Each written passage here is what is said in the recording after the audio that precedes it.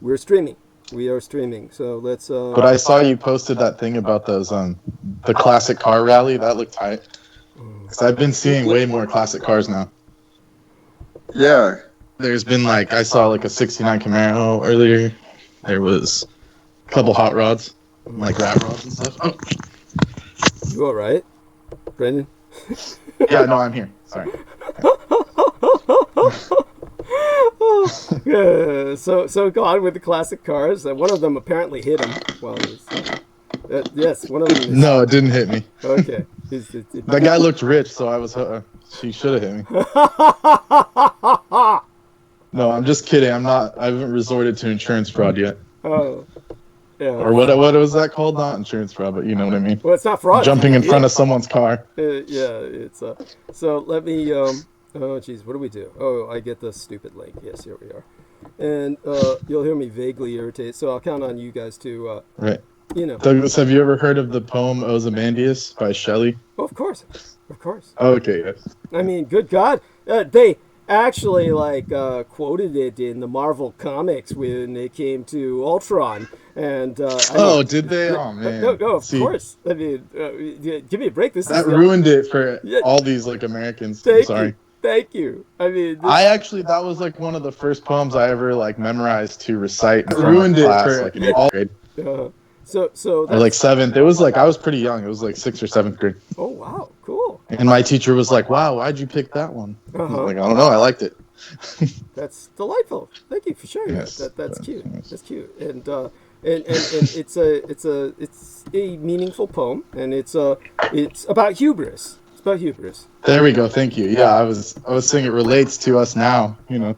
Well, not you and I personally, but you mean humanity or the American hubris. Right. There we go. Thank you. Yeah, I was not just Good. Okay, so we've got the links are up. We're streaming, and we've got people watching already, and. So check onto the live stream for us, and I'll start loading up the link. Yeah, let me check on it before I'm probably gonna like cut out when I leave like my apartments because of the way it's set up. Like, and you'll leave your apartments because of what? What would cause you to leave your apartments? At 6:45, our man Derek has to leave, and then I'm hoping you're here to cover for him so that you can cover my ass. And you know, and I'll be back. So I have to leave, but then as soon as I pick up my son and get back home, I'll be back. Yeah. His son's not far away, so it won't take long. Yeah, no problem. And and our man, Mr. Zogit is preparing for a job interview tomorrow, and you can share that trivia if you wish. Yeah, it's a start. I've applied at a lot of places, and I applied, but a lot of places are kind of like in limbo right now. So, but I found like a job at like a hospital, like as a cook. Yeah. So we'll see how far it goes. Oh, okay. Perhaps it'll be good for me. Like at this point, I'll take anything full time. It's kind of at that point. Because whatever happened with my school, like there's like no scholarships, like they just kind of like fell through the cracks, which I kind of expected once this stuff happened. But yeah. And then next semester there'll be like less classes too, and they're probably going to be online through the fall. So I might take a semester off because that's ridiculous. I don't know. If it ever goes back to normal at this point, we'll see. I might have to just suck it up and do the online courses. Jesus.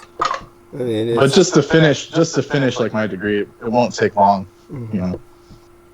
So you'll be a cook at a hospital, huh? I'm hoping they. Well, I think hospitals got some of the best food. Right. Really. They've gotten pretty good. Like last time I went to a hospital, they had like Indian food and like all kinds of cool stuff. I was like, dang. Yeah, they got an omelet lady there, the couple hospitals I went to has a lady that makes the omelet. They had like a custom burger lady too. It's like surprising like that they're finally getting, it's like kind of like a hotel now. Until recently, who knows what happened. That salad bar charges you by the pound. So that's what gets me, because I loaded up a dessert. I didn't know it was a dessert bar, and they put that sucker on the scale, man. It was That happened to me once too. Yeah. The multiculturalism is what makes the food so much better. I mean, it literally is what, gives us good food. If it weren't for the multiculturalism, it'd just all be, the diet would be dead. Hamburgers and hot dogs.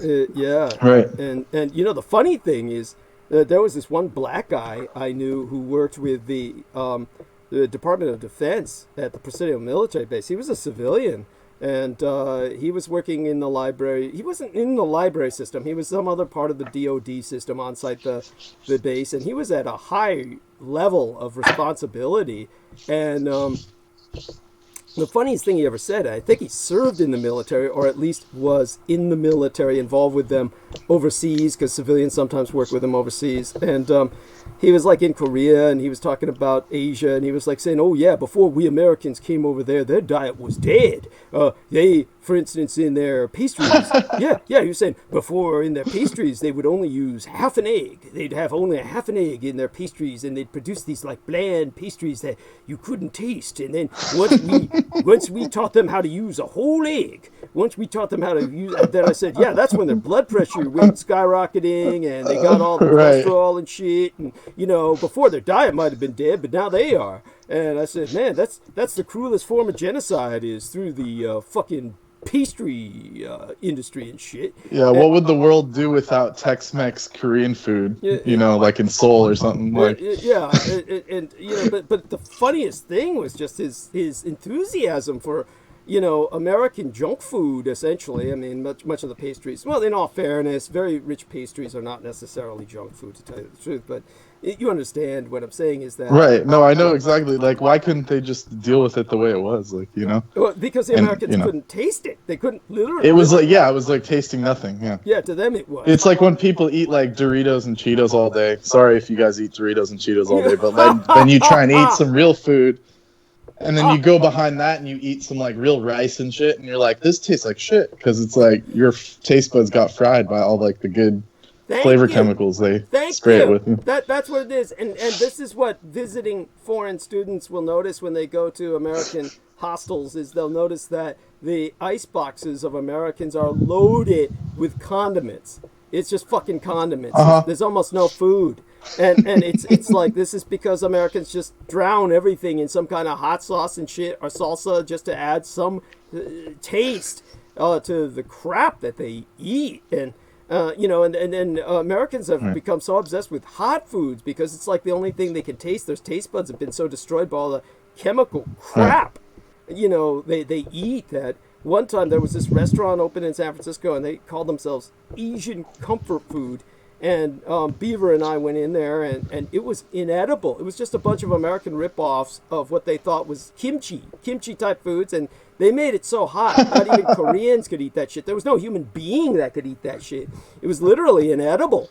But we are at the top of the hour. We're actually a minute past. We now have the hyperlinks up, and I want everyone to know that they can hit those, and I'll be pinning that to the top of the page, and we are going to allow these two fine young gentlemen to dominate the scene until Lena Shea joins us and graces us with her presence, at which point she will dominate the scene for the time that she is with us. And I will check the messages throughout to see when she shows up. In the meantime, these gentlemen are going to start talking. I'm going to be in kind of the background, and at some point I'm going to introduce a little bit of Selena Khan into tonight, because she so deserves it. And as well, I'm just going to let it roll organically for a bit, because I was, of course, just doing my bit today, or till today, and fucking myself up. So now these guys are going to save my ass while I pull my head out from my ass. So with that, Derek is going to stay kind of quiet while our man Brendan dominates. Derek, of course, is invited to interject whenever he feels it would be relevant. And in the interim, it's Brendan's edit, and until Lena Crane shows up, if she's able to tonight. And then after that, Derek will have to leave at some point in the next hour and 45 minutes, or something like that. And which point he'll return very shortly thereafter. And then it'll be Brendan again. Anyhow, so that's kind of the general itinerary. In the meantime, Derek, before Brendan starts, give everybody a short update on your health condition, what's been going on, and how you had to have a trip to the emergency room. That'll give me a chance to get past the no reception zone. On Friday, the center that I go to, the oncology place that I get my hydration from, they sent me to the emergency room. And the reason they sent me there is because I just had so much uncontrollable nausea. I couldn't keep anything down. And from the last 3 days before that, I couldn't keep anything down. So they changed some of my nausea medicine, gave me two that I have to alternate between the two every 4 hours. And then plus the pain. All the pain is in my throat. So they were, poking around my stomach and saying, well, does this hurt? Does the kidney hurt? They couldn't figure out why I can't keep anything down. But the pain that's in my throat is just so unbearable. I mean, I'm feeling it right now. It's like never-ending pain. And so we went to the hospital for that. They need to see if they had to change my pain medicine, which is pretty much just remained the same. And my blood pressure wouldn't go down. So my blood pressure was so high. So they added a blood pressure medication to what I was already doing. So normally I have blood pressure that runs a little high, but it was like 215 over 100 this last time. So. Yeah, and it wouldn't go down, but they reckon it's because I'm feeling like I'm in pain. Is that the reason that my blood pressure wouldn't go down? So, we're giving it that. But, yeah, I'm still not ready to go back to work yet. It's still going to be a little while. Now, I'm talking to some of my coworkers, and we're moving kind of slow. We service a lot of the Tyson foods, Tyson chicken places, and they haven't closed down. None of the ones that we service here in Tennessee or Kentucky have closed down, but they're pretty slow. Mm-hmm. So, and here at the house, as far as the update was going on here, the weather in Tennessee, my power is out. So my phone ran out of juice earlier today, and I knew I was going to Douglas Dietrich show, so I said, okay, let me plug up my phone so I can be fully juiced up by the time Douglas Dietrich comes on. Then the power went out. So luckily I made it up to 60%. It hasn't came back on yet. So. Oh, shit. Holy shit. Yeah. Good God. Yep. I'm still out.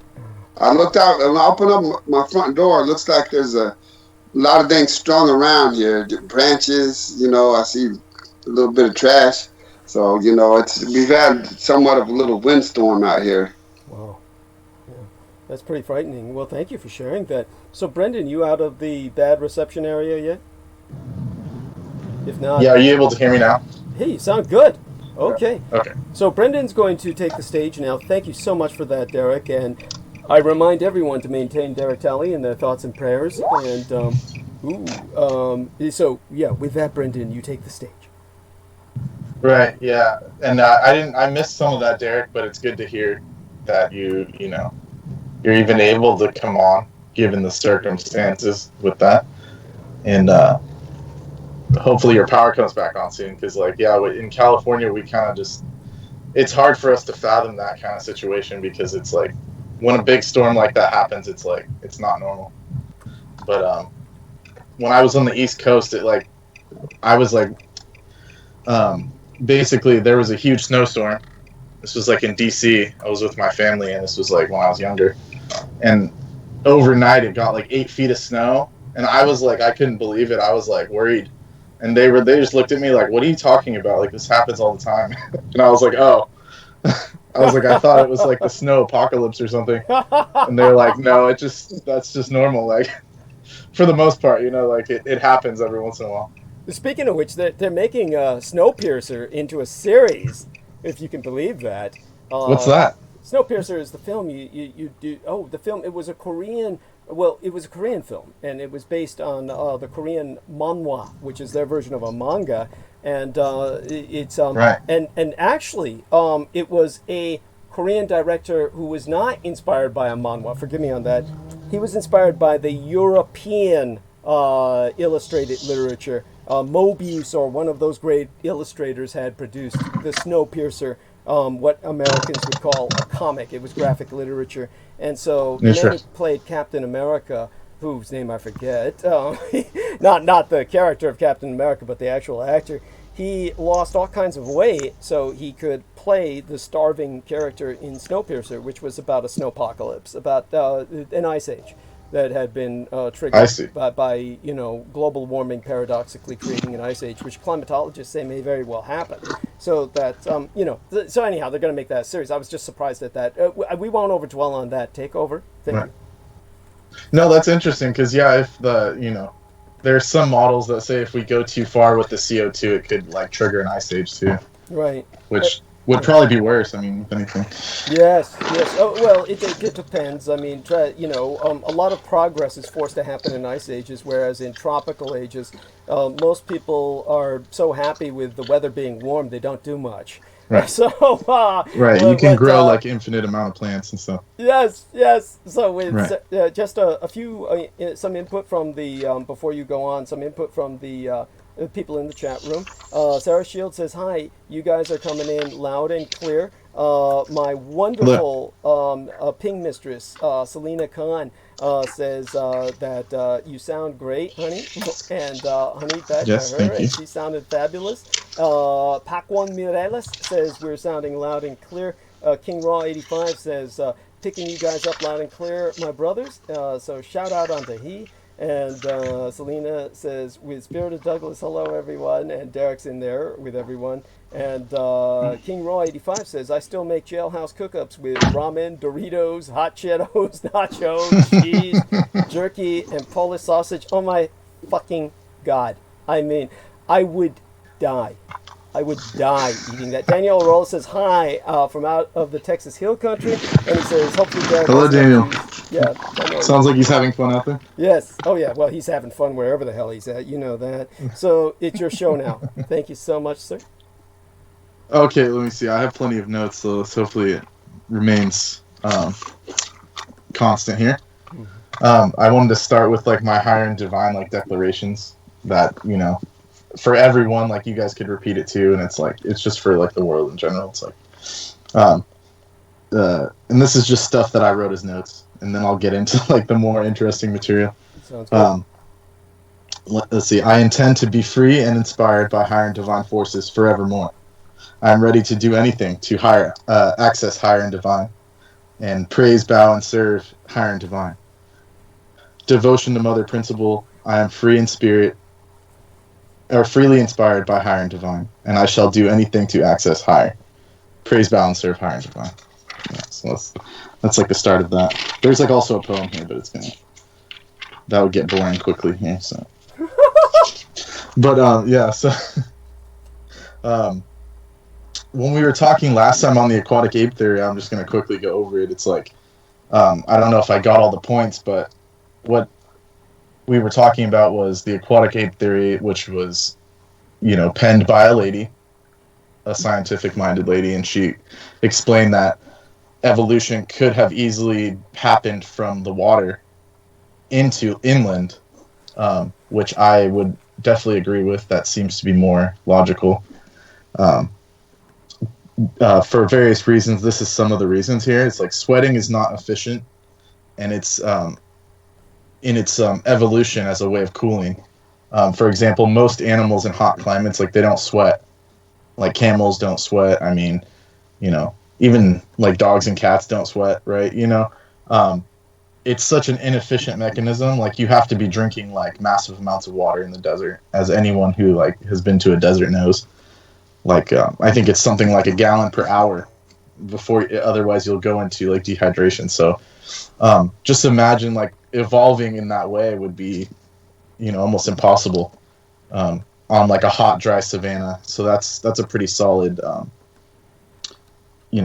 counterpoint to the, the savanna evolution of apes. Also, the loss of fur. That's something that could have really only happened if humans like evolved near water, according to this theory. Because if you're living in all the animals that are in forested areas or in trees or live underground, they have like thick fur that allows them to protect the skin. It keeps them from getting bugs, like certain kind of like venomous bites. Like there's all kinds of reasons to have like thick fur, but for some reason humans have the least of almost any primate, or basically any primate. They're like, we have like no hair comparatively. And then also human bodies rely on fat alone to retain heat, which is evolutionarily also not plausible to happen in like the type of environment that like the African kind of savanna environment that these scientists have basically said that's where humans have evolved. So all of that together helps present the aquatic ape theory. And the main thing that I thought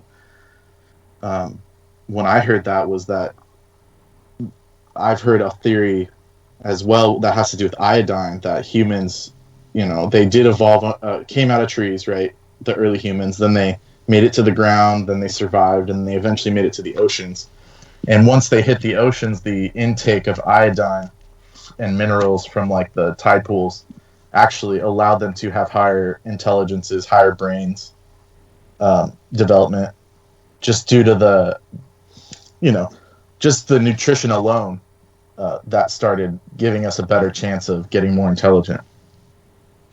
And iodine in the human body and in all living creatures, it actually plays an important role in evolution from algae to apes, according to one study I looked at. And iodine is important for body chemistry, such as like thyroid, which deals with hormones, which communicate, neurotransmitters, all the stuff that communicates in the body. Let's see what else. Let's see. Oh yeah, and of course iodine's used in the immune system, and cultures that get high levels of iodine, such as in like Korea and Japan, and other coastal cultures, like they generally have a higher IQ because they're intaking massive amounts of iodine. But it's in its natural form, so it's not like doing harm to the body. But it's like people can get the most beneficial form of it by eating like seafood, kelp,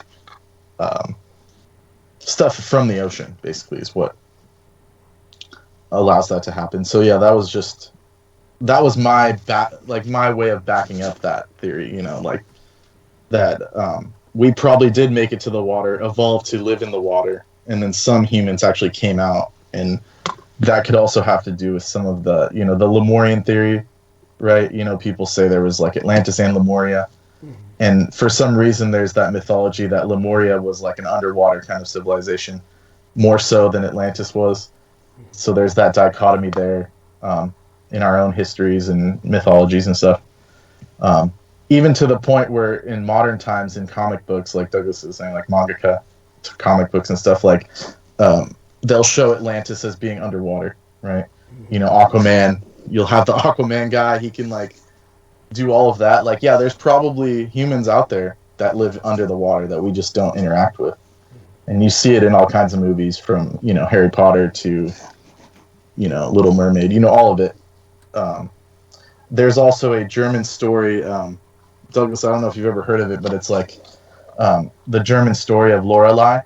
Yes, go on. Who's like, she's basically like a siren that during the medieval times, there's when the Rhine goes into the what is it called in English? Not the Ostsee. That's the German name. What is it called? The Baltic Sea. Yeah. So when the Rhine goes in, or the North Sea, I think it's the North Sea. When the Rhine enters the ocean, basically, right. The Rhine River, and right.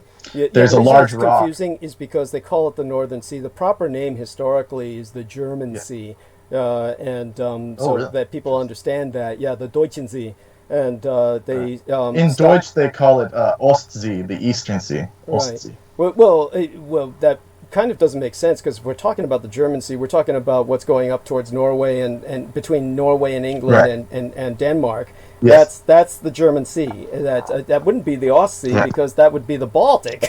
So that's the Baltic. Sorry. Yes. Yes. Yeah. So go on. Yeah. It's the Nord Sea. So it's the North Sea. Yeah. Okay. But where the Rhine comes out there, right there, there's a large rock, and during the medieval period, the most dangerous part of it was that transfer from ocean to river, because there's like an angle, and before they had markers, like, massive technologically reinforced markers and stuff, that was the most dangerous part of the river. And so when mariners would come in, if they didn't take care on that specific spot, going in or out, they would get crushed on the rocks, and like tons of people died there. And over time, the story developed that it was because of a what's the English word? Like not a warlock, but a witch, I guess, or she's like some kind of sorceress. A siren. I think is probably the best way. Yes. Yeah, sorceress. She basically was villainized, or they had a story of this Lorelei with golden hair singing a heavenly song, and the sailors would basically lose their concentration and see this lady like playing harp on the rocks and crash and die. And that's, something that harkens back to like the Iliad, or what is it, the Odyssey. Odyssey, Yeah, this is why my father, the sailor, never had an affinity for mermaids. He told me mermaids were... There you go. would just be creatures that would lead sailors to their deaths. And so he did not have a romantic view on mermaids at all. That's popular culture stuff. But there's a reason why they hate humanity so much. And I was going to say it's... so go on. Yeah. The Russians, by the way, call them rusalka. But go on. Right, yeah. But that makes sense. Like, sailors, we're never fond of them, obviously. And just as a quick aside, what does the siren do? She leads your ship asunder into the rocks, into possibly wrong choices, just like the sorceress in the Odyssey. Like, she pulls the men onto shore and like keeps them for years and years in like some miasma kind of stupor. Well, it's like the island of Dr. Moreau. She turns them into animals. Yes, exactly. She ends up like turning them into pigs and stuff. Yeah. And, she didn't and Odysseus like has to do that. I mean, they were already pigs, but that wasn't. That could have been even the ancient Greek times. They probably had that kind of. Thank you. Just some pig kind of sailor guys like that. Right. But what I was gonna say was that of course the symbol for Starbucks is a siren, and originally the picture you see when you go to Starbucks and those two things behind her, those are two tails. The original is from a ancient North Sea wood carving of a mermaid with two tails, and you can look this up. The original symbol for Starbucks, and it's a siren leading you into a trap, basically, to spend your money on sugary junk. And what an interesting corporate logo. But I realized just now by talking it out that symbol is actually Lorelei. Right. Thank you. Yes. So it's a very ancient symbol. So go on. I'm going to look something up, because it's there was a bikini film back in the days of Frankie Avalon and the Beach Boys. Frankie Avalon was, of course, a cinema star, right? And yes. It was about Lorelei, and that was the most touching thing I ever saw when I was a child. I loved that film. It was the Beach Blanket Bingo. It might have been that one, 1965, and there's a mermaid in it by the name of Lorelei. Beach Blanket Bingo was made the year before I was born, 1965, and so it's something that it was just so touching, because they made the the kind of bonehead or the semi-developmentally disabled individual, the hero of that film who falls in love with Lorelai. So anyhow, so go on. Yeah. Couldn't resist that. Oh yeah, I was just gonna read the poem because it's a good one, and even Sylvia Plath actually wrote a poem about Lorelai as well. Thank you. And let me actually check hers out. Maybe it's worth reading here. Sure, please do. Let's see. And hers is a bit more poetic, so let me get the original real quick. But yeah, so that's all I was saying was that, of course, the corporate world knows this quality or the siren quality to get you to buy their stuff, and so that was shocking to me when I finally realized like what that was, what they're showing you on that. And the place is called Rhine Gorge, the place she was seen, according to these sailors. Yes. And the spot is actually called Lorelai. So let's see if I can find that. So it's named after her. Wonderful. Named after her, exactly. Yeah. And but it makes sense because, like, of course, mermaids like wouldn't be fond of humanity over the years because humanity has a track record of like doing really messed up stuff to cryptozoological creatures. Yes. Like how everyone wants to bag a Bigfoot like it's a big game trophy or something. Like that's what they want to do with it. Like just straight kill it. Yes. Yeah. And instead of like studying it or something. Well, but they want to. Anyways. Yeah. For what it's worth, I mean, not to defend those people, but logically, of course, you're never going to really prove it without bagging one. That's at least one has got to be killed. or, and people are going to say, well, let's capture it alive. Well, obviously, you've never succeeded. So. That's not possible unless you have like some kind of something, something outrageous like it's injured or something. Like, yeah, exactly. Yeah, like an injured child. And like you've said before, they're amazingly like adept at like, evading humans for thousands of years. So yes, and by the way, Miguel Andahar, he commented on my link. He says, if one says Atlantis, what sort of picture comes to mind? A large glass dome over a city under the waters. What if Earth is underwater, covered by a crystal dome, the firmament, and the blue skies you see is really water? What he's referring to is, people can look this up, snowball Earth. Snowball Earth is the geophysical age when the Earth was completely covered in ice. We had an ice age that blanketed the globe.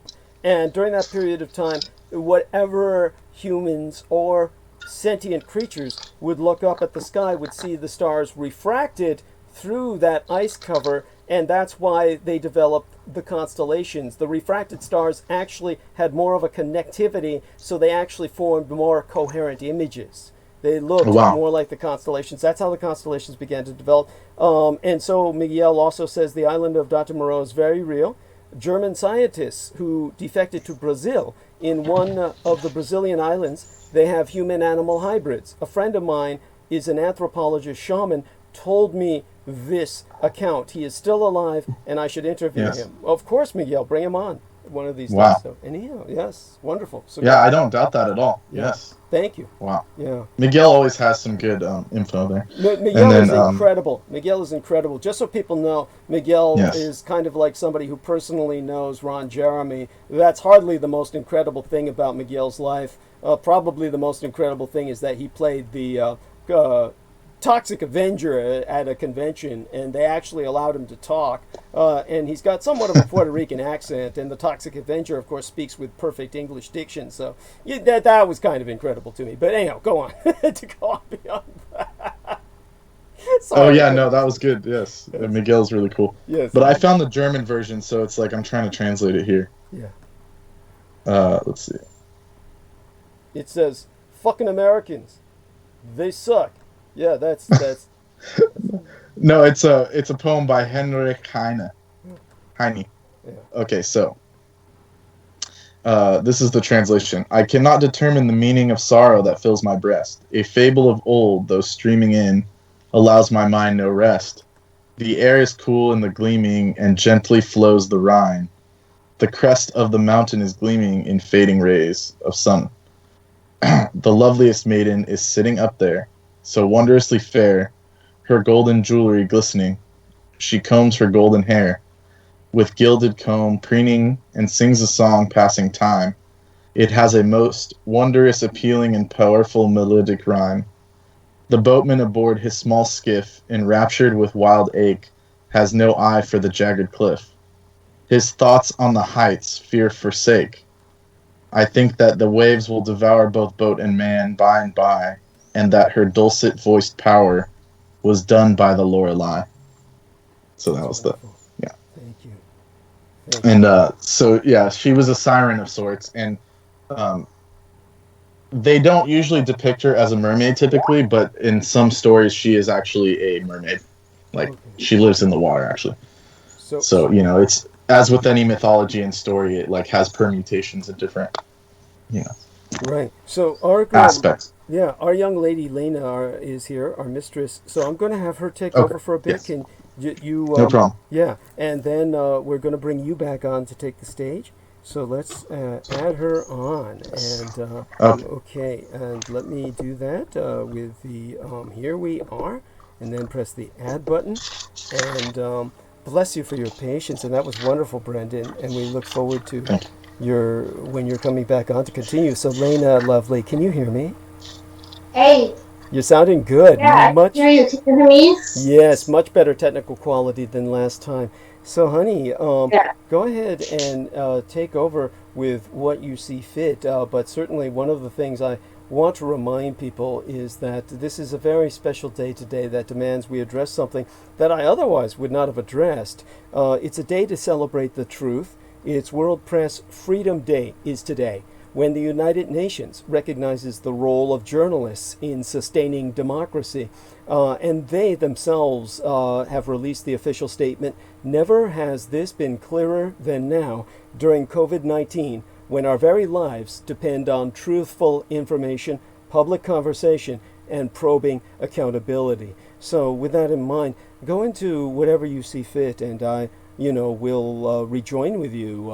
In other words, interject when I feel that it be relevant. You never have much time with us, so take what time you need and what time you have, and let it rip. Thank you. Okay. Well, hello everybody, and so I guess I'll just jump right into it. I was updating the website this morning, DouglasDietrich.com. So I guess it's a pretty apropos day, freedom of the press. For one of the things that I posted this morning was a new post called Disinformation Watch. Yes. So everyone should try to check that out. Not like right now, but like after the show, like tomorrow. Yeah. Go to DouglasDietrich.com and click on Disinformation Watch, because one of the things I was trying to say last time I was on air, but my sound got cut off quite a bit last time. Well, I was trying to talk about how I think the alternative media is really controlled, and this is a big problem because now you have like all these COVID-19 idiot protesters. Thank you. Yes. You have people who are very, very confused about women's empowerment issues. Yes. And gender issues. Yes. And a lot of the confusion stems from alternative media. Yes. So I put some information on that post for people to reference whenever you have some extra time this week to check it out. One of the things that I wanted to bring up specifically about gender was, well, Nicole Frolic said in the interview that she did with Douglas, which I thought overall, it was a pretty good interview because everything that Douglas was saying. So it wasn't like a waste of an interview or anything like that. It still had a lot of good information in it. But towards the end, when Douglas was saying, you gotta reinstate the draft because well, you need to have like basically, if this, we wouldn't need to fix the system if it wasn't broken. Right.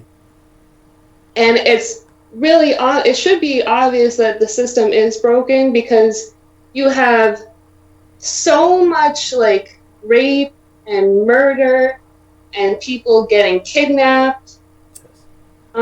Like the statistics are just unbelievable, like how much violence is perpetrated against women and children in this country. Yes. And it's also not really talked about that much too. Or it doesn't get as much attention as it should be getting. So we definitely need to fix the system, and one of the ways that we can do that is to reinstate the draft so that the people who are protecting us are not people who are just signing up to go overseas because they know that then they'll have free reign to just like rape kids and like kill people just for fun, like you know, in a battlefield situation. We need to have like our neighbors, our brothers, our uncles, our fathers, our cousins, people that we know that care about us, like and again, I'm not saying everyone is bad in the military. Like we have Eric Talley here, you know, his family. There's lots of good people, but well, let's put it this way: it's we don't need to defend ourselves or get defensive about it at all, and that's how it can be taken. Rather, let's just put it this way: certainly, there are some men who have served in the military who are socialized, and that is rare indeed. It is like someone who gets out of prison and is socialized. I mean, there are people who come out of prison and they adapt, but for most people, they do not. They're recidivist. So that's a fact, and so go on. And that's because, you know, we can argue that that's a default problem with the prison system itself, is it turns people into criminals, or rather criminalizes them or reinforces criminality. There's no denying that, but the military is just the same. So so go on. Yes. Yeah. Like, I had a friend who was a Marine Corps veteran, and she was a female, and I asked her about it one time, like, if she wanted to talk about it, like her experiences. And she was like a really, really nice lady. And she just said she doesn't even know how to talk about her experiences, probably because they were so traumatic. Yeah. So, or just really awful. So, I mean, I can only imagine based on what I know from what Douglas has talked about. So I didn't push her to talk about it, but I could just, you know, sense from the way she said it, it must have been pretty bad that she couldn't even know how to approach talking about something like what she went through in the Marine Corps. So, and what we're talking about is almost certainly not combat action that she saw, because the Marines are still very adamant about preventing women from seeing combat wherever possible. Rather, she's talking about being raped repeatedly by male Marines. Probably. Because I was going to ask her, like, if she had, like, if they had all female units or if it was mixed or what. And she said that she had, like, rib damage, like, and back damage from carrying so much weight from all the backpacks and gear that they have to carry and stuff. Mm-hmm. So I know that she was in the field somewhere, but I don't really know exactly what she was doing. I didn't ask for more details. Mm-hmm. So, and, we have other cases where like a couple months ago, there was this boy in New Jersey that was he ended up dying from child abuse. His parents left him to freeze out in the garage. This was like over winter time. Left him in the freezing garage, like soaking wet overnight. And his father was, I think, a police officer or something like that. Right. And they were saying how, in the article that I read about it, they were saying that they actually did have a few calls to that family in the past for, like, child welfare child welfare calls, Yeah. but obviously it didn't do anything because the kids still ended up dying. Well, let's look You at it know, this it way. was, they didn't take any action, so They didn't do anything because the father was a cop, and the chances exactly, are yeah. extraordinarily high that the cop was probably a military veteran, because all these police forces have preference for hiring veterans. That's part of the fucking problem. So yes, so go on. Right. Yeah. Yeah, and Douglas has talked about Sandy Gallant before. Sandy Gallant is the San Francisco police officer or detective. I'm not sure which. If she was a Inspector. police officer or She was an detective. inspector. Police officer, Yeah, yeah, inspector. yeah. Inspector, police She inspector. was the police inspector that was in charge of leading the way for the occult criminology as a specialty for people to investigate in the police and law enforcement. Yes. I don't think it's a coincidence that it was a woman that was in charge of that. Because if you leave it up to the men, all they're going to do is take the first opportunity to skip paperwork. Thank you know, Thank you. Yes. men are just they're just, in general, they're just a lot lazier. Yeah. You know, they're not going to go out of their way to investigate something unless it's like already in their instruction manual. It's telling them they have to. That's true. That's true. And believe me, this young lady speaks from personal experience. She's not talking out of her ass. She's dealt with things that she can go into at her own behest. I'm not going to force her to speak about things by bringing up her experiences that I know of, but believe me, she's had experience with law enforcement that was firsthand, where she saw that they did not respond to serious life-threatening issues she was dealing with. And many women have that experience. So go on. Yeah, go on.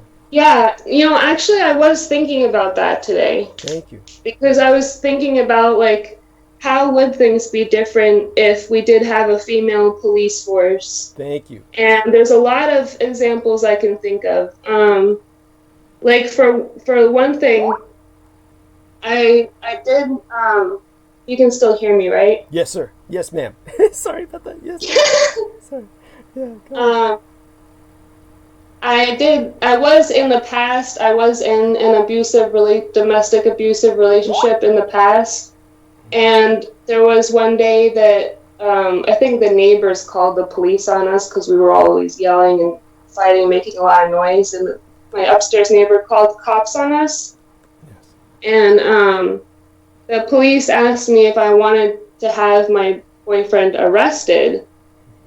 And I said no because I was pretty afraid of him. And he had like a lot of like affiliates, like gang affiliates. Yes. And he always said that if he ended up in jail that his people would like come after me. So I said no, like you don't have to arrest him. I said I just want him to leave me alone. So I don't know if they just told him to get out of the area or what. I don't know if they dropped him off somewhere. I don't know. But he left. The police left. I went back to bed, and then like the guy came back like a couple hours later.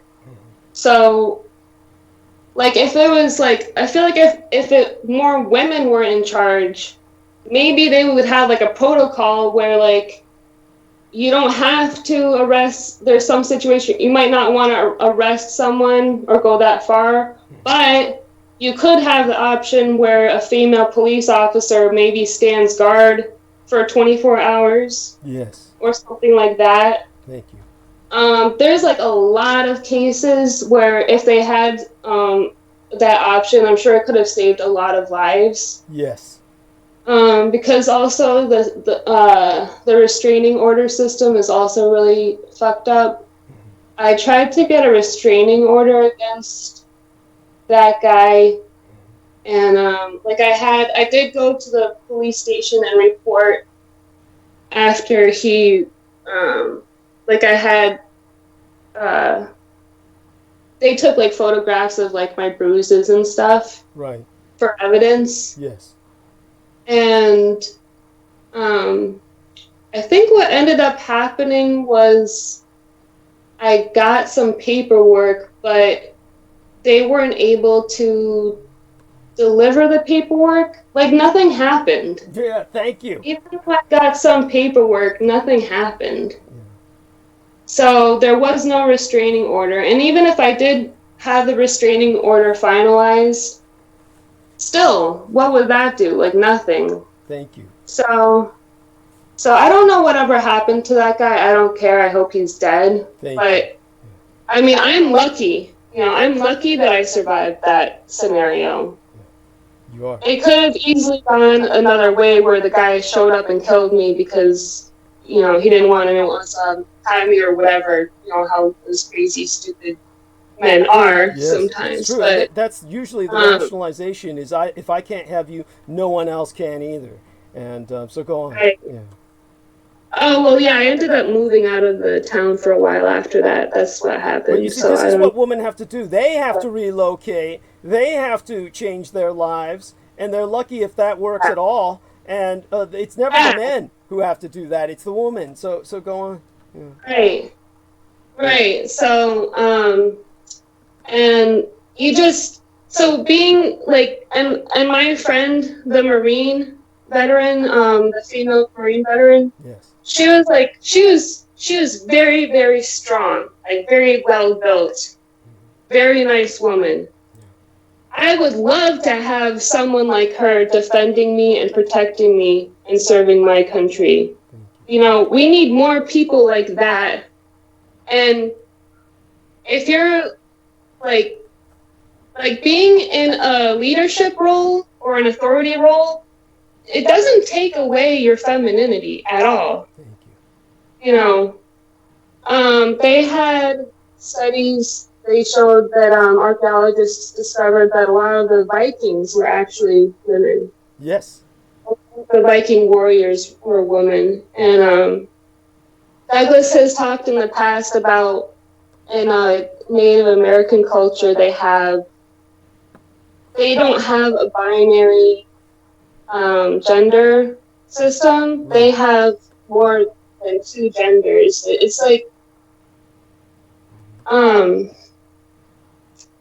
don't know what to say. It's like the alternative media crap. Yes. They're trying to make people think like, oh, you have to be a manly man or a womanly woman, and those are the same people who are probably saying like, oh, you can't have gay marriage. Right. It's like, who cares? That would be like if you were a lifeguard and you saw someone drowning in the pool, but then you saw someone like running around next to the pool, and you ignore the drowning person, but you yell at the person who's running like, hey, stop running over there. But meanwhile, people are drowning all around you, and you're just sitting there doing nothing. That's like Nicole Frolic saying, oh, I don't agree with that solution. Right. Because they're trying to make men more like women, and they're trying to make women more like men. So I don't agree with that. Meanwhile, you have thousands of kids going missing and dying horrible, painful deaths because they're being sacrificed in satanic rituals that never even get investigated. Thank you. And just so people understand, the way that our lady, our manageress, Lena Shea, my manageress, is explaining this is because when I was speaking of the draft, I was speaking of a three-way draft in which men would be drafted into the military and women would be drafted into a United States police force. And we're talking about young ladies at the age of 16 and young men at the age of 16 because it has to be that age because the draft was always around the age of 16. You were drafted to fight in the Vietnam War before you were old enough to vote. But in the case of defense of the nation, we're talking about, in this case, real defense rather than overseas adventurism and imperialism. In the case of females, we're talking about the real war, the domestic war against women and children at home. Yes. It is a real war. Thank you. Yes, and so go on. And the third option would be for conscientious objectors, a civil service.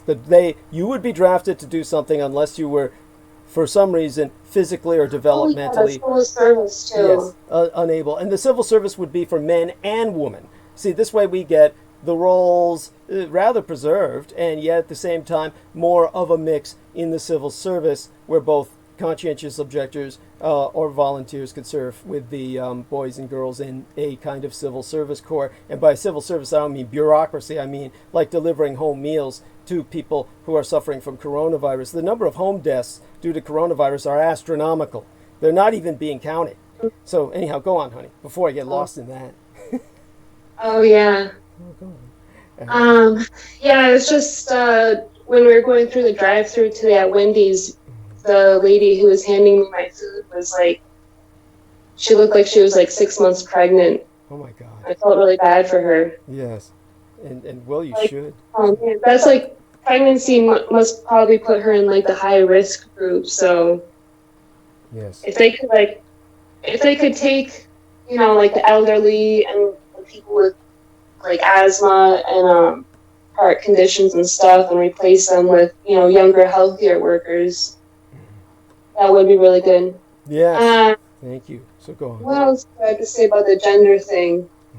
Yeah, they're just trying to the whole psyop here is that whenever they tell you, and I mean like the psychological warfare that we're in, that contributes to the domestic violence against women and children.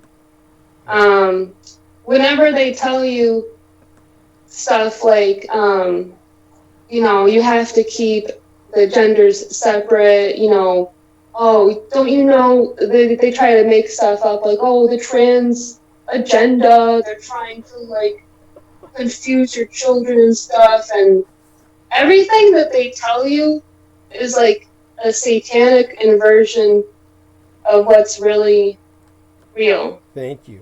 Yes. So the actual, like, if you want to be like, if you're like into spirituality and stuff, and you want to be like true to nature, and go with the natural way, and like if you're a Christian, you believe in God and stuff, and I just want to do whatever my God creator meant for us to live as women and men or whatever. But the reality is we're not two distinct separate genders.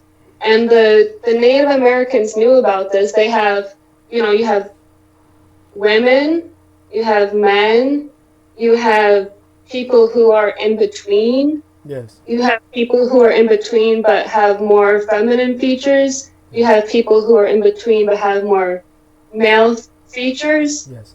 And all of these different individuals on the spectrum of gender, they're all people. They're all human beings. They're not.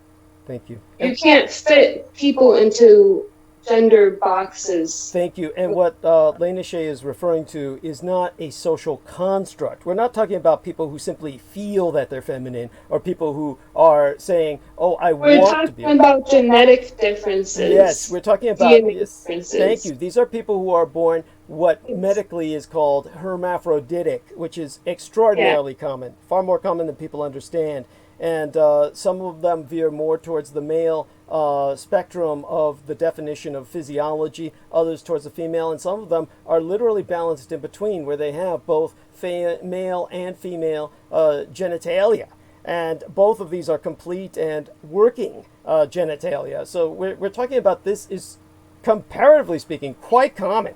And yes, it's physiological. Thank you. And it is really common. And the reason why people might not realize that it's so common is that people who have both female and male aspects, they might feel too ashamed or embarrassed to let anybody know about it. And also it's like private too, so they might not just want to talk about it. Well, beyond that is the horror that many are mutilated at birth. They're shown to their parents. That too. Yes. So go on. The parents are showing them, and they say, "You want a boy or a girl?" And the doctor doesn't give a shit. And the parents will say, "Oh, I want a boy," or "I want a girl," and then they'll operate on them right there, and it fucks them up for life, because these people will wind up with basically being the bearded lady in a circus, because they'll wind up basically having a desire for the opposite sex from what they're, they've been turned into a woman who happens to have a beard, who is attracted to women, and to everybody else she's a bull dyke, when really she was born somebody who could have been raised quite different had the parents just gone into counseling and let the child choose their own gender as they got of age. So please go on, honey. Yeah, the child should be able to choose how he or she wants to present him or herself as they grow up and as they go through puberty.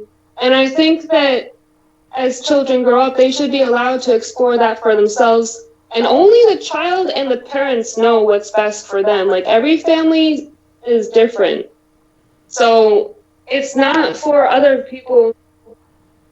You can still hear me, right? Yes, honey. Yes. It's not for other people on social media to like attack and bash these families that are going through stuff like that. And then so the reason why they want to like tell everyone that there's this trans agenda, which is false, they're trying to separate people. They want to be able to narrowly define women so that they can more easily oppress and subjugate them, because the paedopathocracy, it's just using women like our pay is not equal. We're not getting paid for the work we do. Yes. We already went into the violence against women.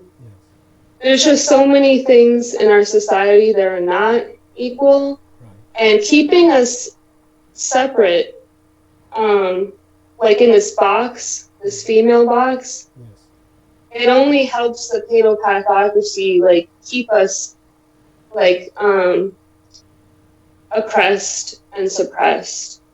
Because if we had more, like, awareness and acceptance of everybody, like, as human beings, then we would have more human rights, and it would benefit everybody, men and women. Thank you. But they're trying to keep it, like,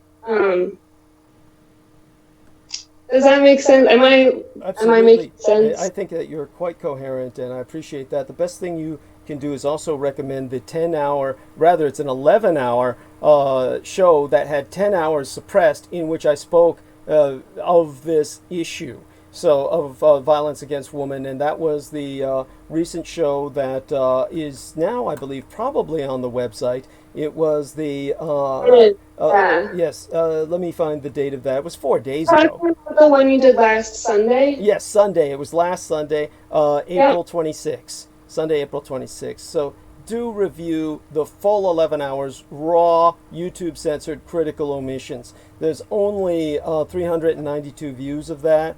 Make those views go up, put the thumbs up on it, and give that support. Oh yeah, and I also put the disinfo watch links in there too on the YouTube description and the website post for that episode. Bless you, honey.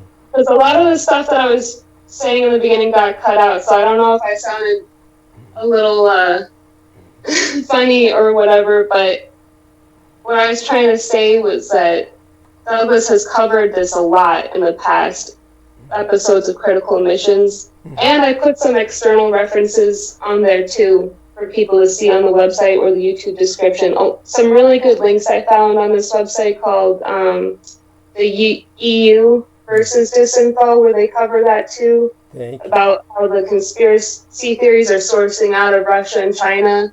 Yes. They get into social media in America, alternative media in America. It's not surprising that I just read in the news today that they said that a lot of evangelical people are dying. Yes, so go on, tell us about that. Yeah, it said that a lot of evangelicals are dying in the Bible Belt because they were saying that the virus was a hoax. And they kept having Sunday services, even though like they were supposed to be like on lockdown and like stay at home and stuff, they kept having services. Yes. The article I read said it confirmed at least 30 pastors died so far. Oh shit! Oh my god, that's incredible. Go on, but this is this is really karma. I mean, you're talking about Darwinian selection. Yeah, yeah, it is.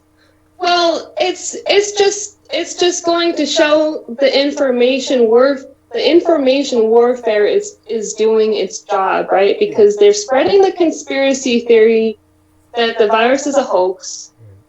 These dumb at the very best, these people are just really stupid or ignorant. At the very worst, they're spreading misinformation on purpose. Yes. Well, let's just say at the very best, they're just dumb and they really don't know what they're doing or what they're saying. They take in all this crap they see online, and then they die as a result. Yes. So it's really accomplishing what they set out to do over at the IRA, the Internet Research Agency, where they create all these fake news and right. That's a Russian agency, by the way. Yeah, the IRA is not the Irish network from years ago, and this is the Russian agency. I'm talking about the Russian Internet Research Agency. Thank you, honey. So go on. Yeah. So they're killing Americans, but instead of sending over troops or tanks or bombs, they don't have to. Yeah. It's a lot cheaper. It's a lot more cost-effective and efficient just to set up, a bunch of people at their cubicles, get online, say, "Oh, the virus is a hoax." Yes. And then they kill off thousands of Americans just from typing that. Thank you. And it's incredible at just how the Americans do their work for them. They get Americans to kill themselves. And then they get Americans to kill each other, kill themselves from this public health crisis, protest the stay-at-home orders. Oh, yes. I was going to say something else about the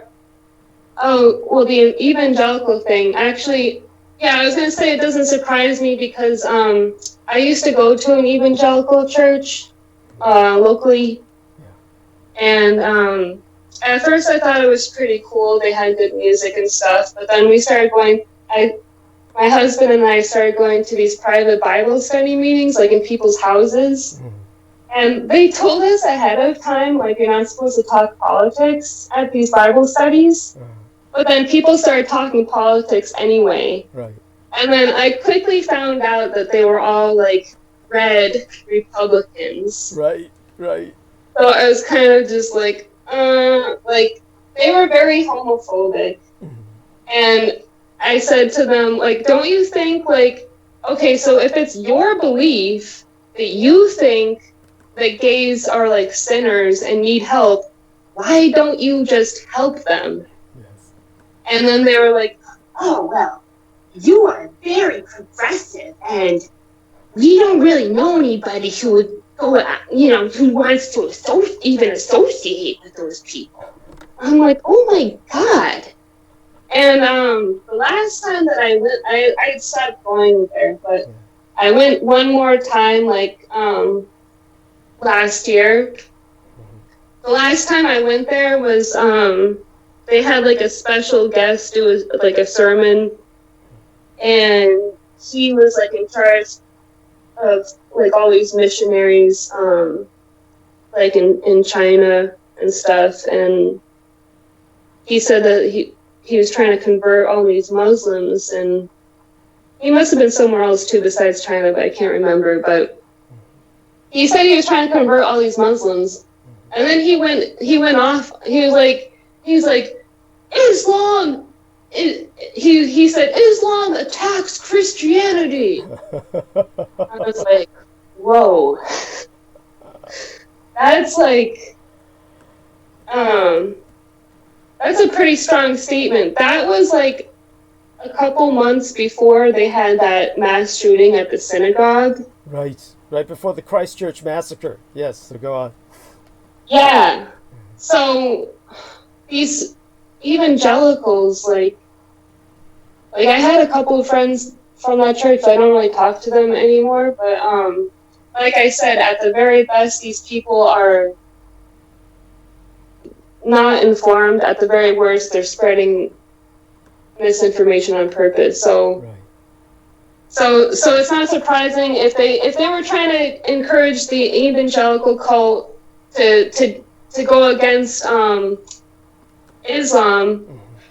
Well, I'm Christian, but I don't have problem with Muslim or Jewish or anybody. I only have a problem against people who are like trying to like destroy the planet or like kill and rape people. Like the people that worship the anti-gods are the only people that I'm against. Besides that, all the other religions, I believe, you know, in the universal religion that, you know, if you're worshiping Christ or you're worshiping Allah, if you have like a connection with your creator that's like for, you know, the positive creation, like, and love and understanding, like, I think that's universal, like, that's part of Christianity, but that's like in all of the, like, pro-God religions. And, I really liked learning about that in some of Douglas's podcasts and interviews that he's done before on Christianity. So if people want to learn more about that, they can also go to the website, because I put a tab up there that says Christianity, so it'd be easier to find those interviews that he did on that before. Thank you. Also, another good book to read about that is The Revelation of the Magi, where it talks about how Christ is in all religions. It's basically universal. So if you understand that, there's no reason to say Islam attacks Christianity. The only people that we should be all uniting, you know, Christians, Muslims, Jews, everyone together should be uniting to fight against the anti-God cult, the Kings of Edom cult. Thank you. So, yeah. And then the other article I saw today, right before, like a couple hours ago, was the governor of Michigan, Whitmer. Am I saying her name right? Probably. I mean, but go on. Yeah. She was saying how protesters are going into the state capitol building like armed to the teeth, like with guns and bulletproof vests and everything. Yes. And they were like saying all this like racist stuff and like yelling at people. Oh my God. And she said that they had like swastikas and stuff too. Yes, and Confederate flags, the whole 9 yards. Yes, all the fetish symbolism. Yeah, Confederate flags and stuff. Yeah. And I saw a different news article like a couple weeks ago about the protests, and the last article I saw before today, the protesters were holding signs with the swastika and saying Whitmer Hitler, right, or Hitler Whitmer. Oh God. Yeah. So it's like these people are so stupid. They don't even know what they're standing for. Thank you. Are you trying to say that Whitmer is Hitler? Or are you trying to say that you are like a neo-Nazi because you got these swastikas and Confederate flags and stuff? Like, which is it? They're so dumb. They don't even know what they're doing. They don't even have like a unified a coherent ideology. Yes, exactly. They don't have a coherent ideology that they stand by. They're so stupid. They're just throwing out anything that they think would be offensive. Thank you. And yet they think they're the smartest. It's one of these incredibly horrific situations in which absolute insanity is now a political ideology. Incredibly stupid people. And one more thing that I wanted to mention was about because we've been talking about universal basic income lately, like especially around Easter time. You were talking about that a lot. Yes. And when I looked it up online, I saw one article that was talking about it, how like the Pope was saying it was a really good idea right now. And this was like an article I got from kind of a more mainstream website. I forget which one it was, but it was, a name that you would recognize.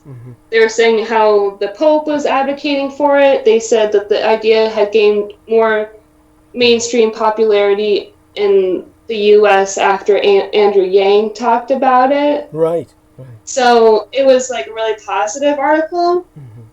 And then I kept looking online for more coverage on that subject. And like when I Googled it with the Pope, of course, like a lot of religious sites came up too. So one of the sites that I looked at where they were talking about universal basic income, at first, the first couple paragraphs of the article that I was reading on the more religious site was like the first couple paragraphs I thought were really good because they were talking about how like American capitalism has like pretty much failed. Yes. But also communism is no solution either. Right. And then they were saying that the Pope has actually advocated for what they call corporatism in the past. Which is fascism. Let's go on. Yes. That's what I was going to say. Corporatism is fascism. They just don't want to call it that because it's like fascism is like a... It's turned into a pejorative. It's turned into a dirty word. It's just a slur. So go on in this day and age. Yes. So go on, honey. And, yeah. And by the way, before you go on, I do want to bring something up that will reinforce what you were saying. I was looking up her name. And so basically, you're talking about the Democratic governor of Michigan, Gretchen Whitmer. And her surname is spelled Whitmer. And her first name is Gretchen.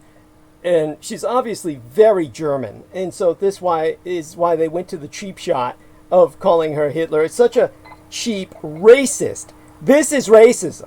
This is Teutophobia, which is as bad as Judeophobia. There is no difference between the twain in terms of their evil and what results from them. So what happened was that in an interview on Fox News Sunday, the American health official, Dr. Deborah Birx, described last week's protests against a strict emergency order in the state of Michigan as devastatingly worrisome in and of themselves. These protests, and she said she didn't concentrate on the guns, she didn't concentrate on the symbology. She said if unmasked protesters ended up carrying home the coronavirus to elderly family members who then in turn died, they would feel guilty for the rest of our lives.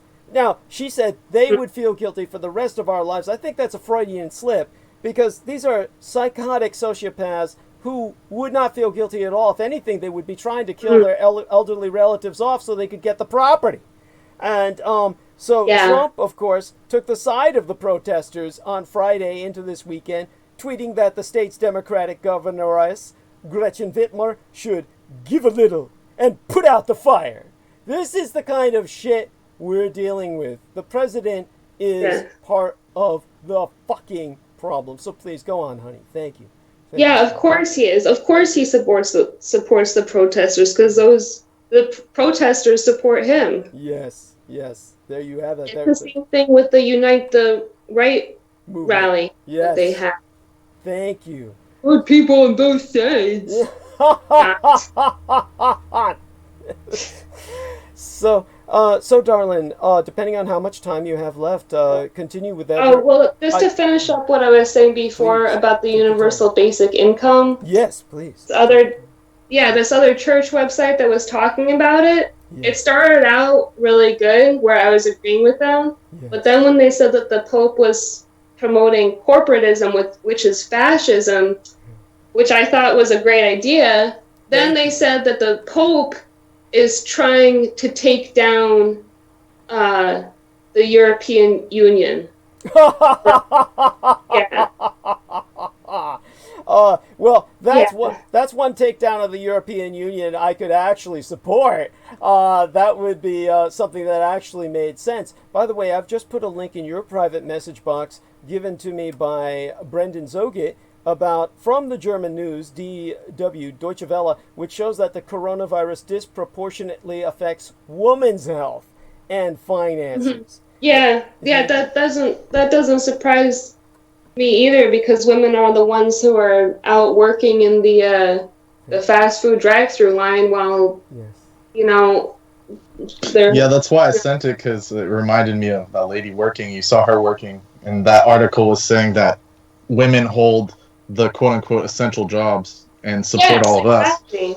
and then they're putting themselves on the line to support us trying to get Yeah, French they're more fries at and shit. risk because they're working all these extra jobs. But so if they had like part of the inequality between men and women with pay, I think it could be helped and supplemented with universal basic income. And that's something that Douglas brought up before. And then if someone asks, well, wouldn't the women's boyfriends or husbands just take all their money? But if we had an all-female police force, Thank you. they could enforce against that. Thank you. So the universal basic income would definitely help because women do a lot of unpaid work, doing childcare and cleaning, and that's just on top of having like full-time jobs. Yes. So we need that extra income to help balance things out. Yes, definitely. And we definitely need this all-female United States police force that would so help just basically be the great equalizer. That would be the great equalizer. And yet, when I'm presenting this to this warped bitch, and this is not why I'm using that term on her, not because she's disagreeing with me, but because of everything else I will bring up when Lena has to go for the evening. And by bringing that creature up, she opened up the floodgates that I will have to address tonight, bearing in mind all of Selena Khan's admonitions and warnings, of course, about staying calm, of course, which is deeply appreciated and will do. I will address all of Oh that, of yeah. course. And can I say one Please, other thing about the women's health issue? by all means. Yeah. Um um so I had two home births in the past, so I know a little bit about um like childbirth, and because my midwives educated me about a lot of the issues that they have with childbirth and women's health in this country, it's like awful. Like the United States maternity health care and child care, child health care is one of the worst for like so-called developed countries. Like the maternal mortality rate and infant mortality rate is like really high compared to other developed countries. So we definitely need to have more women in power in law enforcement and also in health. Like like I said about the police officer that could stand guard outside a woman who's being abused or stalked or harassed. They also need to have nurses go to the woman's home after this is something I learned about from my midwives. There's this thing that they do in other developed countries where after the woman goes home after giving birth, they actually send a nurse to her home to check up on her. Yes. Like, wouldn't you think that should be common sense? Thank you. They don't do that in America. That's not like standard operational procedure. They don't send a nurse to your home to check on you after you leave the hospital. And there's a lot of deaths that could be prevented if they just did that. Thank you. Because when you go home after the hospital, you're at risk of hemorrhaging. Yes. Like you could bleed to death after giving birth. It's pretty easy to treat if someone is there to help you and give you like the medicine or the treatment that you need, you can survive it. But if you're alone by yourself with no one around, you could bleed to death. And then both the mother and the baby dies.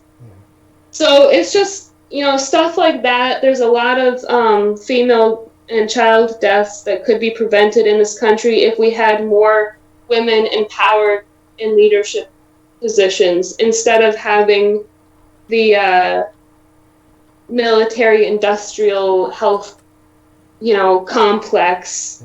And also Justin White sent or reminded Douglas to send also another really good article. Yes.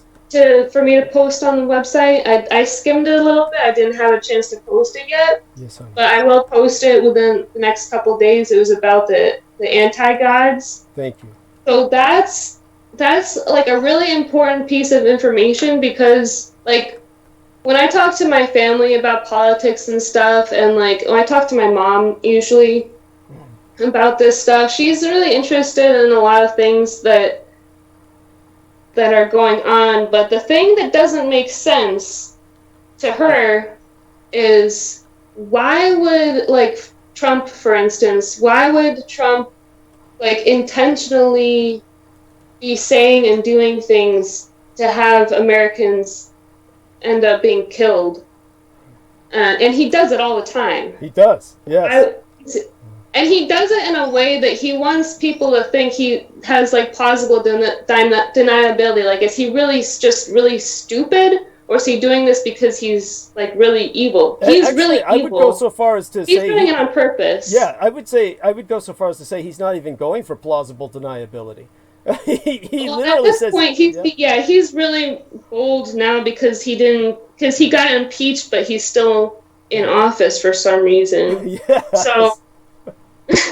So he's emboldened now, but my mom couldn't understand, like, how could somebody be so evil? The reason why is because they're a part of the cult of the anti-gods. Yes. And that's how the government that's in power. I'm not talking about the federal. I'm not talking about the politicians that are trying to do something good, like Whitmer. Right. Not her. Whitmer, but yeah. What you're speaking of is basically the junta. The junta.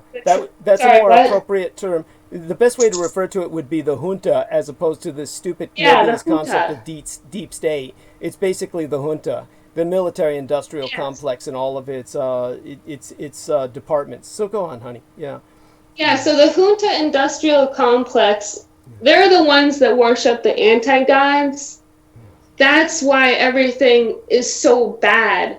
Like, if we actually had... So that's what I'm going to post about on the website. So everyone go to douglasdietrich.com and subscribe, so that when I do post it, you'll get it right in your email, and you can read about it.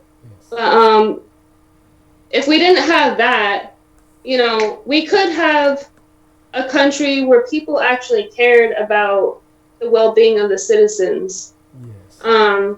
We wouldn't have to spend millions and billions of dollars on a space force. Thank you. I mean, of all things, with all the problems we have on fucking Earth. Right? Yes, fucking space force. Right? Like, take all of that money and hire nurses to go home with newborn babies on their mommies, and hire female police officers to protect people from getting beat up and killed in the middle of the night. Thank you. Yes. It's common sense. And also, if we had more women in power, we wouldn't have the climate emergency that we're having right now either. Thank you. It's so true. So Nicole Froelich, she's definitely full of shit. Thank you, to say the least, yes. Her point of view is not worth considering. Thank you. And with people. Yes, thank you. Trust me. Thank you. No, that was beautiful. I definitely appreciate your coming on tonight, and Thank you for having me on. Oh, love you dearly, and I would have you on all night if I could. But obviously, my manager is. Oh, by the way, Selena Khan says that's brilliant. So there you have that. And, thank you, Selena. Yes, and so wonderful to see my ladies supporting each other, and of course, so wonderful to see all Team Dietrich supporting each other. So, honey, you're an angel. We love you, and keep checking into the chat room. And You have a blessed night. Okay, good night, everyone, and I'll be tuning in. And have a nice night. You too, honey. And there we have that. And so the lovely Lena Shea. And we're going to bring Brendan Zogit back on now. Selena, of course, said something I'm not going to read aloud, having to do with, her own observations on Nicole Froelich. And our man Brendan's going to take over for now, and our man Derek Talley will be tending with his own stuff. And when Derek Talley comes back, he'll let us know. And then by that time, Brendan may be leaving, and Derek Talley will take the stage. So, Brendan, thank you for your patience. God bless you for your input, and it's all yours now. And I do want to remind you that the aquatic ape anthropological thesis was originally actually propounded by a man. It was a woman who popularized it. And so everybody said that Elaine Morgan, who was the lady who popularized it, was the originator. I believe it was P.Z. Myers, a man whose name was Myers, very similar to Stephen Myers, who's a black African American living in New York City, who I'll give a shout out to later tonight for his latest donation. But I believe that Mr. Myers was the original. And so David Attenborough. What was her name again? I believe it was Mr. P.Z. Myers, and let me see if I could check into that, and see. Or the lady's name actually. Oh, Elaine Morgan. Elaine Morgan. Oh, that's right. But the big hitter was David Attenborough, and David Attenborough got the most attack for this. David Attenborough. It's important to remember he's knighted. So David Attenborough was the man who championed the aquatic ape thesis and this was as late as 2016, which is like yesterday. This has been around forever, but it took till 2016 when Sir David Attenborough came up with his documentary series. It was on radio. They wouldn't allow him to put it on film, and it was BBC Radio 4, and he produced The Waterside Ape, a series of radio announcements, and then everybody argued with him. So now I'm looking at the man now. 1960, it was the marine biologist, a man of the same profession as Emperor Hirohito, named Alistair Hardy, who published an article in the New Scientist titled, "Was Man More Aquatic in the Past?" So there you go. What I'm going to do is I'm going to put the link to this inside of your message box. And thank you. Yeah, and thank you. And so that is so important to bring these links up. So it's important to remember that men actually conceived of the logic. It was women who popularized it, but all the attackers concentrated on the woman so that they could pervert this into a feminist issue. They politicized it with what is a scientific issue. And now here we have Brendan, who has brought us not only the science, but the mythical aspect of this, which is also science, because I firmly believe, interestingly enough, because this was the title of the Facebook timeline of one of the men who was attacking myself involved with Pavel Edward, but I do believe that myths are history, and so does Brendan. And so, Brendan, take it from there. Yes, thank you, Douglas. And I wanted to thank Lena Shea for that as well. That was well said and well done, what she was saying.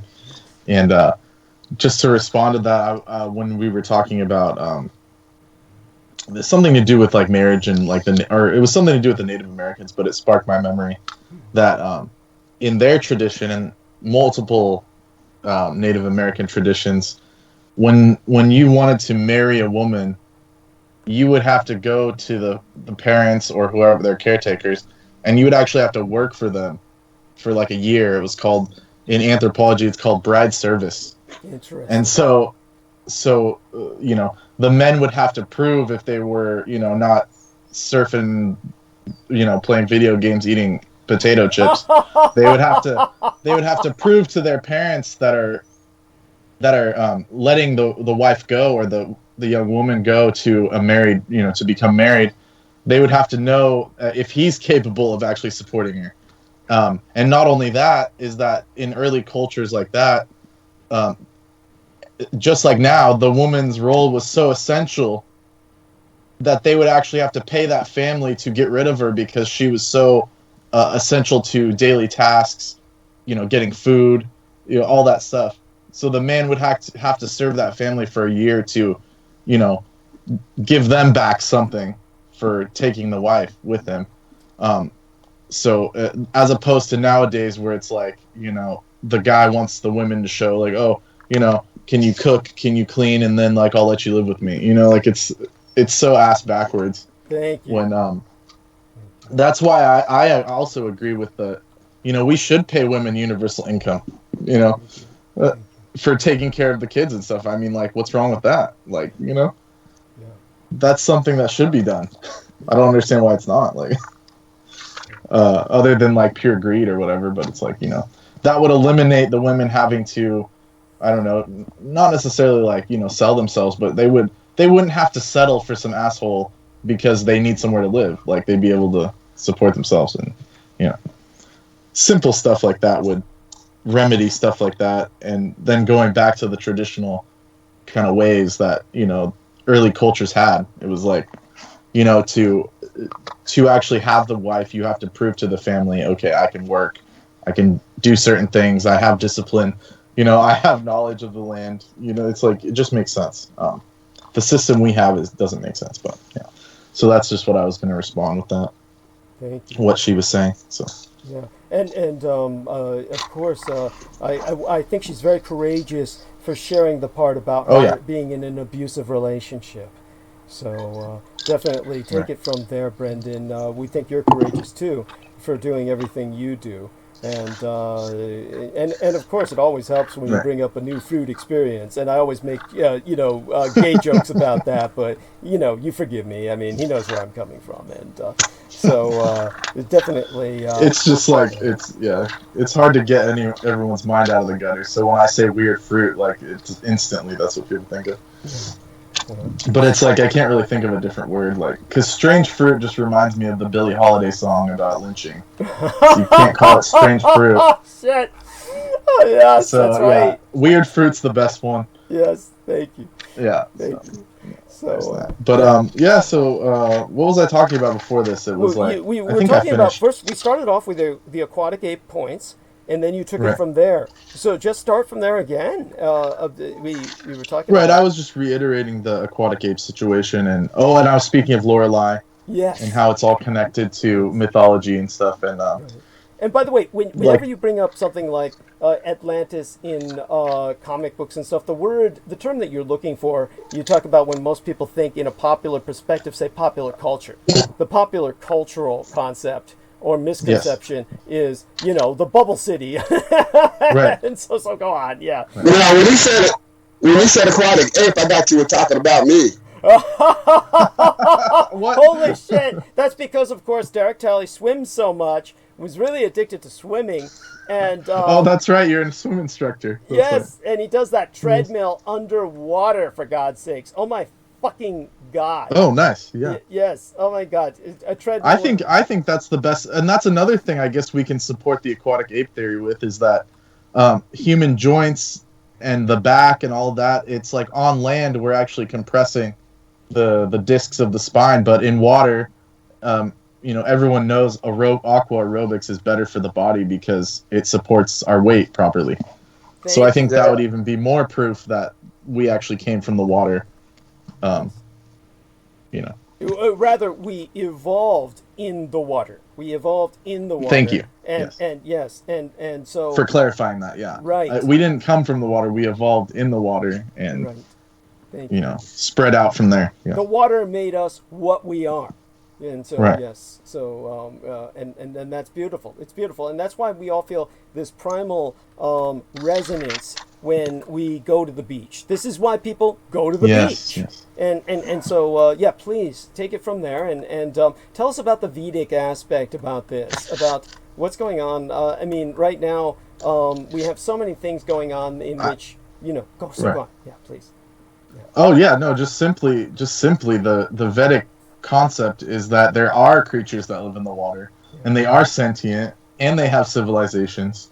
There's so many stories. India made it a law that cetaceans are considered non-human souls, basically. So Right. go on. Yes. Well, that comes from the Vedic. There's Vedic stories where it's like, you know, they interacted with these beings, and it's not like just the Nagas. It's like all kinds of beings. You know, innumerable.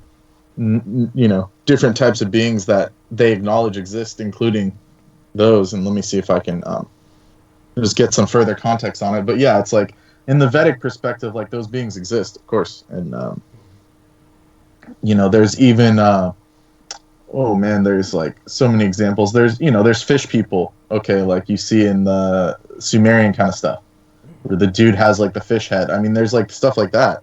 It's not just the mermaids are just like the humanoid kind of groups. Let me see if I can find some here. Take your time. Vedic, aquatic creatures, But anyways, like so, for when it comes to that, and there's so many stories of the mermaid and the siren, and interactions, in the Ninijin and all that, and I sent you the photo of that, the Japanese interpretation or the Zora. Yes. But that's based off of the people that created it. They knew about this. They know what we're talking about. Yeah. Yes.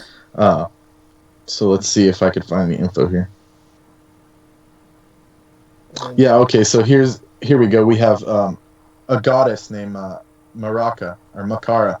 Mm-hmm. She is the goddess of the Ganges. Okay, but Ganges she's River. depicted as being coming out of the ocean on a fish. Mm-hmm. So, she was one of the creative gods or the original gods. Right. Yeah.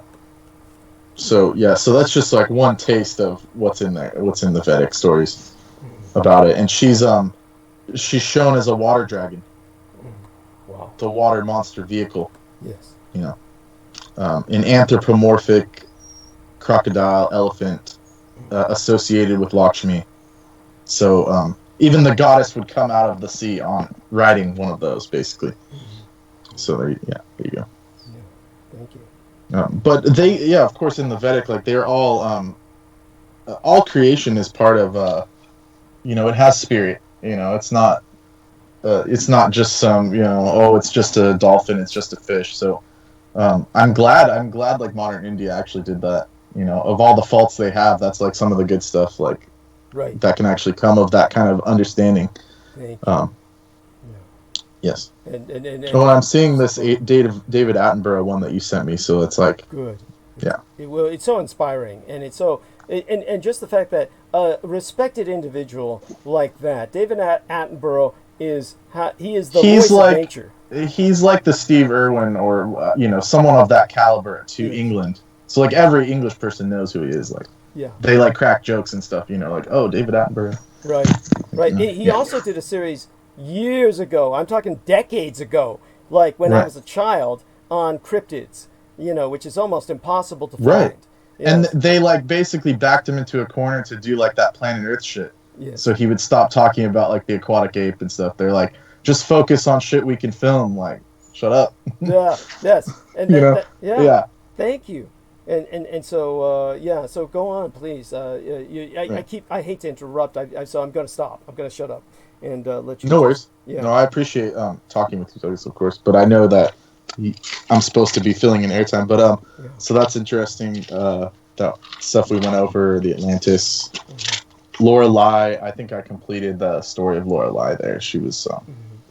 I'm sure there's much more you can think of. I mean, there's so much that you know about. Tell us about the dead monkeys you've been fucking studying, and basically it's all the hide. Oh yeah, thank you. That was the last segue I was going to use to get out of the anthropology stuff. Yeah. Yeah. Thank you. Basically, in anthropology, in the course, the basic course that I'm taking, it leaves paleontology to the end, meaning the fossils and the extremely old apes. They leave that at the end. But to me, it's super scheme how it's designed, because in the beginning, they tell you, okay, this is genetics and this is all that stuff, and there's no such thing. Like, you have to literally write this down as a question. Like, there's no such thing as human subspeciation. There's no such thing as human subspeciation. You have to write it like it's a mantra and shit. basically brainwashing you to think that. But then in the paleontology section, they tell you every single proto-human ancestor, all the way up to Cro-Magnon, are all human subspecies. Thank you. So where's the evolution theory in that? All of them disappear, and then we're humans now, and then there's no more subspecies? Like, that's so illogical. It's like, it's an example of like scientific like censorship, because like, you know, it's just a basic course. They don't want people getting too deep. You know, they got to kind of like keep it surface level without giving you too much. But you know damn well that the people that study it, they know that there's, you know, the so-called missing link. They even use those words, the missing link and all that, meaning a subspecies ape. So, you know, all the stuff we talk about when it comes to cryptids, like, it's totally plausible, given if you really go by evolution, and if all proto-human ancestors are subspeciations, you know, we didn't all just meld into one Homo sapien sapien. I don't think that. I think that's highly unlikely. You know, some died out, yes. Some interbred, yes. But there are, you know, there almost certainly there's human subspeciation. I mean, obviously. You know, so that's just how I think it's structured. The modern education structured in such a way that they actually have to tell you, like, or brainwash you first before they tell you about, you know, okay, there's all these like proto-humans, Australopithecus, and all of that stuff, all these different beings that we found that were humanoid and could walk around upright, like upright apes. They're all subspecies of humanity. But and how many of them came from mad scientists messing around with genetics? By that, Derek is speaking of the ancient Vedic technologists, perhaps, or other ancient civilizations, their own high cross-genation or polygenation experiments. And so please go on from there. Yeah. Right, exactly. And yeah, none of us were around 5 million years ago, so like, who knows, you know, how they could have gotten to be what they were. And, you know, there's all kinds of theories out there that could have happened. Like, also in the modern times, like you've talked about, Douglas, like Planet of the Apes style, those people really did exist, and, you know, they did create their own subspeciation in a sense. And, you know, basically the reason they say there's no human subspeciation is actually based off of those people's research, because according to, you know, by the book, quote unquote, if it's not considered a subspecies if you can't breed with it and the offspring isn't fertile. So that's, you know, they're going off actually the science of what those guys were doing, right? You know, but as you've said, they've actually proven that those offspring were able to procreate, actually. Thank so you. That kind of shoots a hole in that whole thing. Yes. Which is why they have to suppress it, because then it would basically disprove their whole thing, you know, of what they're saying. Yes. Yes. And so, you know, so, but go on from there. This is, the reason they're taking this stance is to hide the reality of cryptid sentiencies on our planet that are sharing our world with us like mermaids, that our junta is exterminating. The cult of the anti-gods is exterminating. Right. And that's why they want us to call them aliens, so when we actually find these relic pops out there, then we just kill them on sight. Like, oh shit, it's an alien. Yeah. You know, it's not from Earth. It's not something that we can actually talk to. Like, just kill it like it's an alien. Or you know, or at least hate them, you know? Yeah. Yeah. Right, so... And then on top of that, when people see them here on Earth and they see, like, flying lights and mermaids and shit, their first thought, because of the indoctrination, is like, oh, it's an alien, you know, it's a blue avian instead of like a Garuda, you know, like that's part of it too. It's perversion of, you know, the reality that, like, you know, if you see a serpent person, it's like, oh, instantly a reptilian. Yes, it's not like a noble Naga, like dragon ruler priest that you can learn from. No. Right, thank you. It's something that you have to hate. Yes, thank you. Thanks to David Icke, who's a propagandist for the cabal, the cult of the kings of Edom, just trying to get everyone to exterminate the people who have steered them towards the light, the serpent folk, the Hachuri, the Nyagas. Yes. Yeah, please go on from there. I'm so sorry. I had to get that in there. And No worries, I appreciate that. Yeah, and exactly that goes back to the Vedic times. They had those, and even the Nagas had subgroups that were living in the ocean, and like you could find this in the Vedic text, like just like find an English translation of the Mahabharat, you know, and you can find all kinds of crazy, you know, beings that were here on Earth. They've proven, you know, but a lot of the archaeology in India is like super suppressed. Like, I follow this guy, and he kind of fell for the ancient aliens kind of theory, but he does go around India and he shows you, like, okay, this couldn't have been done with just, like, you know, iron tools and stuff. Like, he shows you all the different technological advances that the ancient Indians had, but he's basically brainwashed by the West and saying, like, okay, it's an alien. But if you really look at it from the Vedic angle, I mean, that stuff had always been here. It's not an alien. It didn't come from anywhere else, you know. This multiverse can actually has produced many creations that are what we would call atypical or strange to us. right. By the way, Miguel. But humans are the real like anomaly, you know. Yes, that's true in so many ways. And Miguel Andahar Right. brings up something that was arguing that. He says there's a book called Everything You Know Is Wrong. That's the title of the book by Lloyd Pye, Right. who, by the way, is a former Right. military intelligence officer. He's dead now. And in the book, he mentions the North American ape. And it's on record where some were shot and captured. The Russian army caught one. Right. And thinking he was a soldier from the enemy. And this is true. They actually assumed he was working for the Germans. And this was in a rural area in Russia. A female skunk ape had a sexual relationship with a man. And when she would give birth, she would take the baby to the cold water in the river to clean it. But she would always kill it by accident. So she gave birth many times. So locals there would keep an eye on her when she went into labor to make sure she wouldn't kill the baby. And so there are these hybrids that have been around in Russia. Everything Miguel Andahar is referencing is quite true.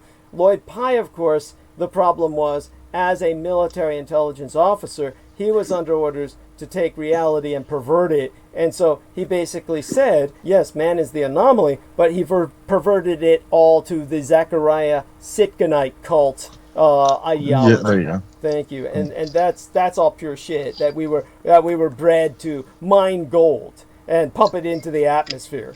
I mean, if you can believe that shit. And I mean, the absurdity of that is as bad as the absurdity of there's no subspeciations of man. Obviously, I'm a subspecies of human being, and my mother was a subspecies of human being. So it's beyond offensive when I hear this sort of thing. It's like saying I don't exist. It would be like saying if you were of a particular ethnos, obviously you would be offended if they said your ethnicity didn't exist.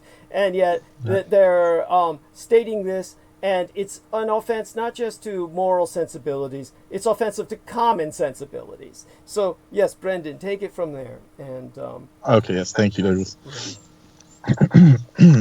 But yeah, so just to, you know, just to take it from there, like, I think that was it. Let me just see, because then I'm going to go into, like, more mundane stuff. Let me just double check something I have. I have it here. Oh, that's cool, because I'm sitting in front of AutoZone right now. Oh, great. So he's driven.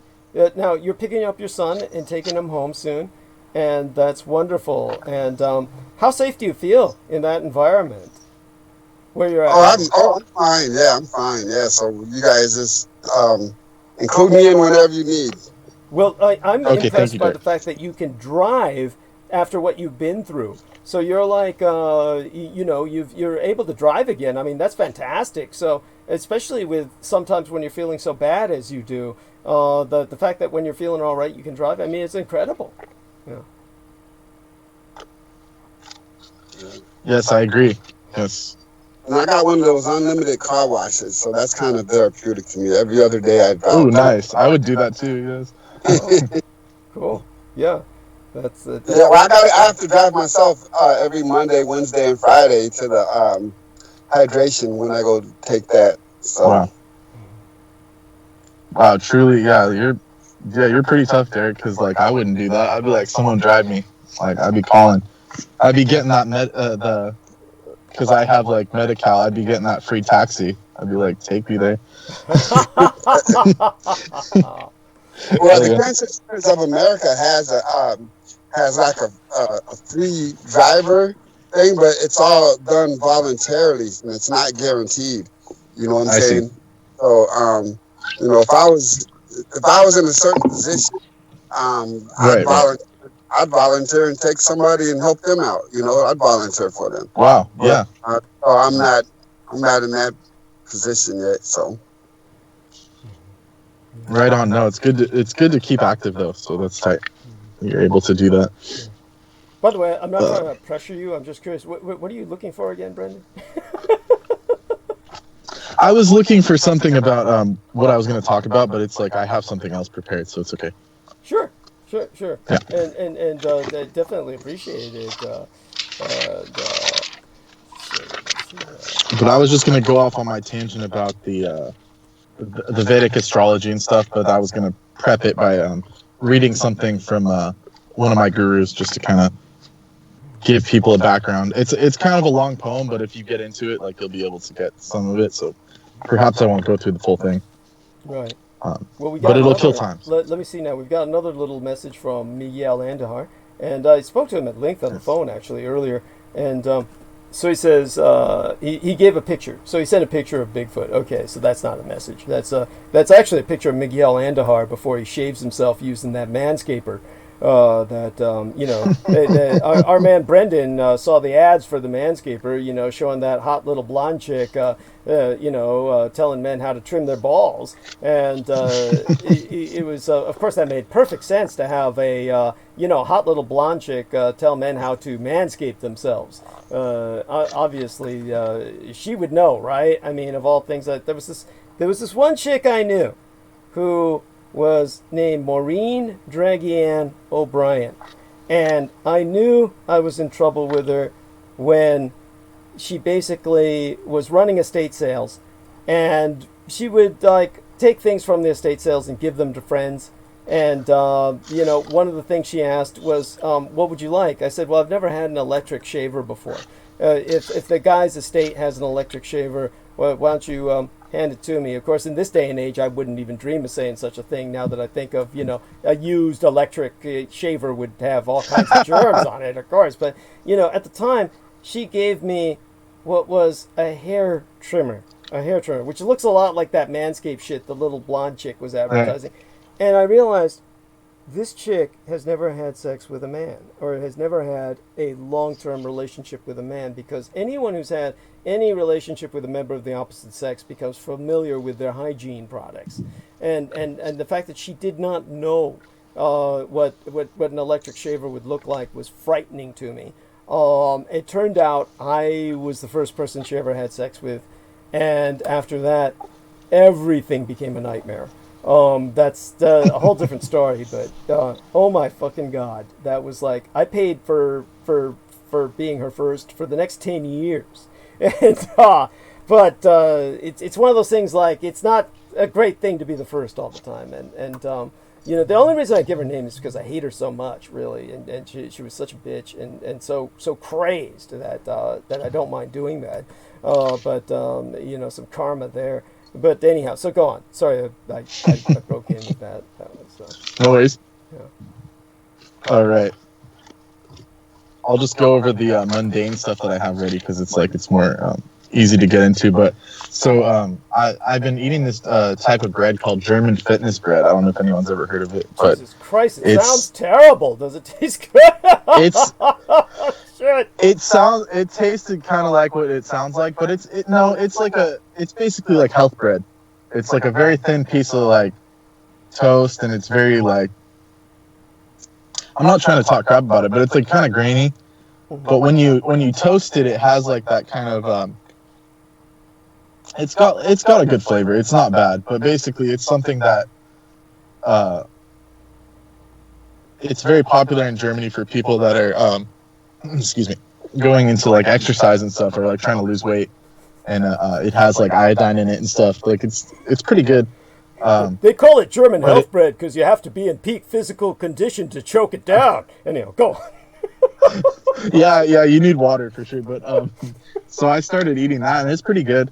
It's for me, it's something that it powers me up in the morning, and it's like it has like a high level of satiety. It's kind of like lembas bread from like Lord of the Rings, where like you eat one piece and you're like good Oh, you for like the asshole. entire morning. Fuck, I was drinking tea when you said that. It all went up my nose. Oh. But it's like, yeah, it like can keep people sustained for a long time, and I like it a lot. They also, what's good about it is it comes in these like packets, like it's a rectangle, and it's not soft like normal bread, so you can put it in the fridge. It'll also like it won't go stale on you very quickly. Like it's a very hearty type of bread, so like in that way, it is almost like elven bread. It's like pretty like long lasting and stuff. So if anyone ever sees it in their supermarkets, you can get it at Whole Foods. I believe you can get it at World Market as well. When all those places are back open, because I think World Market's closed. Nice caveat. Yes, they had to add the qualifier. Yeah, right. And the good news is I'm still seeing like products from like Germany and Italy and stuff. Like they're starting to restock them, so that's a good sign, in my opinion. So yeah, that's that. For the fitness bread, I don't know why I thought anyone would care about that, but I hope someone tries it, because it's good if you're into health food. People enjoy it when you speak of these things. I mean, it's a good balance. It's a good balance to what I talk about all the time, which is yeah. So go on. Right, and so I developed also because I've been at home and looking for employment and stuff. I've developed a skin treatment, or like this. I don't know what to call it, like an elixir or like a balm. I think the best way is to call it like a balm. A tincture. A skin balm. Yeah. Kind of like a tincture, but it's oil based, so it's for like healing the skin. So what you do is you get refined coconut oil, because that's like it's just you want to get organic, of course, extra virgin coconut oil, but or I guess it's not extra virgin anymore, but you want to get the refined organic coconut oil, because it's easier for the skin to absorb, and it's not as it won't clog the pores as much. But virgin coconut oil is good for the skin too, so it's kind of personal preference. But I use refined coconut oil. Then you put a pinch of turmeric in it. I say start off with like a teaspoon or two, a little bit. Put a little bit of turmeric, like a couple shakes. You don't want to put much, because it could turn your skin orange if you put like a ton in there. Oh God, you look like Trump. Oh shit. Yeah, you'll look a lot healthier, but you'll look kind of like Trump. And then put in, you just want to put a little bit of turmeric. Then you want to get what's called shishandra. And shishandra is a Chinese herb called the 5 flavors berry. And it's one of the most popular herbs in Chinese medicine. But it's basically, Douglas, I don't know if you can back me up on this, but this is one of the reasons why Asian women in particular have super clear skin all the time. Because especially in Shanghai and like parts of China, they swear by using like the shishandra internally and externally, and it works. I've been using it, and it's fixed a lot of the sun damage on my face from because I used to walk to work and stuff, and wearing sunscreen all the time was bad for my skin, so I just kind of let it burn, which was a bad choice. But I've been able to repair it with like this elixir that I have here. So you put shishandra in it to use topically. You put like about 3 or 4 drops of shishandra tincture into the coconut oil. Then I put in like a little bit of vitamin C powder. I use ascorbic acid, but that's pretty rough on the skin. So you might want to use like sodium ascorbate, but just a pinch. You don't need much. Or you can also use lemon juice, but like I said, just a little bit. And there's other stuff you can put in, like lemon balm. The herb lemon balm is extremely good for skin. You could play around with it. There's certain herbs that are pretty beneficial for skin, but you just kind of want to work with what your body allows you. And I think turmeric is basically good for everyone's skin. Of course, the Indians use it, and shishandra also, like I was saying, it's a tried and true skin repair herb. And so if you mix all those together, you don't have to heat it up, but if the coconut oil isn't liquid, you want to make it liquid, like by warming it up. You don't want to go too hot. Maybe like it only takes like 80 degrees max. So find a way to warm it up slowly. Put all that stuff in it, mix it up, and then allow it to sit for a little bit to mix together. And then I usually put it in the fridge. That way the coconut oil solidifies, and then when you use it, it's kind of like a balm, where you just like take like the first layer off, and then use it like a little bit of it. It's also helped with certain problems I have on my feet with the skin, and so like it's very healing. It's a very healing kind of balm, and it will help with acne and stuff. So if you know anyone with acne and like they tell you, oh, don't put oil on the skin because it'll make it worse. No, actually, in my opinion at least, if you use coconut oil, it'll remove. You don't want to go too crazy on it, but it will over time remove the bacteriums and stuff that create like more skin trouble. Like it will heal over time, especially in combination with the other herbs, turmeric, shishandra, and the vitamin C, of course, like will clear up any skin issue. Almost guaranteed, I would say. And this is my opinion, mind you, so there's that. And also as an aside, I thought this was interesting. I read this earlier that when cats, you have the cat and the cat starts purring, the cat purrs at such a frequency, like only cats purr, like that. That's like they're the only creature that does that. And it actually, that frequency of purring is actually able to, and they've proven this scientifically, it's able to speed up the healing of tissue and bones.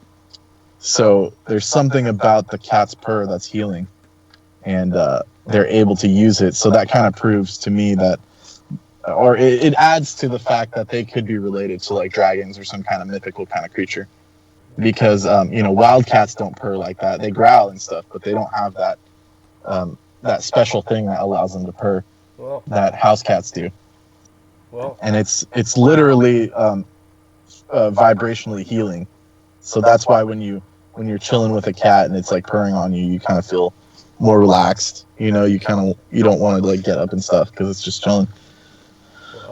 So that's almost supernatural in my opinion. For something to release a vibration that can actually like regenerate bones and stuff. And there are cats that have found to be actually like healing, like they live in hospitals, certain like hospices and stuff, and they've healed people, and they can also like predict when people die. Yes. With like 100% accuracy, like without a doubt. Like there's this cat, I think it's in Europe somewhere, but it's been able to predict every single death.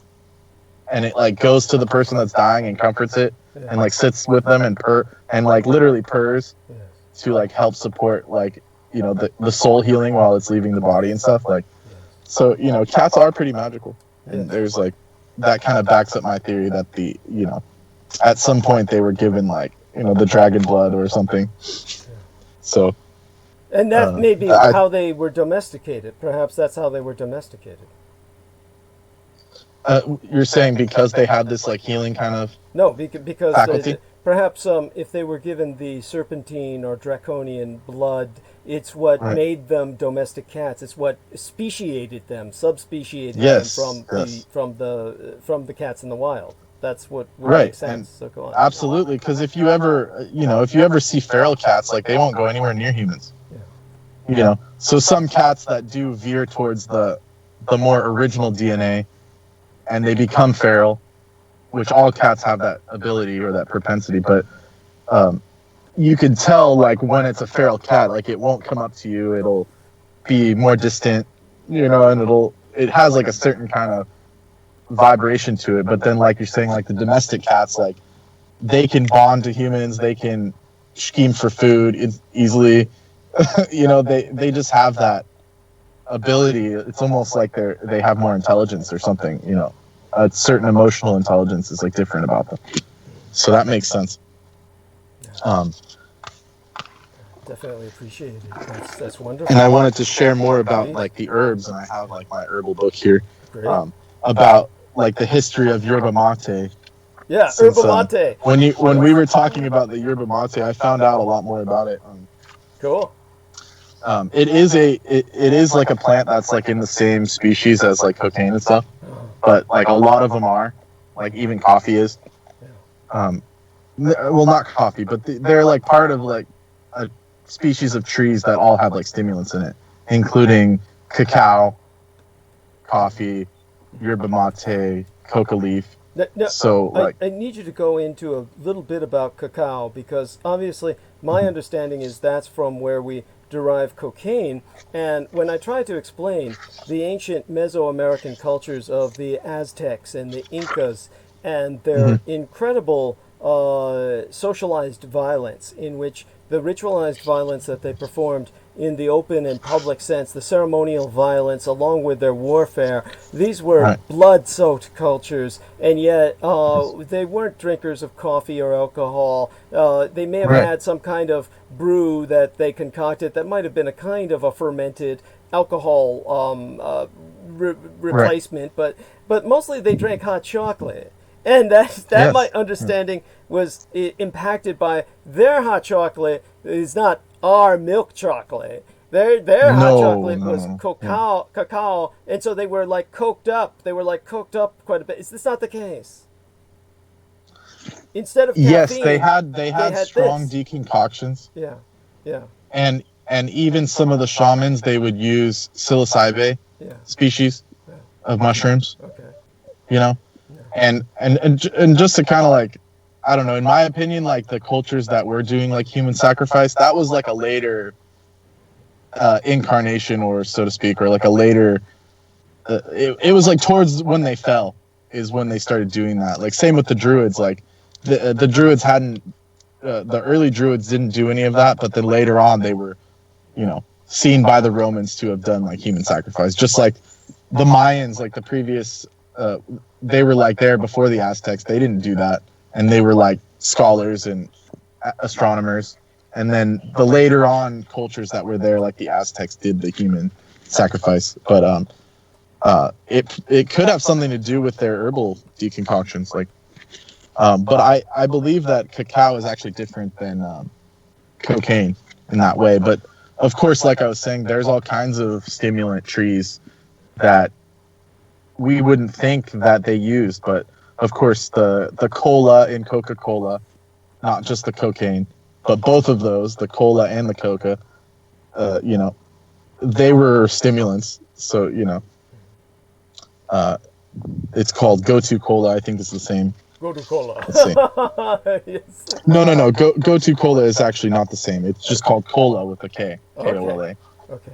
Is the tree which gives the stimulant properties to Coca-Cola, or it did before. And all these species that I'm talking about, like they all have caffeine in them too, which is where the yerba mate comes in, because yerba mate has caffeine, but cacao has thrombamine, which is in the species. It's called Theobroma cacao. And here's some history on it. Imagine a world without chocolate. That would be a desolate world indeed, but it's how it was until 1519, when Cortez saw Mexico's ruler Montezuma sip a drink called chocolate from the golden goblet. Cortez was more interested in the goblet than its contents, of course, and the Aztec informed him that the drink was made from beans that were so valuable that 100 could buy a healthy human slave. Cortez introduced the treat to the Spanish court. The Spanish tried to keep chocolate a secret, of course, for more than 100 years, but by the 1660s it spread through Europe.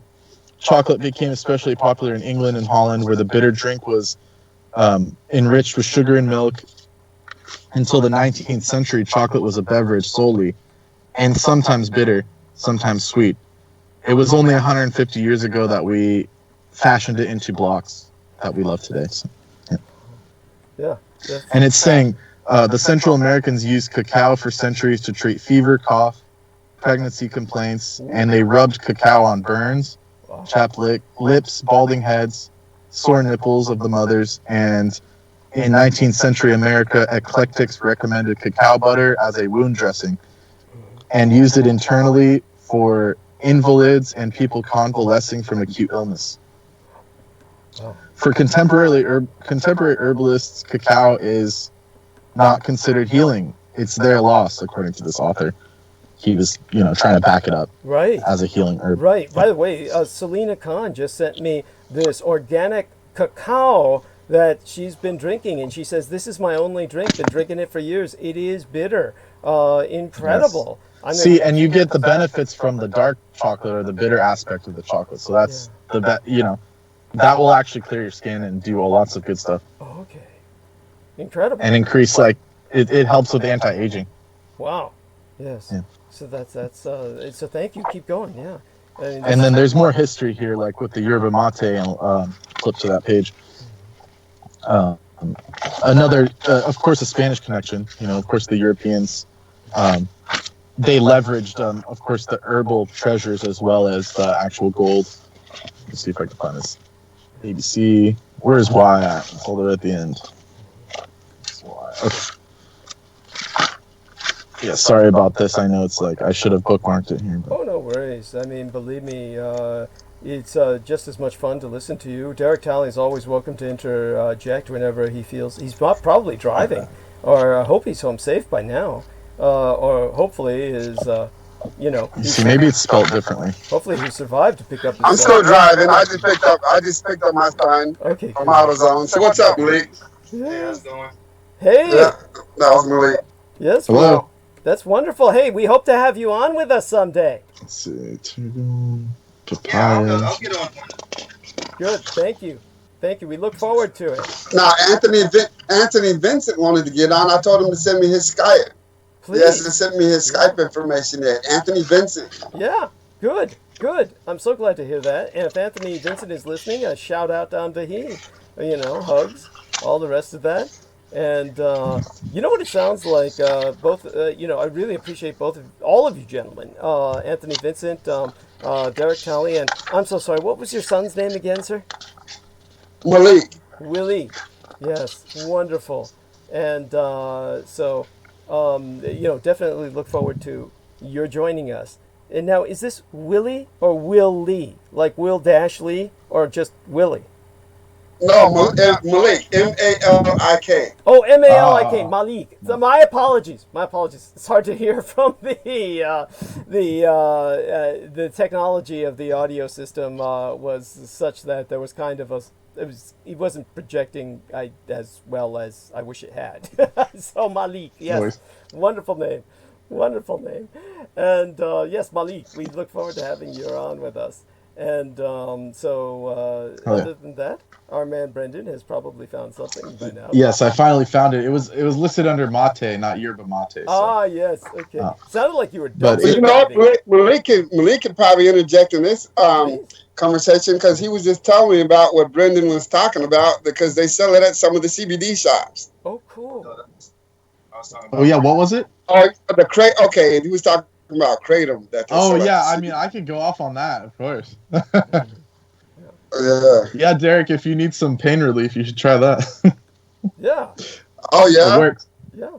Yeah. Yeah, if you go there, if you go to the more knowledgeable shops, you tell them hey, I need some, tell them what you're going through, and because when I went to this shop locally, the guy was saying his wife went, she had breast cancer and she was using that and. Oh man, what was it? Something else. I think she was using CBD and the kratom both, and she found that to be better than what they were giving her. So it might be something to look into. Oh. It helps with the pain. Let's see, but you also don't want to take too much. Yeah, but anyway, so I found the mate here. It's called. Okay, so it gives you the other name: yerba mate, Paraguay tea, Jesuit tea. It comes from a different species, so it's not the same as the other ones. But Douglas, you think this is funny? It's listed under the high C stimulant, meaning vitamin C, not caffeine or cocaine. But all right. So here's the story behind it. More than 300 years ago, Jesuit missionaries noticed the South American Indians ate virtually an all-meat diet, yet did not develop sailor sickness, scurvy, which decimated European mariners who ate similar diets at sea, which was just, salted pork and hardtack. Right. which anyone who knows that history knows you don't want to eat that. Yeah. And it's saying the Jesuits decided that the Indians must be protected by the tea they drink out of cups made from calabash gourds. They named it mate, which comes from the Spanish for gourd, and began cultivating it, this holly-like shrub. Okay, so it's not a tree, excuse me, it's a shrub. Drinking the bitter tea leaves, or the bitter tea made from its leathery leaves.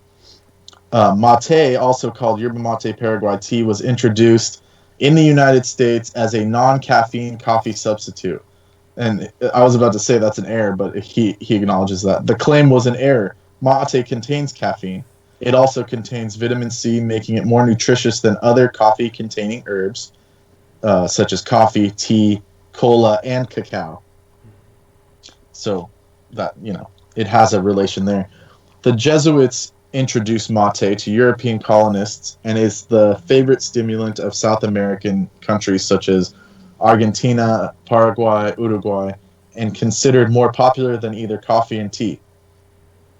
Argentinians consume 11 pounds per capita annually, and Uruguay is 22 pounds. South American bread also has mate added as a key ingredient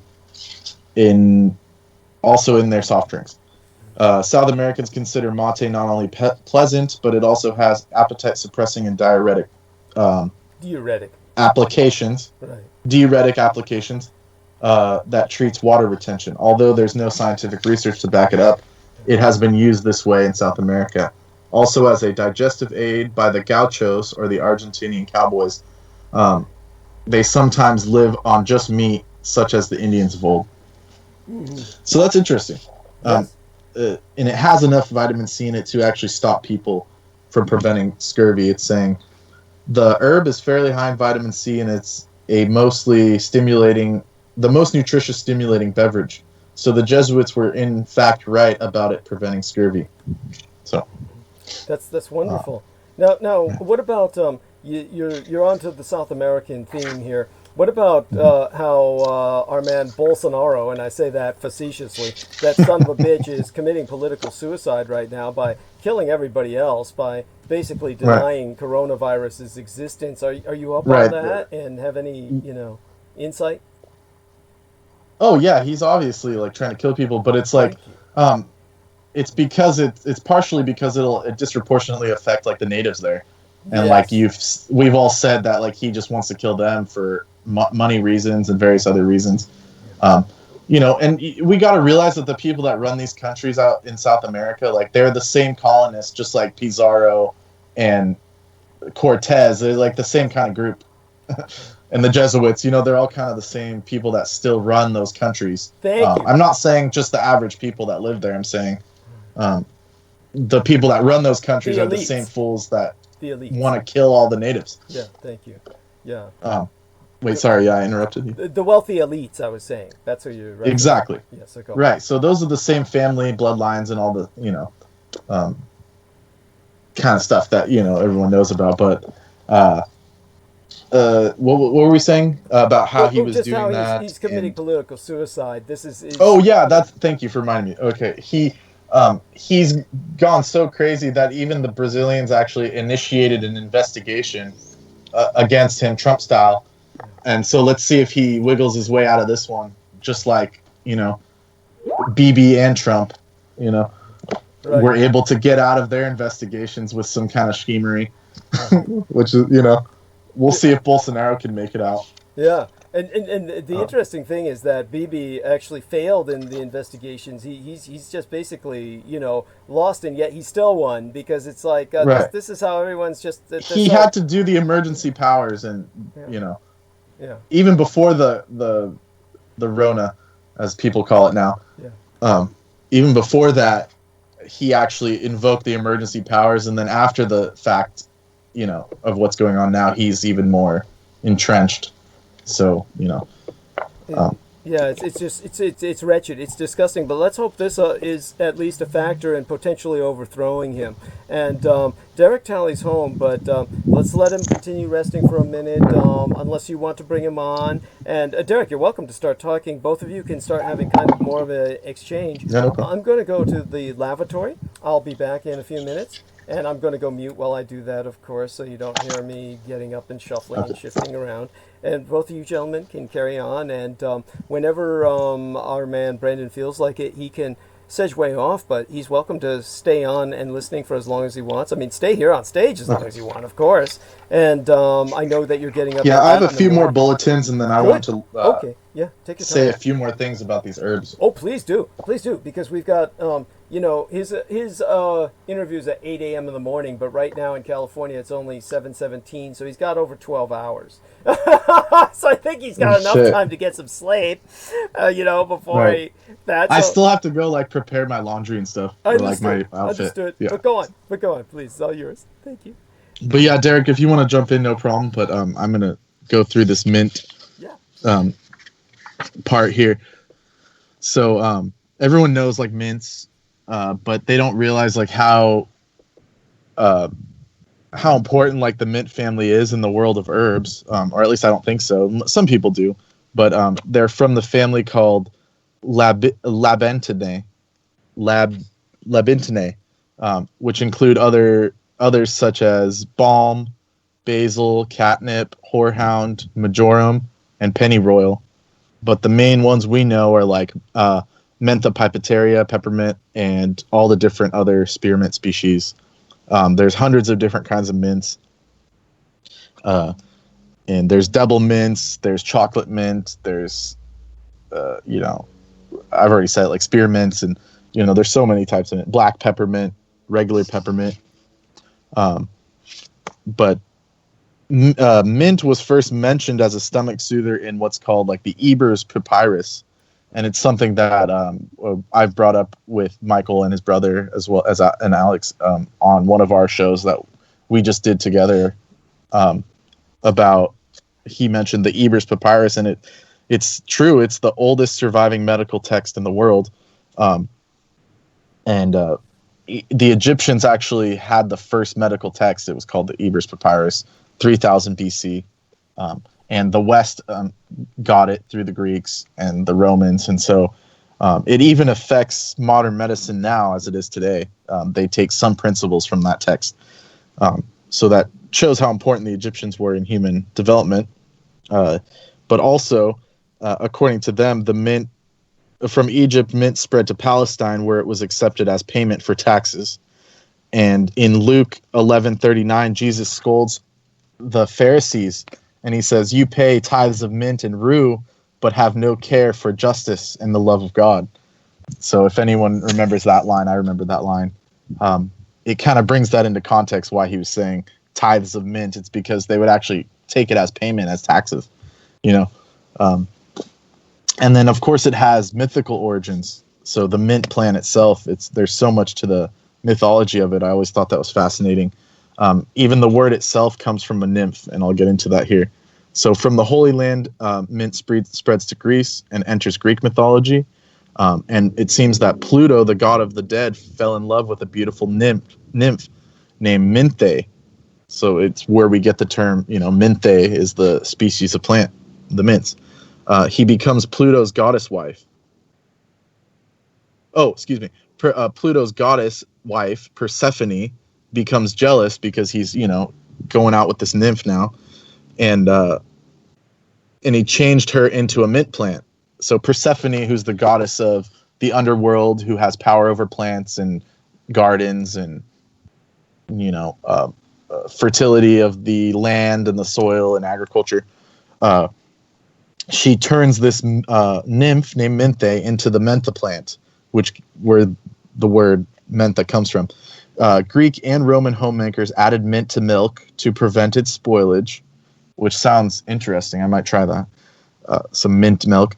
The Roman naturalist Pliny wrote that mint reanimates the spirit, and he recommends hanging it in sick rooms to assist convalescence.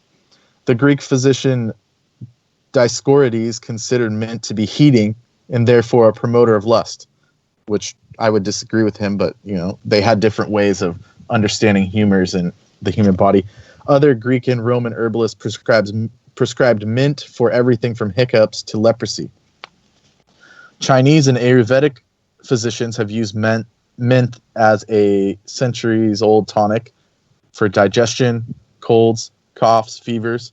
The medieval German abscess/herbalist Hildegard von Bingen, I had to Germanize it, Bingen, Hildegard of Bingen. She's a very famous, I don't know what to call her. She's she's related to mysticism. She wrote texts about the multiverse and stuff, and she's very well known in the Christian world out there.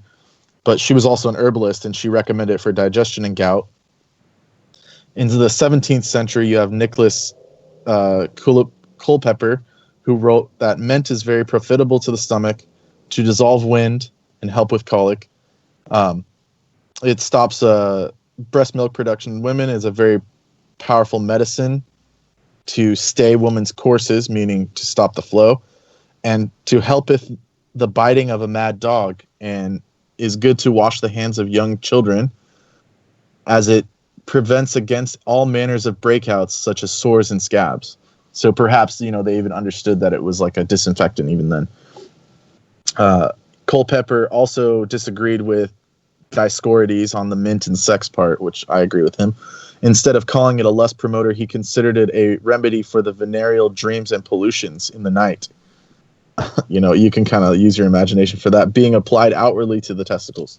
So and this is something that was used during that time, 17th century. So perhaps there's something there. And the colonists found that the Indians in the Native American world were using it to treat chest congestions and pneumonias. They introduced spearmint and peppermint, and the plants quickly became wild, as we have it today.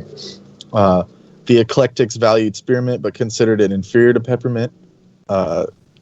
And then, of course, over time, we had the chemists got a hold of it, and we started getting stuff like menthols and concentrated oils and peppermint oil. And according to the 1800s chemist, he distilled menthol. This guy, what's his name? They're not stating his name here, but it comes from a text called King American's Dispensary, and it's touted as having germicidal properties and a considerable anesthetic power when applied to wounds, burns, insect bites, stings, toothaches, etc. And then they also used it as menthol vapors, which we know as Vicks Vapor Rub and stuff like that. And then it's saying in contemporary times it's used for the same things, menstrual cramps, motion sickness, colds, coughs, flus, headaches, heartburns. And some herbalists consider peppermint and spearmint to be interchangeable, but of course they are not. They're actually, visually different. But some people say that peppermint is more potent. So there you go. And so that's just some of the mythology and origins, so to speak, and what they've been used for over time. But I think mint, it's a very good plant, and it's basically like a weed. So once you start planting it, you'll just infinitely get mint. If you have, you want to probably put it in a container, so that way it doesn't spread to your garden, because it'll literally take over. Even if you don't feed it or water it, it will take over your entire garden. So just be careful with that. And let me see if I could find. There was one more other herb that I was trying to find here, because it had some pretty good history to it. Let's see if I can find it. But it's just, I'm just reiterating that there's a lot of stuff in the world that people don't understand can be useful. Oh yeah, let's see. Okay, so this one was a cool story. I thought people should know about valerian. If you've ever heard of valerian, valerian's a very powerful herb. It will relax you. It'll basically calm you down, put you to sleep. It's that type of herb. It was also known as garden valerian or all heal, also as phu. it had other names, including spikenard, Jacob's ladder, etc., etc. Oh no, those are different family members of that particular plant. So back in the 13th century, the elders of Hamelin, Germany, which is where you get the story that the Pied Piper of Hamelin, okay, he decided they wanted to rid this town of rats. So they contracted an itinerant flute player, a.k.a. the Pied Piper, whose music attracted the rodents, allowing him to lead them out of town, of course. But when the Pied Piper returned for his fee, the elders refused to pay him. In revenge, he used his flute to charm Hamelin's children away forever. And so that's, the story of the Pied Piper. In modern versions, the Pied Piper's powers are entirely musical, but in early German folklore, it credits him with being able to accomplish this because he was an herbalist as well. In addition to his hypnotic flute playing, the Pied Piper charmed both the rats and the children with the hypnotic valerian root. Valerian, and this is in parentheses by the author, valerian can indeed charm rats and cats. It contains similar chemicals to those in catnip. And this is true. Like, my cat doesn't like it, but some cats, it acts as like a stimulant for cats. So it's like they like it. And valerian has a disagreeable odor. Yeah, anyone who's came in contact with it, it has a very pungent odor. Even the tincture, like, you'll know it's valerian by the smell, which would explain the effect on the rats. He probably could have led them by a trail of it or something like that. But according to Greek and Roman authorities, including Dioscorides, Pliny, and Galen, they all called it foo, which is, F-U, foo. The term valeriana appeared in the 10th century, derived from the Latin valere, to be strong. But the reason they called it foo is because of the smell. Dioscorides recommended valerian as a diuretic and antidote to poisons, and he considered it a pain reliever, which if you've ever tried it, it definitely puts you in that state of sedation, kind of. I don't know how else to explain it, but early European herbalists considered it a panacea, and again, the German herbalist Hildegard of Bingen recommended it as a tranquilizer and used it as a sleep aid 100 years before the Pied Piper used it as a hypnotic. It was also used in the 1500s for epilepsy and plague. It was used in the American Civil War. The Indians used this herb and brought it to the attention of Samuel Thompson, who was the founder of Thompsonian medicine, which was popular before the Civil War, and he called it the best nervine known to man, which nervine in those days just meant tranquilizer. Valerian encountered its U.S. pharmacopoeia as a tranquilizer in the 1820s and remained there until 1942. So, and it's interesting to note that before the military-industrial complex, as it were, seems to have transferred to the medical field as well. In the 1800s and the 1900s, early American medicine was all herbal-based, mostly. And, that's where you get these stories from, is they would use herbs for this, herbs for that, before it became institutionalized and, where they just want to, I hate to say this because there are professionals in that field, but for the most part, it's just they're just there to kind of give you their medications and what they're told is what works. But in reality, when the when the medical field started, it was based off of herbalism, as it was everywhere else. But we seem to have forgotten that in the United States. So I just wanted to kind of put that out there. Because, the early United States pharmacopoeia was all herbal based. Let's see. During World War I, Europeans afflicted with, in quotes, it says overwrought nerves, but we know it's called, we know it as, what's the word for it? Not like foxhole syndrome. What is it? Like shell shock. Okay, we know it as shell shock. From artillery bombardment, they used valerian to calm their nerves. And in West Germany, where herbal medicine, okay, that tells you how old this book is. It refers to Germany as West Germany. But in West Germany, where herbal medicine is considerably more mainstream than it is in the United States, so this author's even saying that, It is the active ingredient in more than 100 over-the-counter tranquilizers. And I can tell you that this is still like this in Germany. Like most of their, if you go to the local drugstore, it's all herbal medication. To get like the stuff we have on the shelves, you have to ask like the pharmacist for like the Benadryl and all that stuff. Like the stuff you can buy over the counter there is all herbal. So that tells you the difference there. It's saying 100 of these tranquilizers, and some of them, which are specially formulated for children, are all based off of valerian. And it has, let's see what else they say about it. Just, it can be compared to Valium, however, it is milder and safer. So that's important to note. And, that you can take too much. Large amounts can cause headaches, blurred vision, restlessness, morning grogginess. I've taken it to help with sleep and insomnia. And if you just maintain, like you can kind of monitor your body's reaction, you can tell you're taking too much. I've tried to, and not in some form of abuse, but just to kind of like experiment. And, there is a certain point when you're like, okay, I've probably taken too much. So use it sparingly if you're going to try the valerian. But this is another part I thought was interesting. It was saying it's used as protection from cat attacks. Okay. So valerian has an effects on cats similar to catnip, and intoxicated felines have been known to destroy plants. So when you put it in your garden, make sure you have a fence around it, because the cats will come and attack your entire garden. So, that's interesting.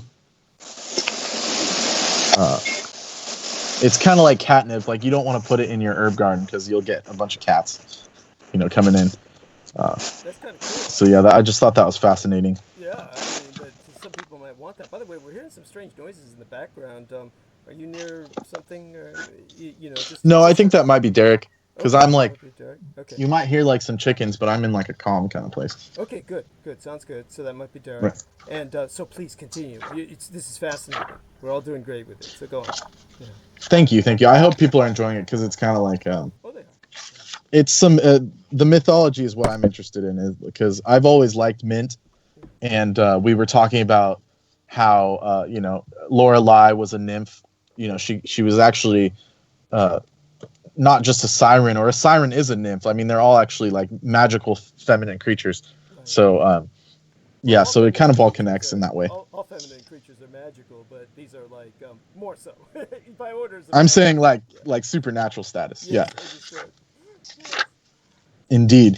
And so I think that kind of gave me what I needed for the herbs and stuff. Let's see.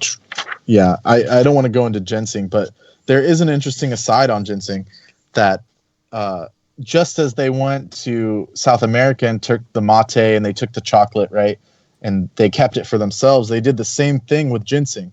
In 1704, a French explorer returned to Paris with a sample of what turned out to be American ginseng from southern Canada. The Jesuits in France alerted their brethren in Canada to its enormous value in China. And some years later, the Jesuits in Montreal shipped a boatload to Canton, also known as Hong Kong, where the other Jesuits sold it to the Chinese for what was then a king's ransom, $5 a pound. And in the 1700s, $5 a pound, that's like, you might as well be selling. It was probably more expensive than gold. Probably, most likely. Immediately, the Jesuits began shipping to China as much ginseng as the Indians could find. They made a fortune and kept the lucrative trade secret for years, but it eventually leaked so that the celibate father seemed to take an unusual interest in this certain low-growing herb, which was the rumored to be aphrodisiacal. When the word got out as far south as Georgia and enjoyed, it grows in America, the American ginseng, and they enjoyed brief bursts of popularity for American colonists interested in sexual stimulation. Most were disappointed. The Virginia plantation wrote that ginseng frisks the spirits and causes none of them to the naughty effects that make men troublesome and impertinent to their wives. Actually, I always thought thought it was very, had a nice aphrodisiac effect on myself. So, I guess it's just depends on the individual and whether they're It's definitely individualistic, and also I would add that the Asian ginseng does have that more so than the American ginseng. The American ginseng is known as like a yang tonic, and it supports like the spleen, and it has an effect on different types of qi than the Western one, or the Eastern one, the original, what's called red ginseng. So that's. Thank you. But of course, the American Indians used it, and I've already gone over the ginseng on the program before, so in an effort to not be repetitive there. There's also an interesting herb I didn't know about. I went to the Chinese medicine shop, and I was trying to buy Shishandra berry, but because the shop was closed at that time, because of our current situation, they wouldn't let me in to like search the shop. Right. So I just had to like talk to them, and my Chinese is non-existent. So I was like, trying to explain like Shishandra, like it's a berry, and then I showed him a photo, and instead he brought me what I later found out was hawthorn berry. Wow. And so, I don't know what the Chinese word for Shishandra was, but it's not Shishandra. So, but what I did get, I actually got a decent herb from him, and it was hawthorn berry. So let me just go through. It's called, it's a heart. It helps the heart, but he told me it helps digestion. It's part of the Rosaceae family, which is related to peaches, almonds, strawberries, etc., roses, So it has a similar feeling to maybe like a rose hip or something, or a similar look to like a rose hip. But here's an interesting connection to Christianity. It was saying, it's well known in the ancient world, but not as a medicine. The Greeks and Romans linked it to hope, marriage, fertility, etc. The Greek brides wore fragrant hawthorn blossoms and berries in a bow. The Romans placed hawthorn leaves in babies' cradles to ward off evil spirits. And Christianity changed hawthorn's image just dramatically. Christ's crown of thorns was reputedly made of hawthorns, and as a result, it became a symbol of bad luck and death. The Hawthorn Death Association was bolstered by its unpleasant aroma, according to the Europeans.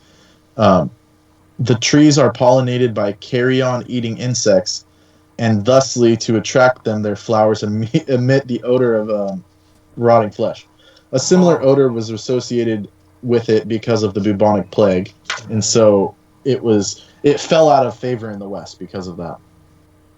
But in Germany, where herbal medicine is more mainstream, this is the modern time, 36 hawthorn-based medications are actually available to use. And according to medicinal herbalist Rudolf Fritz Weiss, MD, the herb has become one of our most widely used heart remedies.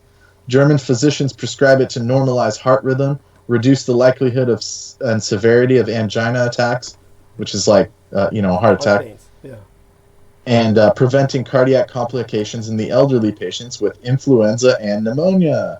Wow. So when this guy was giving me the hawthorn, I think he actually knew the Chinese herbalist guy. Right. He knew a little bit more about it, and he kind of realized I was coming in for some kind of like corona remedy. And so I think that's why he gave it to me. He was like, "Here, try this." Excellent. He didn't understand what I was looking for, but he was like, "Here's like this is a good bet for you." Right. Let's see. It's saying hawthorn's not used for short-term angina attacks, which nitroglycerin is continually the drug of choice, but it is safe for long-term use, and no toxic effects have been noted. So that kind of backs up my thing that in Germany, I don't know if you heard when you were in the bathroom, I was talking about it, but in Germany, all of their over-the-counter meds, for the most part, are all herbal-based. Oh, yeah. And even according to this book, like the physicians use herbs. Just like in Japan, the surgeons will prescribe you the compo herbs, just like in China. But in the United States, we have the money-making, whatever you want to call it, complex. Big pharma. Big pharma, quote-unquote. Yeah, exactly. And so they don't even tell you, like, hey, you might want to check it out. Like, over here, it's like, they tell you, they'll actually sabotage it, in my opinion. Yes. I've had doctors straight up tell me, oh, don't use that. Yes. But then I've had neurologists tell me, oh, why don't you use like melatonin or something? So it really depends on the person, of course, as well, and how much they're indoctrinated and all of that, and how much they're willing to spill the beans. But I've had like a neurologist tell me, yeah, hey, if you want to, use something more natural, try like melatonin and herbs and shit. So it's not completely gone, but I'm saying in the United States, we could use this a lot more. For example, like if this is a safe way to help old people with heart attacks, like not telling them is almost like that's like wrong, Yes, it's abusive. It's criminal. Yeah, it's at the messed same up. time, just in all fairness, of course, we have to be very careful when we're dealing with extreme situations. When you're dealing with extreme situations, like Absolutely. say for instance, someone's had a heart transplant or an organ transplant. At that point, they're on a bunch of immunosuppressants. Right. So Thank you. Yeah, Yes. so their body doesn't reject the new organ, and then relations will bring to them being just trying to be good-natured and helpful and well-intended and well-meaning. They'll bring them things like St. John's wort, and then their body will reject the new heart. I mean, tragedies like this do happen, so you want to be very careful. But then go on, take it from there. I'm surprised you knew about that. No, I'm glad you said that, and that's why I think it's important to actually have the doctors working with the herbal people. Yes. That would reinforce the understanding there, and that's how they do it in Japan. Yes. They'll send them to the Kampo practitioner, who is like trained just like a doctor, but the doctor will basically give them a prescription and say, this is what's going on. Don't give them this, don't give them that, but prepare them something. And so I think there should be a collaboration as opposed to, hey, it's not FDA approved, we can't even touch it, kind of thing. Right. But I totally agree with you. And you might think this one is funny. You've heard that like garlic is like the Russian penicillin, or people joke about that. Oh, that's like Russian antibiotics, right? But there's a I never heard that, but it doesn't surprise me. So go on. Right? Yeah, I've heard people say that before, but there's a historical connection to it, and it's actually here. During World War I, British, French, and Russian army physicians treated infected battle wounds with garlic juice. They prescribed garlic to prevent amoebic dysentery, and Alexander Fleming's discovery of penicillin in 1928, launched the age of antibiotics. And by World War I, penicillin and sulfa drugs had largely replaced garlic. But Russia's more than 20 million World War II casualties overwhelmed its antibiotic supply. The Red Army physicians heavily relied on garlic, which came to be called Russian penicillin. Right. So during World War II, their losses were so astounding that they couldn't keep up, and they actually had to go back to the herbal stuff. Yeah. So that's where that joke comes from. If you ever heard people say that, like, "Oh, it's Russian penicillin," like, yeah, that's where it comes from. Interesting. Which is actually pretty tragic because they actually had no choice. Right. But I don't think most people even have that level of historical knowledge where they would make a joke like that these days. That's true. Yes. That's just beyond their historical acumen. Go on, and then we'll bring Derek on. I think you're doing great. You did a college course worth of herbals tonight, so that's fine. I think that's wonderful. I think people are probably fried on the herbs. Oh, but that's fine. That's fine, and I think many of them are fascinating. The numbers are fine. The numbers are fine, and Selena Khan brought up some wonderful observations with her talking about turmeric, and she is using different antioxidants on an empty stomach. But I use her turmeric in my tea, and I find it wonderful. I like the earthy taste of it, and I have most of my tea that's not the green tea. That I buy from Nihon Machi or Japantown in San Francisco. The tea I'm using these days is from her. So shout out to Selena Khan in that, and I'll be shouting out to her quite often tonight. Go on, take it back to. Right, that's very good. Yeah, and I love Japantown, by the way. Okay. And I won't reveal my secrets of why I like Japantown. I'll tell you privately, so that way people don't rush there. Okay. But I'll explain. Yeah. But here's the situation with turmeric. Since we mentioned it briefly, I'll just go over it.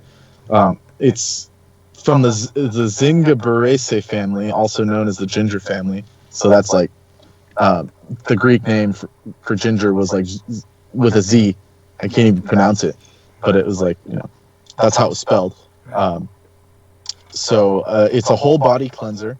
Turmeric held a place of honor in Ayurvedic medicine, of course. It was a symbol of prosperity, a whole body cleansing herb.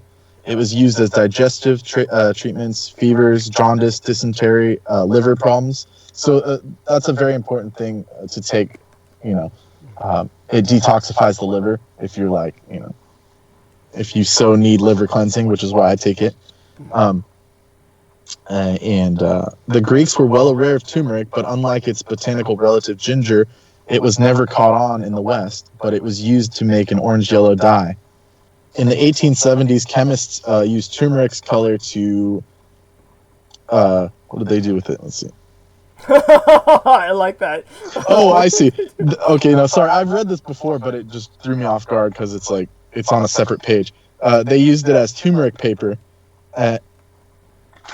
to test for alkalinity, which eventually was the precursor to litmus paper, which is still used today. So they were actually using turmeric to test alkalinity and acidity. And then later on, the litmus paper was developed. That's where you hear the word like litmus test. You dip the paper in there and it changes color. So that's fascinating to me.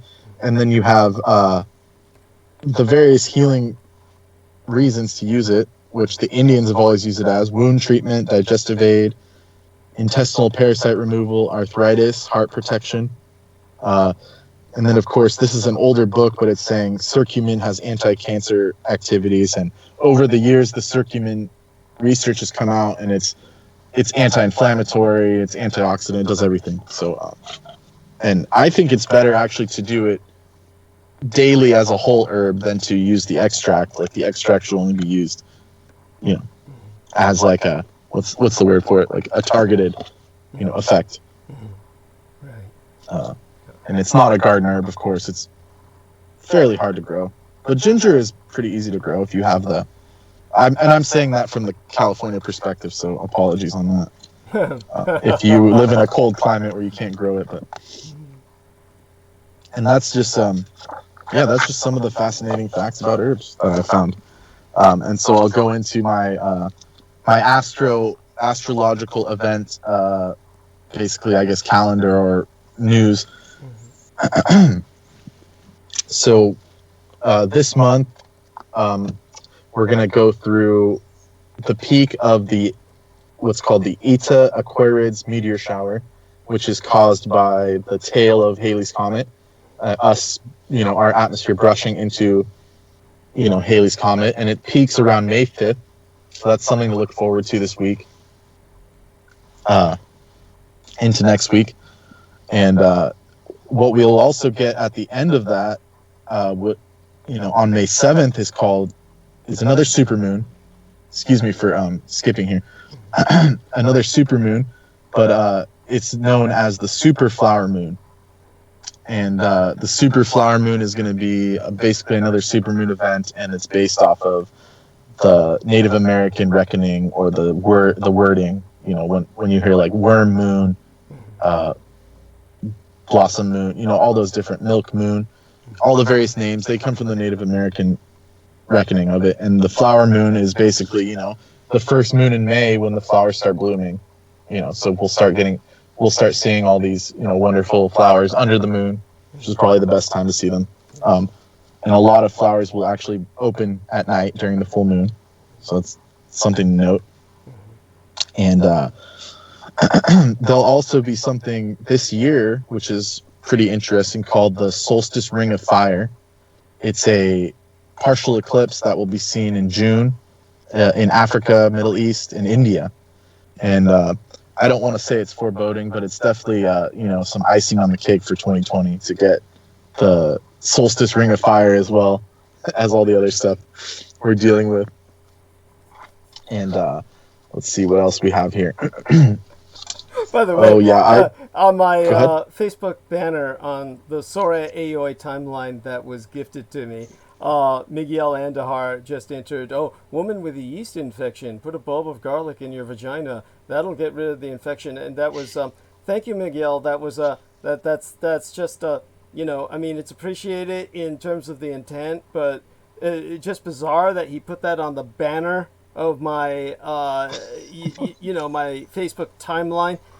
So it's like okay, all right, maybe it's that time of night. Maybe he's been doing a little of some herbs himself, and but it's like that Hitting that Valerian too hard. yeah, that was just plain weird. So I did delete the comment. That would be something people would run across and like, what the fuck on the okay. But go on. Sorry, couldn't resist bringing that up. That was No, but Miguel's cool though. He knows all kinds of cool stuff. So it's like, yes, he I'm knows glad too he much. shares. But I know what you mean on like Yes. just the timeliness. Sometimes you gotta watch out. And but I just have a note here that says public shenanigans in quotes. And why I put that there is because like just going out now, it's like, you know, you'll either get the people that aren't wearing anything and they think it's all a joke, and then on the other note, you'll get the people that are like really stressed out and uptight. And like, I just wanted to like put it out there. Like, I hope, you know, I think being more cooperative with people in public, like hopefully people start relaxing as much as they can and kind of understand that, like, you know, you shouldn't get mad at just like people in public or, you know, for doing weird shit, because like people are acting weirder, and understandably so, because it's like we're under a state of like duress or whatever.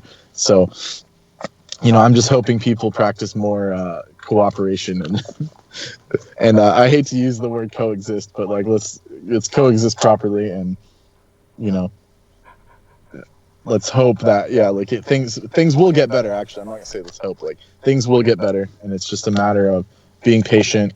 And like, yeah, it'll suck to be inside or to be distant for another 2 weeks, but I mean, you know, if we stay at it, really. you know. But then again, I'm really not as entrapped as other people. But still, I mean, Right. but yeah, basically what Brendan is saying is, couldn't we all just get along? Right. Yeah, you know, go on, Rodney King.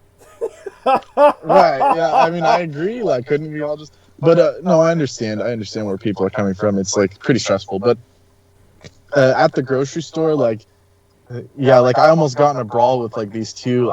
They were like Eastern European. I thought they were Arabic or something, but they were like, I was trying to find a bag for my stuff, and they were like already trying to like start like ringing their stuff up, and I was like, dude, like you guys got to go. And like they started arguing with like the clerk, like the self checkout clerk, and I was just like, come on guys, like just wait 30 fucking seconds, like, you know, that kind of stuff. So it's like, it's amazing how like, people. Yeah, it's amazing how people are so full of themselves. Like, right. And of all things, and I hate to talk shit on the guy, but they were buying like, rotisserie chickens, but the way they pack them now are like in plastic bags. So it's this guy walking around with a plastic bag chicken, like yelling, and it's like, it was just something comical about it. I don't know. Oh God, yeah, that is. It's pathetic. Yeah. Yeah, it's like, come on, dude, you couldn't wait 30 seconds and like do your social distancing for a fucking bag of chicken. Like, come on, dude. Thank you. You know. Thank you. Jesus fucking Christ. Oh my God. So that's my kind of like venting for that. You know, and I don't know, like I kind of want to like read out Ozymandias, because like I don't know, I just feel like I need to. Do you think that would be too boring? Let's do that on another night. We'd best bring Derek on. Okay. Let him do his bit. Yes, yes, of course. Ozymandias isn't that long, however. You might trail off with it. Why don't you trail off with It's it? pretty short. Yeah, it's pretty short. Yeah. Okay, because it's one of the first. It's basically the first poem that I ever recited in public. You know? It's delightful.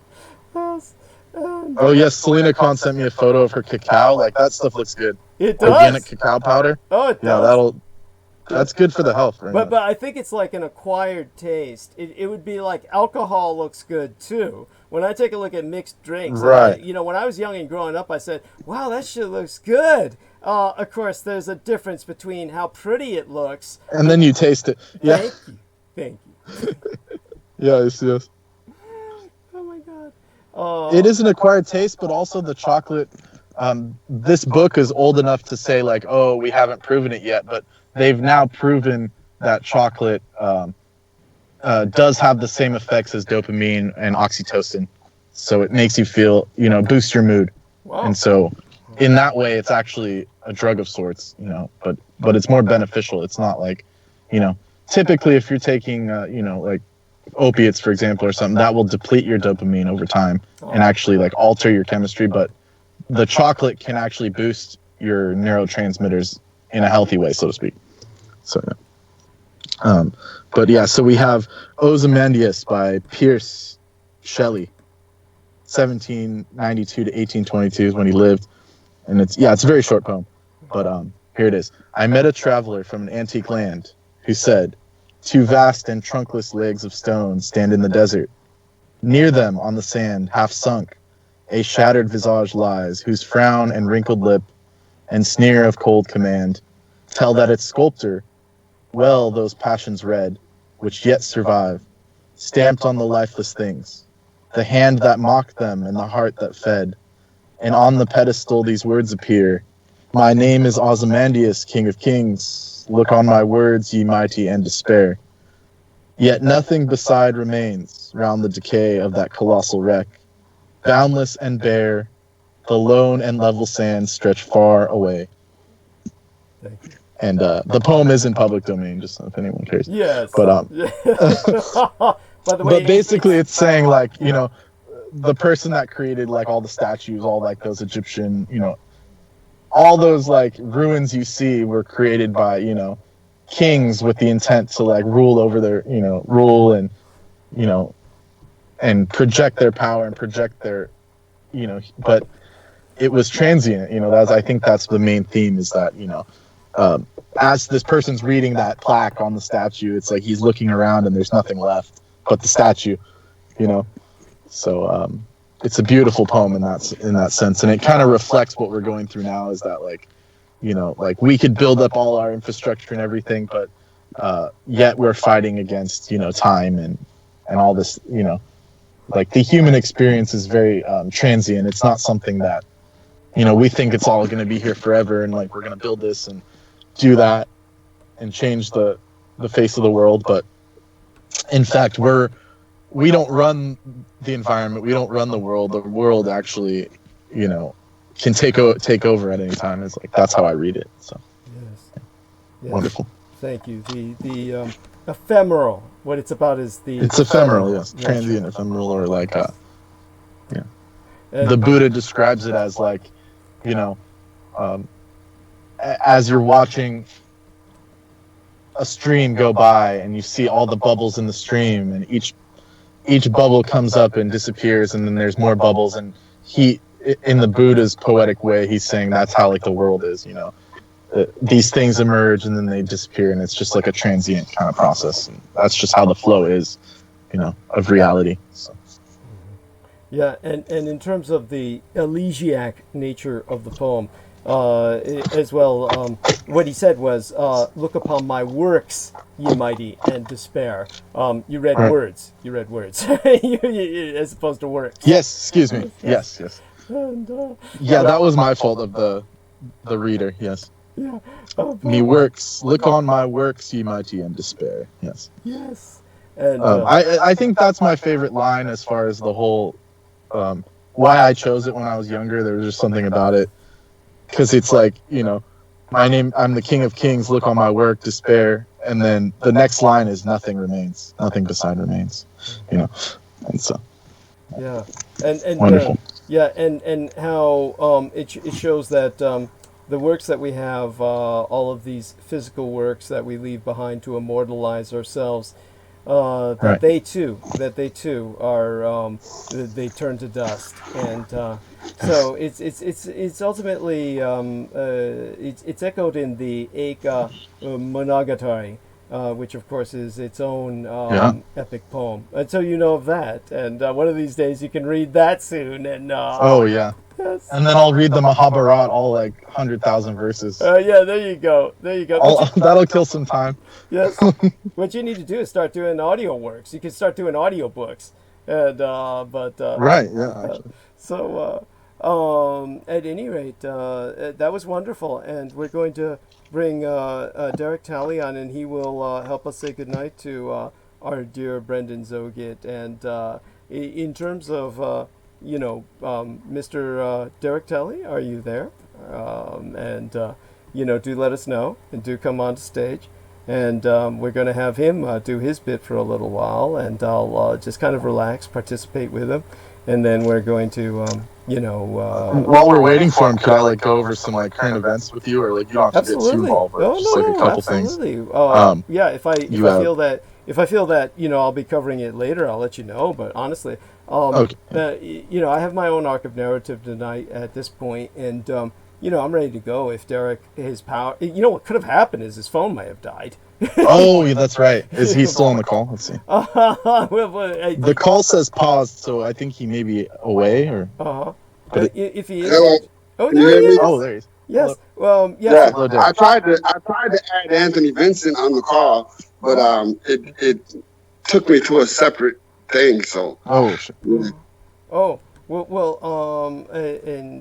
but definitely, we're glad to have you here, and we're glad to have Anthony another time. Tonight might have not been a good time, for him to spontaneously come on, though I would have been happy to have him on for a few moments. But, both of you gentlemen, Derek, why don't you share the stage with Brendan for a little bit while he talks a little bit about the current events, or now that you're here, maybe he doesn't need to other than to kind of, bring them up, and then you can carry on from there. So, Brendan, why don't you just bring up what current events you were thinking of, and then segue it to Derek, and I'll be here to kind of, shepherd him along until I take over. All right. Right. It's good to hear from you again, Derek. Yes, I'm glad you're back. And then I was just going to tell you, Douglas, about you have this. Of course, right now all the reports on Deutsche Welle are about freedom of speech because they actually uphold it, unlike us. But or they care about it more. I mean, our journalists do care about it, but over there they like I sent you, they were giving out awards, freedom of speech awards, and various things. But and they were actually talking about how it harms women, the corona situation, how it harms the women disproportionately. But what I wanted to tell you about was you have this. He's a parliamentary leader from the SPD, which is a German governmental party. It's a majority party. Yes, been in charge forever. It's a majority party, right? He has straight up called us out, and he said the U.S. atomic weapons should be withdrawn from the country, but other parties oppose such a motive. But he is the leader of the Social Democratic Party, SDP. His name is Rolf Mützenich. And he's a junior partner to Angela Merkel. So his direct quote from Tagesspiel am Sonntag is, "Atomic weapons on German territory do not heighten our security. On the contrary." So, But American atomic weapons have been withdrawn with the fall of the Berlin Wall. Shortly after that, was there interesting. Is there something going on? Do you think that these people don't know that, or is it something more political that they just kind of want to separate from the U.S.? Or they must be talking about something going on in Europe in general, or something. Are they saying like on German soil? On German soil? Yeah, he's saying Trump's administration saw atomic weapons. Let's see here. It says they've had nuclear weapons in Germany for decades, many dating back to the Cold War. But his remarks come after Defense Minister Kramp-Karrenbauer was replacing the Tornado aircraft currently used by the United States military and Germany's with Eurofighters and F-18 multi-role combat air jets. The latter aircraft, the F-18, is nuclear capable, in line with NATO's requirement that non-nuclear allies are to be equipped to take part in the deterrence strategy.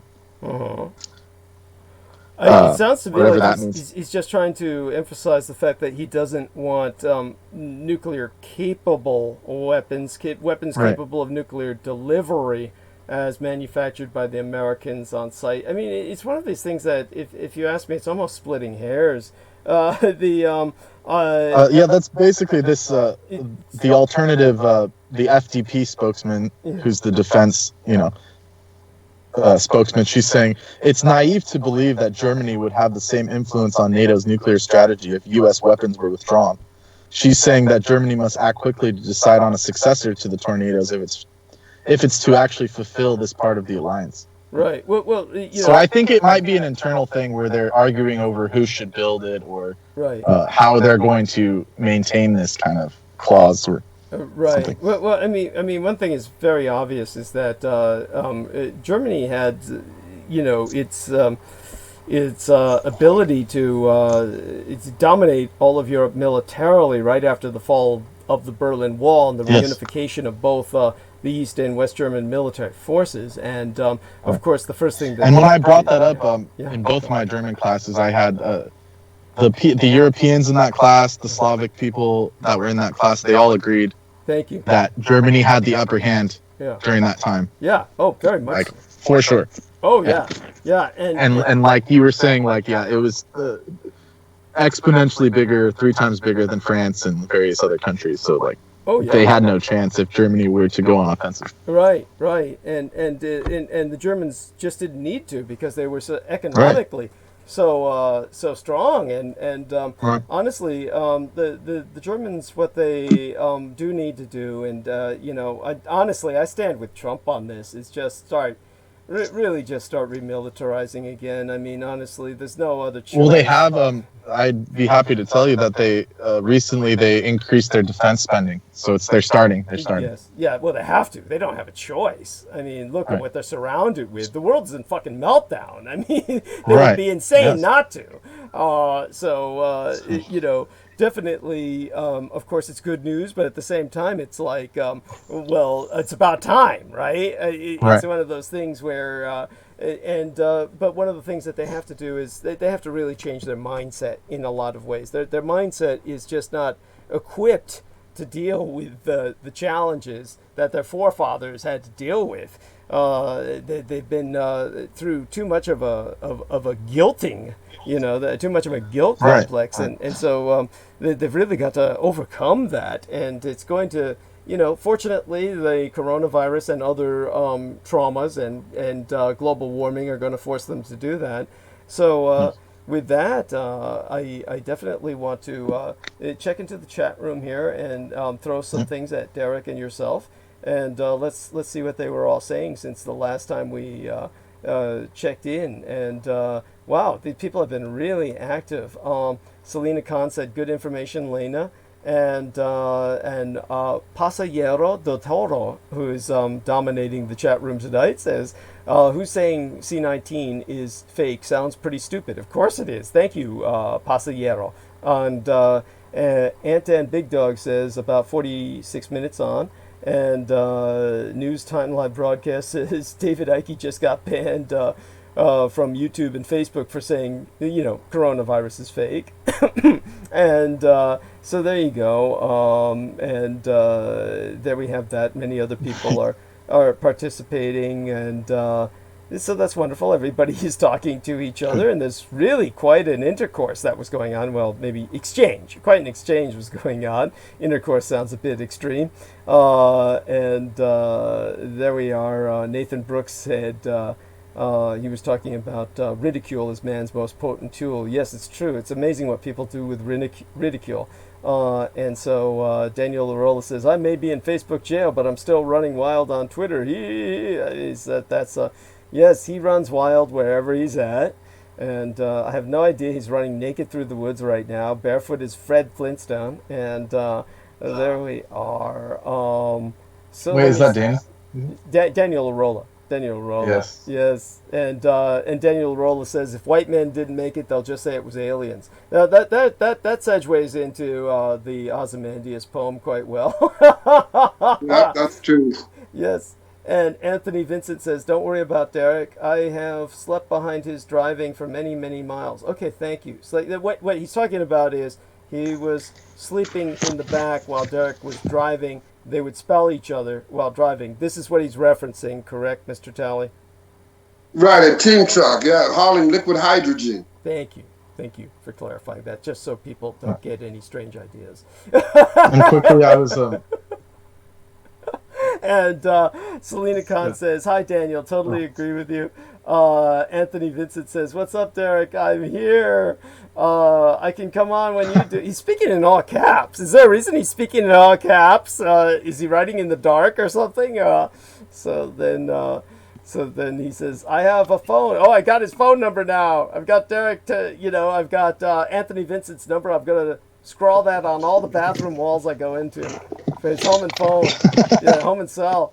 And then Pasillero del Toro says, found something interesting. Human of Proto-Italic, Homo, Zemo, Proto-Indo-European. Zemo means healthy and, Jesus, some kind of language.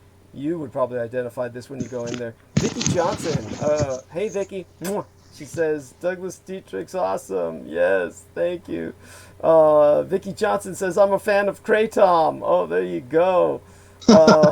And there we are. And Daniel Arola remembers Lorelei is a song by the Styx group. Somebody brought up something about Artemisia annua.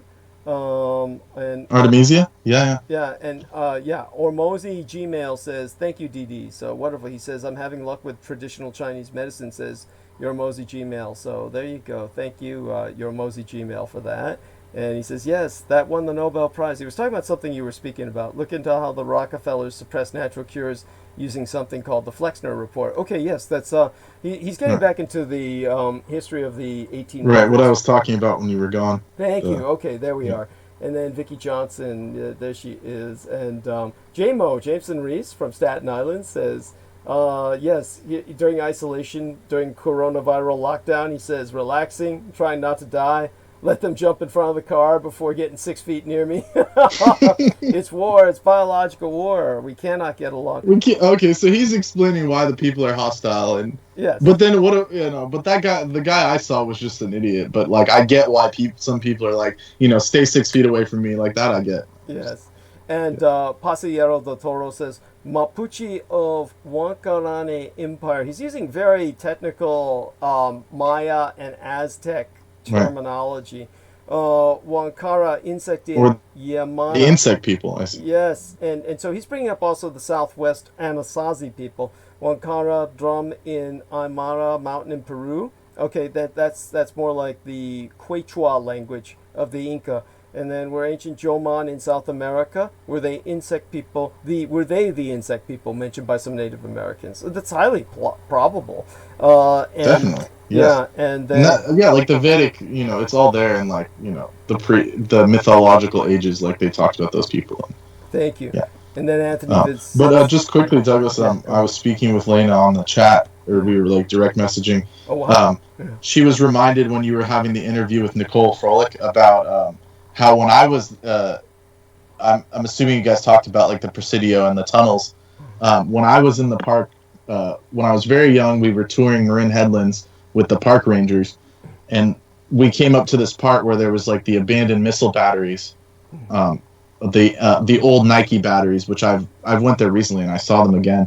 But there's a certain part on the coast where if you walk up them, there's like these abandoned concrete bunkers where they used to put the missiles. And when I was there when I was very young, I was listening to the chaperones and the park rangers talking to the to the people that ran the tours, and they were saying, we had to basically we got an order to shut these tunnels, right, or to shut these batteries because people were going in there and doing satanic rituals and murdering people, and we found like bodies and and but when I was young, I thought it was just like some kind of ghost story because they weren't really they obviously didn't tell us kids, but I overheard them saying that.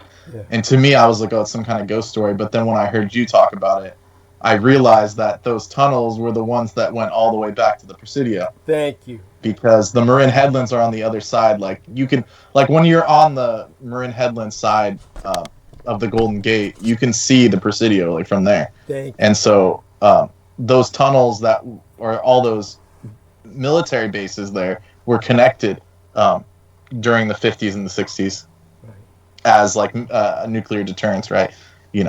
And so she was like, we were like just reiterating that was my experience to kind of back up what you were saying, because even in the 90s and the 2000s, they had to actually shut those tunnels because there was still satanic activity, and I even saw it like when we went up there. There was like, the graffiti of like the Pentacles and the Goat of Mendes and shit, right. And like yeah.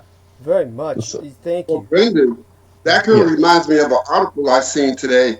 That's inside it's in the Business Insider, but it says inside a haunted 149-year-old $1 million castle hidden in San Francisco with underground caves that host events like the Google dinner parties. So they're talking about this.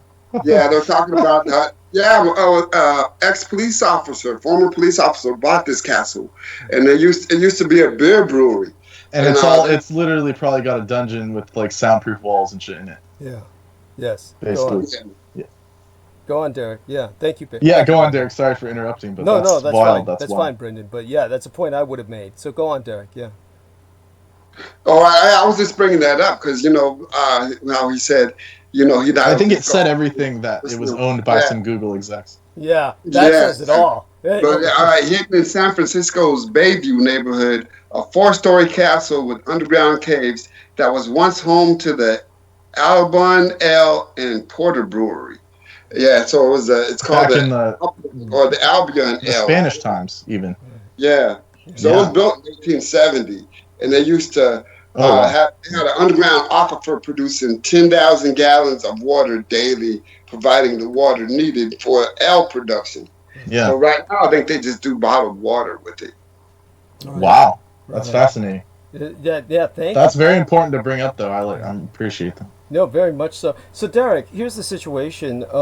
I've gotten enough time from our man Brendan where I was able to pull my head out of my ass. I've taken a long enough look throughout the internet to kind of get an idea of what to analyze, kind of strung together an arc of narrative. Yeah, Douglas, I have to go now. Yeah, I might need to use the bathroom, so good night, everybody. And, God bless you. Thank you very much for having me on. Thank you. Yes, you have a blessed night. Thank you. I'll be on mute for a bit, but then I'll shut the call at some point, so just... Sounds good. Don't be alarmed. Understood. Okay, thank you, everyone. Good night. Thank you. Good night, Derek. Yeah, thank you. Good night. So Derek, is there something that you feel that you need to get out tonight, or are you willing to kind of wait until Wednesday, which is not too long from now? It's Sunday night, so Wednesday is very close from now, where you can speak about what you were going to speak about tonight, and is that okay with you? Oh, that's perfect. Yeah, so I'm just here to help you out, Douglas. Good. Just help it getting everything straightened out. So I'll be here, and I'll see if maybe I can bring Anthony on with me if he's available on Wednesdays. If not, I'll see if I can bring him next Sunday. That's good. I'm looking forward to your. But you know what? This is what I was going to make a list of.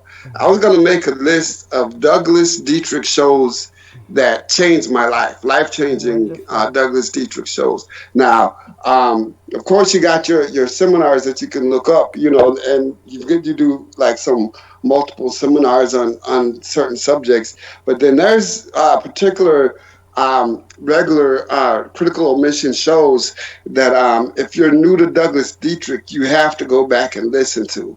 And one of them has to do with, remember the synagogue shooter of San Diego, the San Diego synagogue shooter? Yes. I got a whole lot out of that, especially when you read his manifesto.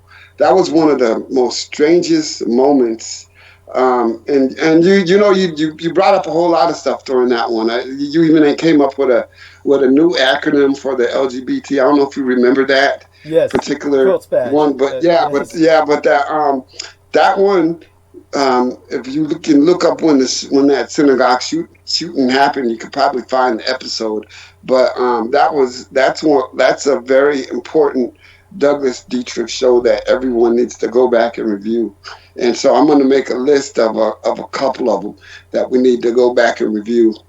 I really appreciate that. And by the way, it's so wonderful you bring that up. You might remember that same episode. I was actually speaking about a black African-American priest who was involved with some of these Protestant movements that are just really racist. And he was coming to terms with the fact that the synagogue shooter was a product of that theology. Exactly. That's what's called replacement theology. That's what he was That and it's kind of reminds me of that, that Jews will not replace us. Well, in that Presbyterian religion, many of them believe in a replacement theology that says God breaks His promise to the Jews because the Jews didn't worship Him when Jesus when He came, so therefore He forget about the Jews, and now He's on to which nothing could be further from the truth. God always keeps His promises, and I'm going to have to break down that theologically so that everyone can get a good grasp of what's happened. But that's basically the synagogue of Satan.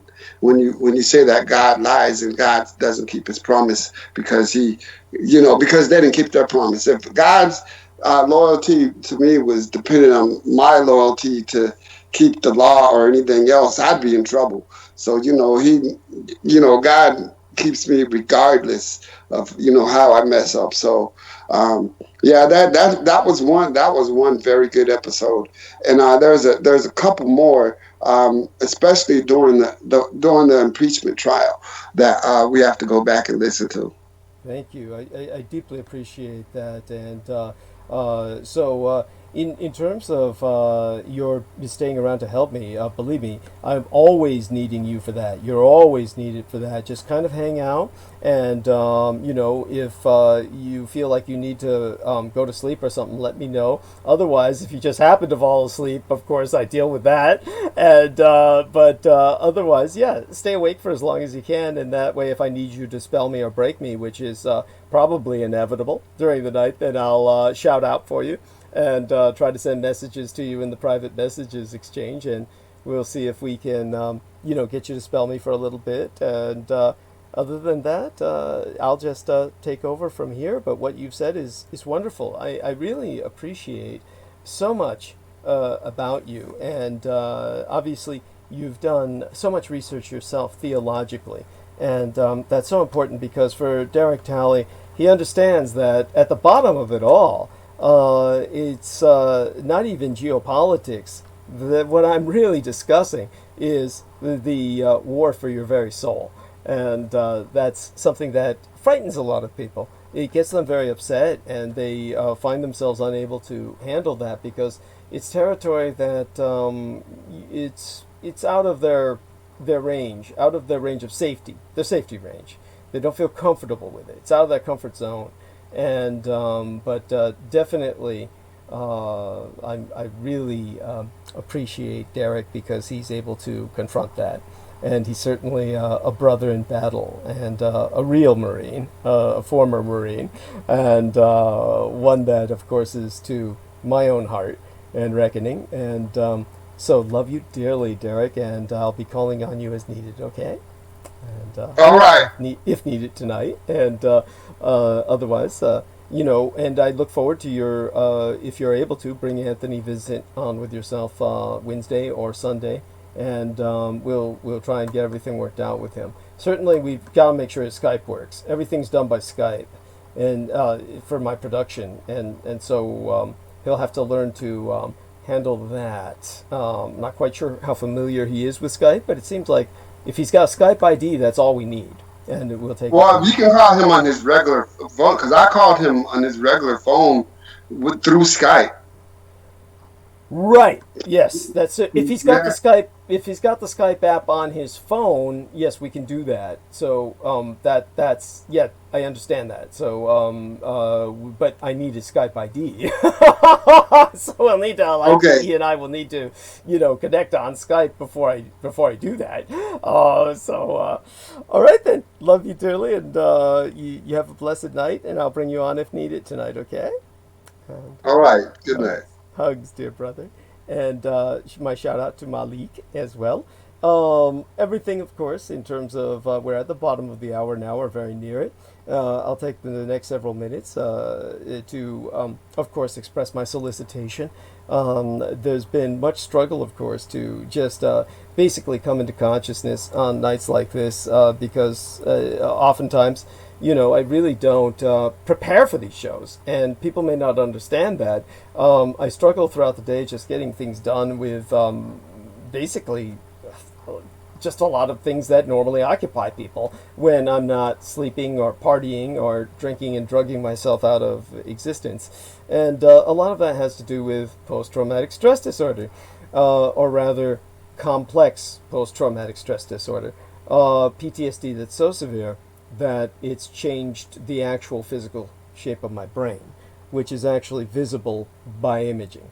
So it's one of the reasons that I'm on the Social Security Disability Insurance, and therefore insured medically by Medicare and Medi-Cal, which unfortunately I've gotten my renewal forms, and the reevaluation, of course, or rather the renewal, is a series of forms so complex that even with my background in library research, it's intimidating to me. Even with my background in federal bureaucracy, it's intimidating to me. So the way I've handled it all these years is to go down to the Department of Human Services personally and have them help me fill those forms out. This year, that's going to be quite a risk. I really don't know what to do. It's one of these things I'm going to have to, it's irony. I have to do this to be as well insured as I am. And if I go down there, the chances of my catching coronavirus are going to be astronomically high. That place must be saturated with COVID-19. And I only hope that they would park the chairs very far apart, which I presume they may have done. And I'd have to go there early in the morning and talk with a social worker. I see it as a fucking nightmare. And it comes once a year, and the repercussions just last for months dealing with that. I mean, it takes months to go down there twice. You just it's really stressful in a way that you really cannot imagine. So by months, I mean literally, that renewal. It just takes months ultimately before it's just done with. And even though there's only 2 visits, and of course I have to go to the bank and pick up the latest bank statement, etc. It's just awful. It's an experience, that nevertheless it has to be done, and it's worth it just in terms of the insurance. But this time the irony is I might really need that insurance because I might catch the CV-19 if I go down there. It's just awful. So maintain myself in your prayers over that. Life is a struggle, and Mein Kampf, my struggle, be thine own. Contribute to the struggle at DouglasDietrich.com, where we now be accepting contributions via PayPal Holdings Incorporated on DouglasDietrich.com. Now, by the way, just so people understand this, income that I get through these contributions is in no way, shape, or form illegal or fraudulent on the basis of the fact that I get SSDI.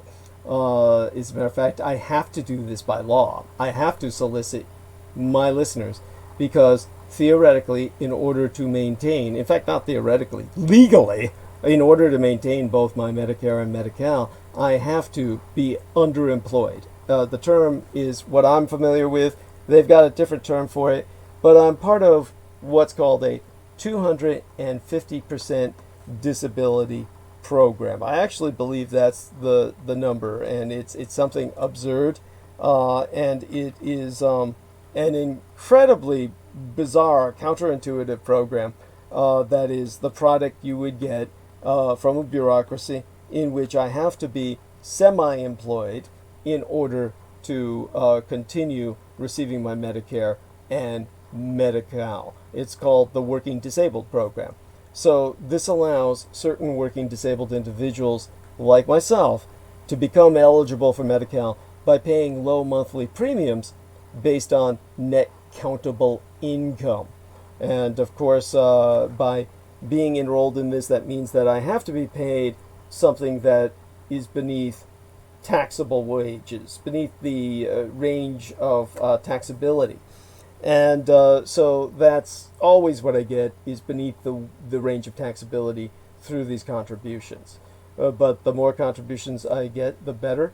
And as for the maximum allowance of what I'm allowed to make, let me allowance of let me see, earnings on SSDI. Let's take a look at that. Now, if this is here we are. It should be up to date for this year. And I will assume this is the latest. Basically, to qualify for SSDI, a disabled individual, I'm allowed to earn up to $1,260 a month. And so there we have that. And that is... I think that's the latest. Now, what's the maximum Social Security disability benefits? Let me see here. It's a different question. But, yeah, I'm allowed to... anyhow, I'm allowed to make up to, a little over $1,200 a month at the very least. And so it's obviously not fraudulent in any way. And beyond that, what most people don't realize is that unlike Social Security, where if you play the lottery, say for instance, and you win the lottery on Social Security, you have to automatically forego the Social Security if the lottery is over a certain amount. Whereas with SSDI, I can win the lottery, and it doesn't impact my SSDI at all. There you have that. And so, okay, so now you understand the situation. You understand that there's nothing I'm doing that is fraudulent or illegal, and in fact is required. And this is why I read the solicitation. So that's also to explain it to all the idiot ignoramuses who think that this is simple beggary. This is actually required by law that I do this, and therefore your contributions are not only appreciated, they're actually necessary. So, all due acknowledgments be unto our own personal hero on that thought, our dearest English brother in battle, who be Team Thrax, Dietrich or Dragon's ultimate post-episodic producer, and our final productions archivist at douglasdietrich.com, as well as the YouTube Maggot channel property manager, John Henry McMills Warrington. Friend and follow he via his Facebook timeline at facebook.com/john.war, and subscribe to his channel at youtube.com/c/Magateur, which be spelled MAGGOTAUR. For were it not for he, nigh all videographic works of the internationally recognized renegade military historian would have been lost. He, of course, has saved my virtual persona on the matrix of the internet. Were it not for he, all of my works would have been scrubbed completely. There were more than at least two. There's got to have been at least 3 times everything was scrubbed. And the only person who had records of pretty much everything was John Warrington. And he did all this of his own accord. He did all of this of his own initiative. He's incredible. He's the bridge between the Akashic records of the heavens and the cybernetic matrix of the Malkuthian or material world. And as such, in that sense, he's my creator. Without him, I wouldn't be on the internet at all. In terms of the virtual persona that has been established via all of the works that I have produced on the internet via my transmissions. All of that would be gone. I would be here physically. I would be myself without it, but you would not know of me. And you would have nothing to fall back on. You would have none of those life-changing episodes that Derek Talley is referencing. So it's John Warrington to whom we all owe our gratitude. So now you, too, can do your part to help in the fight against total annihilation, whether of myself online or yourself in the material world via the genocidal and ecocidal, or environmentally destructive objectives of the cult of the Kings of Edom. And you can do your part by spreading the word about Douglas Dietrich far and wide, that he, the biological son of Adolphus Jacob Hitler, which you can find out more about at douglasdietrich.com/2019/05/08/ Douglas Dietrich, son of Adolf Hitler, fighting against white supremacist neo-Nazis. Confer while there, a footnote on my bio, sire, which explains the meaning of my biological father's name on the homepage of showsdd.com. Let it be known to all and sundry, spread the word unto all you know and care about, and many that you hate and don't care about, that Douglas Dietrich, the scion of Adolf Hitler, is alive and well, and resident in the city and county of San Francisco. And if at all possible, electronically relay thy contributions at douglasdietrich.com and encourage others to do so. People are forever asking, Renegatus Humanus Arma ab Massa Erudicio, the renegade human weapon of mass instruction, what they can do to fight the paedopathophilocracy, such being our present Slavo-Western government by patriarchy of pathological pedophiles. You can all help spread awareness by supporting myself.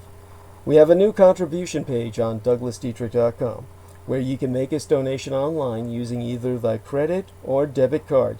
Simply go to douglasdietrich.com and click the red Donate button. All sponsors will be granted exclusive electronic access to both my videographic and audio recorded archives through to this year, from the 2011th year in our Lord, the very year mine own late and sainted matriarch, the Grand Madame Diana Lin-Sujin Takabayashi Hideko Dietrich, was murdered and assassinated nigh immediately aftermath.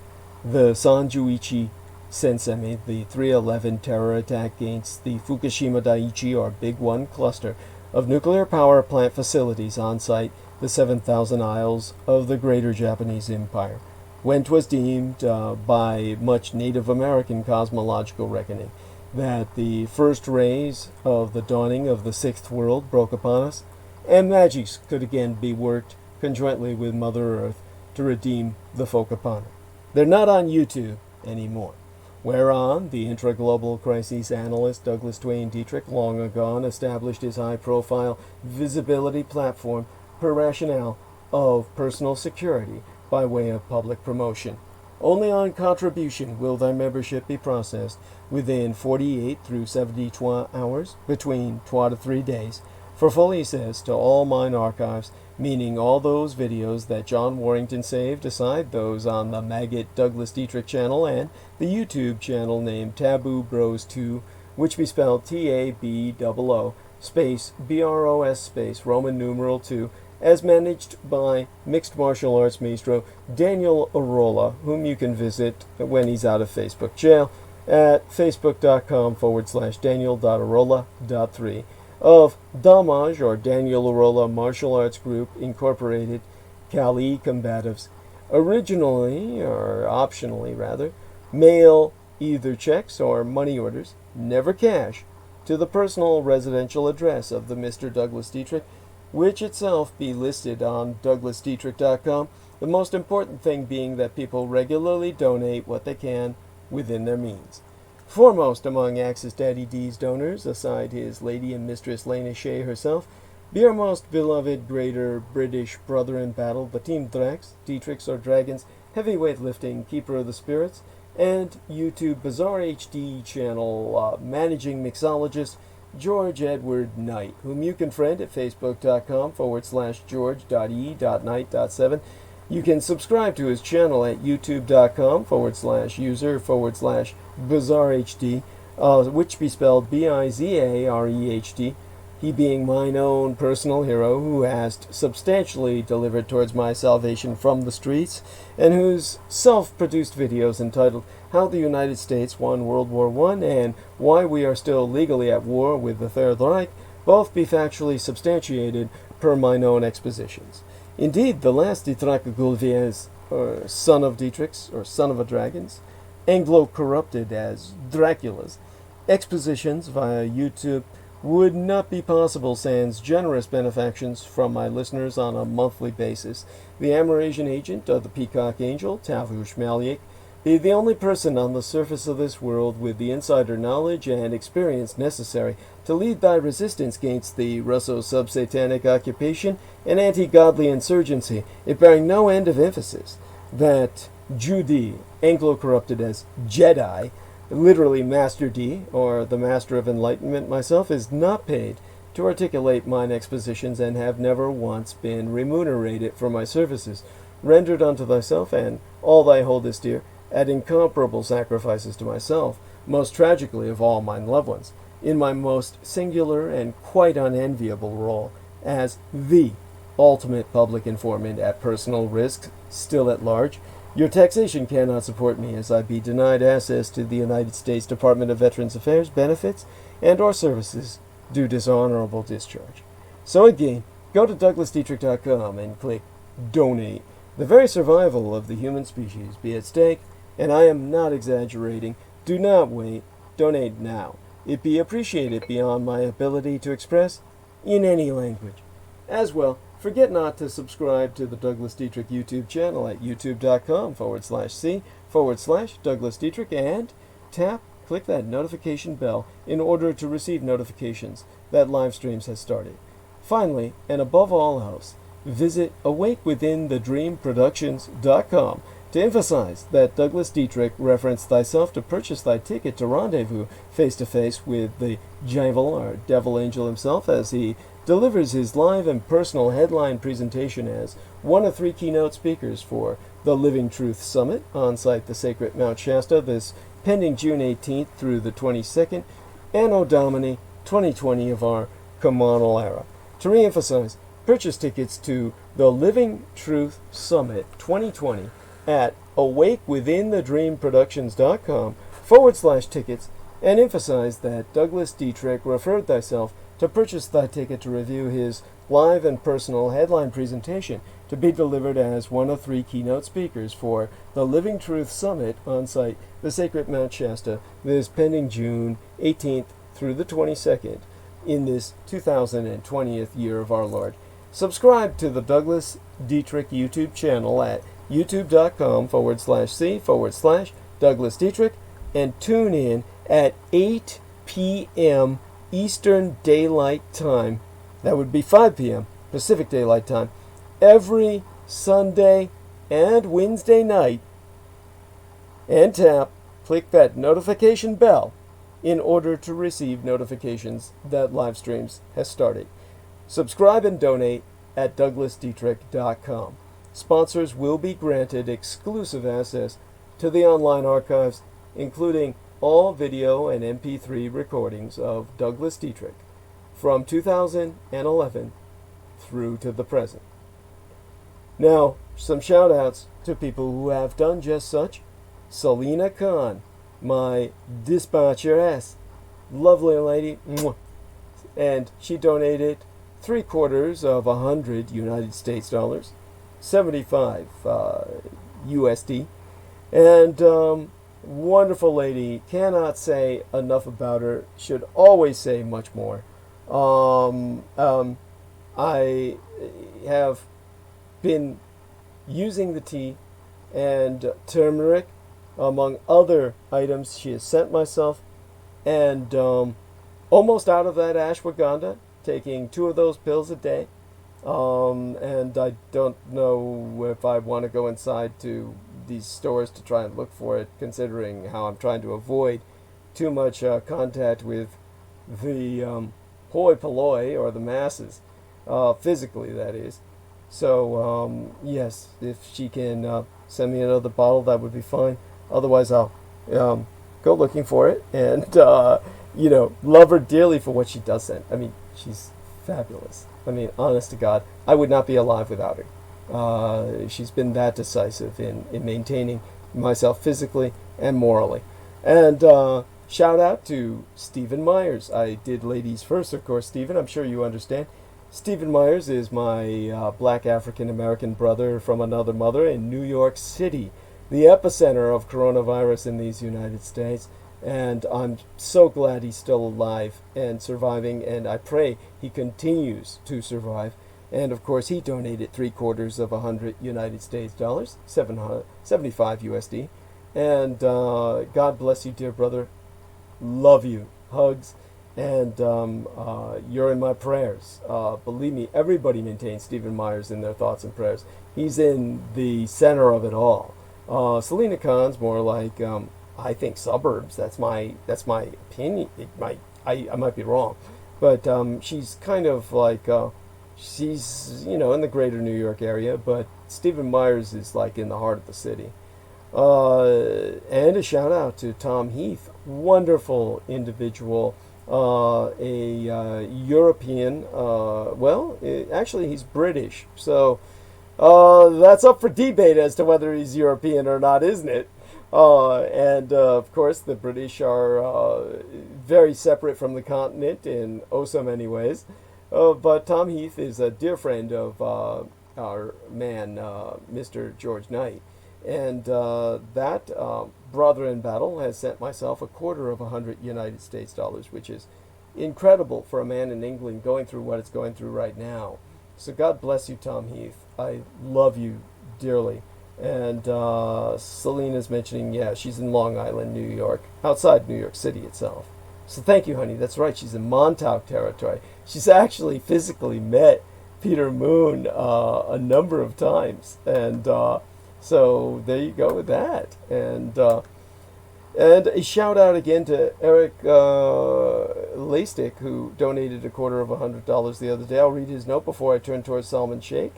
And what Eric Lastic said was, "Dear Douglas, strength, will, and happiness abound in you, dear brother." God bless you, Eric Lastic. I should have read this off last time, so I'm reading it off now. And wonderful poet. And then, of course, our man Salman Sheikh. And Salman Sheikh is a wonderful individual, a Muslim who is, of course, a devout practitioner. He also, by the way, is a Freemason, and seriously was considering disavowing such for a period of time, and then he apparently has stuck with it, and that's fine. And so far, it seems that he's been doing well by that. And he sent 250 United States dollars, 25 USD, and said the following: "May Allah always bless you and your loved ones, my brother. May He protect you from all evil. My prayers be always with you. As-salam alaikum. Peace be upon you and yours. Respectfully, Salman Sheikh." God bless you, dear brother. I love you dearly. Hugs unto he. Wonderful human being. All these wonderful people. And honestly, can't say enough about them. They're on my mind at all times. And honestly, I'm so blessed to have this extended family of all of yourselves. Jameson Reese has donated in the past, and he's on Staten Island. Selena Khan on Long Island.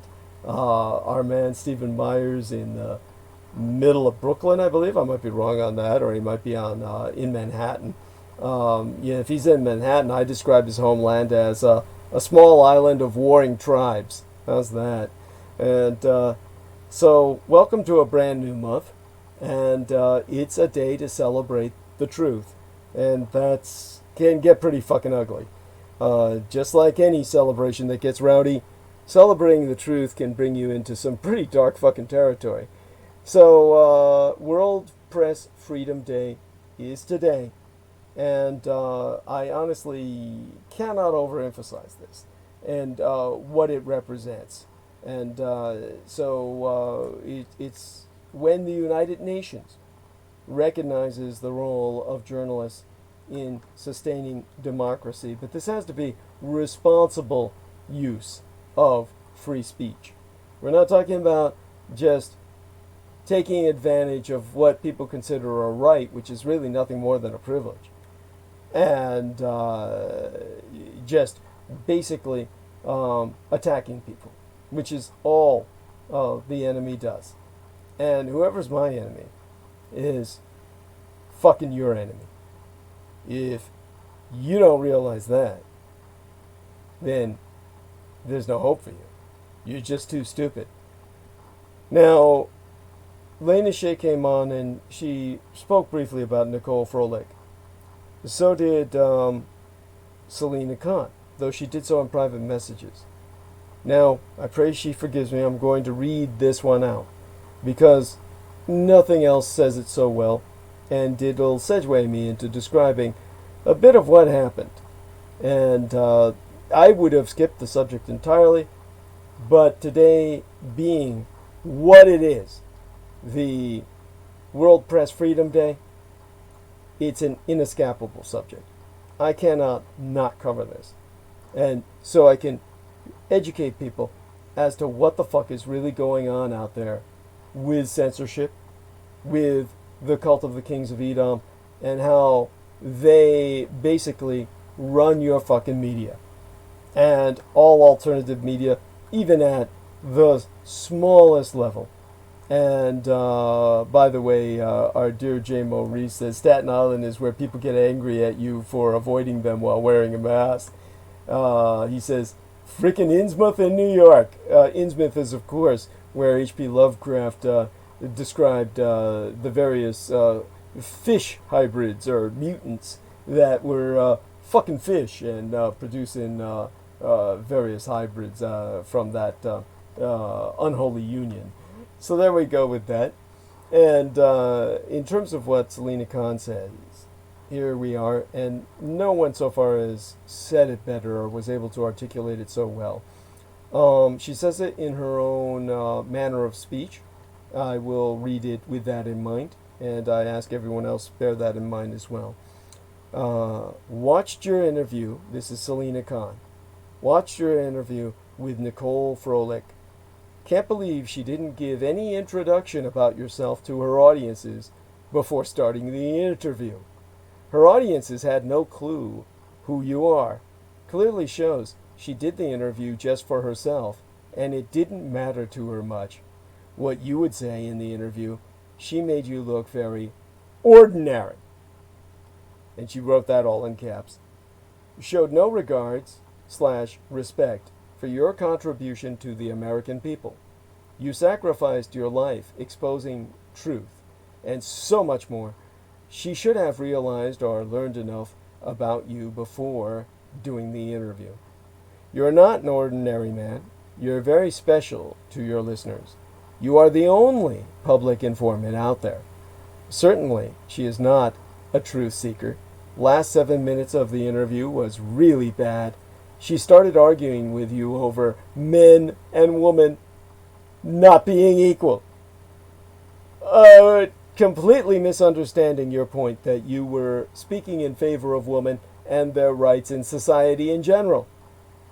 Do not wish, she has a final sentence in that paragraph saying, do not wish to see you being interviewed by idiots like her.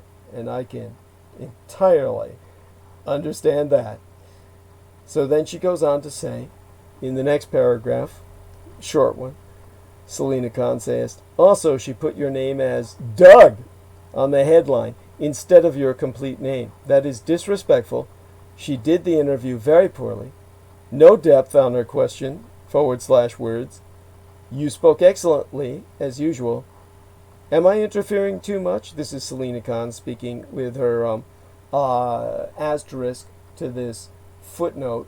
She says, am I speaking too much? Or rather, she says, am I interfering too much? If so, my apology writing my comments on the interview about her. And then she continues on another note. I would suggest that please don't overreact and display any angry emotional outburst in your transmission tonight. Clearly, these people are trying to provoke you, to see you go insane. Rather, make them look like idiots. They are weak, ignorant, insecure, jealous, hypocritical, and have no soul hence, pure evil. Secretly, they are dangerous to society. I know how emotionally disturbing the situation you are in right now be, but you will always rise above from everything. Tonight, please be patient. Stay as calm. And she finalizes by saying, drink water with teaspoon of lemon juice and little honey. It's medicinal. Love you forever. Million hugs. And wonderful lady. Oh, Selena Khan. You're my guardian angel, always looking over my shoulder. So people might ask, okay, what the fuck is all this all about? And I will contextualize it now. So Peter Moon was interviewed by this blonde bimbo named Nicole Froelich. And she managed to strike some resonance in him and get him to remember a dream that he had in his subconscious for quite some time, in which he felt that he had encountered my late and sainted Cyrus, my matriarch, my womb matron, Diana Zujinlin Takabayashi Hideko Dietrich.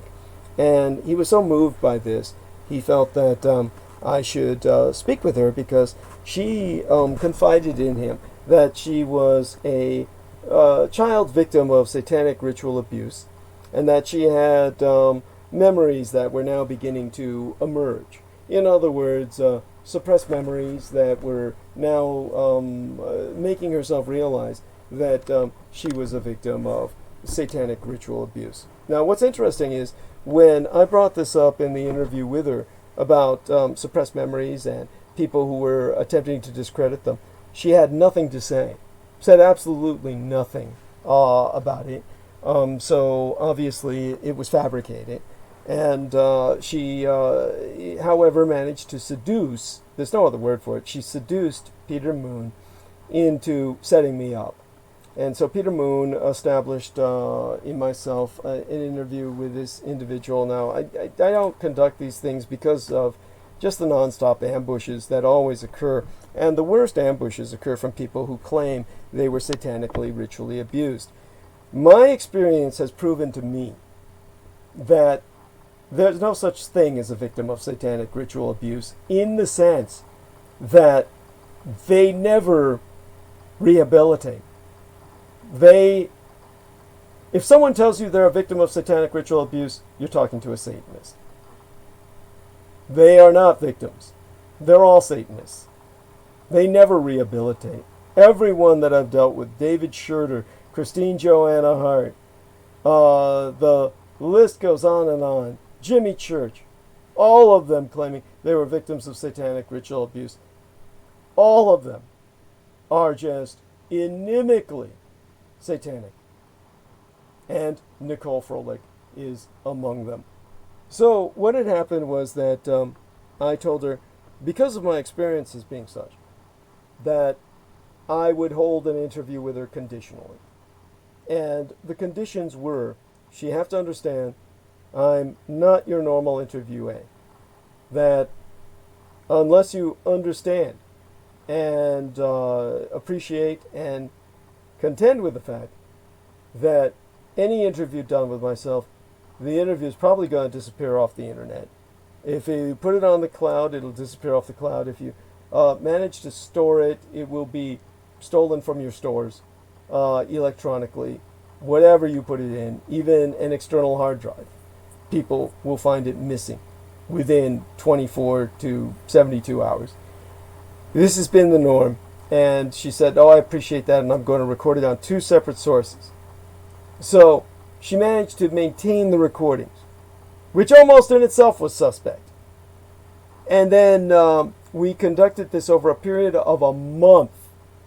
It took 4 weeks to get this done, during which time we conducted 2 interviews. The 2 interviews were each an hour and a half long. So we had 3 hours of audio. And she did worse than Henrik Palmgren. Now, that is another part of the story. Henrik Palmgren had interviewed myself on Red Ice Radio. He conducted a 3-hour interview, and he published only 2 hours. He censored an entire hour. Now, he, of course, would put 1 hour free, the opening hour, on YouTube. And he would charge people to listen to the other hour. And this was how he made his money. It doesn't work. Don't ever try it. He did this in the early days when you could monetize on YouTube and you could actually make something. And then he basically, when he had censored an hour from what I had done, rather than making 2 parts, I knew automatically everything was out the window with any reputability, and then he admitted he was working with Michael Aquino. He was open about that with me later, after the interview. And that's when he automatically, everything that happened in his life, put that out in reality no one could deny. He became a flaming, raging white supremacist, called himself a Euro-identitarian, and an ethno-statist. And Michael Aquino helped him come to the United States, where he established his red eyes into this multi-million-dollar hate machine that was all about child pornography. Everybody would go there so that they could basically reference each other to the softcore porn by telling people, oh, this parent put up a gymnastics video of his daughter, this parent put up a ballet video of their young daughter, and where to go on the timestamps where you could see them bend over and you'd get a flash of their prepubescent cunt. And this kind of shit was being said for a white supremacist channel. All of the thread was in Arabic, surprisingly enough, large amounts of it. The majority of it was Russian. And so I presented Nicole Froelich with evidence about how I took down the Henrik Palmgren softcore child porn machine. And this was one of the major factors in leading to, or resultant of, the adpocalypse. Matter of fact, it was the result thereof. We originally used our sock puppet, my 3D graphics modeler, and myself, Matt Watson, to basically announce the softcore porn that was all over YouTube. That caused the withdrawal of all the big ads from YouTube, from the big money sources, Nestle and Fortnite and all the rest, after which YouTube was forced to shape up, and this ultimately resulted in their scrubbing Henrik Palmgren and his pedophile network from YouTube. This was an enormous damage to Michael Aquino's operations. And so they had their vengeance through Nicole Froelich. And so, same old fucking story. I will never give the benefit of the doubt again to anyone who's a victim of satanic ritual abuse. From this point forward, neither should you. And when it came to Nicole Froelich, so when she was interviewing me, I, before the interviews even started, presented her with a lot of hard physical evidence for what I was presenting. I presented her 4 screenshots that were taken by my manager, Lena Shea, that helped us basically trigger the adpocalypse. And these were the less gory of the screenshots. These were the less offensive. These were, I sent them to her, these comparatively minor screenshots of the child porn on YouTube that was undeniably on YouTube. And I sent her these screenshots that were not so nude or just how would I say it, where you actually see the sex with the child, because I didn't want her to try and frame me for sending her child porn. But this way I could send her proof that there had been child porn on YouTube. One of the screenshots was a young boy, well, a baby in a crib, that was male, sucking a dildo that was handed to him by his mother, who's clearly visible wearing Joker type makeup so she could hide her identity while force feeding her son a cock-shaped dildo. And the other was a young lady alone with her father, a young girl. All of this was Russian shit that was produced. And the man was turning her into a whore, dressed up like a streetwalker. And in the rest of the video, she actually strips. Okay, didn't give her those screenshots.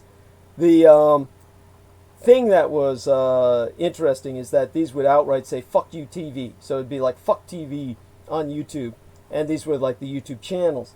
Now all of these were like passed on to how to access them by all the people using Henrik Palmgren's channel. So I gave her all of this evidence, several screenshots showing this, and then I gave her the photograph of the Dozier Dig. Dozier Dig, of course, was the shallow mass grave site, a potter's grave, if you will, of young male prostitutes who were 10 days, forced in 10 days. They were usually sentenced to punishment for juvenile crimes to the Dozier Reformatory School for Boys in Florida. And these boys were made into prostitutes that would service the elite of the United States.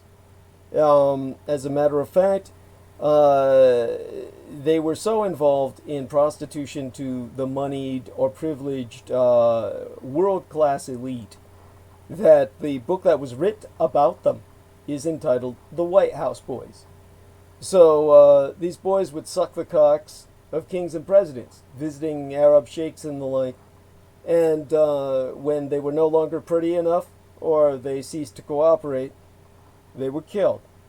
And so at the Dozier Dig, they found no less than over 100 shallow graves of bodies that are still intact, whereas there were plenty that were no longer intact, literally, according to boys on site, fed to pigs, as I was just found out today from Derek Tatley, as the boys themselves attested, survivors, and many others disembodied, in other words, their bones were taken apart so they could be stuffed into cisterns and the like. So I gave her this photographic evidence of that mass grave, and then I provided her a portable documented formatted file of the research that was done using ground sensitive radar, ground penetrating radar, by the great forensic archaeologist whose name, I'll just look it up. He was the individual who proved that when it came to the McMartin preschool scandal, which was one of the groundbreaking scandals in satanic ritual abuse. This was the scandal that really brought satanic ritual abuse, or SRA in its acronym, to the knowledge of the general public. And it was resulted in a lawsuit, it resulted in investigations and a trial into this phenomenon that was epicentered on McMartin Preschool in California. That was the most expensive investigation and hearing that ever took place in American history. So they claimed that all of the children who were saying they were taken into tunnels and satanically ritually abused, to the point where they saw babies being roasted alive and eaten and beheaded, etc. These children were decried, defamed, slandered as liars, who were gratuitously seeking to destroy their elders. And yet, after it was all over, was when the archaeologist Edwin Gary Stickle conducted an archaeological investigation of the McMartin Preschool site in Manhattan Beach, California, and proved through ground-penetrating radar there was an entire tunnel system beneath the school. And all of this evidence I provided, the PDF, everything, all of that was, along with everything else I said, 3 hours worth of audio plus screenshots that she could have integrated into the video along with the PDF that she could have taken screenshots of. She censored everything. Everything. She censored everything. She would not speak of any of it, in the sense that everything we did speak about was not placed into the final interview that you've got on YouTube. So she took all of that out, excised it, spliced it, quote unquote edited it, when she could have just had the whole straight 3 fucking hours. Now, she would lie and say that there were technical glitches or something like that. That's what she kept rationalizing to me. That just wasn't the case. And when we conducted that first hour and a half interview, and I realized what she was doing, I made certain to record the second half myself, which we will publish ourselves on my website. And there we have that aspect of it. That nowhere near goes into the depths of her depravity. So then what happened was, of course, I forewarned her, and I've got screenshots of all of this. We've got the emails I sent her, all the evidence, we sent her evidence. I've got the screenshots of all my discussions with her. And both in writing and verbally, she had sworn up and down that she would tend to the gang stalkers, that she knew what was going to happen. I sent her messages that I've screenshot along with her responses, in which I said, and do remember, dear lady, that when you publish it, my gang stalkers will swarm the comments. Please to delete the attacks. Believe us myself, the enemy exploits everyone else's sensibilities per fair play, freedom of speech, and what they impress upon all others as quote-unquote censorship of quote-unquote alternative facts, when they themselves delete all entries contrary to their false narrative on their own propaganda venues. So she said, no worries, Doug, we'll be on it. Got that all screenshot, all the evidence. So then, of course, when exactly, not just what happened, but whom happened. When I warned her against Stephen Outram and, of course, Richard K. Cole, the cultists of Michael Aquino. Yes, Richard K. Cole comes along. And all of this was set up in service of Richard K. Cole for Michael Aquino. Because Richard K. Cole has outlived his usefulness. There was no other way he was going to get back into the discussion. And you might say, well, why bring him up at all? Because it educates you. This educates you as to the machinations of the cults of the kings of Edom, who dominate all your alternative media. So, when he came and he did his attack, and normally what he says is meaningless. It doesn't even bear relating. But in this case, it's context. So he comes on as Gunner 65 and says, I think Nicole Froelich did a great job with this guest. Now, this would be much worse if she was not herself a cultist of the kings of Edom.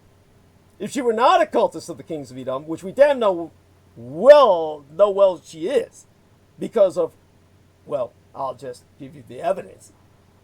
Basically, here's this guy, and he says, I think Nicole Froelich did a great job with this guest. If she were not a cultist, then it was this statement alone, that single sentence, that turned her as if she never heard a compliment in her life. Just a few fingers up her cunt, diddling her clit, and Gunner 65 is her man. So enjoy her, Gunner 65. You got yourself a new cunt. And believe me, the two of you deserve each other, and you're not going to get anything out of each other, because Gunner 65 is fucking a flaming faggot, and Nicole Froelich is just a piece of plastic. So then he says, Dietrich is a schizophrenic and a pathological liar. Of course, this man is qualified as a psychiatrist, a full MD/PhD, to make a medical diagnosis. That goes without saying. So he says, Dietrich is a schizophrenic and a pathological liar. This interview is replete with false claims by Dietrich, which are easily proven to be false. Viewers and listeners, in parentheses, should know that the photo provided is not that of Douglas Dietrich. Now talk about projection. Now, his photo, which of course I've got the screenshot of, here's this idiot who's got a photo of himself. The reason he calls himself Gunner 65 is because he was born in 1965. He's 1 year older than I am. Which means if he had been in the Marine Corps, he would be serving in Desert Storm, which he was never in. This fucker never saw a day of combat in his worthless life. So Gunner 65 was supposedly in the Marine Corps around the time of Desert Storm, never served in Desert Storm, and yet he's got this photograph that's not even in a goddamn Gulf War uniform. The guy's not wearing Gulf War beige or santan camouflage, the designer uniforms that we all had. He's not even got a photograph showing that was taken in 1990s photographic technology. He's got a photograph of 1960s, 1970s Vietnam, a Vietnam era Marine who's not him. So talk about projection and what he says about me. There's no photos of Gunner 65 other than the photo he had from his Marine Corps days when he was basically going through the boot camp. That doesn't even mean he fucking graduated.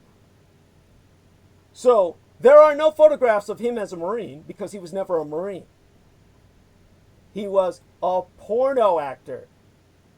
And I was under illegal orders to fuck this individual because of the gay porn produced by the Marine Corps with young boys from over the border in the San Diego human trafficking ring that he was so much a part of, which I explained to Nicole Froelich, and she, knowing that this individual had sex with kids, that I broke up the Marine Corps human trafficking, child trafficking ring in gay pornography, which I described in the interview, which she censored and took all that out. Then her putting this on display, and I'll explain why she put it on display, makes her a supporter of the pedophile ring, of the ring beyond that which I broke up at the Presidio or at San Diego. The greater human trafficking industry, Nicole Froelich, is a pedopredatory pornographic sponsoress, a supporter of that industry. And so, then, what Gunner 65 says in his final sentences, Dietrich assumes they will not research his claims for themselves, and that he will attack anyone who does so and publishes that research using defamation and slander to deter or discredit them. Now, interestingly here, he keeps talking about evidence, all this evidence, because he knows all the evidence was spliced out by Nicole Froelich. So they cooperated on this. And then, when I, of course,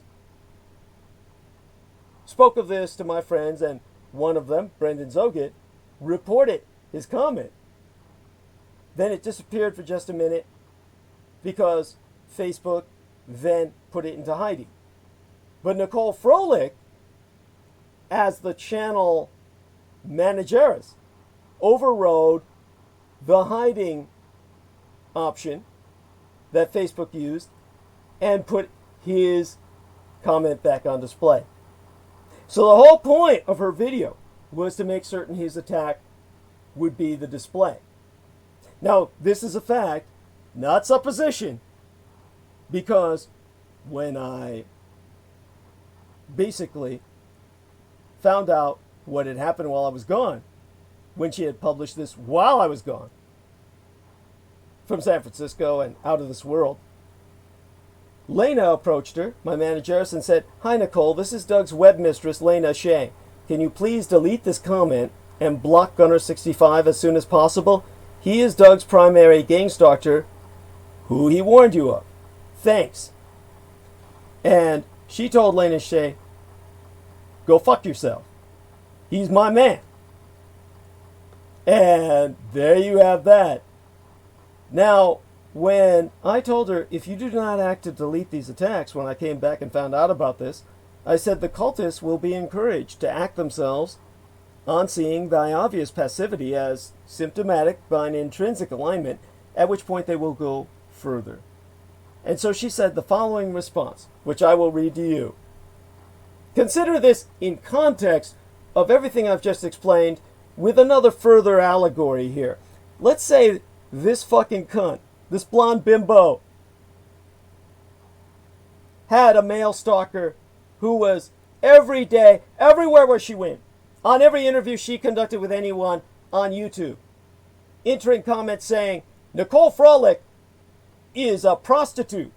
Nicole Frolic is a whore. Nicole Frolic is a professional sex worker. And I've employed her several times, and she fucking stinks. And her hygiene's so bad you can smell her from blocks away. That's why I don't hire her anymore. So if he said that everywhere she went, and I said, oh, well, that's freedom of speech. So what that somehow he's hurting you? Your feelings shouldn't be hurt because you know you're not a stinky whore. You know you're not a prostitute with poor hygiene. Why should that bother you? That must mean you really are a prostitute with poor hygiene if that bothers you. Of course, if I said that, she would say, oh, that's twisted. That's perverted. But no, she says about him, hi, Doug. I've looked at the comments, and I don't see anything abusive in them at all. Now, bear in mind, the guy says, Douglas Dietrich is a schizophrenic. Now, I'm all about, shall we say, destigmatizing mental illness. I've made a point, however, that complex post-traumatic stress disorder is not a mental illness. It's a psychological injury. It would be the same as if I had lost a leg in combat. It's basically physical. It's changed the physical shape of my very brain. So, it's nothing against schizophrenics. Schizophrenics suffer from a biochemical disorder in which they hallucinate. And it's an incredibly difficult life to deal with. They have a burden that we need to appreciate. Schizophrenics in the olden days were our shamans.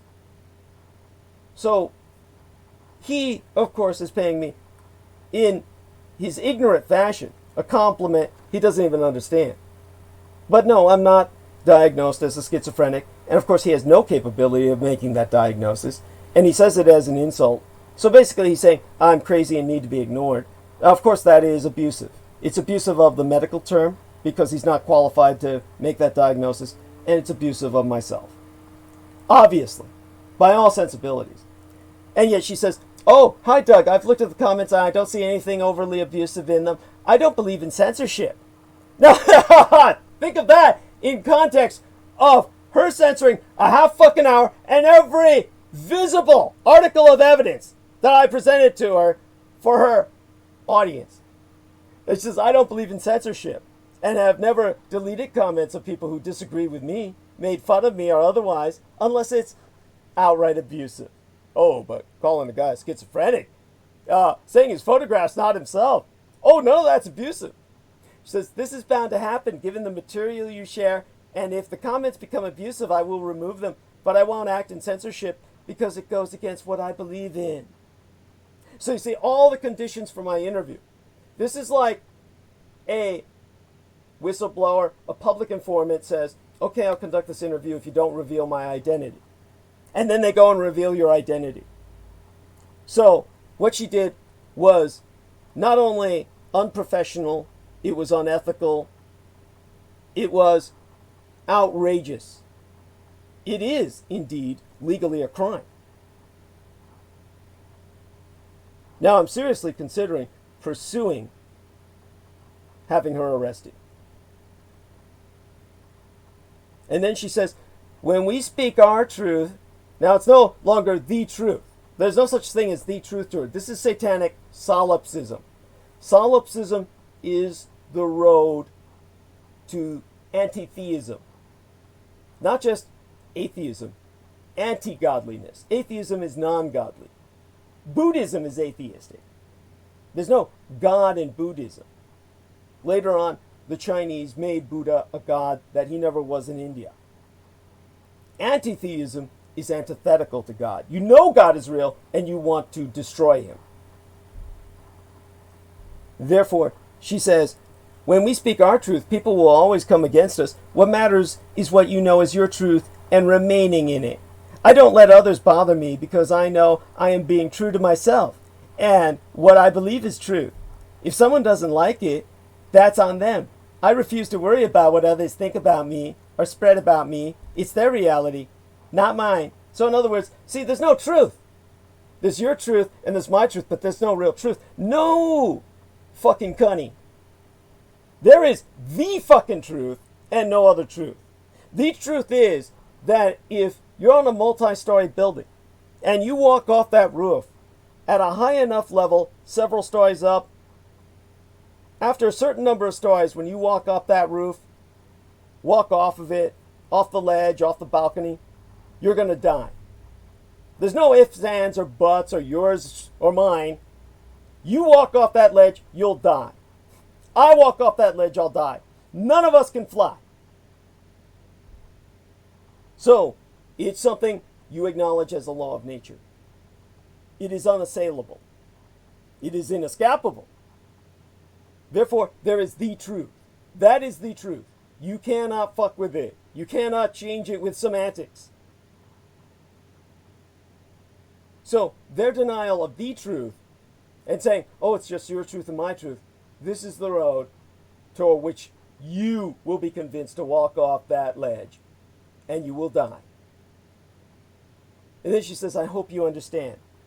Now, imagine my saying that if Richard K. Cole were stalking her and saying, she's a prostitute. She's a professional prostitute, but she's not even good at it. She fucking sucks, but not in a good way. She just sucks ass, but really, she doesn't even do that. And I said, oh, that's just his freedom of speech. You shouldn't let that affect you because that's his truth, but it's not yours. I hope you understand. Oh, you'd hear this bitch just bleed. Oh, she'd rag. She'd rag all over you. But this is her idea of fair journalism. No one gets censored but Douglas Dietrich. But you see, that's what I've been dealing with all my life. So here we have that. This is what went down with Nicole Froman. So you now have this woman breaking what she had promised to a public informant, and she proves herself plotting with Richard K. Cole. And several people, Derek Talley said he reported Richard K. Cole's comment and it disappeared, and then it appeared later. That means she overrode YouTube hiding the comment, which she has the power to do as the manager of her channel. Meaning the whole reason the interview was conducted was for this Richard K. Cole attack. And that was the only way he could get spoken of again, which is his entire life, is to be spoken of. But it's the last time. Because that was the best they could do. That was all they could come up with, and this took months for them to plot this out. Seducing Peter Moon, and then getting him to set myself up to the point where this happened. All of this is an education for you in how controlled your alternative media is.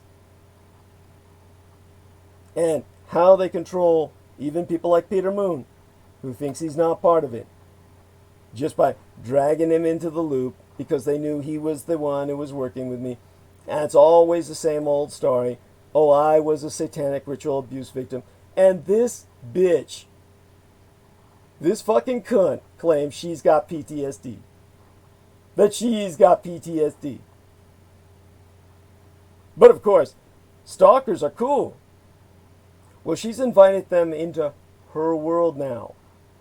And there was the final forewarning that I gave her of what she's done. I said, it's not about myself. By thy not taking action by now, you have signaled thine own acquiescence. The cultists are following SOP, Standard Operational Procedure, and will now proceed via graduated escalation of force. Because now she's the expended asset that's been expended. She's the expendable asset that's been expended. She's the bullet that's been shot. There's no more use for her. Because at this point, everyone knows I will never go back to her again. And so, as a result, they will do what they will with her now. And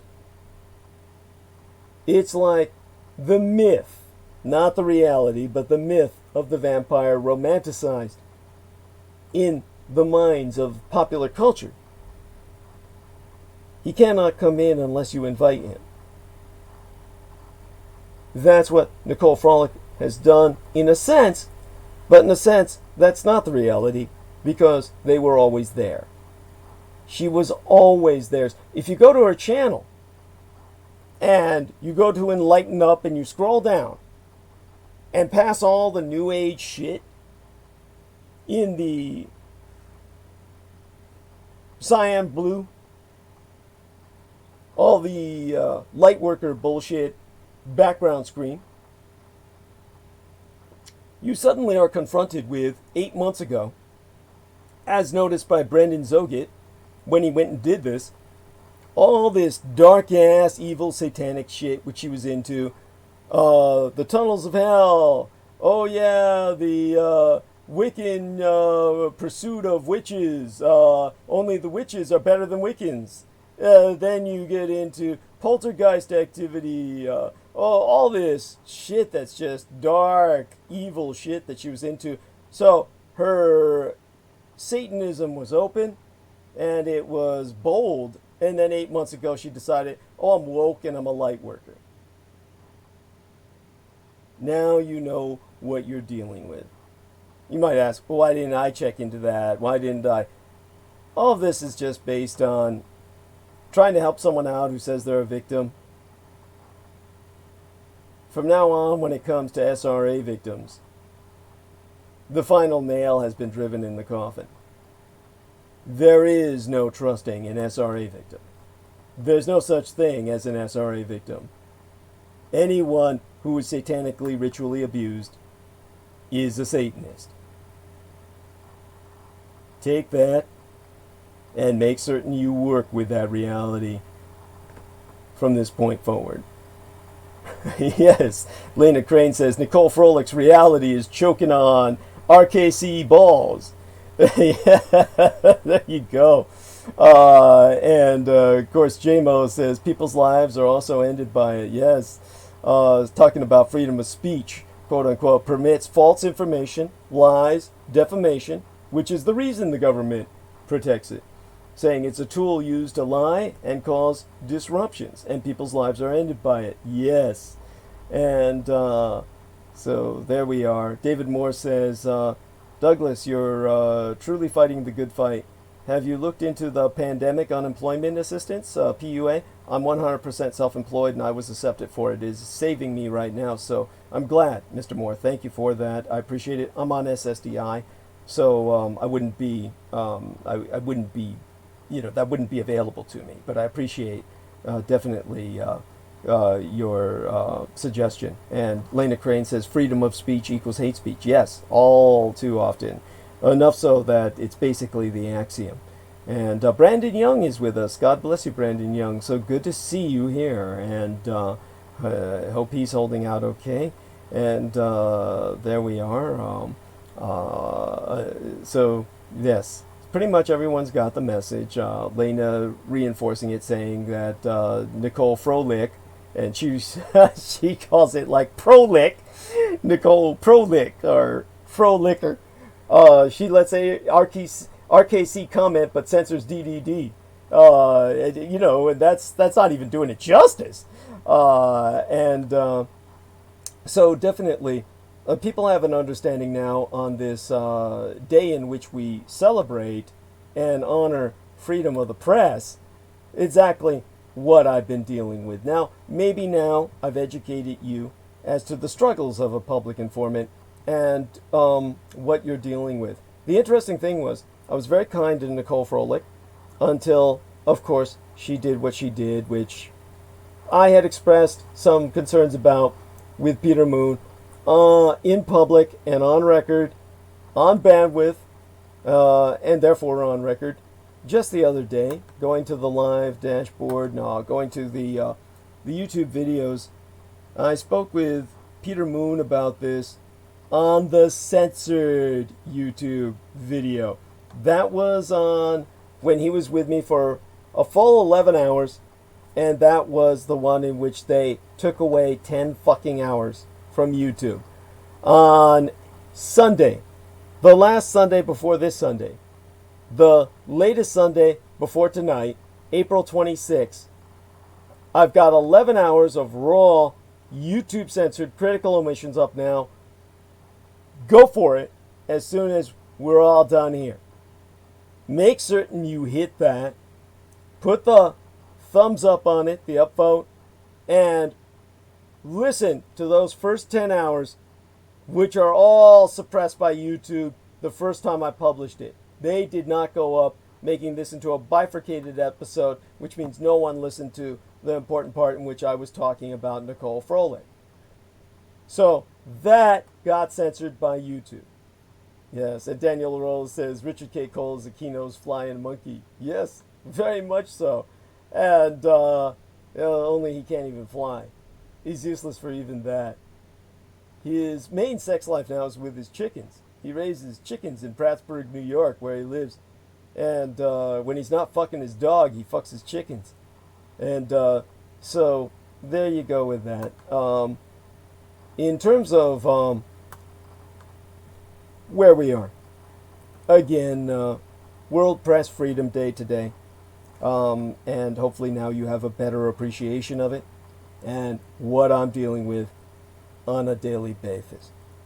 So let me try and regain my voice here, and then I'll start into the arc of narrative for tonight that takes us a little bit beyond that subject, which of course is always a downer, and it's a fucking lesson I didn't even fucking need. And it is just one of those things that, honest to God, Peter Moon was so sentimental and maudlin about this idiot bitch's quote-unquote victimization. Well, I'm tired of being victimized by these godforsaken victims. There's no such thing as an SRA victim. All there are Satanists.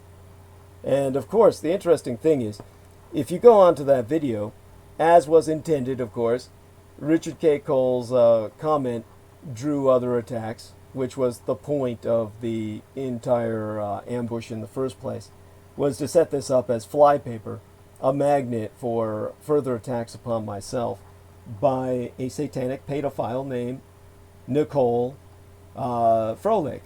Never has anyone been more appropriately named. And she very much, I can say this, with all certitude, and legally so, that because she supports the pedo-pornographic industry, she is effectively a pedo-predator on the public. So, underneath Richard K. Cole's comment, there's a Sneaksy Tafer comes in. Of course, a false name. Sneaksy Tafer, and says, the host should have asked Dietrich if he is still a Satanist. Now, there you go. I have never, throughout that interview, and never throughout my entire life of public speaking, of public informancy, ever said I was a Satanist. Never once did I ever convert to the Church of Satan. So, there you go, a straw man placed right up there. And so, the host should have asked Dietrich if he is still a Satanist. And if he claims he is not, then she should ask him if he could rebuke Satan in the name of Jesus at the cost of his soul. A true Satanist will be unable to do this, just as a true Muslim will be unable to rebuke Allah. I notice he doesn't say just as a true Christian would be unable to revoke the Christ. That's a very pointed fact right there, that this idiot doesn't bring that up. If asked, Dietrich will probably just hang up on the phone or disconnect the Skype. Laugh out loud. So there you go. And of course, Gunner65 put a thumbs down on him. And he put a thumbs down on Gunner65 because you've got here a Satanist and a Christian fundamentalist, which are really both the same thing. And they're dissing each other while both attacking me. In a circle jerk, no less. Like they're holding each other's cocks, but they hate each other too much to come. There you go. This is the world of Nicole Froelich. So, now that you've heard the story behind that, and that incredible waste of time set up by Peter Moon, in his gullible naivete, you have a situation that, well, we'll just move on from there. Now, when it comes to last month, let's cover a little bit about last month before we go into this month, which is just upon us in the last 72 hours. At least 351 tornadoes touched down in the United States last month. The second highest number on record for the month of April in the history of record keeping. April was a historic month for tornadoes in these United States. April 2020 was one for the severe weather history books. The preliminary count of 351 tornadoes last month is the second most for any April on record, according to the National Weather Service Storm Prediction Center. All but 3 days in April had official reports of severe weather. 14 separate killer tornadoes touched down, the fifth most in National Weather Service recorded history, taking no less than 40 lives we know of. The most people killed in a single month since 41 in May of 2013. The highest number of killer tornadoes reported in these United States was 43 in April of 2011, the year my late and sainted Cyrus, Diana Dietrich, was murdered. The worst month of tornadic activity in at least American history. That would mean human history, since tornadoes really don't happen anywhere else other than North America, that I know of. And in a tweet from the NWS, or the National Weather Service Storm Prediction Center, on May 1st, just some 72 hours ago, 8:23 a.m. in the morning, the tweet from @NWSSPC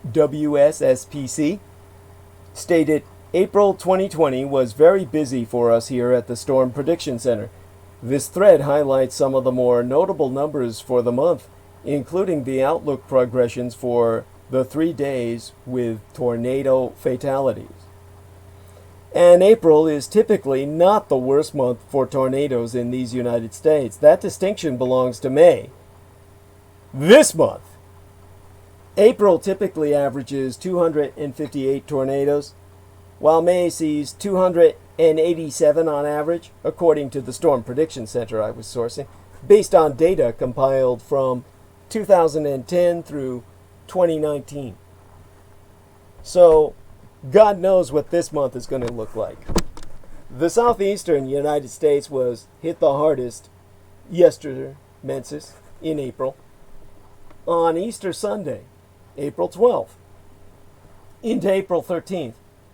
There were 114 confirmed tornadoes with 32 fatalities. 12 people were killed in Mississippi, 9 in South Carolina, 8 in Georgia, and 3 in Tennessee. It was the most fatalities in a single day since 41 were killed on the second day in March of 2012. Again, I'm sourcing the National Weather Service itself. So, we've got this to look forward to in May. More of the same. Now, another tornado. Here we had Selena Khan telling me not to get angry. But then again, that's what I'm here for. It's therapeutic. And now I'm going to rage on Jared Kushner, whose tone-deaf coronavirus answer completely missed the mark. Now remember what I've said about Jared Kushner. There's always new listeners. Most of you don't know Jared Kushner is a bitch. This guy was born with a cunt. He listed himself as a woman on all of his voting forms for years. He is, of course, transgender post-SAS, or sexual affirmation surgery. He did not produce any of those children with Ivanka. That was all in vitro fertilization. Probably had surrogate mothers to carry the babies in the womb so she wouldn't even have to. And they have her married to him as a beard, as the gay community calls it. And that means she's there to hide the fact that he's totally flamin' gay and that his lover is Peter Thiel, the German Silicon Valley mogul multi-billionaire. Now, Kushner, this trans fag, went on to say, "We're on the other side of the medical aspect of this. We've achieved all the different milestones that are needed. The federal government rose to the challenge, and this is a great success story." I mean, I gotta take a breath. Give me a second here to quaff some tea.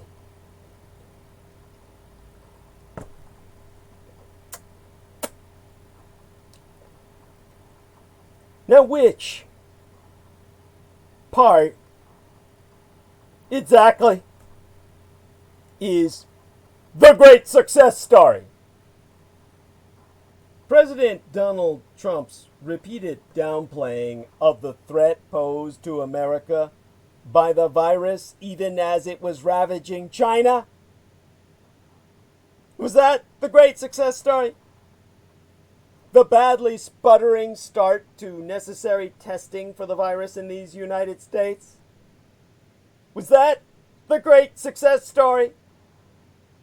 The 30 fucking million people unemployed? Was that the great success story? The relentless promotion by the president of an anti-malarial drug that has not, in any clinical trials, actually proven effective in fighting coronavirus? Was that the great success story? The more than 1 million fucking people sickened and the 60,000 plus people dead because of coronavirus in these United States. Was that the great success story?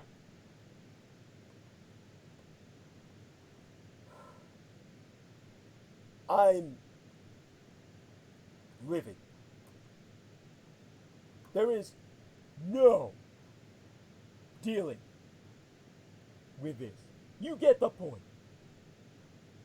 When 60,000 Americans are dead, with projections that the death toll will rise at the very least another 10,000 more, but more likely more than that, before summer even ends, it'd be remarkably tone deaf to declare a success of any sort. Like, stunningly so. Which is par for the course for Kushner, the White House senior advisor and the husband of Trump's eldest daughter, Ivanka, and the sort of to-the-manner-born person who seemingly just never seems to, well, get it. Take Kushner's previous foray into sounding off about the coronavirus earlier this month. Well, last month. Kushner has been given some amorphous but hugely powerful role by Trump on the coronavirus task force. And when asked why medical supplies from the federal stockpile were not being distributed to states that needed them desperately in life and death situations, Kushner responded, "The notion of the federal stockpile was it's supposed to be our stockpile. It's not supposed to be state stockpiles that they then use. First off, our stockpile? By that you mean the American people, right, motherfucker? Because if you mean ours like yours, no way, trans fag." Second, the language on the Strategic National Stockpile website reads, well, reading it right now, let me read it to you. It says, "The Strategic National Stockpile is the nation's largest supply of life-saving pharmaceuticals and medical supplies for use in a public health emergency severe enough to cause local supplies to run out." I will add emphasis on the next sentence. "When state, local, tribal, and territorial responders request federal assistance, To support their response efforts, the stockpile ensures that the right medicines and supplies get to those who need them most during an emergency. Now, in a move straight out of 1984, think Nicole Frolic here. Nicole Frolic level, the language on the site was changed following Kushner's assertion. So now they say everything now belongs to the government for itself. So your tax dollars pay for the government to save itself instead of you. That's like Nicole Frolic saying all the information is for herself, but not Douglas Dietrich's listeners, whom she doesn't introduce me to because she literally cut the intro from what they get. So nobody knows who the fuck I am. All they hear is some guy with no qualifications talking, and that's why you get this individual named Richard K. Cole, who himself claims he was on Mars, that he served on Mars since he wasn't in the Gulf War. He gets 70% disability because he was on Mars when he realized that he couldn't have sex except with kids. And so they said, oh, we got to get you out of the military. And he gets 70% disability for that. He couldn't get 100% because he was never in combat. So that little faggot, there you go with that. It's all, he gets his say, Douglas Dietrich doesn't, and he gets to say, there's no evidence for anything I say, and he says I'm a schizophrenic because there's no qualifications for what my profession was, because all of that was censored to the listener by Nicole Trump, or Nicole Frolic Simpson. And there you go, 1984, we've been living it since that very year. And so it was, they changed the language on the site to fit Kushner's definition that instead of you paying taxes to save yourself through the government, you're paying taxes so that the government can save itself while you die. Then there was the revelation, again earlier yestermensis, last month, that amid nearly nationwide stay-at-home orders, Jared and Ivanka and their 3 children, born from in vitro fertilization and carried by surrogate wombs, traveled from Washington, D.C. to a Trump property in New Jersey to celebrate the first night of Passover. Now, earlier in the day before, heading to New Jersey, Ivanka Trump had tweeted, "Tonight we gather for a Passover without precedent. The group might be smaller, and the answer to why is this night different might be unusual, but all across the world we shall sing our songs of freedom and together celebrate renewal." Oh, just like Nicole Frolic talking about freedom of speech and how she doesn't want to commit any censorship to Satanists because she's a paedo-Satanist. It's long been said that Trump lives in a bubble, surrounded by lackeys and his own self-fulfilling desire to believe what he wants about himself and the world regardless of what the facts say. But that same thing can be said of Jared Kushner, a child of privilege who was raised in New York City by a real estate mogul father. Well, does that sound familiar? Only someone who has spent a life looking at the average person with a sort of scientific or philosophical remove could go on television with 60,000 Americans dead and demand that this great success story be acknowledged.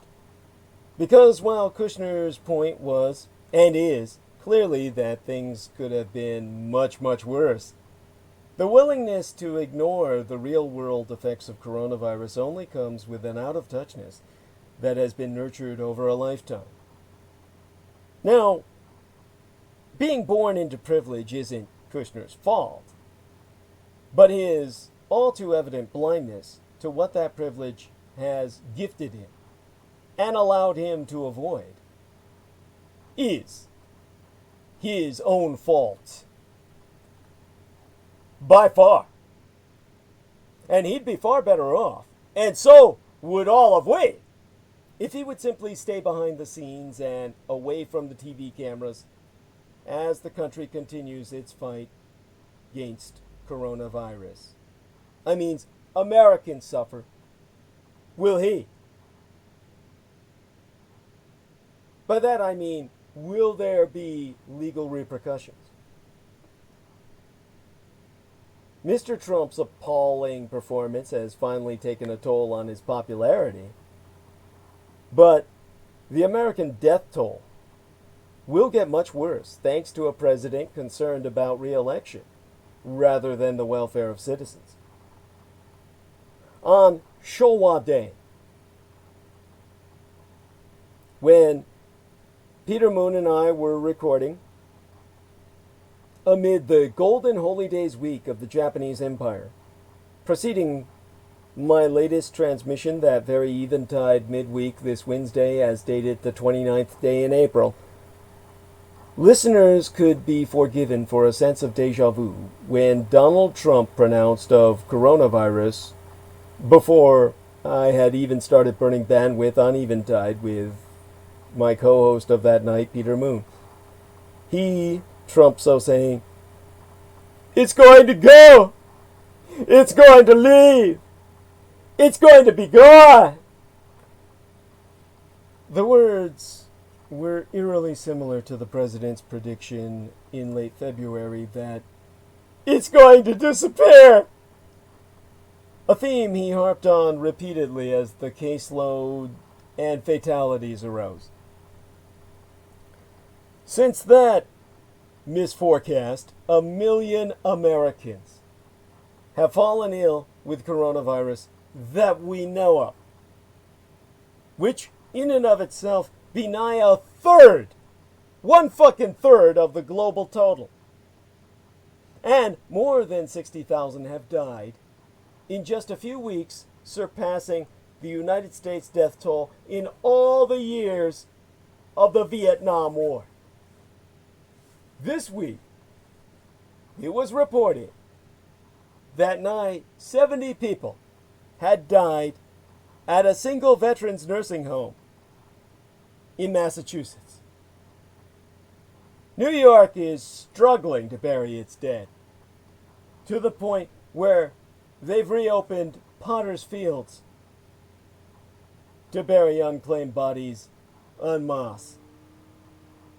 This is what the president's son-in-law, Jared Kushner, describes as a great success story. This is the context in which the administration is letting its physical distancing guidelines lapse, instead of advising much less stringent measures. Mr. Kushner suggests that by July, the country could be really rocking again, his words.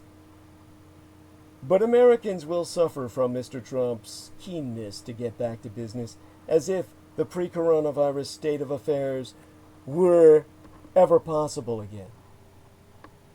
Medical experts have already warned about the risks of another surge in cases. The question is whether states, cities, institutions, and individuals can again mitigate the harm he be wreaking upon his country. Some may, others are leading his charge. In godforsaken Georgia, such essential services as tattoo parlors and bowling alleys are once again plying their trade. Texas is allowing shops, cinemas, shopping malls, and restaurants to reopen, albeit with restrictions on capacity. Sans significant testing and tracing, it be evident where such decisions will lead. The best that can be said for Mr. Trump's election-driven, willful, wishful thinking is that it be less immediately dangerous than his recent public musings that people might have injections of disinfectant as a cure. Each week of the pandemic has brought new shame upon the president. He failed to equip his country and its health workers to advocate physical distancing when it was desperately needed, or even to look like he was seriously concerned about the outbreak and its victims, preferring instead to boast about the ratings for his briefings. While leaders around the world enjoyed a surge in support as the pandemic took hold, the rally around the flag effect, Mr. Trump's appalling performance has finally taken a toll on his popularity. He had counted on a strong economy to see him back into office in November. But with more than 30 million American workers filing unemployment claims in the last 6 weeks, and economists suggesting that the real level of job losses actually be far, far worse, his confidence has been shaken. Why, this last week, it was reported that he had lashed out at his own campaign after polls showed him trailing Joe Biden in crucial states with older voters. With the Democrat himself facing a sexual assault claim and running a virtual campaign while Mr. Trump commands daily airtime, it'd be clear that the president is doing the damage himself. He'd be seeking to shift the blame for the pandemic to the World Health Organization, he himself having ignored its repeated warnings, and of course shifting it to Communist China. Now on Thursday, as dated the 30th and closing day of April, which itself be dated as commemorative the Vietnamization of the American war in Indochina, he contradicted his own director of national intelligence by claiming that he had seen evidence that the virus originated in a Wuhan laboratory. Trump officials have repeatedly leaned on the agencies to find evidence to back the theory. This conduct, too, is unpleasantly familiar. Trump's contempt for the truth, his determination to evade responsibility while holding the most powerful job in the world, his ignorance, his narcissism, and the threat he poses to his own country, to you, and all you care about, all have become still more painfully evident throughout this crisis, but were merely clear before. Yet he has so far defied the laws of political gravity. Americans have paid dearly for Mr. Trump's complacency, his recklessness, his irrationality and incompetence. But they are, or rather are they, at the last ready to make him pay? Well, that brings us to coronavirus and America's Vietnam syndrome. The day after my latest transmission preceding tonight's, as dated the 30th and last day in April, this 2020th year in our Lord, marked the 45th anniversary of the end of the Vietnam War by American reckoning. Rather, the Vietnamization of the Second Indo-Xinye conflict. The United States passed a tragic milestone that dated day in its novel coronavirus outbreak. Less than 3 months after the first case was confirmed on American soil, more lives have now been lost in these United States from the pandemic than the 58,220 Americans officially recognized as having died over nearly 2 decades of fighting during the Vietnam War. So how does the COVID-19 death toll compare with other deadly events in American history? If a picture speaks 1,000 words, what do the numbers say? More than 64,000 people in these United States have died of COVID-19 since the novel coronavirus hit our shores, and the count steadily grows with each passing minute of every passing day. Already, the number surpasses Americans killed in the Vietnam War. Each victim represents a single life, but the sum fails to measure the toll that extends beyond one person. Each of those individuals connected to someone as a parent, a child, a neighbor, a co-worker, a loved one. The log of our great catastrophes takes in disasters both natural and man-made. We stack them up, place them side by side, but there be no comparing. Each be unique and uniquely tragic. Yet the numbers lend perspective. They allow for rankings, but they can't measure the true extent of loss.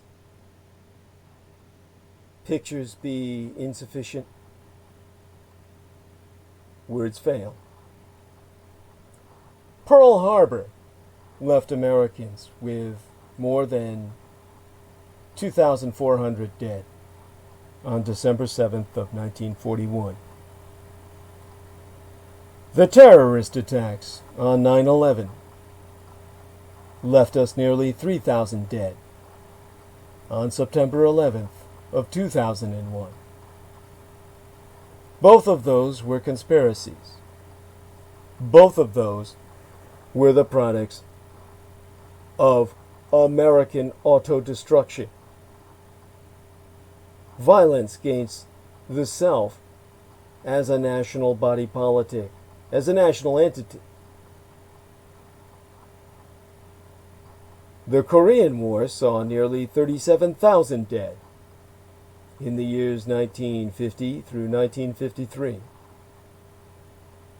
The Vietnam War saw much more than 58,000 American dead in 1965 through to 1975, even after the Americans had Vietnamized the war before Saigon fell. Everything I've mentioned so far, we lost less than we have to COVID-19, which supersedes them all, outranking them by more than 64,000 dead from February of 2020 through to whenever this nightmare ends. Above this experience, we have not yet emerged from, be the Second World War with more than 400,000 dead,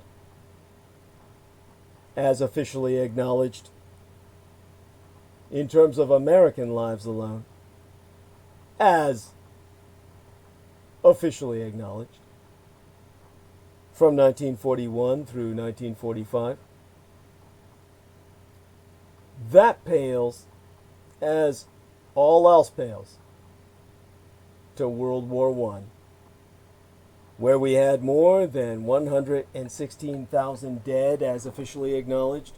In terms of Americans in the field, that's those who survived the transport as vectors of avian swine flu to Europe.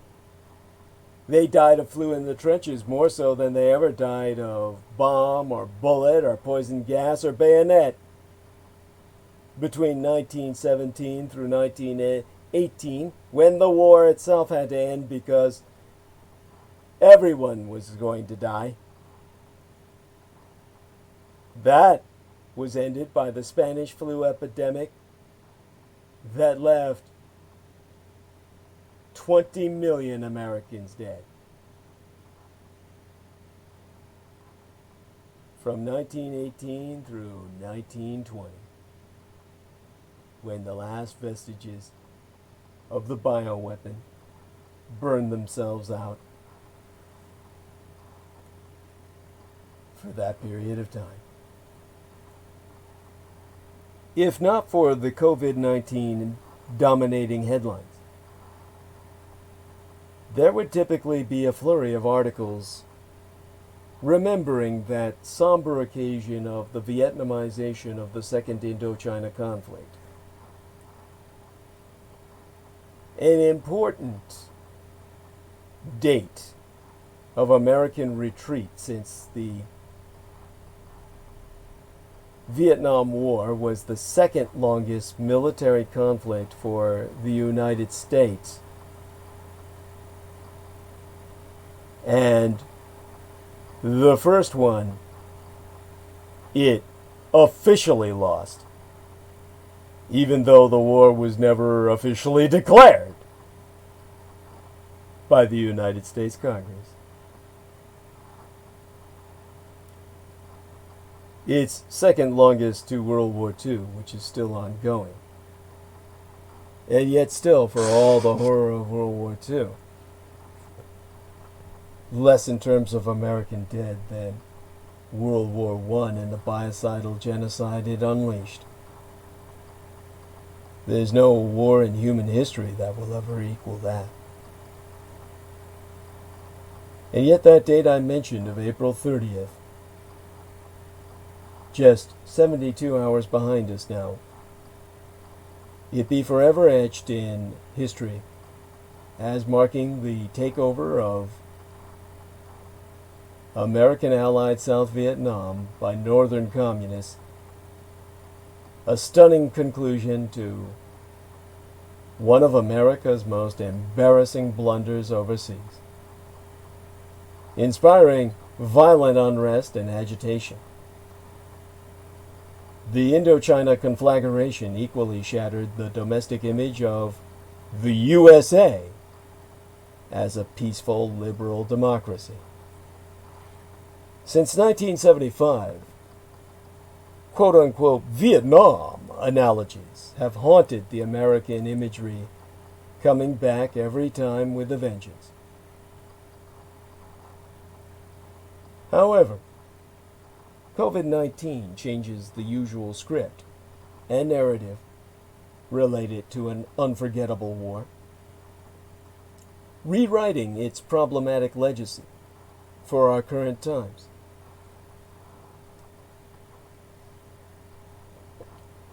When Trump marshaled his authority to fight coronavirus as a wartime president, this brought another level to his prior overtures to Richard Mulhouse Nixon. There be an almost eerie resemblance to the rise of inactivism fostered under two polarizing presidents. Nixon exploited the Vietnam War to win re-election, and many speculate if Trump will do the same with the corona quagmire. Despite the intended will of leaders, unwinnable wars chip away at America's global standing, and Trump's Vietnam, which be COVID-19 itself, could promise to do the same. Under America's recurring Vietnam syndrome, the country keeps comparing every protracted war to its past involvement in Southeast Asia. The American wars in Iraq and Afghanistan have even been dubbed by commentators as another Vietnam. The war against coronavirus be no exception. But 48 hours, 3 days before anniversary for what Vietnamese refugees call the fall of Saigon, or Saigon Fall, the United States death toll exceeded the number of veterans who died in combat. But 1 month earlier, Media outlets recognized the number of coronavirus-related deaths as surpassing the 3,000 individuals that passed away from the 9/11 attacks. That grim statistic soared to greater heights and tragedy with a devastating toll on lives. As the epicenter of the pandemic, the United States had a mortality rate that dwarfed anything other countries in the world were suffering then or now, including communist China, where the outbreak first appeared. As more dead bodies piled up, media outlets and social media users turned to the numbers of deceased in Vietnam to explain our losing battle with COVID-19. An op-ed or opinion editorial piece in the Washington Post faulted this juxtaposition in technical terms, laying out the differences between a guerrilla war fought in the jungles and a pathological one focused on biosecurity. Reporters did not delve deeply into why the United States would still invoke the name of a failed war to shape the narrative around a new nightmare. In a New York Times piece, writer and academic Viet Nguyen, obviously of Vietnamese ethnicity himself, recognizes that American exceptionalism be at stake and it can hardly emerge unscathed. He writes, "If the illusion of invincibility is shredded for any patient who survives a near-fatal experience, then what might die after COVID-19 is the myth that we are the best country on earth." Wars are multi-sided affairs, and the U.S. only remembers its side of the story. Meanwhile, Vietnamese Americans hold another perspective. On a Facebook post I saw, the novelist Monique Truong, also a Vietnamese ethnic American, wrote this critique of hers of America's historical amnesia. I read from her post directly on screen before my eyes now. She wrote, "On the eve of April 30th, I implore you not to accept the WH's," by this she means the White House's, "framing of COVID-19 as a war. Do not use other wars as a gauge for the lives lost, especially when the body count of the Vietnam War was over 3 million, not just the 58,220 officially acknowledged Americans who died. COVID-19 is a pandemic, meaning everyone all over the world is dying." Now, ethnic studies scholar Yen Lee Espiritu, in the book she wrote entitled Body Counts, recalls that the original body count during the Vietnam War referred to the daily enumeration of perished Vietnamese enemy combatants, where a higher dead count was proclaimed a military victory. Which, if that counts as the military victory as the United States defines it, then the Axis powers definitively won World War II. Full stop, hands down. Because the fatalities they caused on the Allied side far, far outweighed the fatalities suffered by themselves. On that basis alone. Now she, Yen Lee Espiritu, is a female, concludes in her book Body Counts that ritualistic body counts must always provoke questions about who counts and who is not counted. Something I've been trying to educate yourselves about as a public informant since I first went public. When the media strangely conflate the American-only body count in Vietnam to that of the pandemic, we must ask who is remembered or forgotten. Martin Luther King Jr. and others critical of American involvement in Vietnam, as well as Cambodia and Laos, saw war, quote unquote, as a malady in and of itself whose symptoms liest in imperialism, racism, and economic dispossession. The true survivors of this be the poor, the marginalized, and the colonized. To address the symptoms of a disease through the rhetoric of war, sans tackling its structural causes or root serves to spread further devastation and disinformation. When the Hanoi Communist government reported no deaths by COVID-19 and ended its social distancing proscriptions in the People's Republic of Vietnam, one Twitter user took the Vietnam War analogy to its logical limit. "What do you expect from Vietnam?" they tweeted. LMAO, laughing my ass off. They defeated the USA.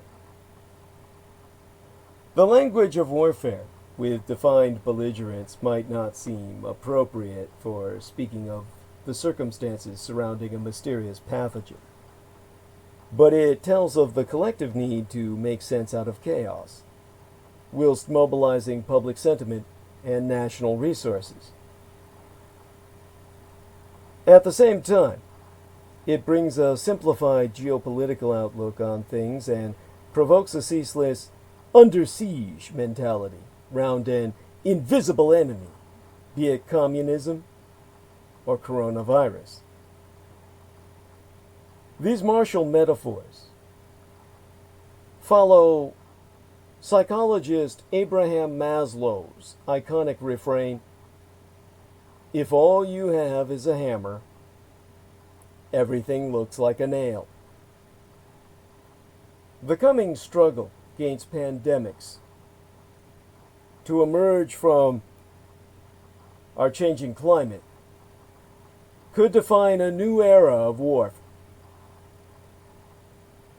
With the passage of time, people might try to memorialize this current pandemic as something that shattered expectations for American greatness and lowered the international standing of these United States, much like the Vietnam War did. Only final in its implications for the Republic. Maybe, in a wry gesture to the ways this war tears our psyche and rips apart the social fabric, they will call it the coronavirus syndrome. Or perhaps they will once again return to the ghost of the Vietnam War itself. Far from making us revise our fundamentals and reform our thoughts, major historical crises oftentimes reinforce our previous beliefs and make us entrench ever deeper into dogma. So will the coronavirus pandemic really change the way we think? The coronavirus pandemic, everyone tells us, is changing and will change everything that we think, believe, expect, and do. It's what used to be called a world historical moment. Yet the curious thing about this certainty is that it seems to sit comfortably with the reality that, to a first approximation, no one has actually changed any view about anything because of the pandemic. The sins that you think the plague is punishing are the sins you were preaching against before it began. If, like the Judeo-Bolshevik Bernie Sanders and his cultists, you believed in the absolute importance of national health insurance or socialized medicine, then looking at the mess of the American health system under extreme duress, even as the even at the simple reality that many of our doctors are primarily small businessmen, and our hospitals profit-seeking firms. You are more than ever convinced of the necessity of Medicare for all. But this truth, undeniable on its own terms, dost run silently aground against the parallel truth that, despite excellent public-spirited healthcare systems, France and Italy have per capita mortality rates worse than our own. Paris, where the system is quick and flexible and universal, is shut down even more tightly than New York. On the other hand, if, like the distinguished historian, misdistinguished I should say, because he be but a arrogant Anglo-propagandist, the individual by the name of Niall Ferguson, if, as unto he accept the importance of escaping Brexit style from big transnational bureaucracies, such as the European Union, you find proof in the superiority of the small, flexible, responsive city-state model you have long preferred, although the skill with which, say, Singapore has actually evaded the plague seems to alter from week to week. If you see that issues of identity and inequality be central to our time, then the harsh proof that prejudice and poverty have created disproportionate casualties in the African American community during the pandemic be the central fact. And yet, it would be strange to look past the parallel evidence that men of all kinds and classes are dying from the virus more oftentimes than women. A correlation that seems to be largely biological, because even female mice have stronger defenses against coronaviruses than male mice do. And if you were indignant about the culture wars before, you have no time for them now. If you hated people canceling "Baby, it's cold outside" before the plague started, you are even colder about it now. Though coming out against the culture wars now would be more impressive if you had ever been enthusiastic about them in the first place. In fact, it maketh no more sense to moralize this virus than it did to moralize earlier plagues. This pandemic has acted with equal cruelty in theocratic societies, social democratic ones, and in free market citadels. To the degree that states seem to be more or less successful against the pandemic, predictably in Iceland or unpredictably in Greece, the true and full cause of their escape be as yet unclear. Mine golden state nation of California may have done so much better than New York simply by closing sooner, but its advantage was at most a mere 72 hours, 3 days, with New York seeming to pay an unduly large price for a reasonably small delay. Certainly, plagues x-ray each government's inequities and flaws, but they do so indifferently, universally. This one exposes the failures of the authoritarian opaqueness of Red China's Communist Party as much as it does the indecencies of the Trump misadministration. To seek one set of social sins as somehow central to the crisis is to miss the reason they put the pan in pandemic. Nor be it necessarily our weaknesses and dysfunctions that account for our fatalities.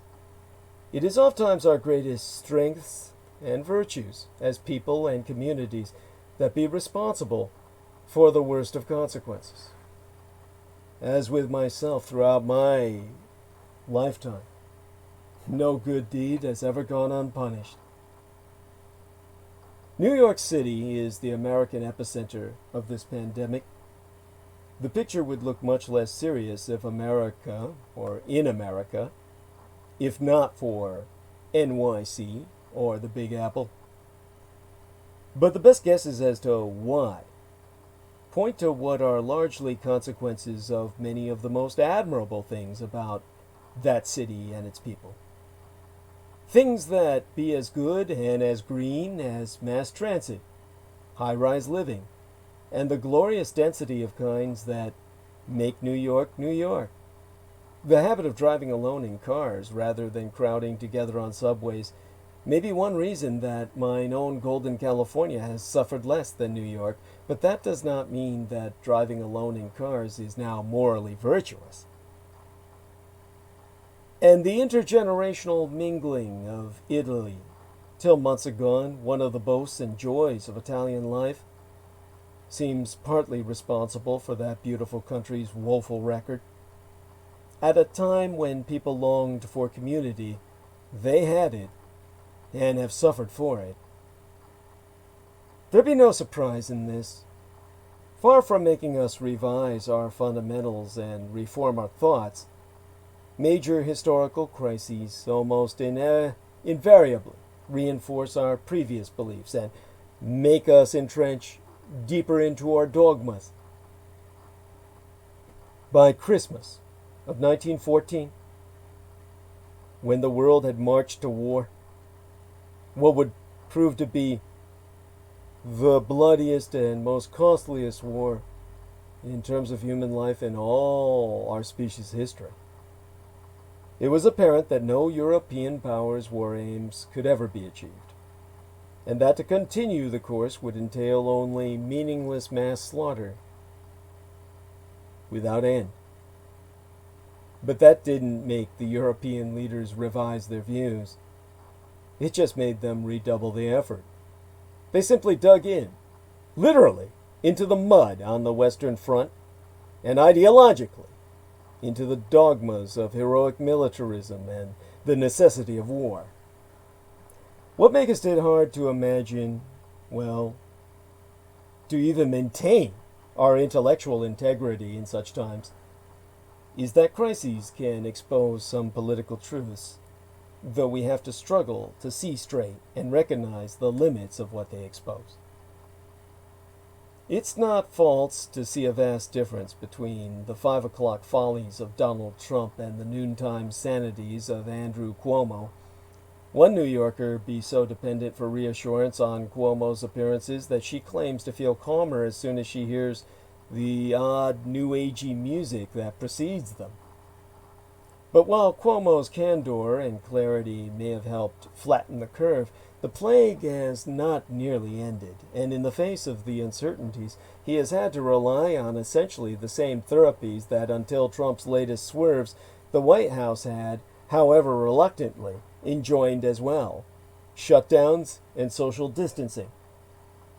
The performances have moral content in themselves, but everyone's efficacy is severely limited in the face of an as yet incurable virus. If there be a point to be drawn from the plague, it be, perhaps, that we be caught in a conundrum of numbers not easily parsed by human minds.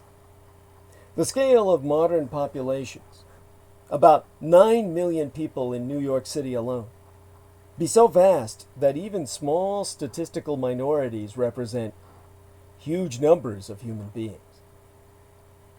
The COVID-19 truthers, the self-proclaimed and completely self-instructed skeptics about the gravity of the coronavirus crisis, are not entirely wrong when they point to what be, by historical standards, the limited fatalities of this plague, and to the accompanying truth that the fatalities largely fall in predictable groups, chiefly of the elderly and the already ill, and the blacks whom the whites wanted dead at any rate. But in this country alone, that limited number means more than 60,000 people dead already, many of whom were healthy, and quite a few of whom were young. Even a small percent of an enormous population be an enormous number. In times past, Societies accepted mortality from infectious disease as part of existence, death as a part of life, sans stopping work or study or love or dinner. When the characteress of Beth March dies after contracting scarlet fever in the novel entitled Little Woman, which you can see the cinematic version thereof so you don't have to read, it is heartbreaking, but not surprising. It is a part of the moral acquisition of our time that we don't feel this way, and part of our material improvement that we don't have to feel this way. We could, until recently, rely on science to relieve us of a good deal of our suffering. That we have so little to rely on for the moment may be the real lesson that the plague is teaching. A lesson, really, in the fragility of progress and the suddenness of its possible reversion. Such ambivalence, at least, contains more truth, if of a tragic kind, than the simplicities of ideological self-soothing. Now that I've spracketh on the month of May, let's go a bit into the weekend that was. It being Sunday night, already Monday morning where many of you are. The 1st of May held and holds very different meanings. To some, 'twas a celebration of spring. To others, 'twas a day to commemorate labor rights activism and resistance. May 1st was May Day. The origins thereof, of course, to most people in the northern hemisphere, May Day conjures images of brightly colored twirling ribbons and promises of warm days ahead. That's not the whole story, of course. May Day is also a day of protests and riots that traces its modern roots back to a world-changing explosion in Chicago. Now, May Day, of course, is May 1st of every year. Easy to remember, right? And so, many of you, the younger or the more ahistorical at any age, are asking, what is May Day? You've heard of it, of course, but none of you have cared to find out what the fuss was all about. As a matter of fact, most of you have probably never witnessed any fuss. Depending on where you are, it's either a seasonal celebration or a day to celebrate workers' rights, or maybe a little bit of both. Think of the latter use as a Labor Day, if you will, for the rest of the world. So how did that start? Well, that's a more complicated question. Originally, May Day was an ancient pagan holiday celebrating the start of summer. In Gaelic traditions, it's known as Beltane, or the anglicized Beltane. The original Celtic would be more like Beltane, I think.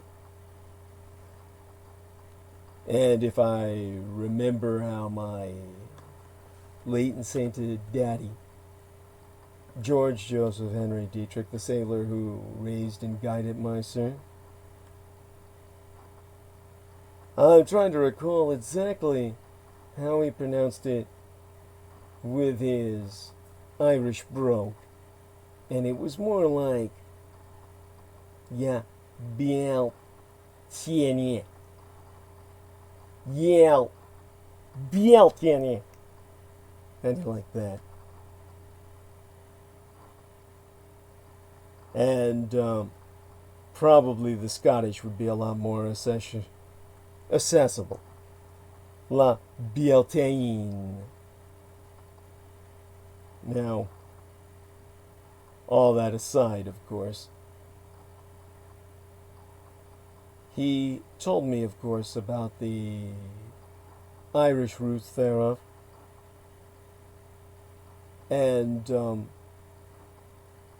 it's somehow connected, believe it or not, to Gethsemane. So it's paired with Halloween. It's the first Samhain. In other words, Samhain or Halloween marks summer's end, while Beltane marks its beginning. And hopefully that makes a little more sense of it all. And as time went on, different groups adapted the celebration to their specific cultures or beliefs. Europeans and Americans oftentimes celebrate in a more secular manner with diversions like maypole dancing and flower crowns. That certainly lends a bit of cultural context to all the young women breezing around summer music festivals this time of year with giant daisies on their heads. Also of note, in May, the Southern Hemisphere is getting ready for winter.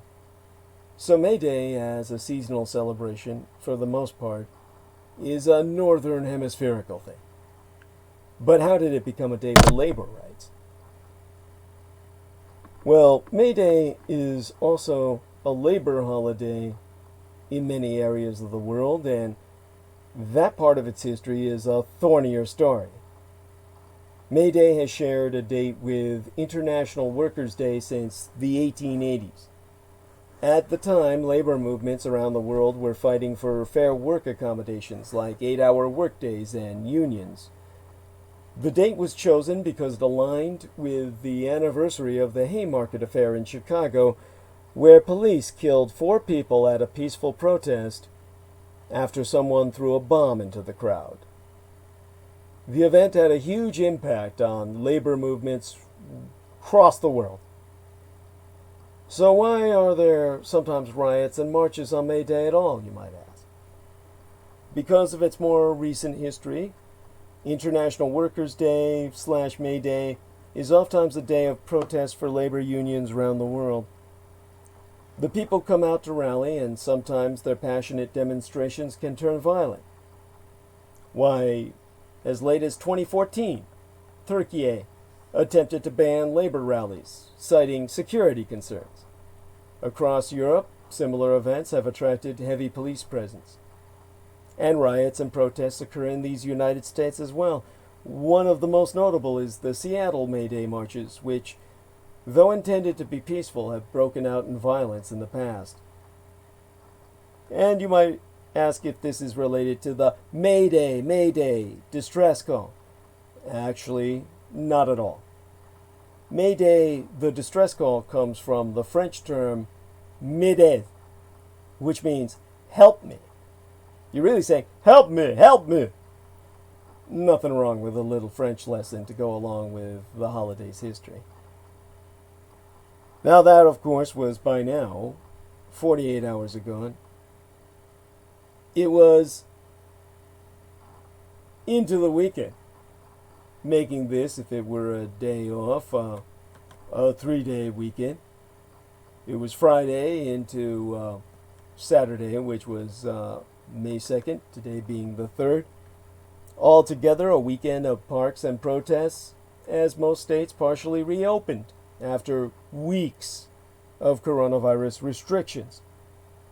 Warmer weather and debate over restrictions drove Americans outside, even while coronavirus cases rose and continue to rise. From California to New York, more Americans headed outside, some for recreation and others in protest. By today, more than 1.1 million people in these United States have been infected with coronavirus, and more than 66,000 have died, according to data I'm sourcing from Johns Hopkins University. To reiterate, well over 1 million people have been infected in these United States, and a majority of Americans will be infected before this is all over. COVID-19 has now infected more than 3 million people we know of worldwide, and at least 1 million in these United States. And top disease experts confirm a second wave be all but inevitable. Dr. Anthony Fauci confirms these United States will be in for a bad fall and a bad winter if countermeasures like testing and social distancing are not implemented in time. If a second wave coincides with flu season, well, it'll be even worse. Worse than what we've had. All over again. Around the world, some countries mark optimistic new milestones, while others are struggling. Red Communist China announced it will hold its annual parliamentary meeting in May after a 12-month delay, a sure sign the country's confident in its coronavirus recovery. Overconfident and posturing, I would say. But Great Britain's Office of National Statistics revealed the death toll in England and Wales was up to 54% higher through mid-April than was previously reported. The Dominion of Canada, meanwhile, is seeing deaths spike even though the disease has spread slowly in the country. In Lebanon, violent protests are breaking out due to increased hunger and poverty in the wake of pandemic.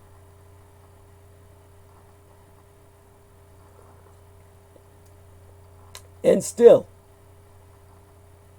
according to a new report from a team of pandemic experts, we could be in for another 2 years of coronavirus misery.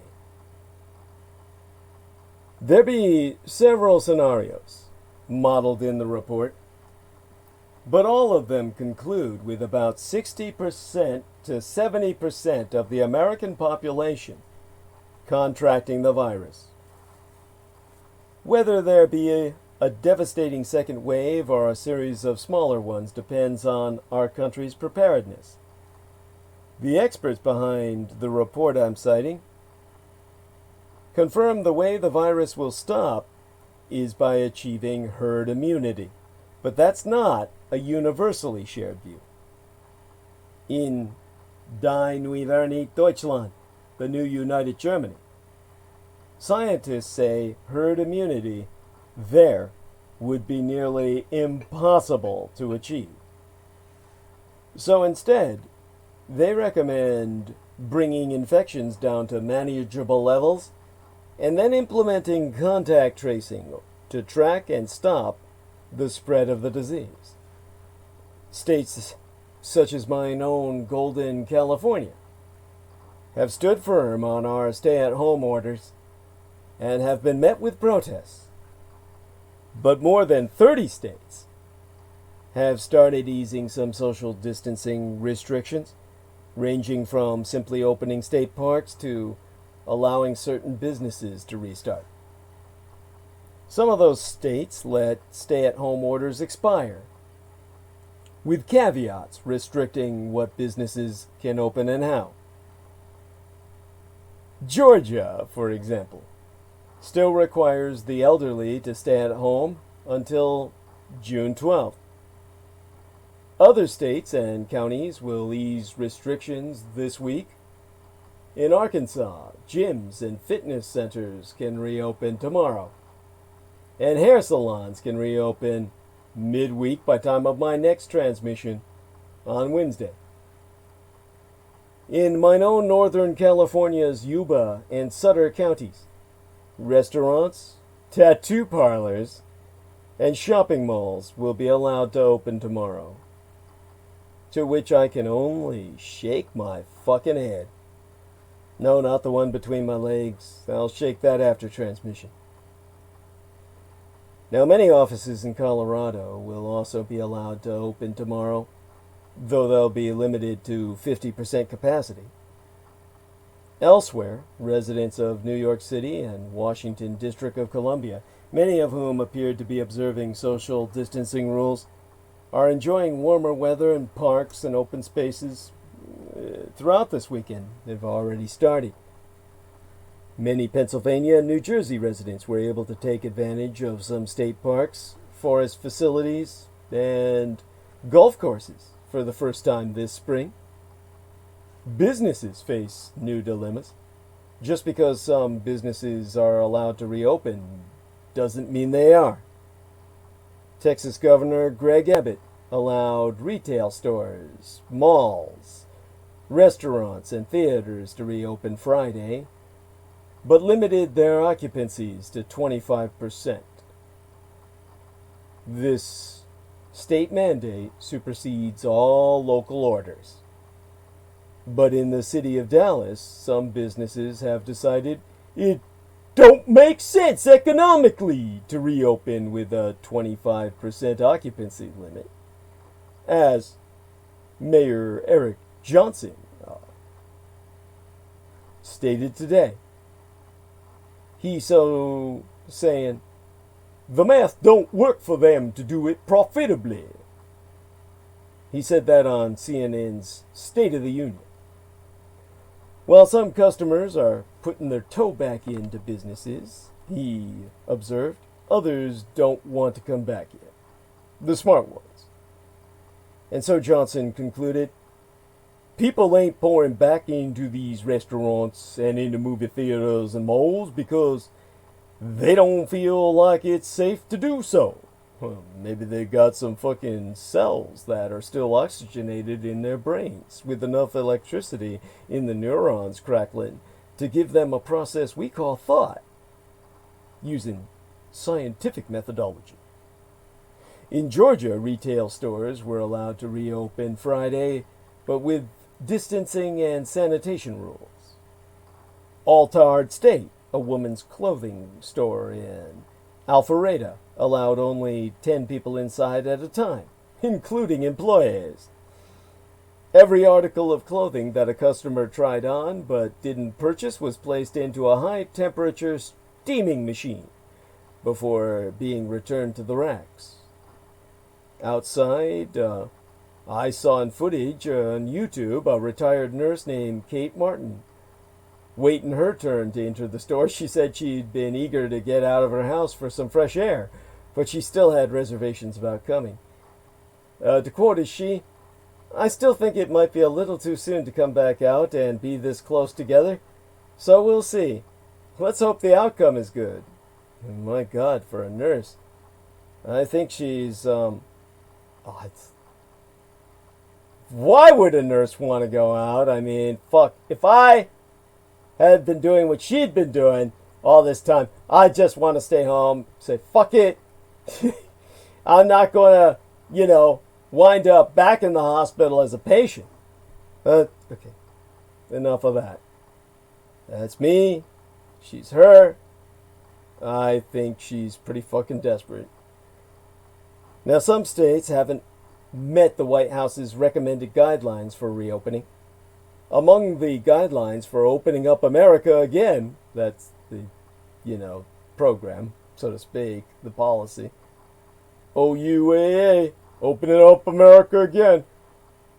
Well, among those guidelines, states shouldn't start to reopen until they have a downward trajectory of documented cases in a 14-day period.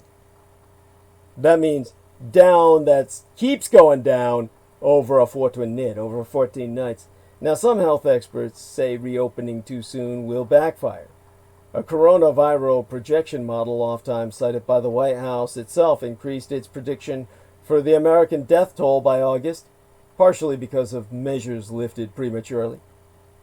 And how deadly and inevitable second round of this virus will be depends on how prepared the United States is. As the White House Coronavirus Task Force member Dr. Anthony Fauci so noted himself. Fauci warning that lifting measures prematurely will lead to a rebound of the virus that will put the United States back in the same boat that we were a few weeks ago. As a nation, we just can't go through this again. 7 states have banded together to prevent a repeat of one of the biggest crises in this pandemic, the shortage of PPE, or personal protective equipment, for medical workers. New York Governor Andrew Cuomo today said it's happened all across the country. You couldn't get enough gowns. You couldn't get enough masks. So, he said states had to bid against each other with vendors, which drove up prices. And as a nation, we can't go through this again. And, therefore, the governors of New York, New Jersey, Connecticut, Pennsylvania, Delaware, Rhode Island, and Massachusetts announced a new coalition today to support a regional supply chain that's less dependent on foreign equipment. And so a statement from Cuomo's office read, well, I'm reading it now, the important sentence at least, the single sentence that says, the goal of this approach is to decrease the potential for disruptions in the supply chain for PPE and medical equipment, including sanitizer and ventilators and testing, and promote regional economic development. Oh, well, and fair enough. And so we have an experimental drug approved, while Fauci and other doctors predict a second wave of coronavirus. There be hope the United States will be armed with a new tool in that fight. The U.S. Food and Drug Administration, acronymous as the FDA, approved the experimental drug remdesivir as treatment for hospitalized patients with severe coronavirus. In an emergency use authorization on Friday, the 1st of this month, the agency said the benefits of using the drug outweighed the risks. Remdesivir is the first authorized therapy for the virus in the country, as attested by FDA Commissioner Stephen Hahn, who be quoted as saying, "This is an important clinical advance that showed a statistically significant reduction in time to recovery for patients with COVID-19 and is the first authorized therapy for COVID-19. And so the drug was approved just days after researchers said it might help patients recover more quickly from the infection. But what if a vaccine for coronavirus is never developed? It's happened before. Several times, in fact. As countries lie frozen in lockdown and billions of people lose their livelihoods, public figures are teasing a breakthrough that would mark the end of the crippling coronavirus pandemic, a vaccine. But there be another worst-case possibility, perhaps even a probability, that no vaccine will ever be developed. In this outcome, the public's hopes are repeatedly raised and then dashed as various proposed solutions fall before the final hurdle. Instead of wiping out COVID-19, societies may instead have to learn to live with it. Cities would slowly open and some freedoms will be returned, but on a short leash. If experts' recommendations are followed, testing and physical tracing will become part of our lives in the short term. But in many countries, an abrupt instruction to self-isolate could come at any time. Treatments may be developed, but outbreaks of the disease could still occur each year and the global death toll would continue to tick upwards. It's a path rarely publicly countenanced by politicians, who be speaking optimistically about human trials already underway to find a vaccine. But the possibility is taken very seriously by many experts. because it has happened before. Several times. Dr. David Nabarro, a professor of global health at Imperial College London, who also serves as a special envoy to the World Health Organization on COVID-19, so says, there be some viruses that we still do not have vaccines against. We can't make an absolute assumption that a vaccine will appear at all, or if it does appear, whether it will pass all the tests of efficacy and safety. And so Doc Nabarro told CNN that it's absolutely essential that all societies everywhere get themselves into a position where they be able to defend against the coronavirus as a constant threat, and to be able to go about social life and economic activity with the virus in our midst.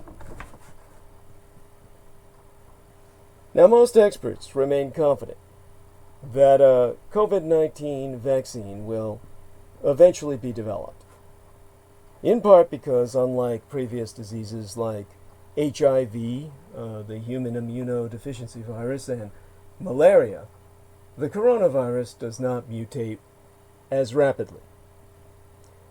Many, including National Institute of Allergy and Infectious Diseases Director Dr. Anthony Fauci, suggest it could happen in a year to 18 months.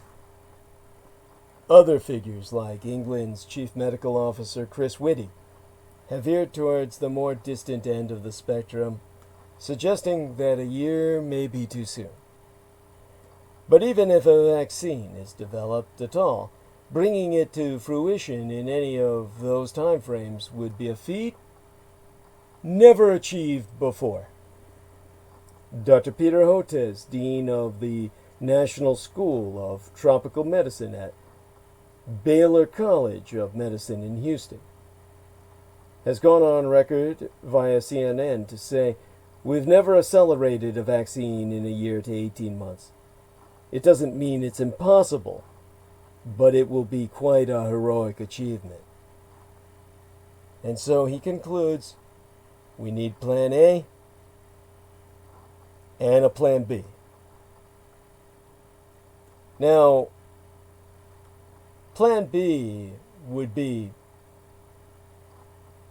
brought into effect when vaccines don't work. Now, when I think about Plan B, let me try and bring forth some context. And of that context, how about going back to 1984, when I should have been graduating from high school, but of course had already taken a GED so I could get the hell out of the Vocational Institute of John O'Connor and escape into the world, whatever type of escape that could be considered. And in 1984, the U.S. Secretary of Health and Human Services, Margaret Heckler, announced at a press conference in Washington, District of Columbia, that scientists had successfully identified the virus that later became known as HIV, and predicted that a preventative vaccine would be ready for testing in 2 years. Nearly 4 fucking decades, and 32 million deaths later, the world is still waiting for an HIV vaccine.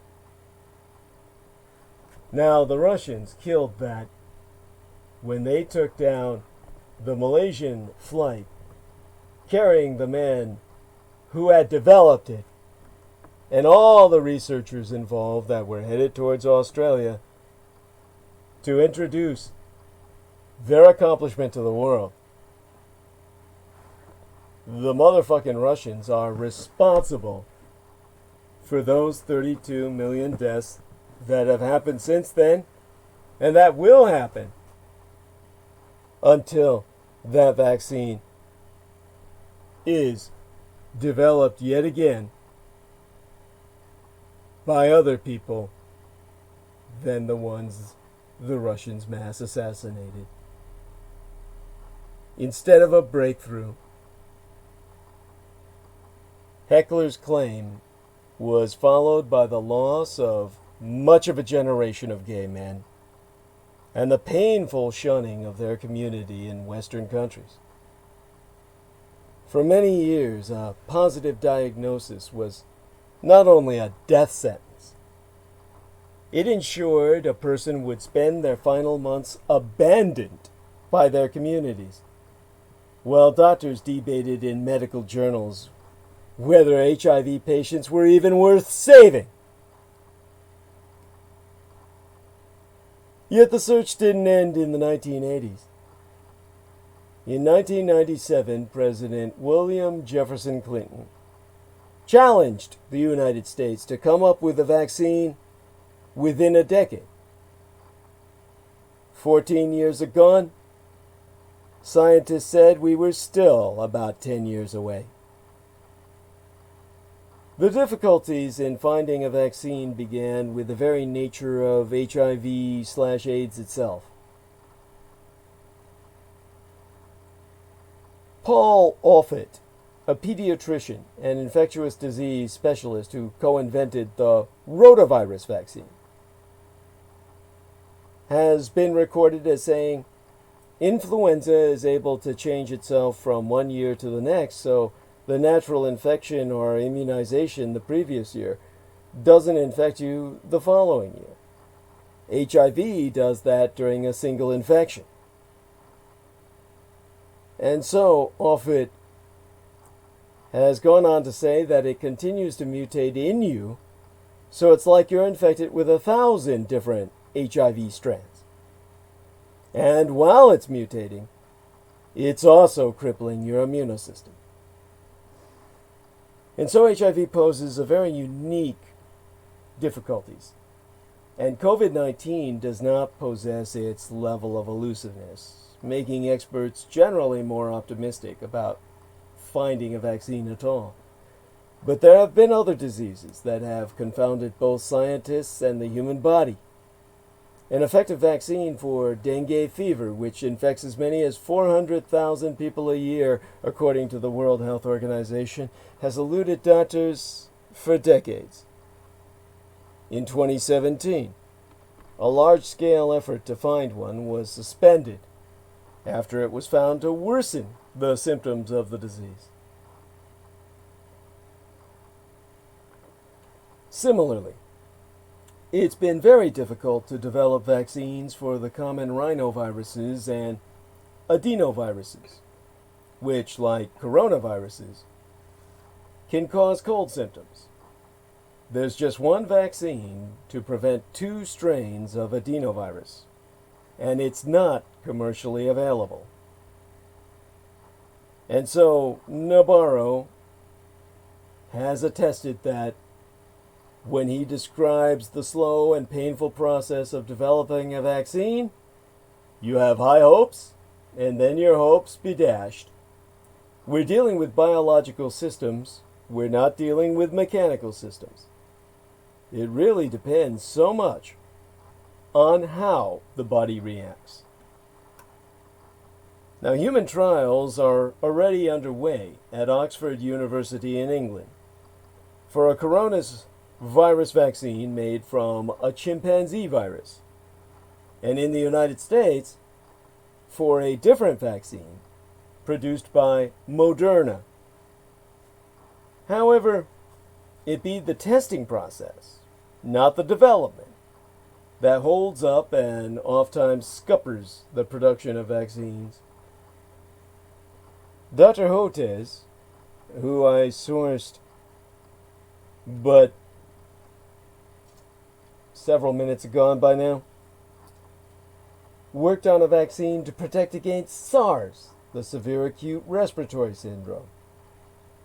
And he says, the hard part is showing you can prove that it works and that it's safe.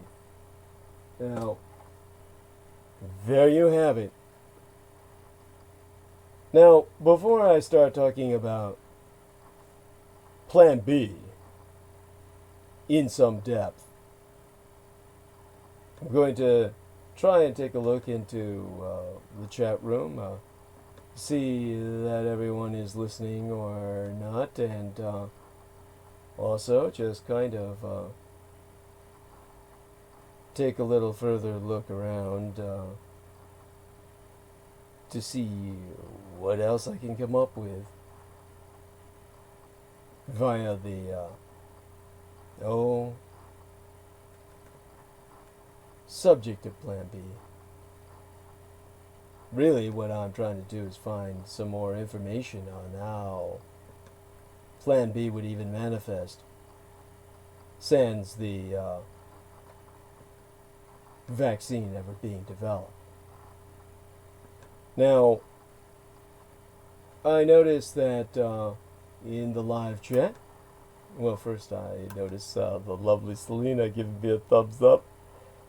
She does that because she senses that I'm taking this little break, got a little dive in the energy, so she provides that moral support. No worries, honey. Love you dearly. I get all the boost I need from there. Marcus Grix and U1881 are saying different things about the biological systems of spreading, or biological inspired systems of spreading. Yeah, which is kind of like the mockeries they use for the spreading of bots over the internet. And so he's talking about the SEIRS, S-E-I-R-S, the susceptible, exposed, infectious, recovered, susceptible model. Yes, very technical. I'm impressed.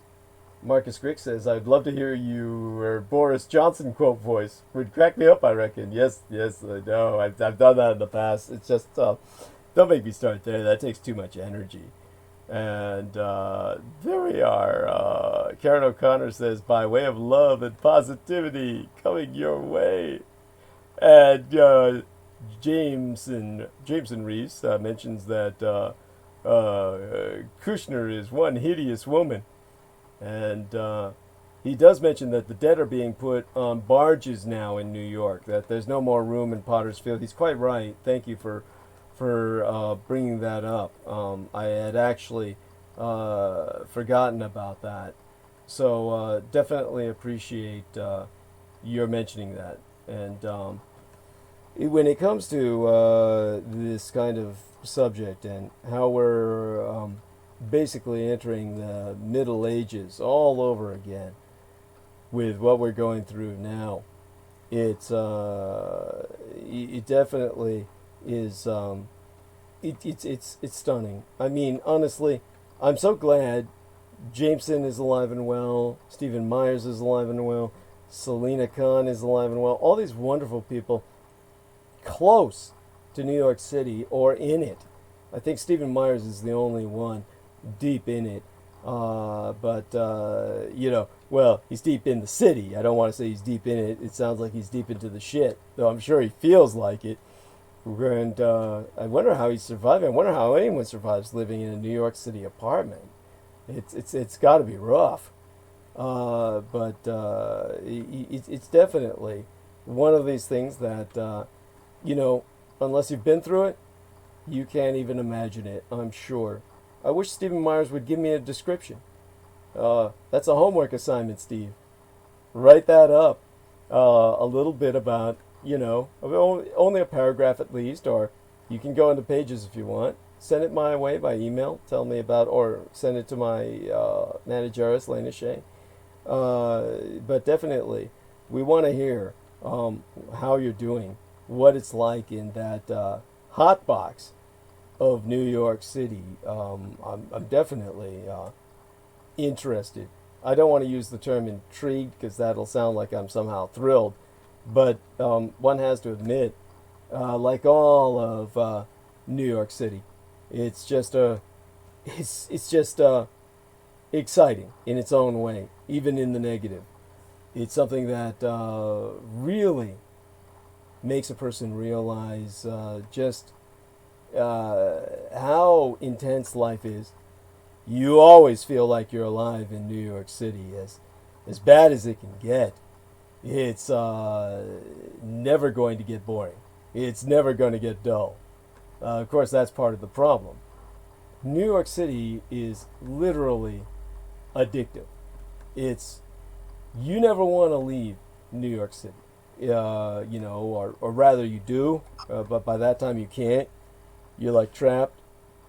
So it's really something to see that people are, sticking it out and actually making it through. So I've had enough time to look up a little bit, get together a summary for you of Plan B. It would be something like this. If the same fate befalls a COVID-19 vaccine, the virus could remain with us for many years. But the medical response to HIV/AIDS still provides a framework for living with a disease we cannot stamp out. And so, to reference Mr. Offit yet again, he so notes that in HIV we've been able to make that a chronic disease with antivirals. We've done what we've always hoped to do with cancer. It's not the death sentence it was in the 1980s. The groundbreaking development of a daily preventative pill, pre-exposure prophylaxis, or PrEP, with the lowercase r and everything else in the uppercase, PrEP, has since led to hundreds of thousands of people at risk of contracting HIV being protected from the disease, which is incredible. Now you can be a homosexual prostitute. I'm sorry, the term homosexual is offensive. Now you can be, well, in the old days, what they'd call a queer whore. You can be a gay pro, and, and just never catch the AIDS. Popping the pill. Well, you never get the HIV, which leads to the AIDS, so you avoid the AIDS by one step removed, right? It's even better. I mean, I guess any of us could do this by telling our doctor we're some kind of a slut. I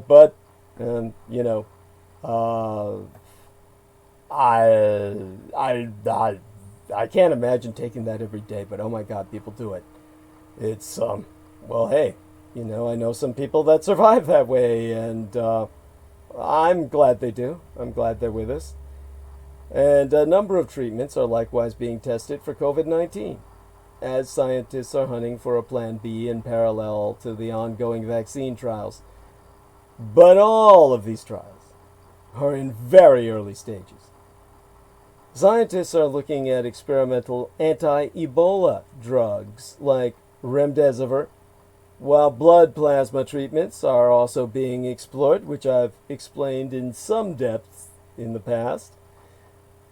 Hydroxychloroquine, touted as a potential game changer by Donald Trump, has been found not to work on very sick patients. Keith Neal, Emeritus Professor in the Epidemiology of Infectious Diseases at the University of Nottingham, has gone on record to say the drugs they've chosen be the best candidates. The problem being that the piecemeal approach to testing them renders them almost impossible to distribute for many years. Now, Keith Neal himself, who reviews such tests for inclusion in medical journals, has gone on record to say that we have to do randomized controlled trials. It's ridiculous that only recently we managed to get that off the ground. The papers that I'm getting to look at I'm just rejecting them on the grounds that they're not properly done. Now, those fuller trials are off the ground, and if one of those drugs works for COVID-19, the signs should emerge within weeks. The first may already have arrived. The U.S. Food and Drug Administration told CNN it's in talks to make remdesivir available to patients after positive signs. It could speed up recovery from the coronavirus. The knock-on effects of a successful treatment would be felt widely. If a drug can decrease a patient's average time spent in ICU, the intensive care unit, by even a few days, it would free up hospital capacity and could therefore greatly increase the willingness of governments to open up society. But how effective a treatment is would depend on which one works. Remdesivir is not in high supply internationally, and scaling up its production would cause problems. And crucially, any treatment won't prevent infections occurring in society, meaning the coronavirus would be easier to manage and the pandemic would subside, but the disease itself could be with us many years into the future. So, what would life without a vaccine even look like? If a vaccine cannot be produced, life will not remain as it is now. It just might not go back to normal quickly. And so Neil himself observed that the lockdown is not sustainable economically and possibly not politically. So we need other things to control it. That means that as countries start to creep out of their paralyses, experts would push governments to implement an awkward new way of living and interacting to buy the world time in the months, years, or even decades until COVID-19 can finally be eliminated by vaccine. Nabarro himself observing that it is absolutely essential to work on being COVID ready. He calls for a new social contract in which citizens in every country, while starting to go about their normal lives, take personal responsibility to self-isolate if they show symptoms or come into contact with a potential COVID-19 case. It means the culture of shrugging off a cough or light cold symptoms is over.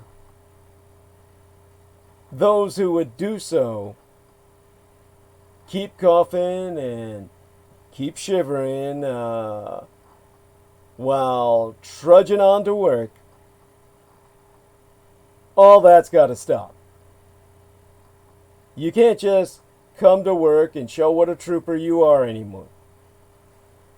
It's basically, it would make you the moral equivalent of a mass shooter going into an office and killing all your workmates, your fellow employees, the people you ate lunch with. So, experts predict a permanent change in attitudes towards remote working, with working from home, at least on some days, becoming a standard way of life for white-collar employees. Companies would be expected to shift their rotas so that offices are never fully occupied, that offices in their rotations would never be full unnecessarily. Now, citing tightly packed refugee and migrant settlements as areas of especially high concern, Nabarro has gone on record to say it must become a way of behaving that we all ascribe to personal responsibility, treating those who are isolated as heroes rather than pariahs.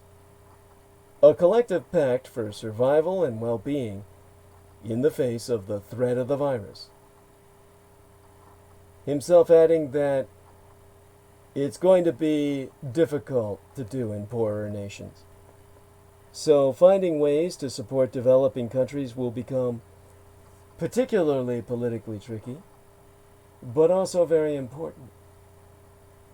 In the short term, Nabarro notes a vast program of testing and contact tracing would need to be implemented to allow us life to function alongside COVID-19, one which dwarfs any such program ever established to fight an outbreak, and which remains some time away in major countries like these United States and the United Kingdom.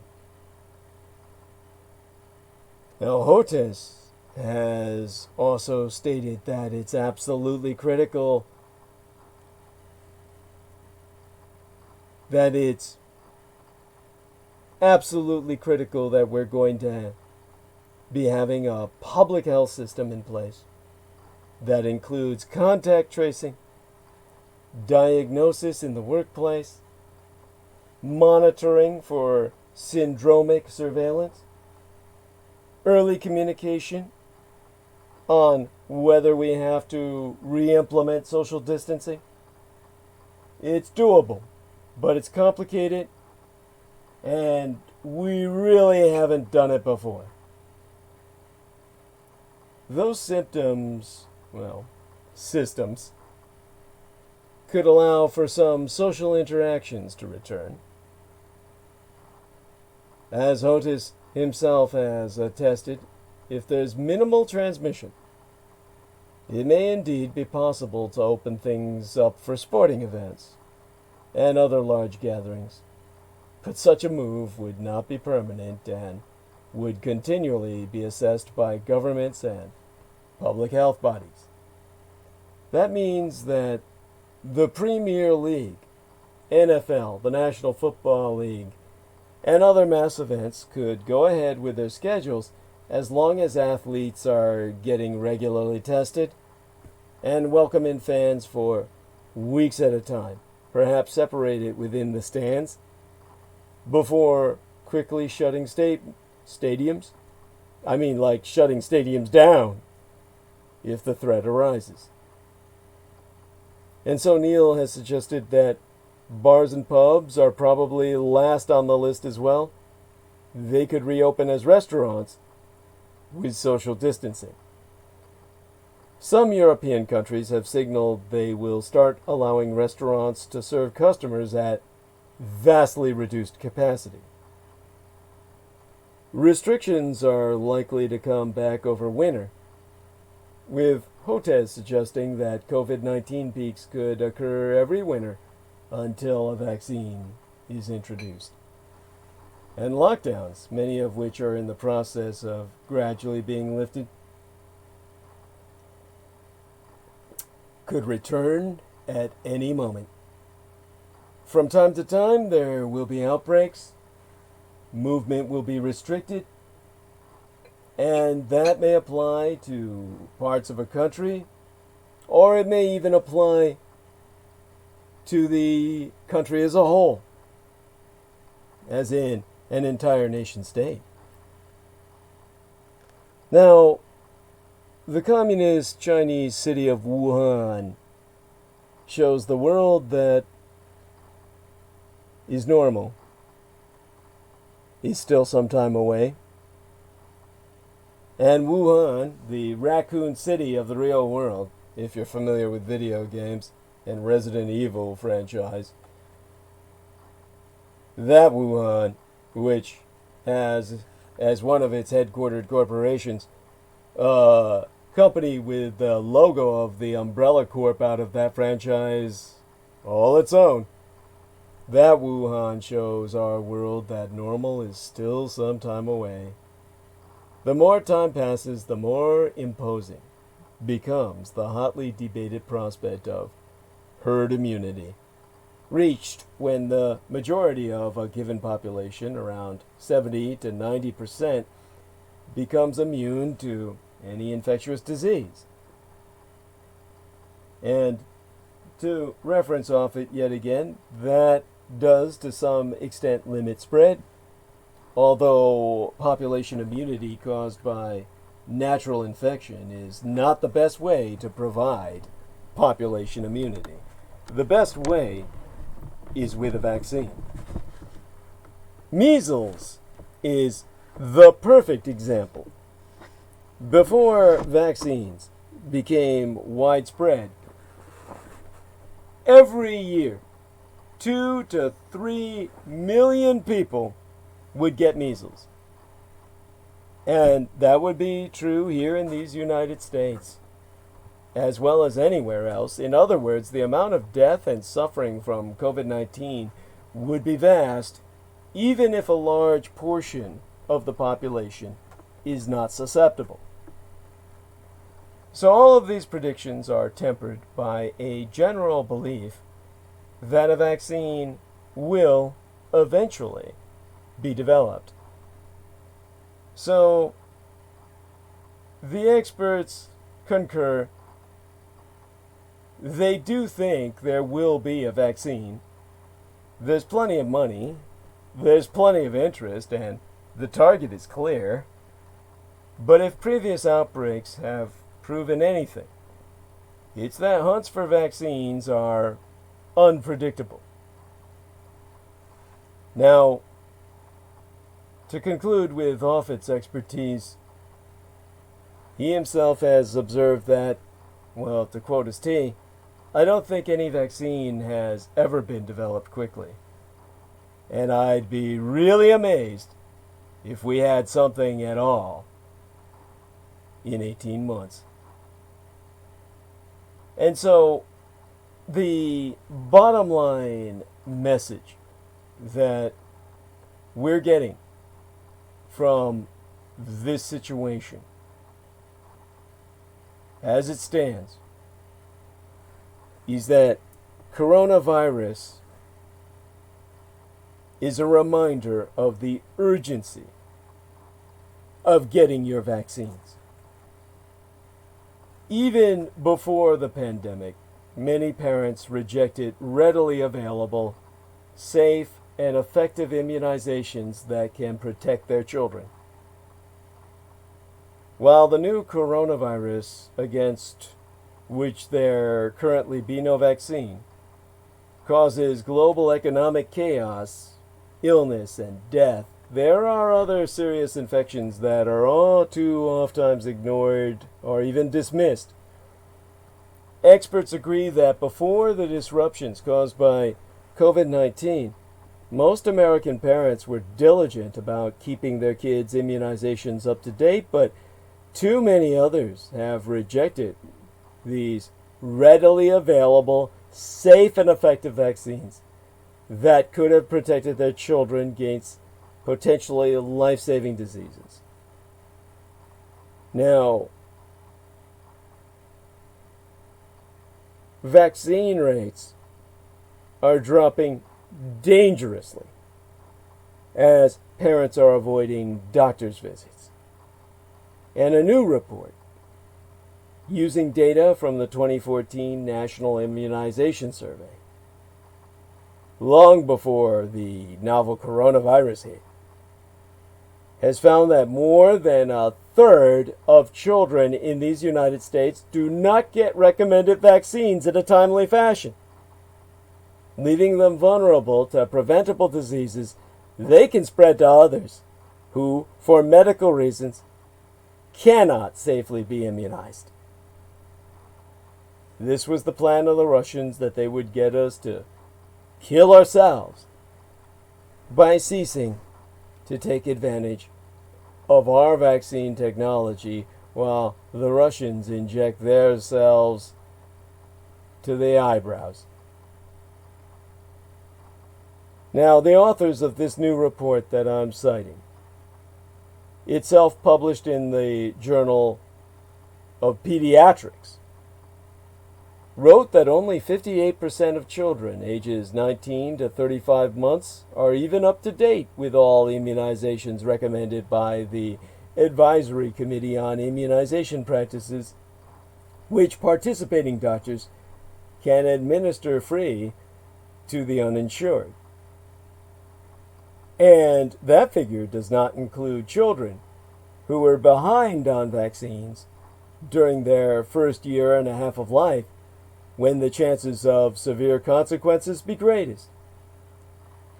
So, the committee recommends that children be vaccinated against 14 potentially serious illnesses by the age of 2. Now, as someone whose biological father, well, let's not use Hitler as the example. How about as someone who was raised by George Joseph Henry Dietrich, the non-commissioned officer sailor, who suffered through all the infections that can now be prevented by vaccines during his days. I believe parents who escaped these viruses, these infections, because they themselves were immunized, should know that these ailments can be far worse than they may even realize. Now, I myself am a person who, as an adult, because I had never suffered the disease as a child and there was not yet a vaccine for it,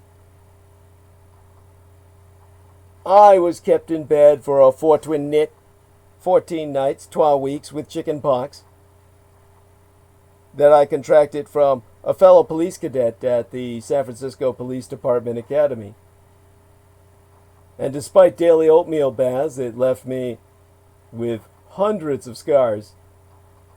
Well into decades later. I mean, they're all gone now. Personally, probably a lot of them were just magnified in my mind.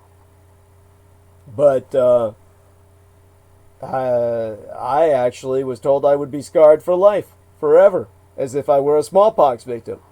The scars were that intense. Of course, the nanoplasma probably was the decisive factor there in my cosmetics and my cosmetic recovery. At least I was spared the life-threatening infections of the lungs and of the brain that killed some of my fellow cadets that caught it from a single Jewish son of a bitch named Stephen Bartholomew, who, because he was Jewish, they had to give him everything. He was allowed in, fully infected, looking like a walking zombie extra out of The Walking Dead. Oh, he couldn't miss a day of academy. He's Jewish. You know, I really have to struggle hard at times to remind myself that some Jews are good people. Now, my late and sainted sire, he had almost every disease that was known to man at some point in his career as a human being on Earth during his incarnation, during his early years, and all the way through his career in the Navy. At one point, he was rendered sleepless for days by mumps on both sides of his head. Still, he was lucky.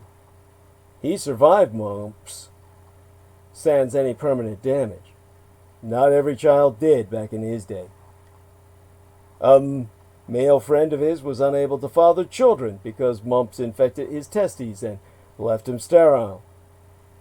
Mumps can also cause ovarian inflammation, hearing loss, and potentially fatal meningitis and encephalitis. I myself, as an adult with chickenpox, lost my hearing in my right ear. Forever. Now, cases of measles are back on a precipitous climb. Most measles cases were reported in this country for the first 5 months of 2019. More of them than in any full year since 1992.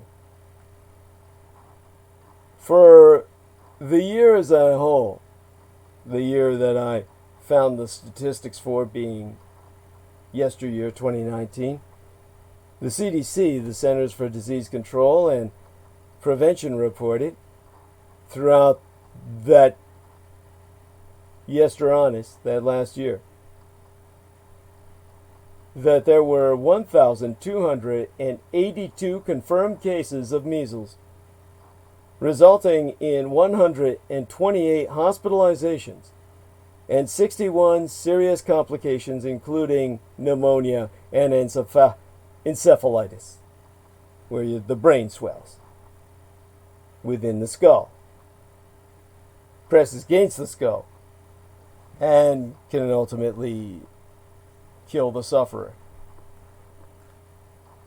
This 1,300 cases yesteryear was more than triple the number of cases during 2018, the year before yesteryear.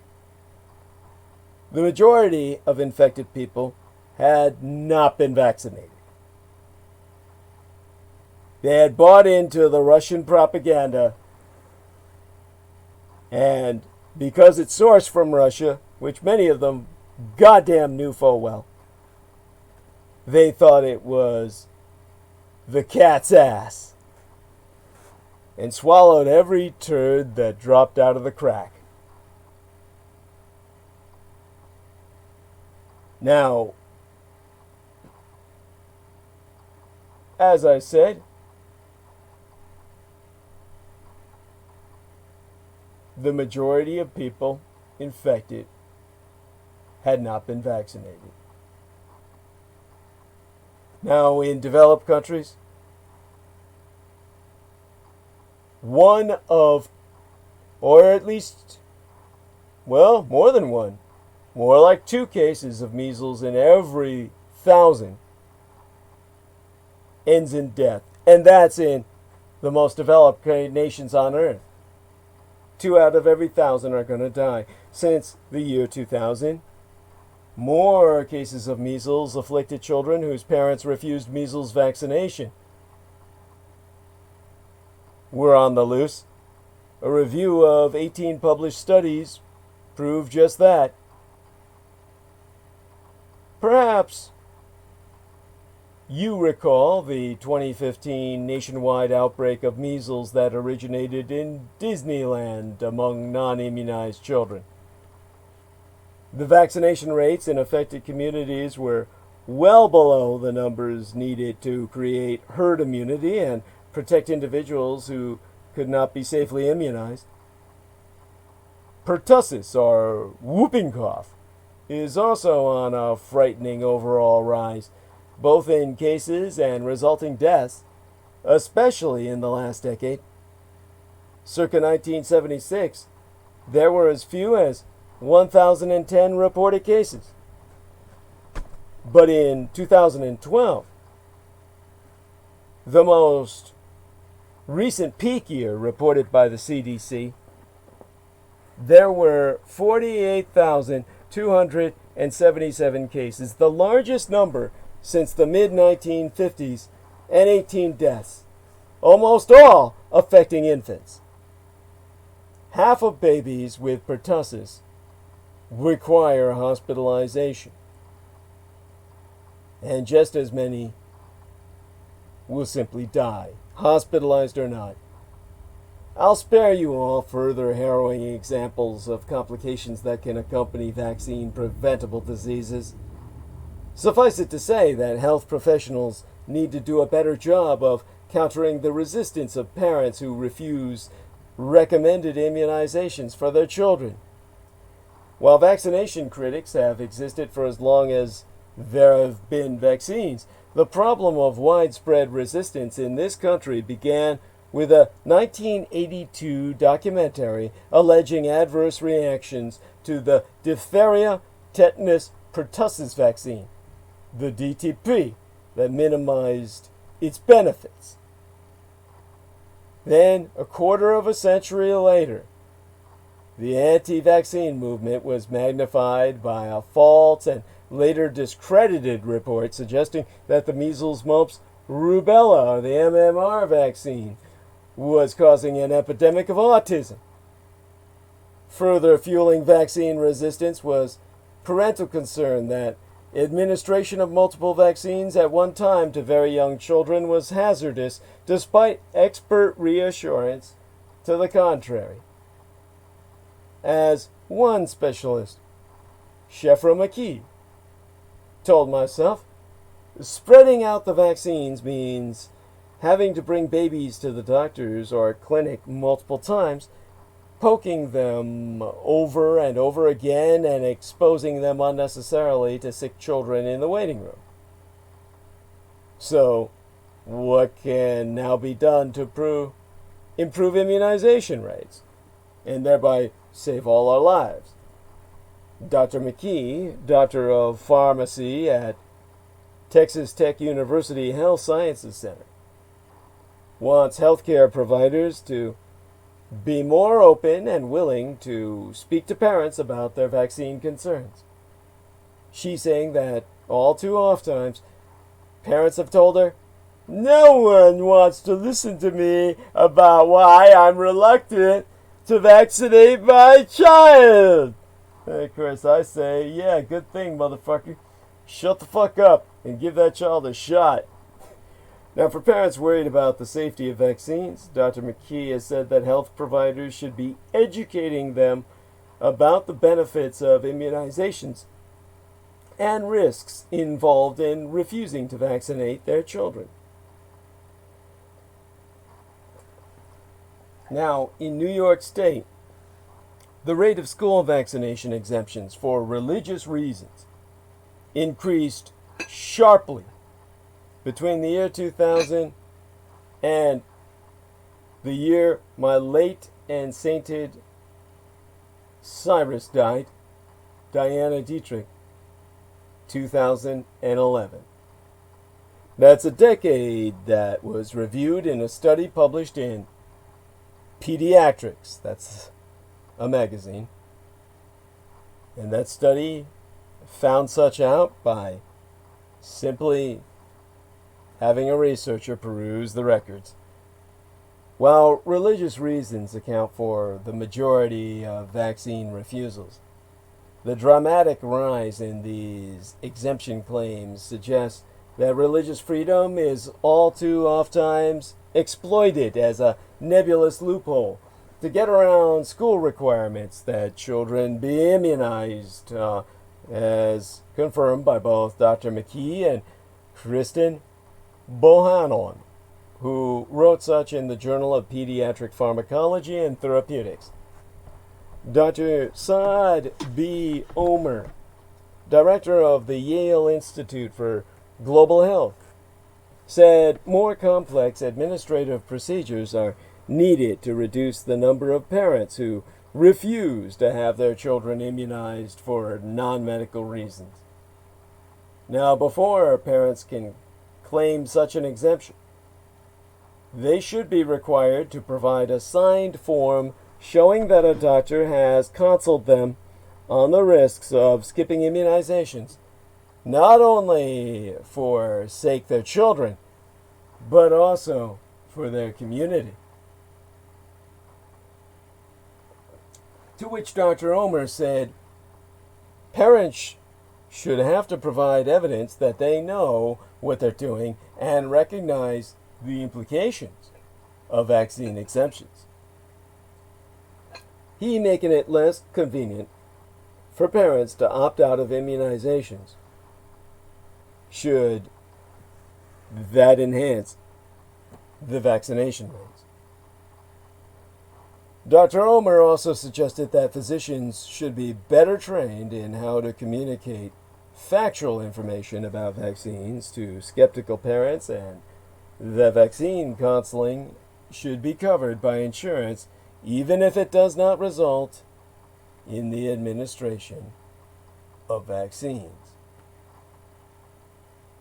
And so we had that, and I hope that puts that in perspective.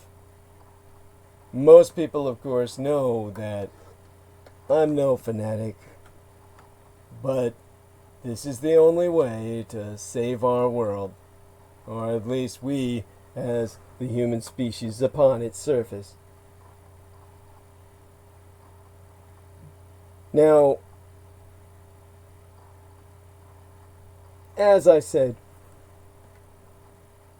when I was discussing how we're basically in a situation where many of us are trapped. Basically, it's one in which we have to remember that we're never trapped alone.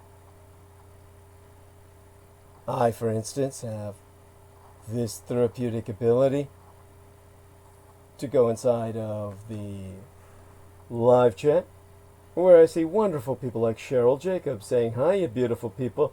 Love you, Douglas." Hey, Audie. And your Mosey Gmail says, "Big Pharma. Hey, girl. Hey." And he brings up Gilead. Yes. And he was bringing up, of course, the maker for Remdesivir.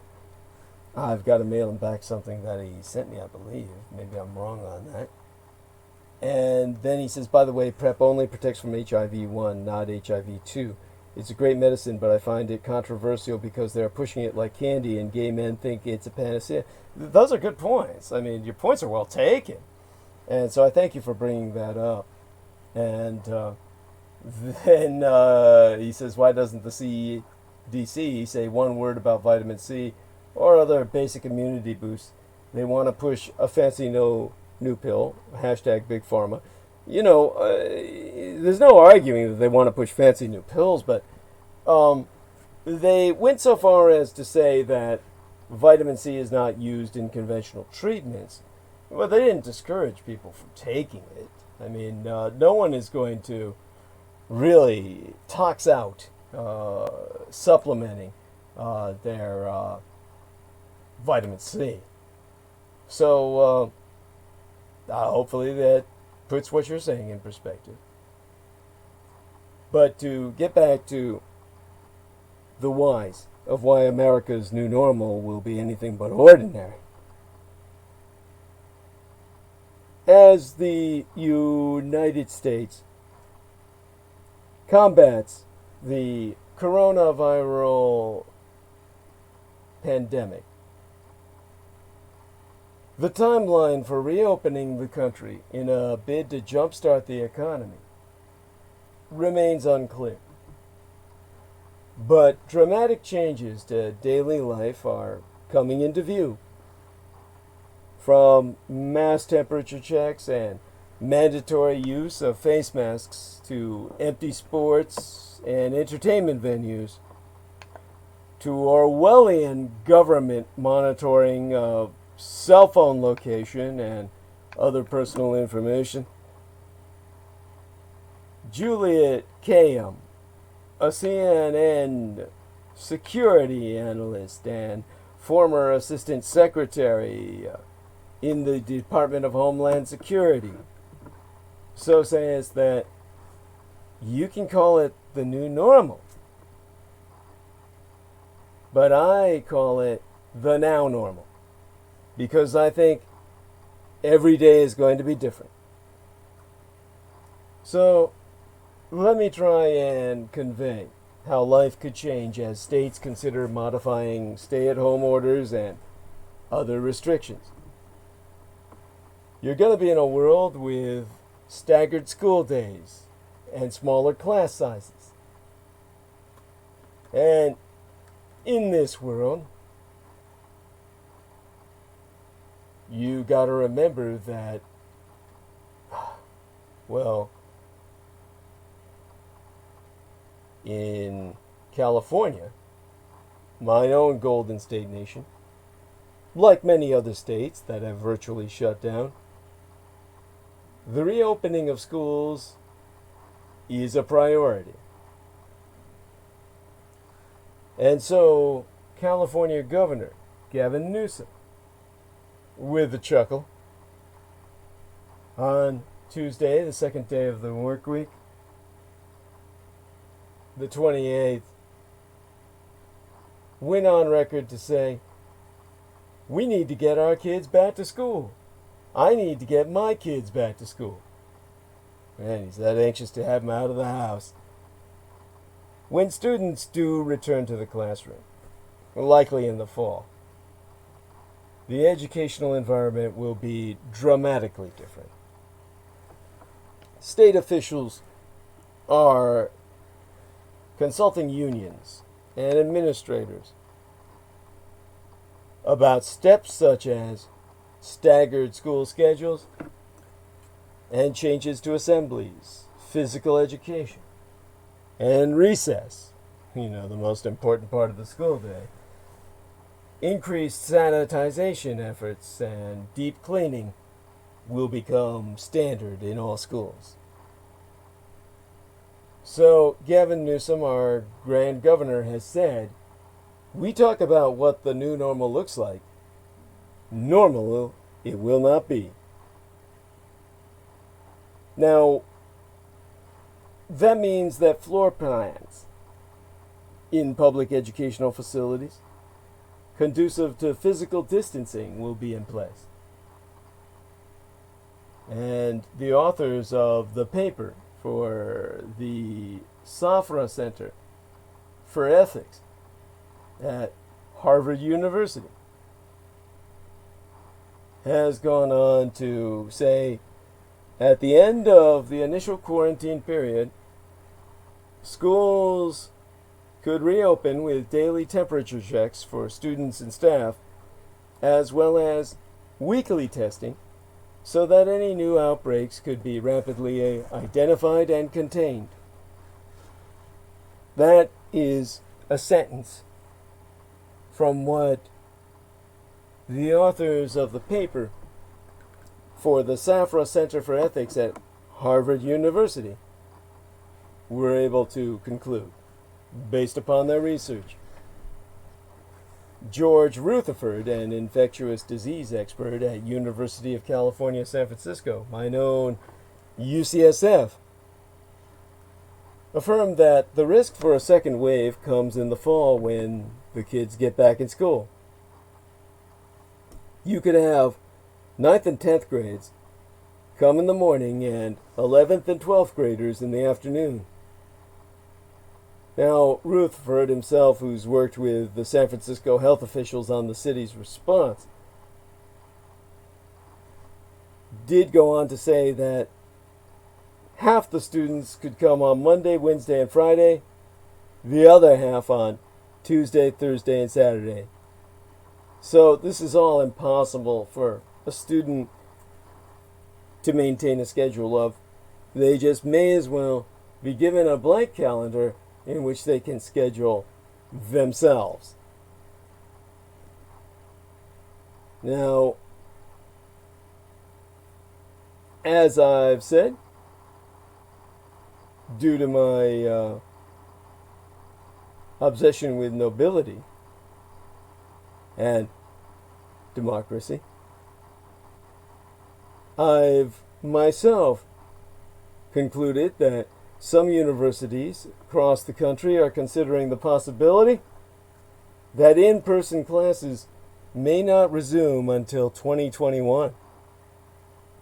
Now, a lot of this has to do with disposable menus and mass servers.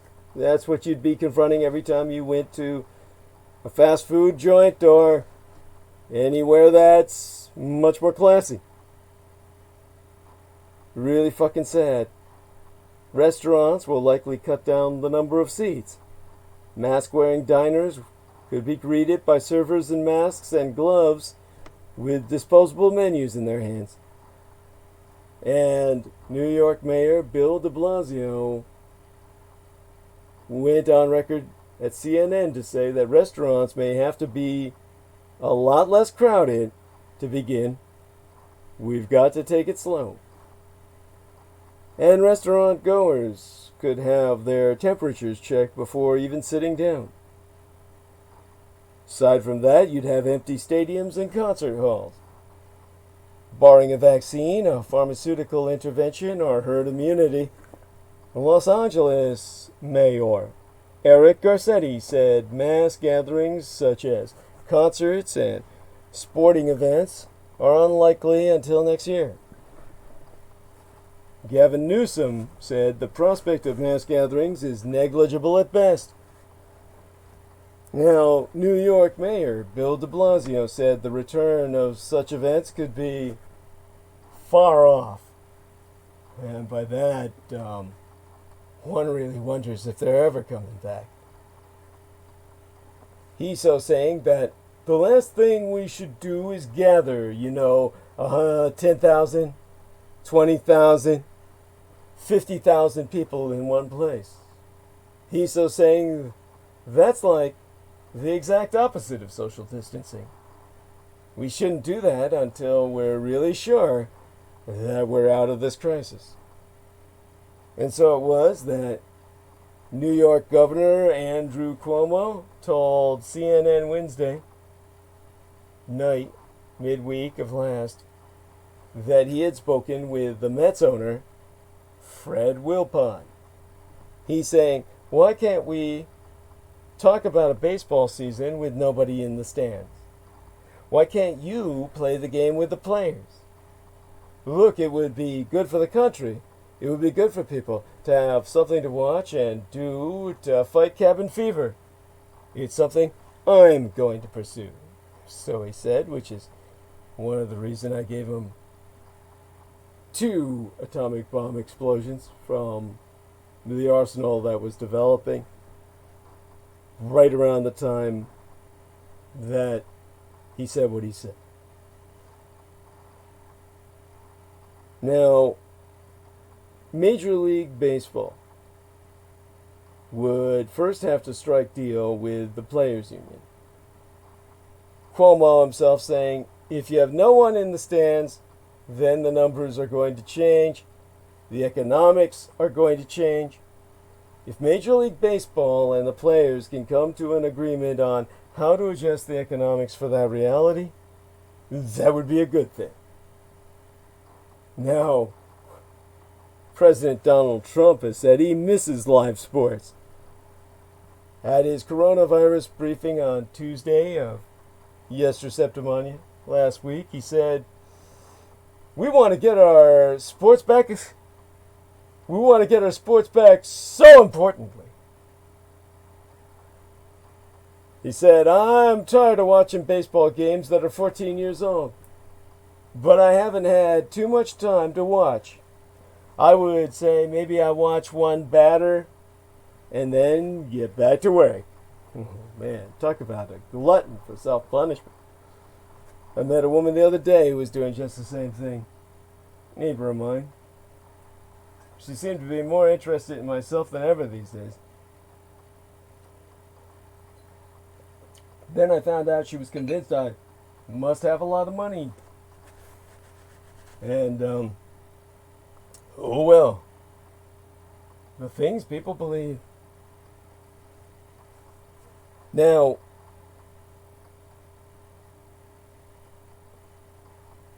to quotist Donald Trump as to what he went on to say this last Tuesday midweek at his coronavirus briefing.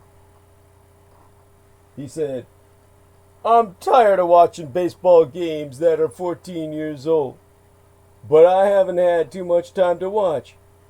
I would say maybe I watch one batter and then get back to work. I mean, that strikes me as so bizarre. I just had to repeat it. In South Korea, where the number of new coronavirus cases has been dropping, the country's baseball league is preparing to start its 144-game season in early May. That's according to South Korea's Yonhap News I found while I was regurgitating the Trumpism. And intra-squad games with some players in masks have been played in empty stadiums in a country where spectators are known for dancing in the stands over there in South Korea. And Rutherford, one of the doctors I was citing earlier, when he was referring to the Spanish flu pandemic of more than a century ago, confirmed there's actually a picture from summer season of 1918. I think it was the Oakland Oaks, a Pacific Coast League team, and everybody's wearing masks, including the umpire, the teacher, and the batter. Still, baseball in these United States may be some time away. Some players have even expressed a willingness to wear masks in the field. Rutherford recalled a conversation with an A's beat writer who told him, "Have you ever been in a major league dugout after a game? It's just disgusting. People spit everywhere. Ugh." Or imagine New Orleans without spring and summer festivals. New Orleans Mayor LaToya Cantrell said she believes the city's biggest events, French Quarter Festival, Jazz Fest, and Essence Festival, will not happen till next year. So that brings us to the tracking of location and other personal information, which will, of course, be a big subject soon enough. Oh, by the way, your Mosey Gmail is putting the make on Cheryl Jacobs saying, "Hey, girl, hey." She's so saying that she saw the protests in California. The men in blue appeared to hold back and stand down. Yes, that's right. They did. And of course, George Knight is with us as Bizarre HD, saying that he just came on. And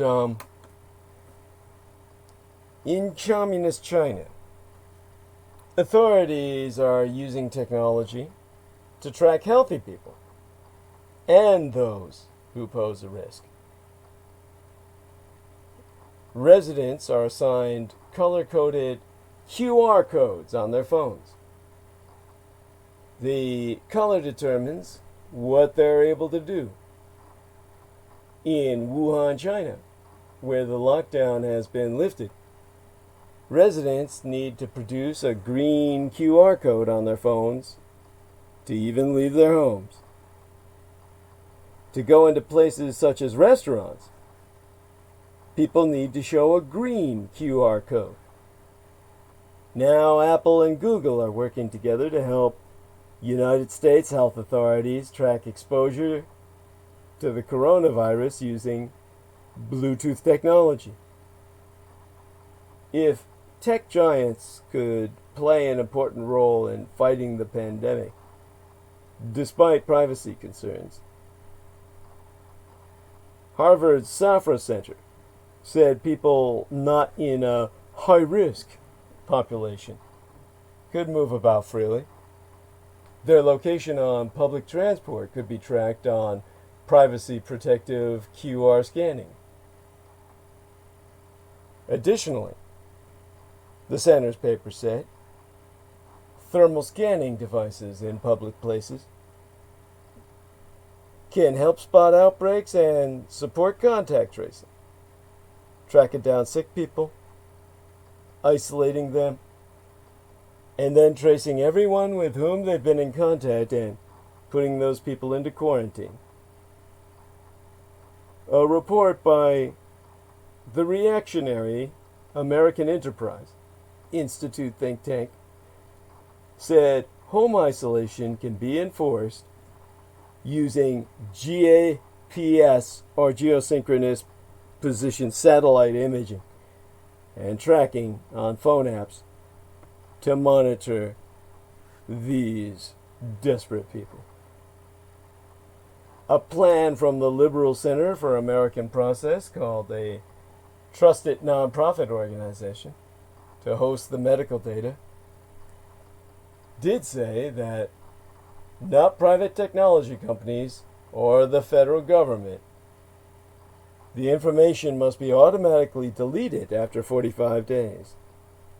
Sheer belief that they had done so was when they borrowed it for myself.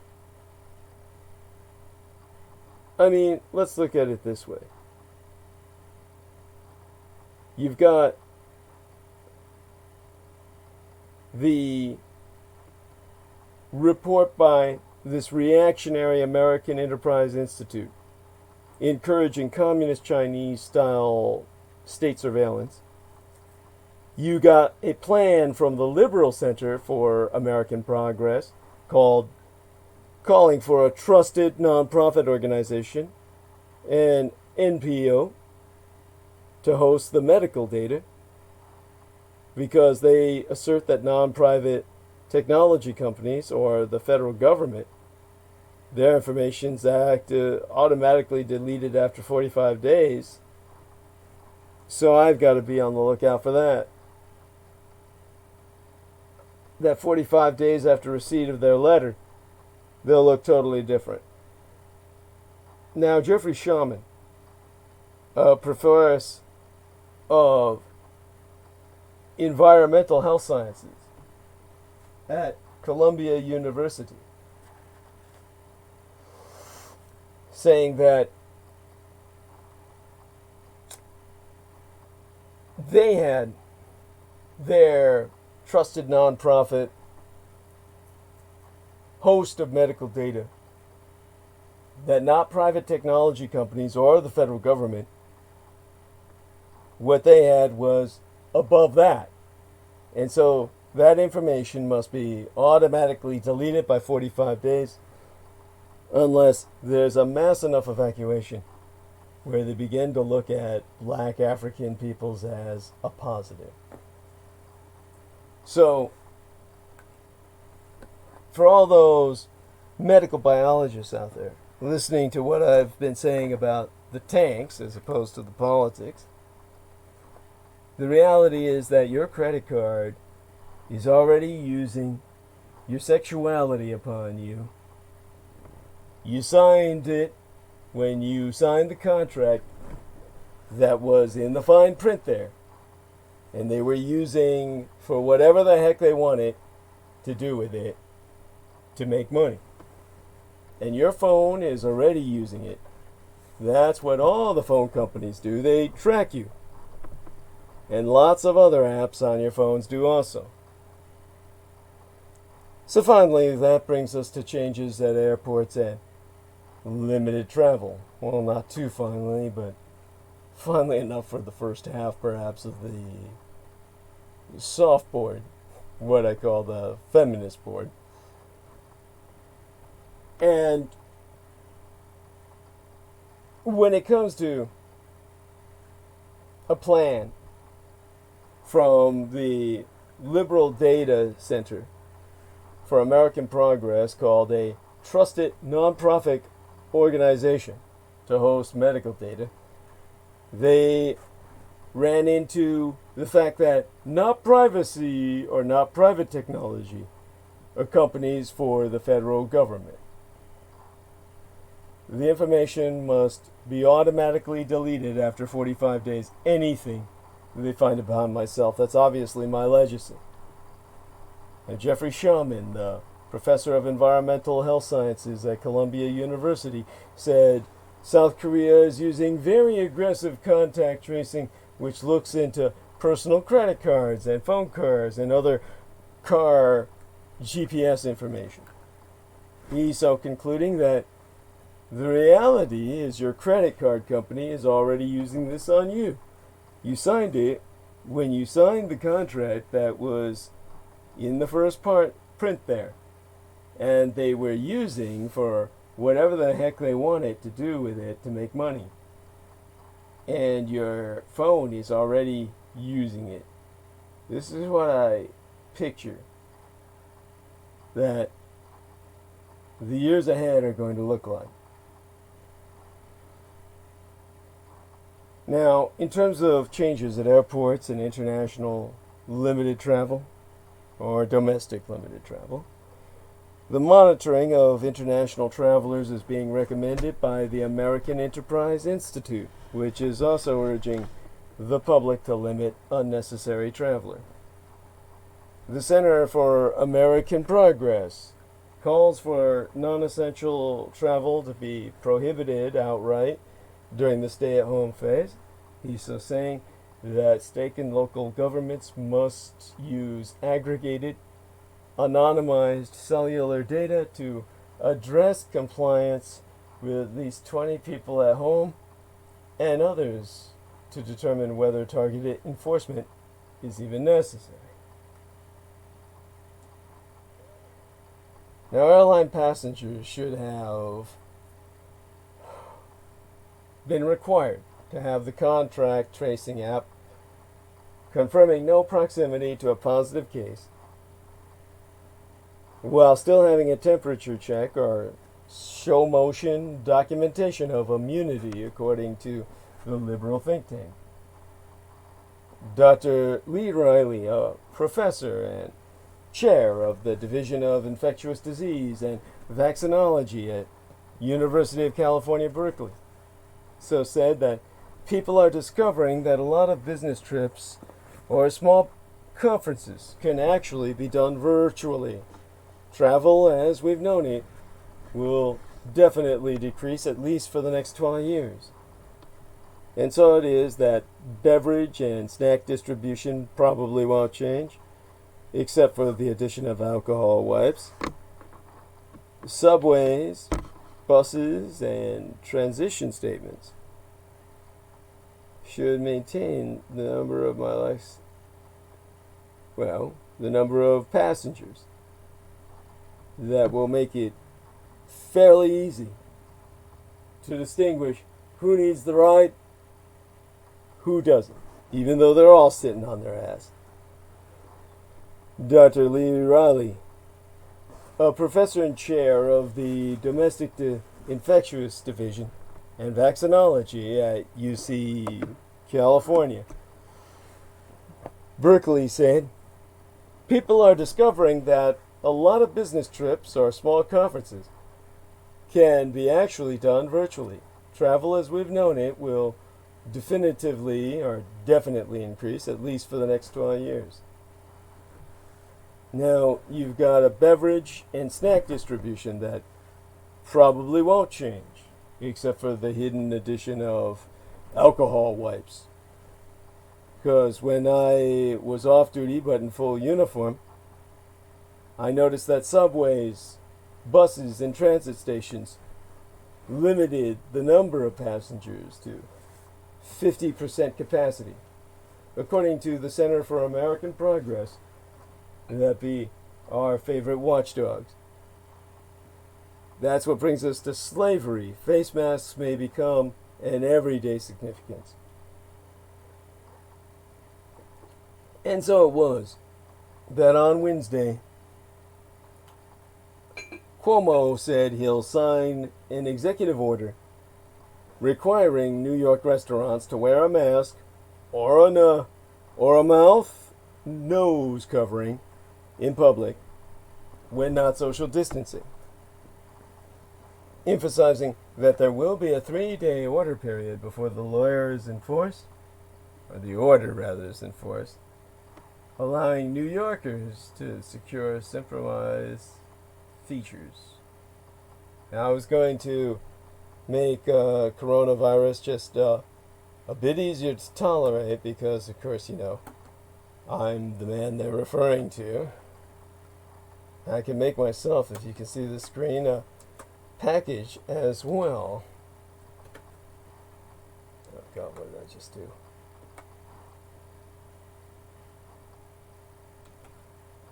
Oh, shit. Now, here we are.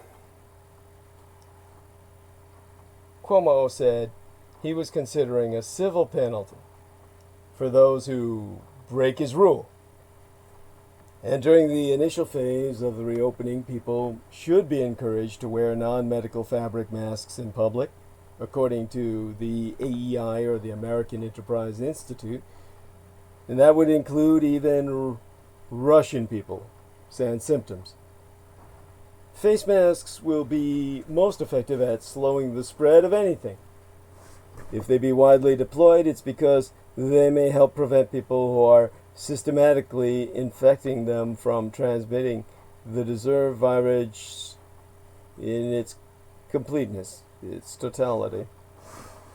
With Dr. AEI, his 3 initials becoming his identifier.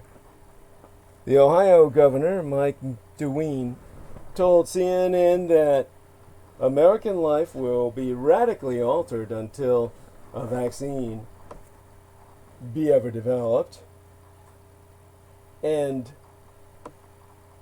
the Ohio governor, Mike DeWine, told CNN that American life will be radically altered till that vaccine is developed, and things are just going to be different. That's the saddest truth. Now, before I go on to anything different as a subject, can't resist the chat room. Some of you may have been noticing I'm sleep talking while sleeping for the moment, instead of talking while, instead of sleep eating or sleep walking. I'm too sedentary to do even that when my half dreams. Now, one among the creepiest true crime tours in America is the Tucson Murders True Crime Tours. The Tucson Murders True Crime Tours provide us historic crime investigation into forgotten lost crimes in Tucson, Arizona. These small private tours are hosted by the Mr. Ben Stenius, a true crime researcher and enthusiast who will personally take us to real historic crime locations related to these crimes in Taiwan. Now, the Baron Ben has been astute enough to specialize in the cases that were the trademarks of the crime of the era. These devastating crimes stained a city so deeply they may never be removed. And the Baron Ben can help you relive these events and hear these stories behind the stories, because he specializes in the seemingly ever-developing case of the late serial rape killer, Charles Howard Smitty Smith Jr., the Pied Piper of Tucson by way of his alias. And the Aftermath Tour belongs to Ben Stenius himself. See theunfinishedman.com for excerpts from his book, which has not been published yet, that I know of, or aspects of my torso, which of course was impacted by lung collapses so many years ago. All of that has to be taken into account before I plan going anywhere. And of course we have the Aftermath Tour that Ben also leads, which you can find out more about at theunfinishedman.com, which of course is meant to sound like the hope for the invisible. But other cases, such as the strange case of Morris Brady, the Dr. George Marvin Tejardine case, and the Red Rapist are also within the Baron Ben's repertoire, as in fact are all the crimes that shocked the Southwest throughout the 1960s, the very decade I myself entered this vale of tears. These way you can participate. For tour information, contact thetucsonmurders.com, Tucson being spelled like Tucson, Tucson, and the word "the" is in front of it. And you can also telephone Baron Ben Stenius directly at the number which reads 1520 3233 406. That's 1520 323 3406. Now, before I turn to the week ahead, now that I feel the worst is over and trying to update us all into the generals of coronavirus, going to check back into two dear people. Cheryl Jacobs saying, "Love you, honey." Love you too, Cheryl. Though she might be talking to either Mr. George Knight or Mark Eden, who says, "Morning, Dougie. Mandatory vaccines in the UK Act passed April 27th, just before they wheeled Boris back out again.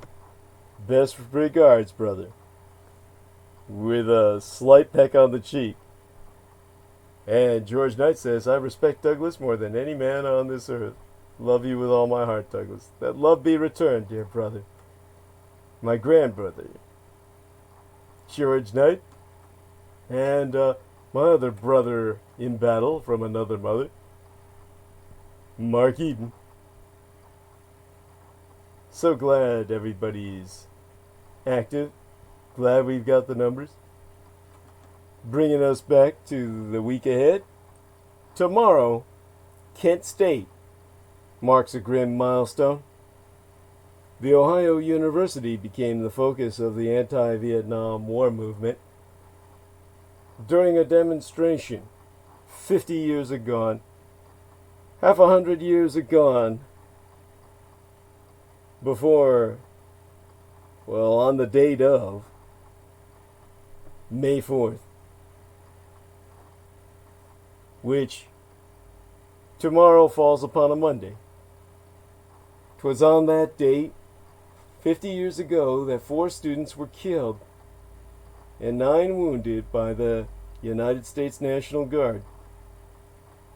Anti-war protests happened on hundreds of other campuses before the last American troops left circa 1973 in official capacity, before everything was covert aid for the Republic of South Vietnam.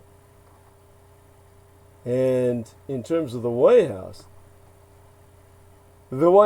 is weathering a series of controversies related to the Trump misadministration's handling of the coronavirus. President Trump's senior advisor and son-in-law, Jared Kushner, was criticized for calling the United States' response to the virus a great success story, less than a day after confirmed cases in these United States topped a full fucking million.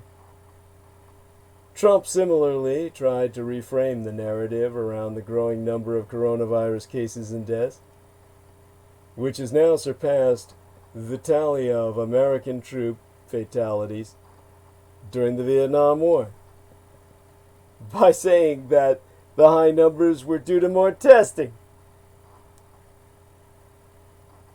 American coronavirus deaths now surpass fatalities suffered resultant the Vietnam War.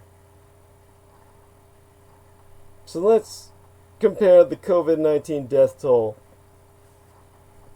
to the numbers of Americans killed in past conflicts alone, not just natural disasters, but in war. And we can definitively conclude and disseminate the fact that American coronavirus deaths now surpass fatalities in the Vietnam War, and that the war figures that I've gone looking into as your renegade military historian include American military deaths in battle and in theater deaths as available, taking into account that officially for the United States, U.S. involvement in the Vietnam War ended in 1973. To them, they wouldn't even count the next 2 years after that. So, not quite sure how accurate my numbers will be per each conflict, but the biggest conflict of them all, the one that resulted in the most deaths ever and anon be the 20 million who died in 1918 all over the world with the American Army flu taking out the U.S. military expeditionary forces of World War I, resulting in the Kaiser. Well, he lost his men, the Americans lost theirs. And America lost 53,402 American males as acknowledged by the technology of the time, whereas 20 million died back home on the American home front in World War I. That alone should tell you all you need to know about so-called crap that Eisenhower makes myself be. Right after World War I, as the second most bloody conflict in the world, was the American Civil War between the states from 1861 through 1865, with a fatality count of 498,332.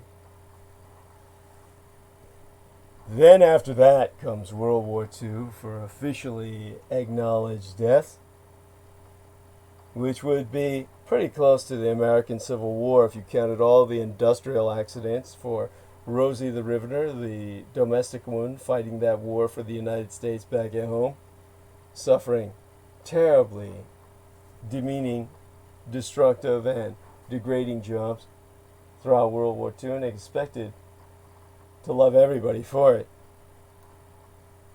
Yay. In World War II, between 1941 to 1945, 291,557 fatalities. As for American deaths from COVID-19, as of May Day, the first of these anniversaries, we had in celebration the great crane come from out of Asia and into our living rooms. A kind of reference or message bearer for the emperor. And after those American deaths from COVID-19 as of May 1st, May Day itself, altogether it added up to 62,406. Above the Vietnam War from 1964 through 1975, with its numbers totaling 58,220 deaths. Beneath that would be the Korean War for 36,574. And after that, the Mexican-American War from 1846 through 1848, pronouncing dead from their own 13,283. For the American Revolutionary War of Independence, 1775 through 1780, he just kept repeating it over and over again. No Parker, whatever he was trying to say about the type of terrorist he was nurturing. Our Lady, who reminded myself this sort of thing had to be done, was of a very specific kind of accent that I think is highly important or germane to the issue myself. And that would have to do with making use of some person's website without thereby turning them over to yourself as their booby prize to you. Something they really didn't expect anyone to win. So, when it comes to what we won out of the toes on my pods or my peds, my feet, all of that can leave a person blind to exactly what's going on in the present moment, but we'll move forward with it after another check in the live dash room. Hey Doug, talk about the anti-gods. Oh, God, not tonight. I'm curious who they are. This is you, 1881. And Bizarre HD, which is George Knight, says Douglas goes into depths on the kings of Edom in previous transmissions. Thank you, sir. Yes. Actually, I've never really gone into depth on individual kings of Edom to any great degree. Maybe someday in the future. Look, I don't want to promote the attitude that this is like trading cards, okay? I don't want people to get this attitude that there's here's Cthulhu, and here's Yog Sothoth, and and just take it like the crap you see on YouTube with people who are presenting effectively just kind of like Magic the Gathering lore or something.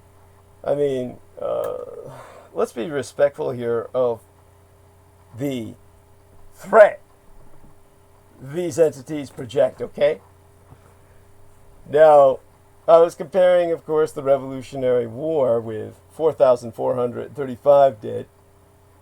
You've got, like, several outstanding incidents in American history that helped to shape American identity that fall down in lower numbers after that. War in Iraq from 2003 through 2010, which cost America 4,431 lives. In all these cases, the deaths are always male. You'd think it's a wonder that there's any left to fucking breed. Then the 9/11 terrorist attacks of 2001 killed 2,977 people that the government acknowledges. The Spanish-American War from 1898 through to 1902, that cost 2,446 lives, after which the Japanese were very gracious and made no real serious demands. That brings us, of course, to the Spanish-American War. 2,446 dead between 1898 and 1902. Now, obviously, the MacArthurs were in the Philippines for the next 10 years at least, in so many ways, or at least had land heavily in stake there. And, of course, another conflict. The last two that come to mind are the war in Afghanistan since 2001, which has produced only 2,445 fatalities, one fatality less than that delivered by the Spanish-American War. And then we have Dr. Richard III, the King of England, who died in combat in the War of the Roses. Well, that's on the other side of the Atlantic. Over here in America, we had the War of 1812. From 1812 to 1815, that is. The Americans, of course, had to earn their respect by becoming militiamen and following in a train of untold horror the wilderness of North America, the many supernatural challenges it throws at those who insist on thinking in terms of the occult. It hits them hard. And so does the coronavirus in this day and age. Think about what I've said. You've got that coronavirus killing more people than in, I would say, 1, 2, 3, 4, 5, 6, 7, then about 7 other wars in American history. The coronavirus has killed more than 9, actually. 9 other wars.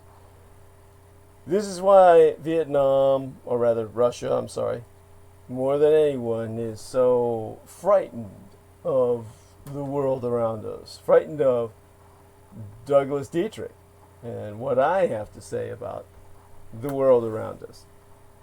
All of this is like my dealing with sometimes unspeakable acts.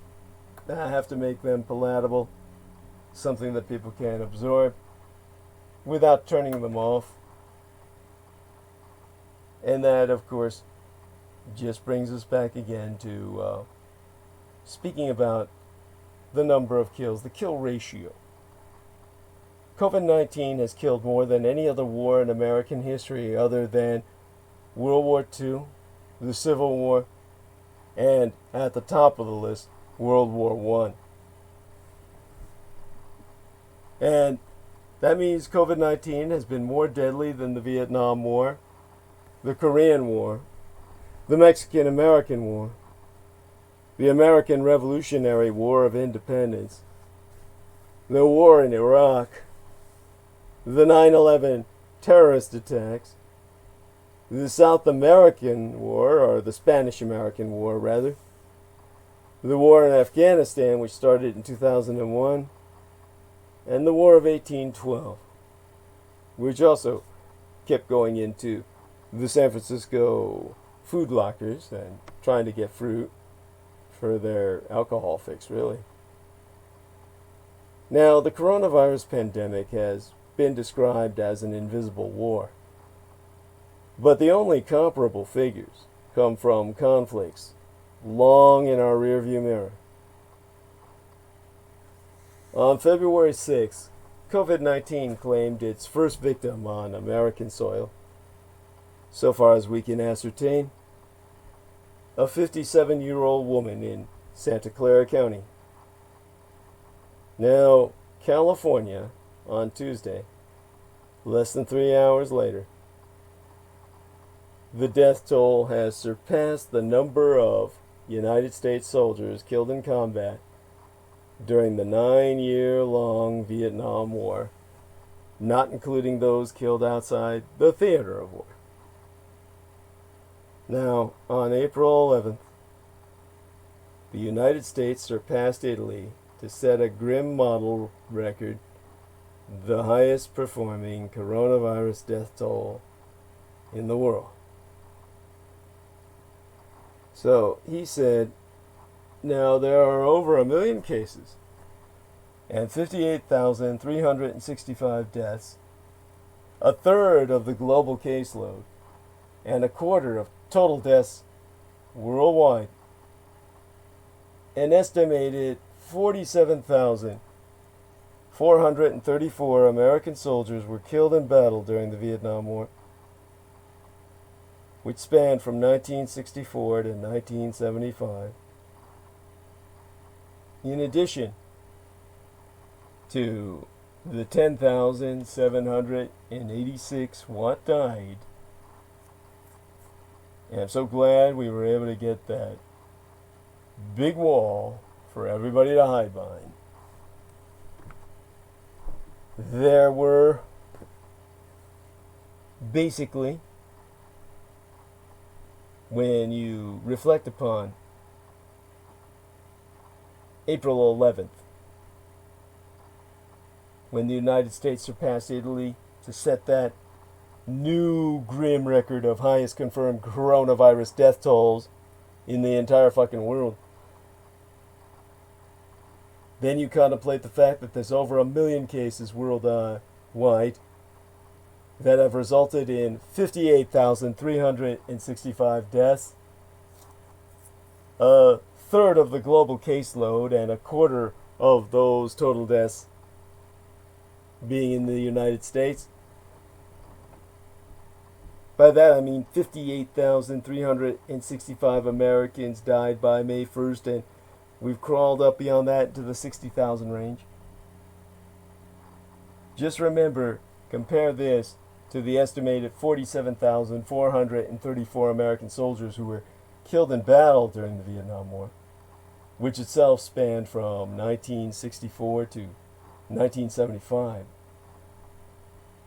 An additional 10,786 died in the theater of conflict, but out of battle, making a total of 58,220 such creatures, just seemingly not being our teacher's type, which is really sad.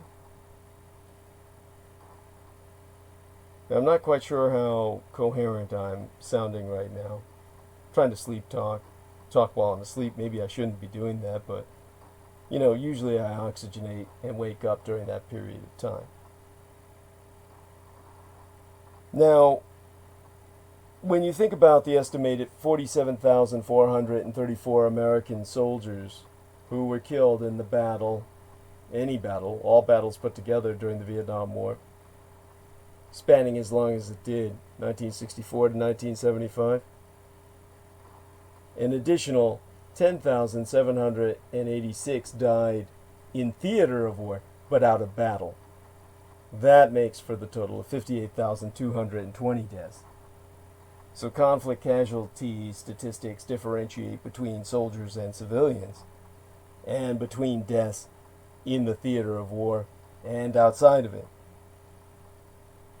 Now, the current coronavirus death toll also surpasses the United States lives lost in the Korean War, 36,574 Americans killed in battle and in the theater of war combined, and World War I, in which 53,402 Americans died in battle. From the wars in Iraq and Afghanistan combined, American deaths have numbered fewer than 7,000.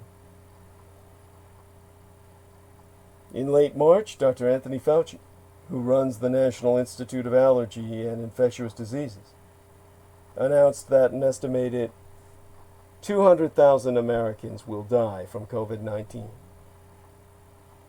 Now, 10 days later, he lowered that figure to 60,000, a number that immediately became obsolete, which just shows how chicken shit he and other people be affiliated with him. The early data shows that the virus is disproportionately affecting both men and communities of color. So if you're a black guy, you're at double the risk. African Americans comprise more than a fifth of the dead, according to a study conducted on April 27th, making the mortality rate of your average black African American 2.7 times higher than for any white Americans, unless they're morbidly ill. Now, it's been many decades since Americans died en masse on American soil. The last comparable historic death toll was the 1918 bioweaponized influenza outbreak, more properly a blowback by situation. And that killed 20 million Americans. More recently, Hurricane Katrina, circa 2005, left 1,200 people dead, initially reported. Later it was confirmed that twice that amount, more so than twice, 3,000 dead, was exactly how bad Katrina hit that island state nation. Trump responded by telling them they should move to the United States. The terror attacks of September 11th, 2001 killed 2,977 people. Well, more recently, Hurricane Katrina, circa 2005, left 1,200 people dead. So, if Dr. Fauci's higher projections materialize, deaths related to COVID-19 will still pale next to the American Civil War, in which nearly 500,000 Americans died overall.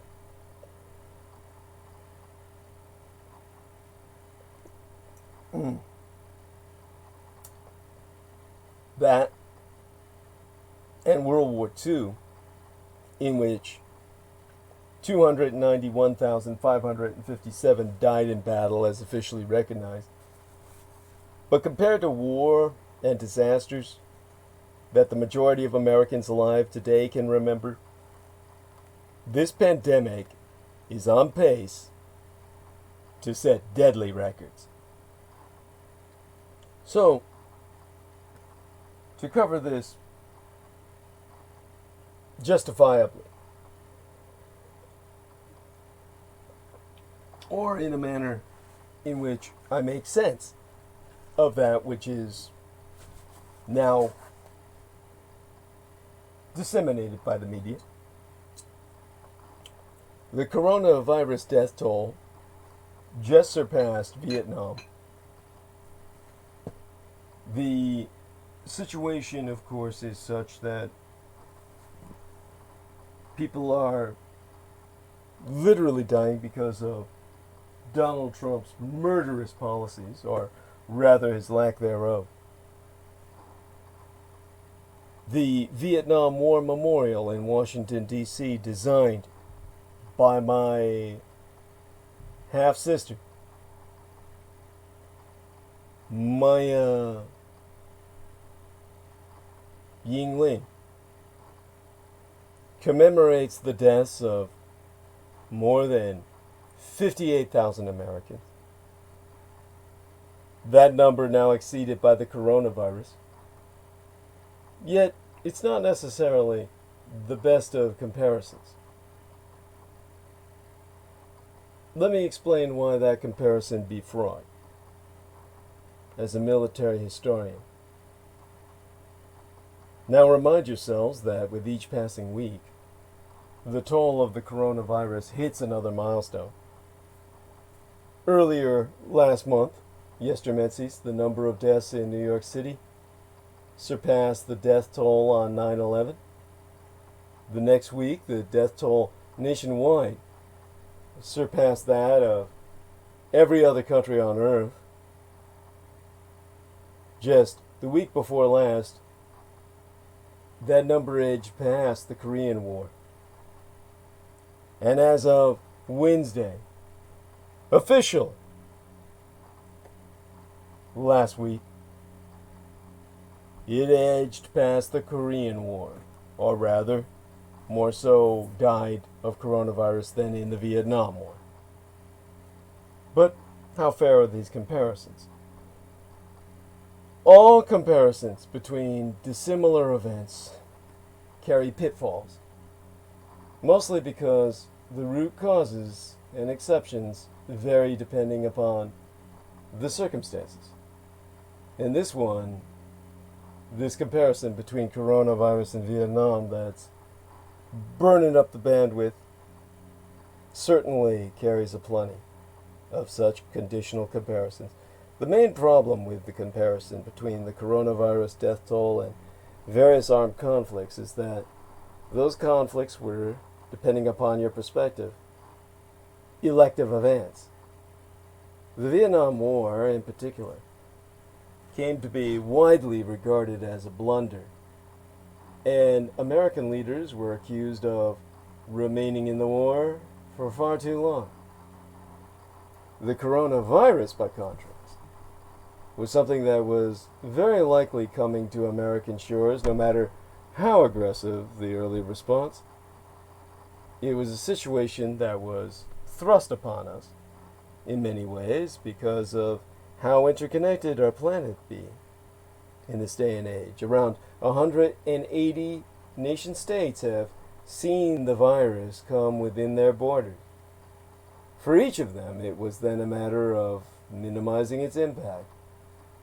If you look at the number of Vietnamese who were caught up in this, there isn't much comparison. Estimates of the number of Vietnamese killed in the conflict, which predated American involvement, are between 2 million and well over 3 million, including many civilians. Another key difference is the people involved. Foreign wars claimed the lives of American combatants and people who were sent to wage them, some of whom are volunteers, though many, in the case of Vietnam, were drafted into service. And outbreaks, by and large, target people. who haven't volunteered or been conscripted into a situation they know to be dangerous. War deaths carry valor, irrespective of the wisdom of any given conflict. And that is simply not applicable to viral outbreaks. And so accordingly, there's also a much larger universe of people who could succumb to a virus outbreak. The United States population is nearly 330 million, a large pool of potential victims, while 3.4 million Americans were sent to Southeast Asia during the Vietnam War. Far less than a majority, in any sense of the term, but they're the loudest with the bullhorn, with emphasis on the bull. Now, the time frame in comparing the Vietnam War to the war on coronavirus is another key difference. While 58,220 Americans perished in Vietnam over the course of a decade, the first recorded U.S. death from the coronavirus came on February 29th in Seattle, though since then, the February 6th death in California has been tied to that same virus. That means, depending on your starting point for the virus, the Vietnam War's death toll has been eclipsed in roughly 1/50th the amount of time. The largest annual American death toll in Vietnam was 16,899. That was in 1968, or an average of about 1,400 deaths per month, a number below the current daily death toll for the coronavirus. The deadliest week for the United States in the Vietnam War came during the Tet Offensive, when more than 1,000 Americans were killed. Today we're seeing nearly 4 times that many perish in a single day. Perhaps the most important point, however, is the one about expectations and blame. While war deaths are easy to chalk up to the decisions of politicians who send troops into combat, it's mostly government. Basically, just had to adapt to the incoming casualty rates on a daily basis from Vietnam, as we're doing here at home now. And it's all the government inaction, the inability to act, at issue with coronavirus deaths, making them much harder to pin down, like not counting all of the deaths that happen at home, which renders the number of coronavirus deaths astronomical and headed towards status of equality with with World War II. Now, according to data from Johns Hopkins University, the United States currently has the 6th highest number of deaths relative to population, ranking behind Belgium, Spain, Italy, France, and the United Kingdom. We also rank 6th in total confirmed cases per capita. That still places the United States on the very high end of countries worldwide, but it doesn't suggest our struggle with containing the outbreak be unique. As Philip Bump noted several weeks ago about the comparison to terrorism and armed people who considered themselves enforcers for their ideology, you have a situation where During other armed conflicts, it's easy to cherry pick which comparisons you can make. The leading annual causes of death in these United States, for instance, are heart disease and cancer, which claim around 600,000 lives each. Even if its current trajectory somehow lasted until the end of the year, the coronavirus would not surpass that. The death toll also remains below some of the worst years for the seasonal flu, albeit in a shorter period of time. That doesn't mean the flu is a bigger problem. Given the coronavirus is more easily transmitted and more deadly, we'd likely have easily surpassed those flu death tolls without significant mitigation efforts, and we would have had an annual vaccine and proven treatments for the flu. But it does prevent this kind of war comparison, some perspective when it comes to how many people could die annually of common illnesses. The real question then is whether the debates were commensurate with how the government should be expected to perform. In the case of wars, it's a balance between the loss of life and injuries and the benefit of the conflict.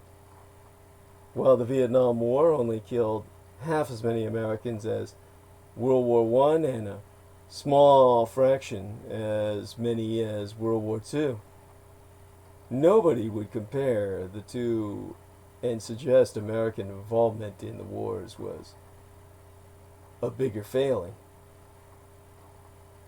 Though, of course, no one would say it, but I myself do because I'm speaking to you, the private audience. Now, nobody reported America's involvement in both world wars because they resulted in objective victories with important global implications, while the former is widely acknowledged to have been a quagmire. That means Vietnam. Now, in the case of an outbreak, it's a balance between what kind of death toll might reasonably have been expected and what death toll ultimately results. This is complicated and subjective, though based upon a whole host of factors that many Americans won't have a handle on and even many experts won't agree upon. The comparisons to how other countries have dealt with the same situation would seem to be the most apt, but even that isn't heavily dealt with in the same section that most would seem to have been appropriate. Even as, shall we say, when I think about how the comparisons to other countries who have dealt with the same situation, war, which would seem to be the most apt as the chosen allegory to coronavirus, even that isn't perfectly suited because of differences in borders, concentration of populations, the power of the government to put strict mitigation efforts into place, and many other such factors. There's also the balance between loss of life and economic impact, which can also lead to hardship and even death if the country and the economy both cease to function. The extent, or rather to the extent, the comparison between coronavirus deaths and Vietnam is worthwhile, it's as a measure of the federal and state government's failings. While Vietnam was viewed as a poorly thought out decision punctuated by misinformation from the government about its actual progress, the coronavirus effort has been marred by a slow ramping up of testing, and other challenges. Were those problems to be expected, given the scale of the problem and how little precedent there was for it? Or were they the result of a failure to completely act upon an early warning signs and marshal the power of the government. There's certainly grist for the latter mill, and this is something we'll continue to learn more about for in the months and even years to come. Now in Vietnam, it's much easier to say that the cost wasn't commensurate or understandable because the objectives, by and large, were not achieved. In the case of the coronavirus, it's a much more difficult calculus, and one we probably shouldn't base too much on comparisons to dissimilar events, but rather to the wide universe of contemporary comparisons that be at our fingertips in countries around the world. And even then, focusing on the raw numbers can be deceiving. Now, that brings us to the fact that no, COVID-19 is not like the Vietnam War. It's not like any war. The coronavirus pandemic has killed roughly as many Americans as died in Vietnam, but the war metaphor serves mostly to sweep aside skepticism and dodge difficult questions. And after weeks of downplaying the threat posed by COVID-19 as it spread across the world and into these United States, Donald Trump was finally taking it seriously on March 18th. And in the White House's briefing room that day, he said, "I mean, that's what we're fighting for." I suppose he meant for. He said this before he invoked a now oft-repeated metaphor about the virus as an invisible enemy. Now, framing the pandemic as a war serves mostly as a way for the president and the government more generally to sweep aside skepticism and dodge difficult questions about handling the crisis. I mean, should we think twice before imposing export restrictions that'll weaken global resistance to the virus? No time. This is war. Or should the government be able to order workers to stay home and then order them back to work against their very will? Generally no, but this is war. Can we protect privacy while building a massive surveillance apparatus to track the spread of this disease? That might be nice, but this is war. Now, some of that makes good sense during an actual war. You don't want your domestic manufacturers selling goods to your enemies, for one, but it misses the point in our current crisis. There is a no us versus them happening here. A virus cannot be cowed. It doesn't want our land or to change our regime. And it cannot be forced to surrender by throwing bodies at it, just the way the government used to throw money at various problems. Now, as Daniel Larison noted in an excellent piece entitled "The American Conservative," that was Baha published earlier this month, declaring war on abstractions and inanimate objects has become a bad habit for the American government. Indeed, America has spent 20 years fighting an amorphic, well, the term I'm looking for is amorphous roll on terror that's outlawed by all of our initial enemies, consumed trillions of taxpayer dollars, and actually created the new enemies by destabilizing the Middle East and North Africa. The federal governors, or rather government's wars, on poverty and drugs have been equally unsuccessful, and now serve mainly as local jobs programs for bureaucrat tits. Now, less than 3 months after the first Americans died on of COVID-19 and 6 weeks after Trump declared himself a wartime president, the disease has now skipped more than 5,008, 318. 58,318, that's the number. And through that number, you can better comprehend what I'm talking about. It's just plastic for now. Wait until you put it into effect.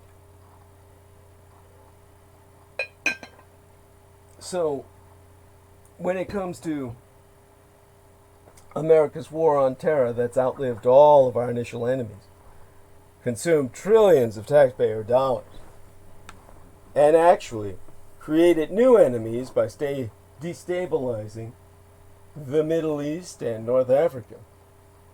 The government's actual wars on poverty and drugs would have been equally unsuccessful, and now serve mostly as federal jobs programs for bureaucrats and cops.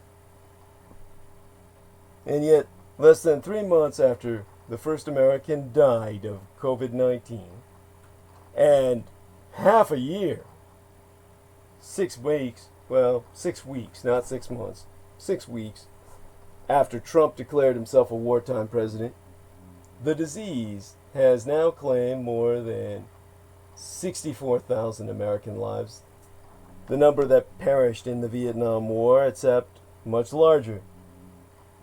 Pressing the symbolic threshold provides a useful way to comprehend the sincerity of the disease, but doesn't make the war analogously useful.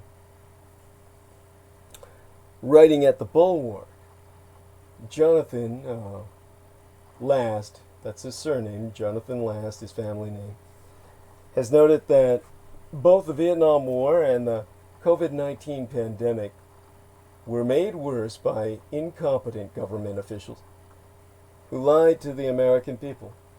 And that's a worthwhile observation. Both crises undermined Americans' trust in institutions and precedents. Both overlapped and amplified existing cultural fault lines here at home. But in the metaphor's usefulness, it pretty much all ends there. A distinction that might seem callous, but one that nevertheless changes how the crisis affects the national psyche. In many other senses, the war metaphor actually, well, it actually serves its purpose, but not much beyond that. I mean, Vietnam killed mostly young Americans, while COVID-19's mostly killing the old. That's the distinction that might seem callous, but one that nevertheless changes how the crisis affects the national psyche on the basis of these humans who refuse at any time to follow the will of their master and apply it to paper and create themselves a supervillain that's actually reflective of an interest towards the greater good, since all heroes would be against it. Now, in many other senses, the war metaphor actually primes Americans to expect more of what they consider to be bad government. Obviously, the first government of them all. That's what made it bad. I'm going to find out very quickly, as soon as I get back towards what I'm working on. Sorry about that. Took a long break there to basically try to deal with pain in my shoulders, which be excruciating, just having used them far too much in the recent days. But at least grateful that I'm spoiled enough to do that. Now, when it came to the entire affair, which they were weakening global resilience when they were throwing salvos at each other. Mario and Beaver were. I mean, that might be nice, but this is war. And some of that might make sense during an actual war. You don't want your domestic manufacturers selling goods to your enemies, for one. But it misses the point in our current crisis. There be no us versus them outfit here. A government cannot be cowed. It doesn't want our land or to change our regime. And it cannot be forced to surrender by throwing bodies at the walls. This is what we've all got going down in the West. Now, that big gaping hole in the ground that comprises victims of the Russian Hill virus,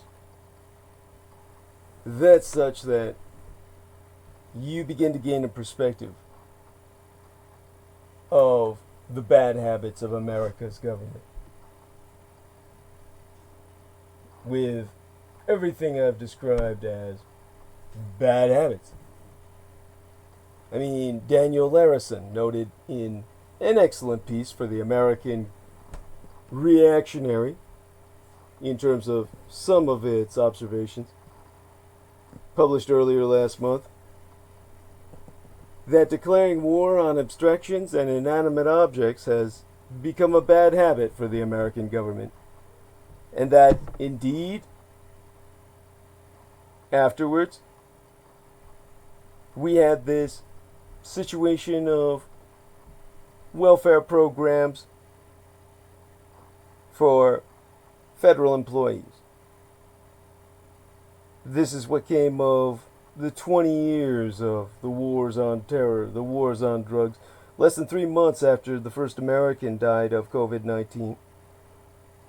6 weeks after Trump declared himself a wartime president. The disease has now claimed more than 66,000 American lives, well past the number that perished in the Vietnam War. And passing that symbolic threshold provides a useful way to comprehend the severity of the disease, but it doesn't make the war a useful analogy. And when you think about how these wars were made worse by incompetent leaders,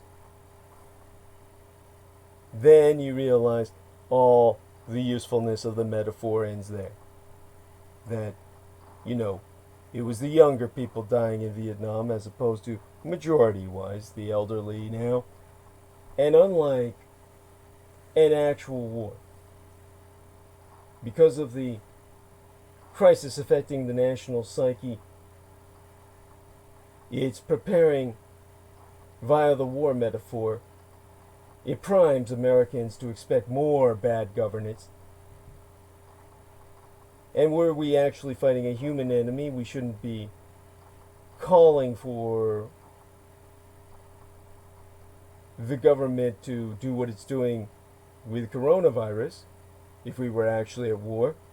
So unlike an actual war, we shouldn't be calling for the government to do whatever it takes to keep us safe with coronavirus in every respect. Not only can it not actually do that, but its record of trying to is also rather bad when we think back on the war on drugs, the war on terror, the war on poverty. So, Comparing the pandemic to war is also somewhat demoralizing when we reflect on our government's record of waging war itself over the last half century. There are scarcely any true successes in that record that we can point to that would give us confidence that the government can win now. Unfortunately, the only things that the government's response has in common with the previous war efforts is that the United States was badly unprepared for what came next, and the president had an unrealistic expectation of how quickly the problem would be taken care of. So that brings us to, if we get over the concept of winning the war, which this really is not in any conventional sense, it instead brings us to the more immediate reality of 66,000 Americans dead from coronavirus and a president who refuses to mourn them. To the extent that President Trump discusses those who have died, he does so in self-justifying terms, framing the pandemic as an extremely, or rather externally imposed catastrophe that would have been worse without it. In just the past few days, throughout this last work week, President Trump has blamed immigrants, China, fake news, as he calls it, and of course, that ever useful invisible enemy. Nothing more useful than an enemy you can never see. All this, the source of the coronavirus, which in itself be the source for America's present troubles in every other respect. Trump has opined extemporaneously about his plans to hold a grand 4th of July celebration on the National Mall, and has announced that he planted a tree on the White House lawn in honor of Earth Day. He's offered his opinion on matters small and large, bragged about himself as the king of ventilators, and spent much time lamenting the pandemic-inflicted passing of what he invariably and inaccurately calls the greatest economy in the history of the world.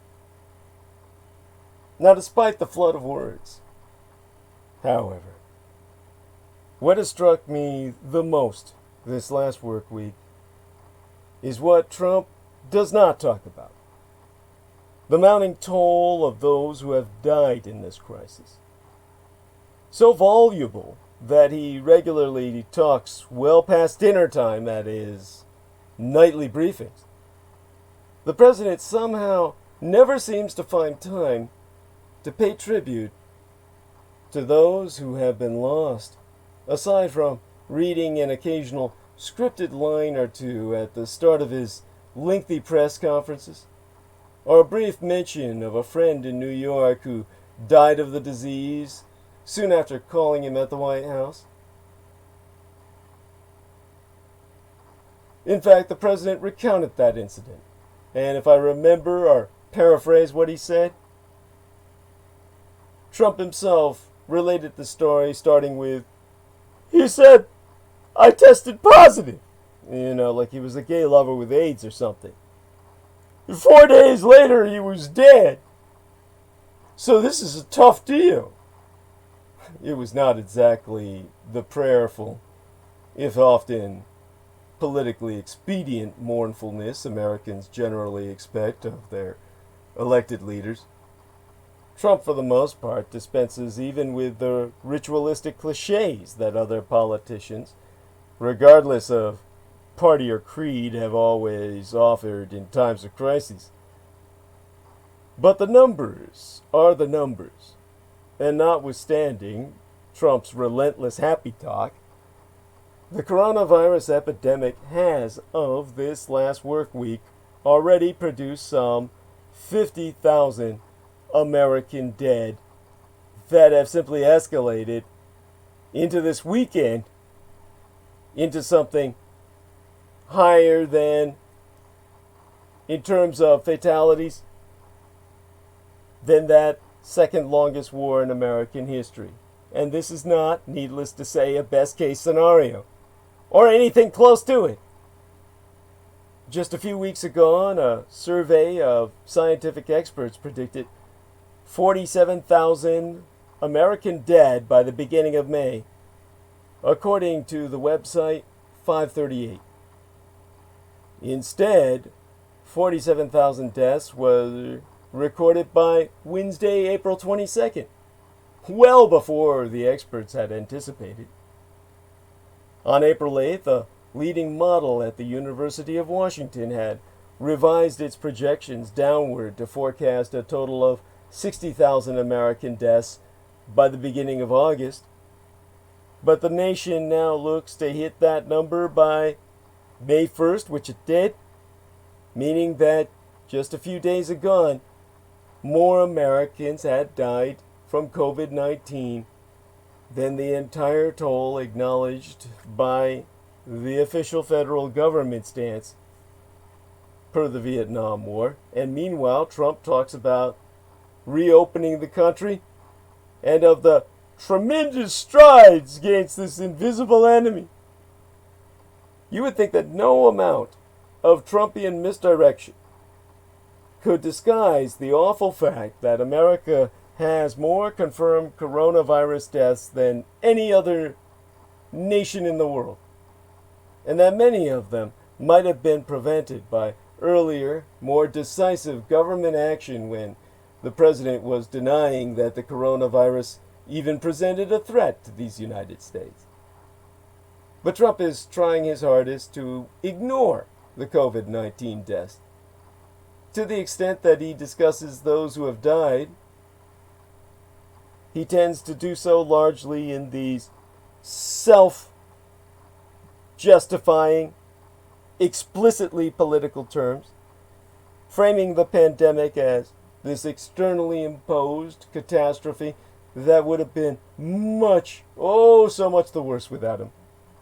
I mean, earlier this deadly spring, Trump was briefly scared into a more somber public presentation by projections that showed hundreds of thousands or even millions of American deaths if no preventative actions were taken.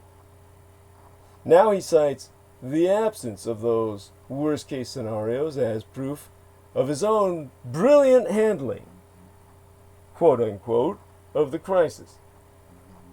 The numbers of dead citizens he throws about, meanwhile, seem to be abstractions to a president who believes that even the subject of mass death is all about him. On Monday, opening this latest work week, he went on record to say, "If we didn't do the moves that we made, you would have had 1.5 million, 2 million people dead. You would have had 10 to 20 to 25 times more people dead than all of the people that we've been watching. That's not acceptable. The 50,000 is not acceptable. It's so horrible. But can you imagine multiplying that out by 20 or more? It's not acceptable."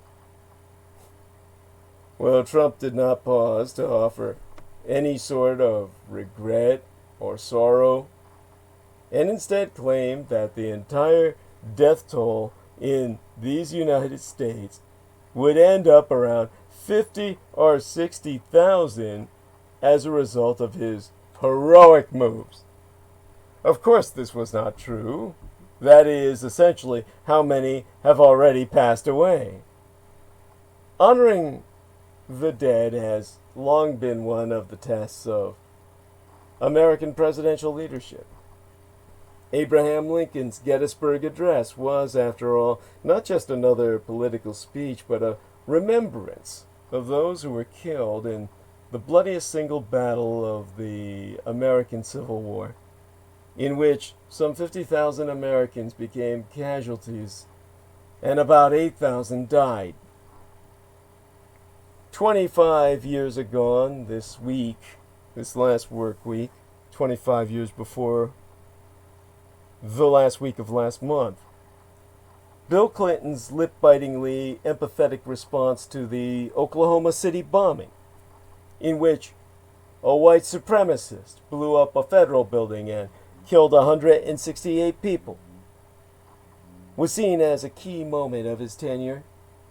He was dubbed the mourner-in-chief at a time when he was languishing politically.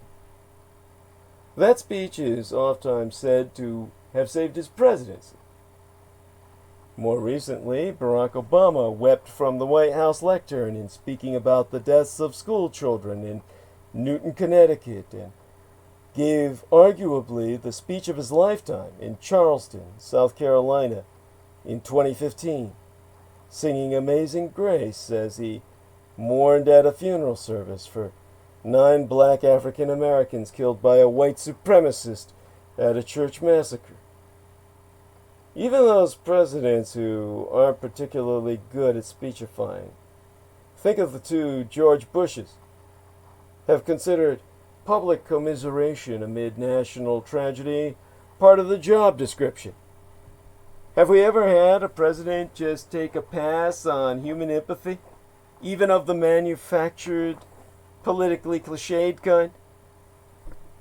Trump's departure from normal human behavior, let alone executive behavior, is oftentimes most painfully evident during his nightly briefings when his persistent disregard for the dead stands in stark contrast to the manner of others in his administration.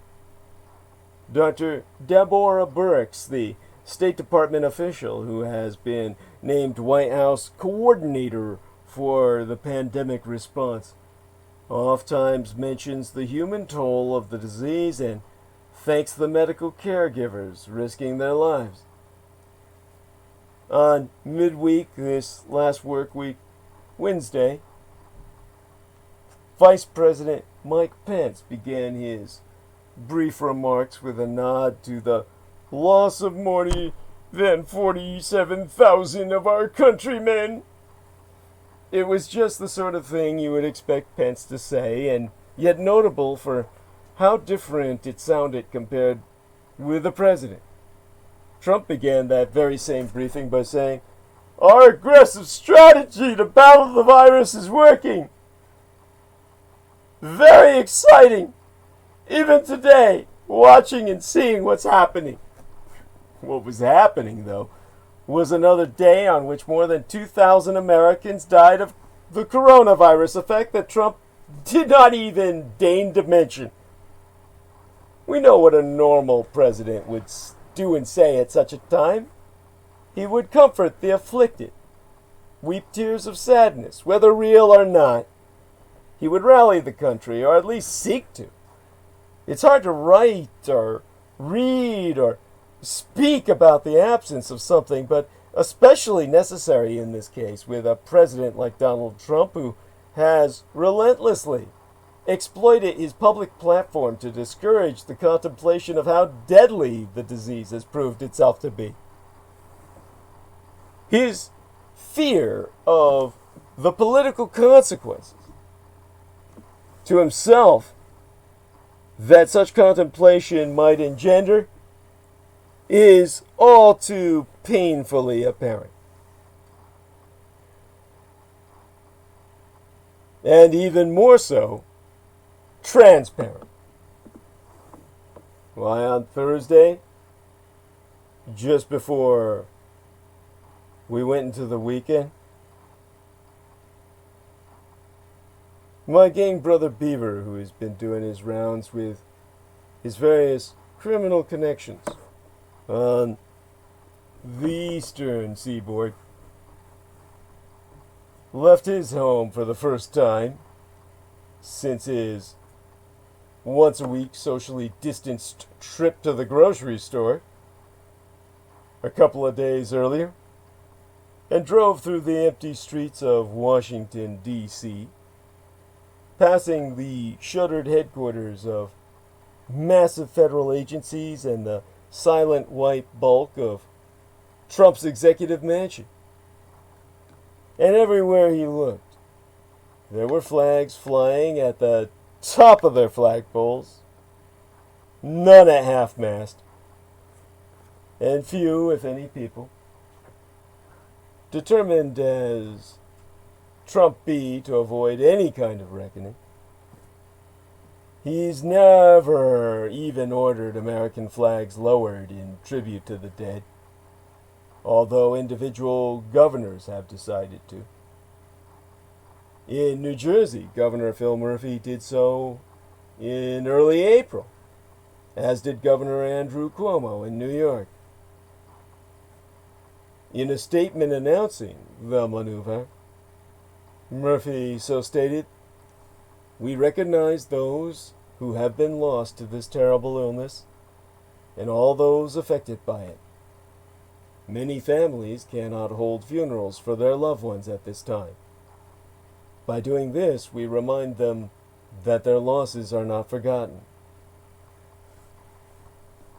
Now Trump, who has in the past personally asked for the flags to be lowered after a shooting or a politician's death, can't even bring himself to do this much for the victims of the coronavirus.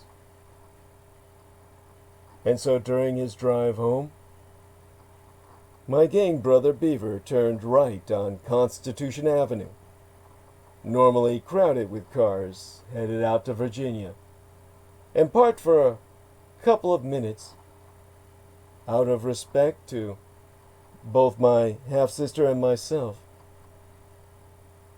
near the Vietnam Veterans Memorial that she has gifted all the world.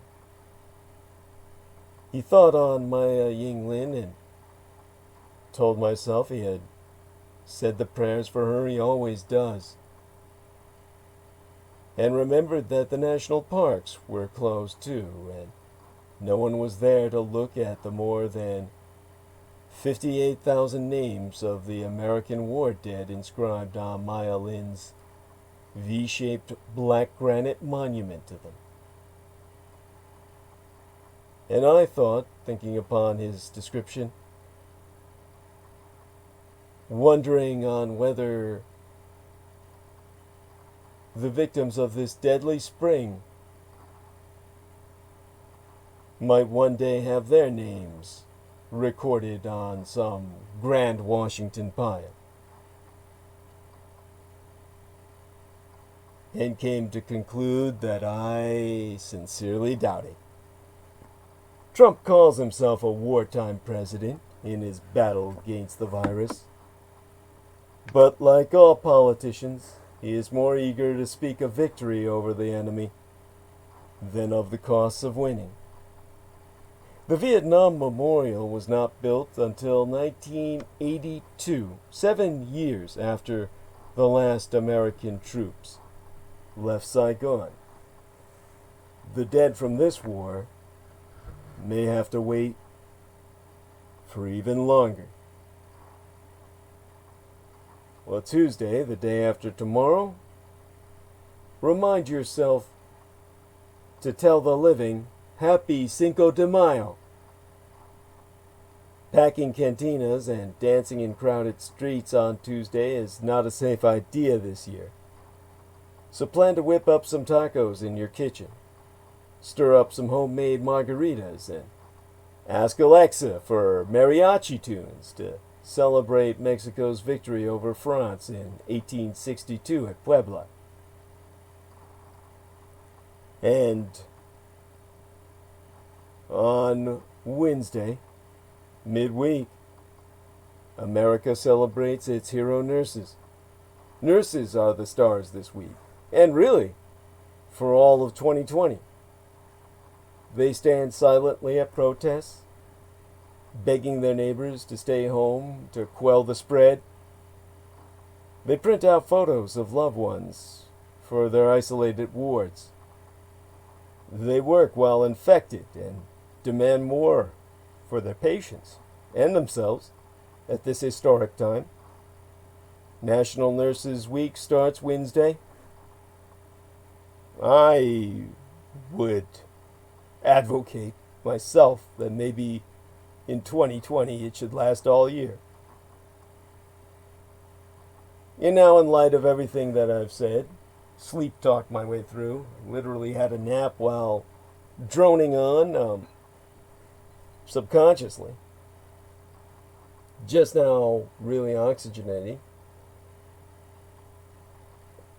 To an extent where I'm a little more cognizant of what I'm saying. I have to ask when the United States will reach 100,000 deaths. Because after a horrific April, that grim milestone will hit us this month in May. In light of that April, which be deemed the cruelest month by poetry, that saw over 60,000 Americans lose their lives because of the coronavirus, bringing the national total to more than 66,000, it's fair to ponder whether the United States will reach 100,000 deaths this month. Researchers are hard at work trying to come up with an answer, and there be no clear consensus. But one telling fact stands out. The number of deaths the United States endured in April is larger than the combined total during the entirety of the pandemic for the next two countries on the list, Italy and Great Britain, which has got deaths, last time I checked, numbered at 54,738. Or perhaps that was the combination between Great Britain and Italy. Now I'm beginning to wonder what statistics I saw. I was absorbing so many. But definitely, America is larger than those two countries combined. How much worse will it get? At one point, White House officials projected 240,000 deaths, even with social distancing restrictions. But they've since lowered the expected figure considerably. The answer will depend in part on the public response to measures implemented throughout the economy, or rather throughout the country, which are starting to get relaxed because of the heavy toll they've taken on the economy. At least 30 states are planning to reopen, and have done so by now in one form or another this weekend. And for now, the widely cited COVID-19 model from the University of Washington's Institute for Health Metrics and Evaluation, acronymous as the IHME, oftentimes used as a reference during the White House media briefings, projects 72,433 deaths by August 4th, though with a maximum range up to 114,228, which I would almost bet on. Now, the IHME model, which has predicted at most 93,000 deaths,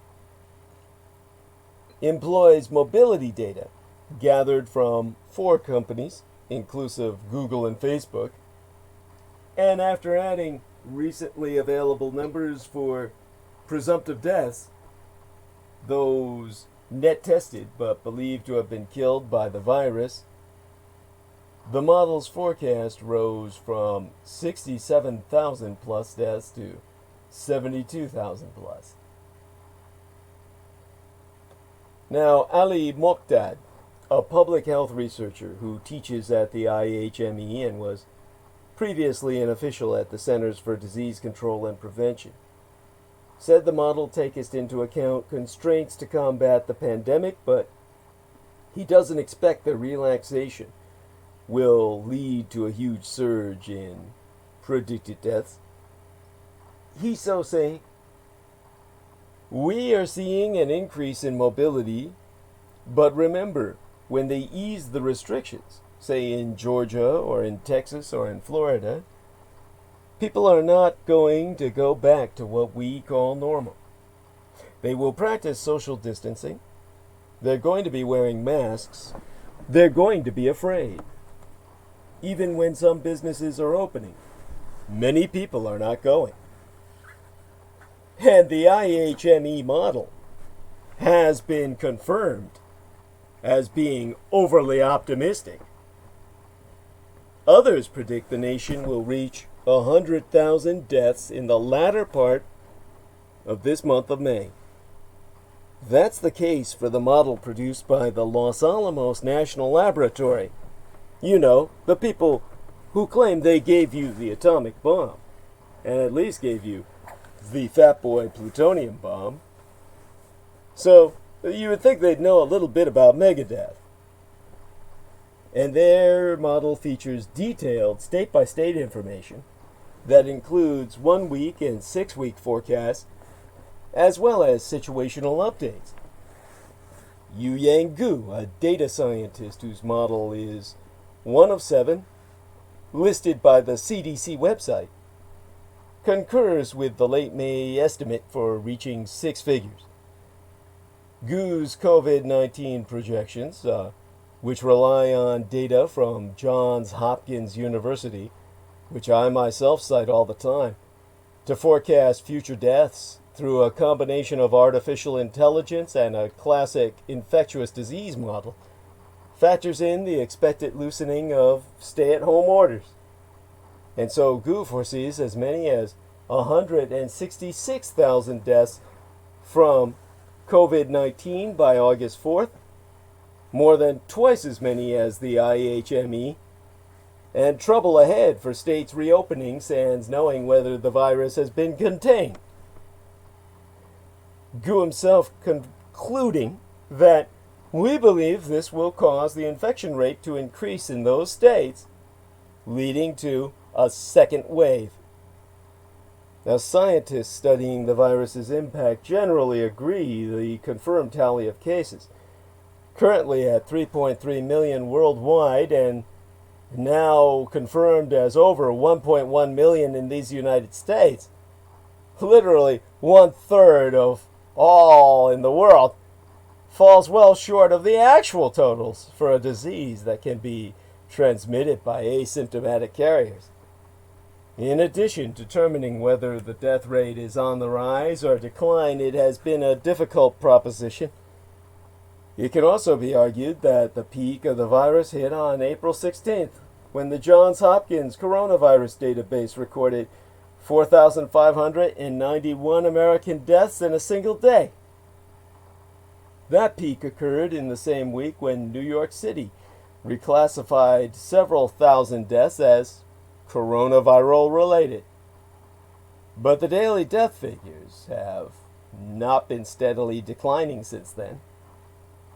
The about 72 hours worth of days in this last work week be illustration of that.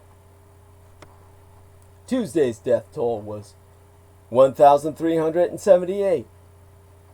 But the next day, the total shot back up to 2,096. On Thursday, it increased again. 2,612 people died on that day. Looking at the numbers through the prism of state death totals presents a worrisome picture of the past few weeks. New Jersey reported a new single-day fatality of a high of 460 deaths on Thursday. And Massachusetts added 1,000 new deaths in 5 days this last work week as academic peaks in that state. A number of states with the largest increases in COVID-19 cases in the past week have no statewide stay-at-home orders, such as Nebraska and Iowa, which reported a 70% and 86% increase in CV-19, respectively, in new cases per 100,000 residents over the 7 days ending on April 29th, according to 24/7 Wall Street. It's also worth noting that death counts fail to take into consideration the number of people who may have pushed for reasons indirectly related to COVID-19, such as those whose life-threatening conditions did not get treated because of the health crisis. Data released this week by the CDC indicates several thousand excess deaths, not directly attributed to the coronavirus, may be linked to it. Now, if I remember the words of one of those models, when we think about trying to cite George Barbastathis, a professor of mechanical engineering at MIT who was the co-developer of the school's model. He went on record to say that this is clearly another important impact of the pandemic that should be influencing policy decisions. And he's a professor of mechanical engineering at MIT who was co-developer of the school's model, and George Barbastathis is the professor of mechanical engineering and also a politician. Now, neither that model, which accounts for infections but not deaths, nor the one developed by the University of Texas at Austin, forecasts the day the United States may reach 100,000 deaths. The latter, which relies on minority, mobility? Let's say they rely on the terror they cause the sharks. That model that I'm citing, as I said, it accounts for infections but not deaths, nor the one developed by the University of Texas at Austin, forecasts the United States' day of greatest darkness when it will reach 100,000 deaths. Now, the University of Texas, which relies on mobility and mortality data, aims for a narrower focus than other, shall I say, models. I'm trying to think about this as someone who was trying to gain a career as a think tanker back when I was young. And it won't predict beyond 3 weeks ahead. The model that I'm citing as the one under development by, the people who were at that school we all know, we all learned to love and hate. And that's, of course, where the individual I was mentioning had graduated from. Now, when it comes to the UT model,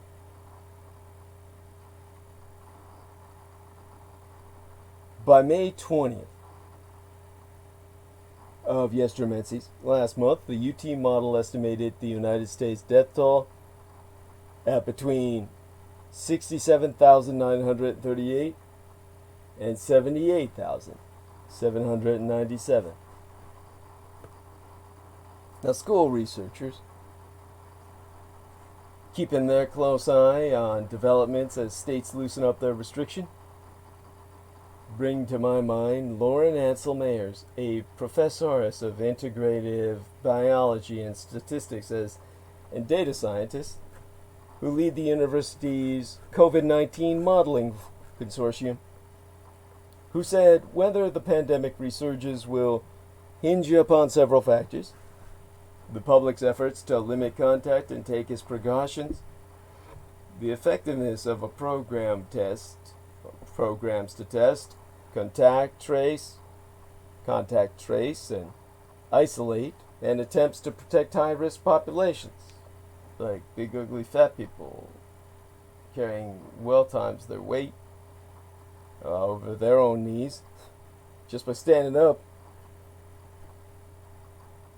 And that brings myself to the last thing that I remember Mayor saying.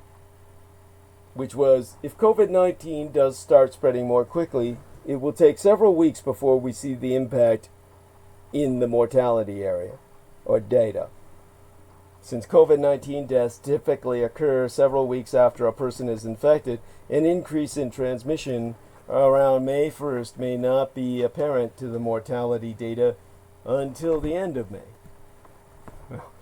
So, for anyone thinking the worst was over in April, those are sobering words indeed.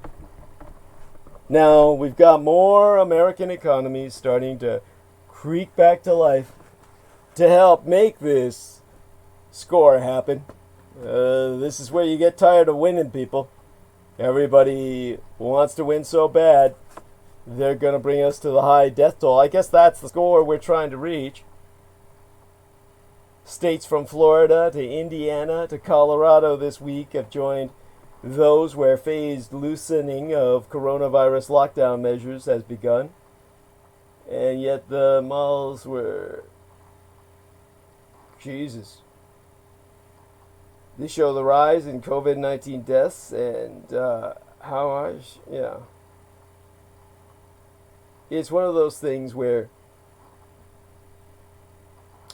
the data models showing the rise in the United States of COVID-19 deaths depend on how much contact reduction Americans practice. Now, this is much better than saying the term social distancing, because that sounds terrible.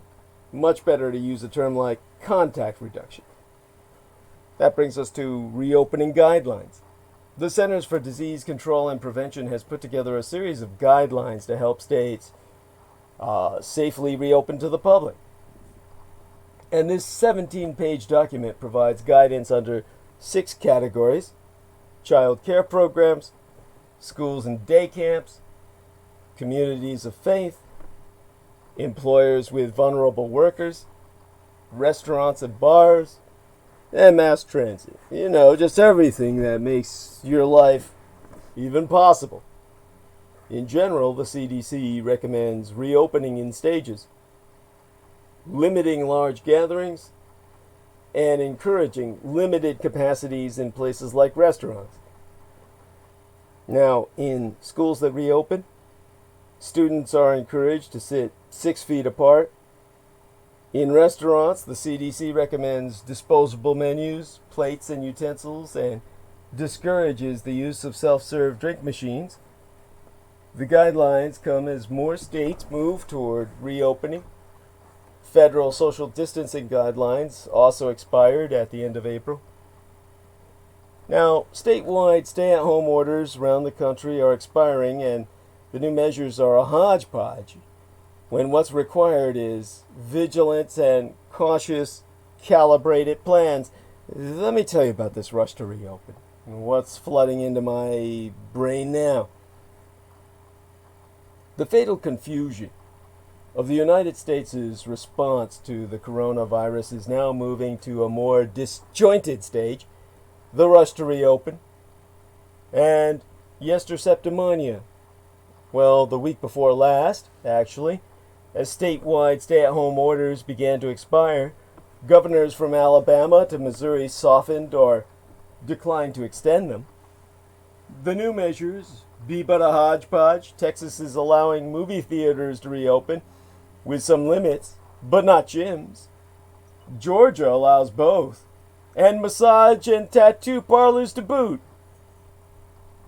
Some of the steps seem influenced less by epidemiology than by industry lobbies and excessive attention paid to scattered protests, polls showing that most Americans support closures. I mean, who wants to be the last person to die in a lousy goddamn war, right? Now, the Attorney General, Billy Barr, or William Barr, more properly, has told prosecutors to look for and take action against overbearing restrictions, in quotes, President Trump, who has left reopening decisions to the states, offering only loose guidelines, does not seem especially worried that moving too quickly might lead to more waves of death from COVID-19, saying, "If there's a fire, we're gonna put it out." He said that Wednesday. The danger that is that opening that fire will become an act of mass arson. Now, a key point of closures and social distancing was to slow the spread, to flatten the curve, so that the first wave of the pandemic would not overwhelm the healthcare system. Those actions bought time to prepare hospitals, develop treatments, and get closer to a vaccine. Perhaps above all, time was needed to make widespread testing available and to follow it up with contact tracing. As much as President Trump has claimed otherwise, that effort has hardly begun. Texas has tested only about 1% of its population, and cases are not yet declining there in any sustained manner. In India and Minnesota, which are pushing to reopen, cases are rising. Even in New York City, which is testing more people than many countries, doesn't seem to have the tests it needs to provide an accurate death toll. More than 5,000 presumed COVID victims in New York City have been excluded from the state, especially because they were never tested, complicating attempts to assess the disease's trajectory. So let me try and pull my head together. Because still, given the heavy social burdens of the closures, some states are drawing up more cautious, calibrated plans. Governor Andrew Cuomo of New York has said that he intends to allow hospitals in some upstate counties, which have been less hit hard, to resume performing elective procedures, a third category that includes many cancer surgeries. He also has committed New York to work in concert with 6 other northeastern states so that they do not end up undercutting one another's efforts. Now, California, Oregon, and Washington, all of us who dominate the Pacific Coast, have formed a similar partnership.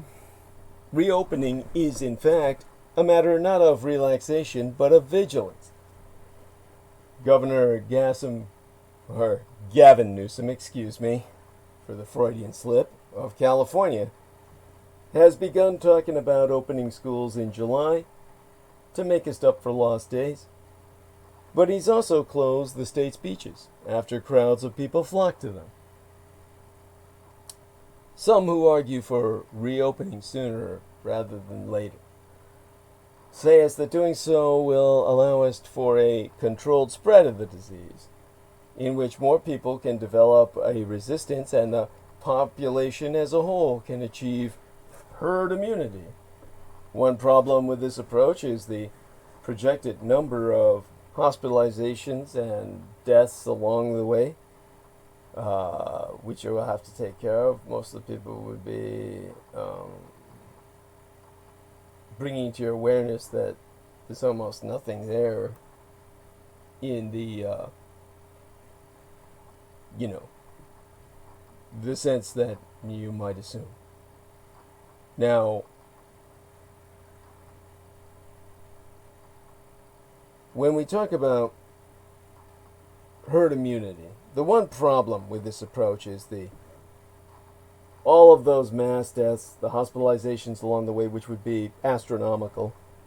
Another is that the idea assumes that those who have had COVID-19 will indeed be immune, but as the World Health Organization has warned repeatedly, it's not clear how effective or enduring any immunity might be, if such exists at all. These are viruses, or there are viruses, such as measles, for which the immunity is lifelong. For SARS and MERS, which are coronaviruses, immunity seems to fade on average in a couple of years. But the 4 other known human coronaviruses, which cause varieties of the common cold, immunity lasts just months with them. Meanwhile, the FDA has allowed companies to market a grab bag of serological tests meant to deter a prior infection, even though they tend to give high rates of false positives, possibly mistaking antibodies that a person has acquired from fighting off a cold for the remnants of a battle with COVID-19. That is a shaky basis on which, say, to send a healthcare worker back into a nursing home. Sans coherent, stringent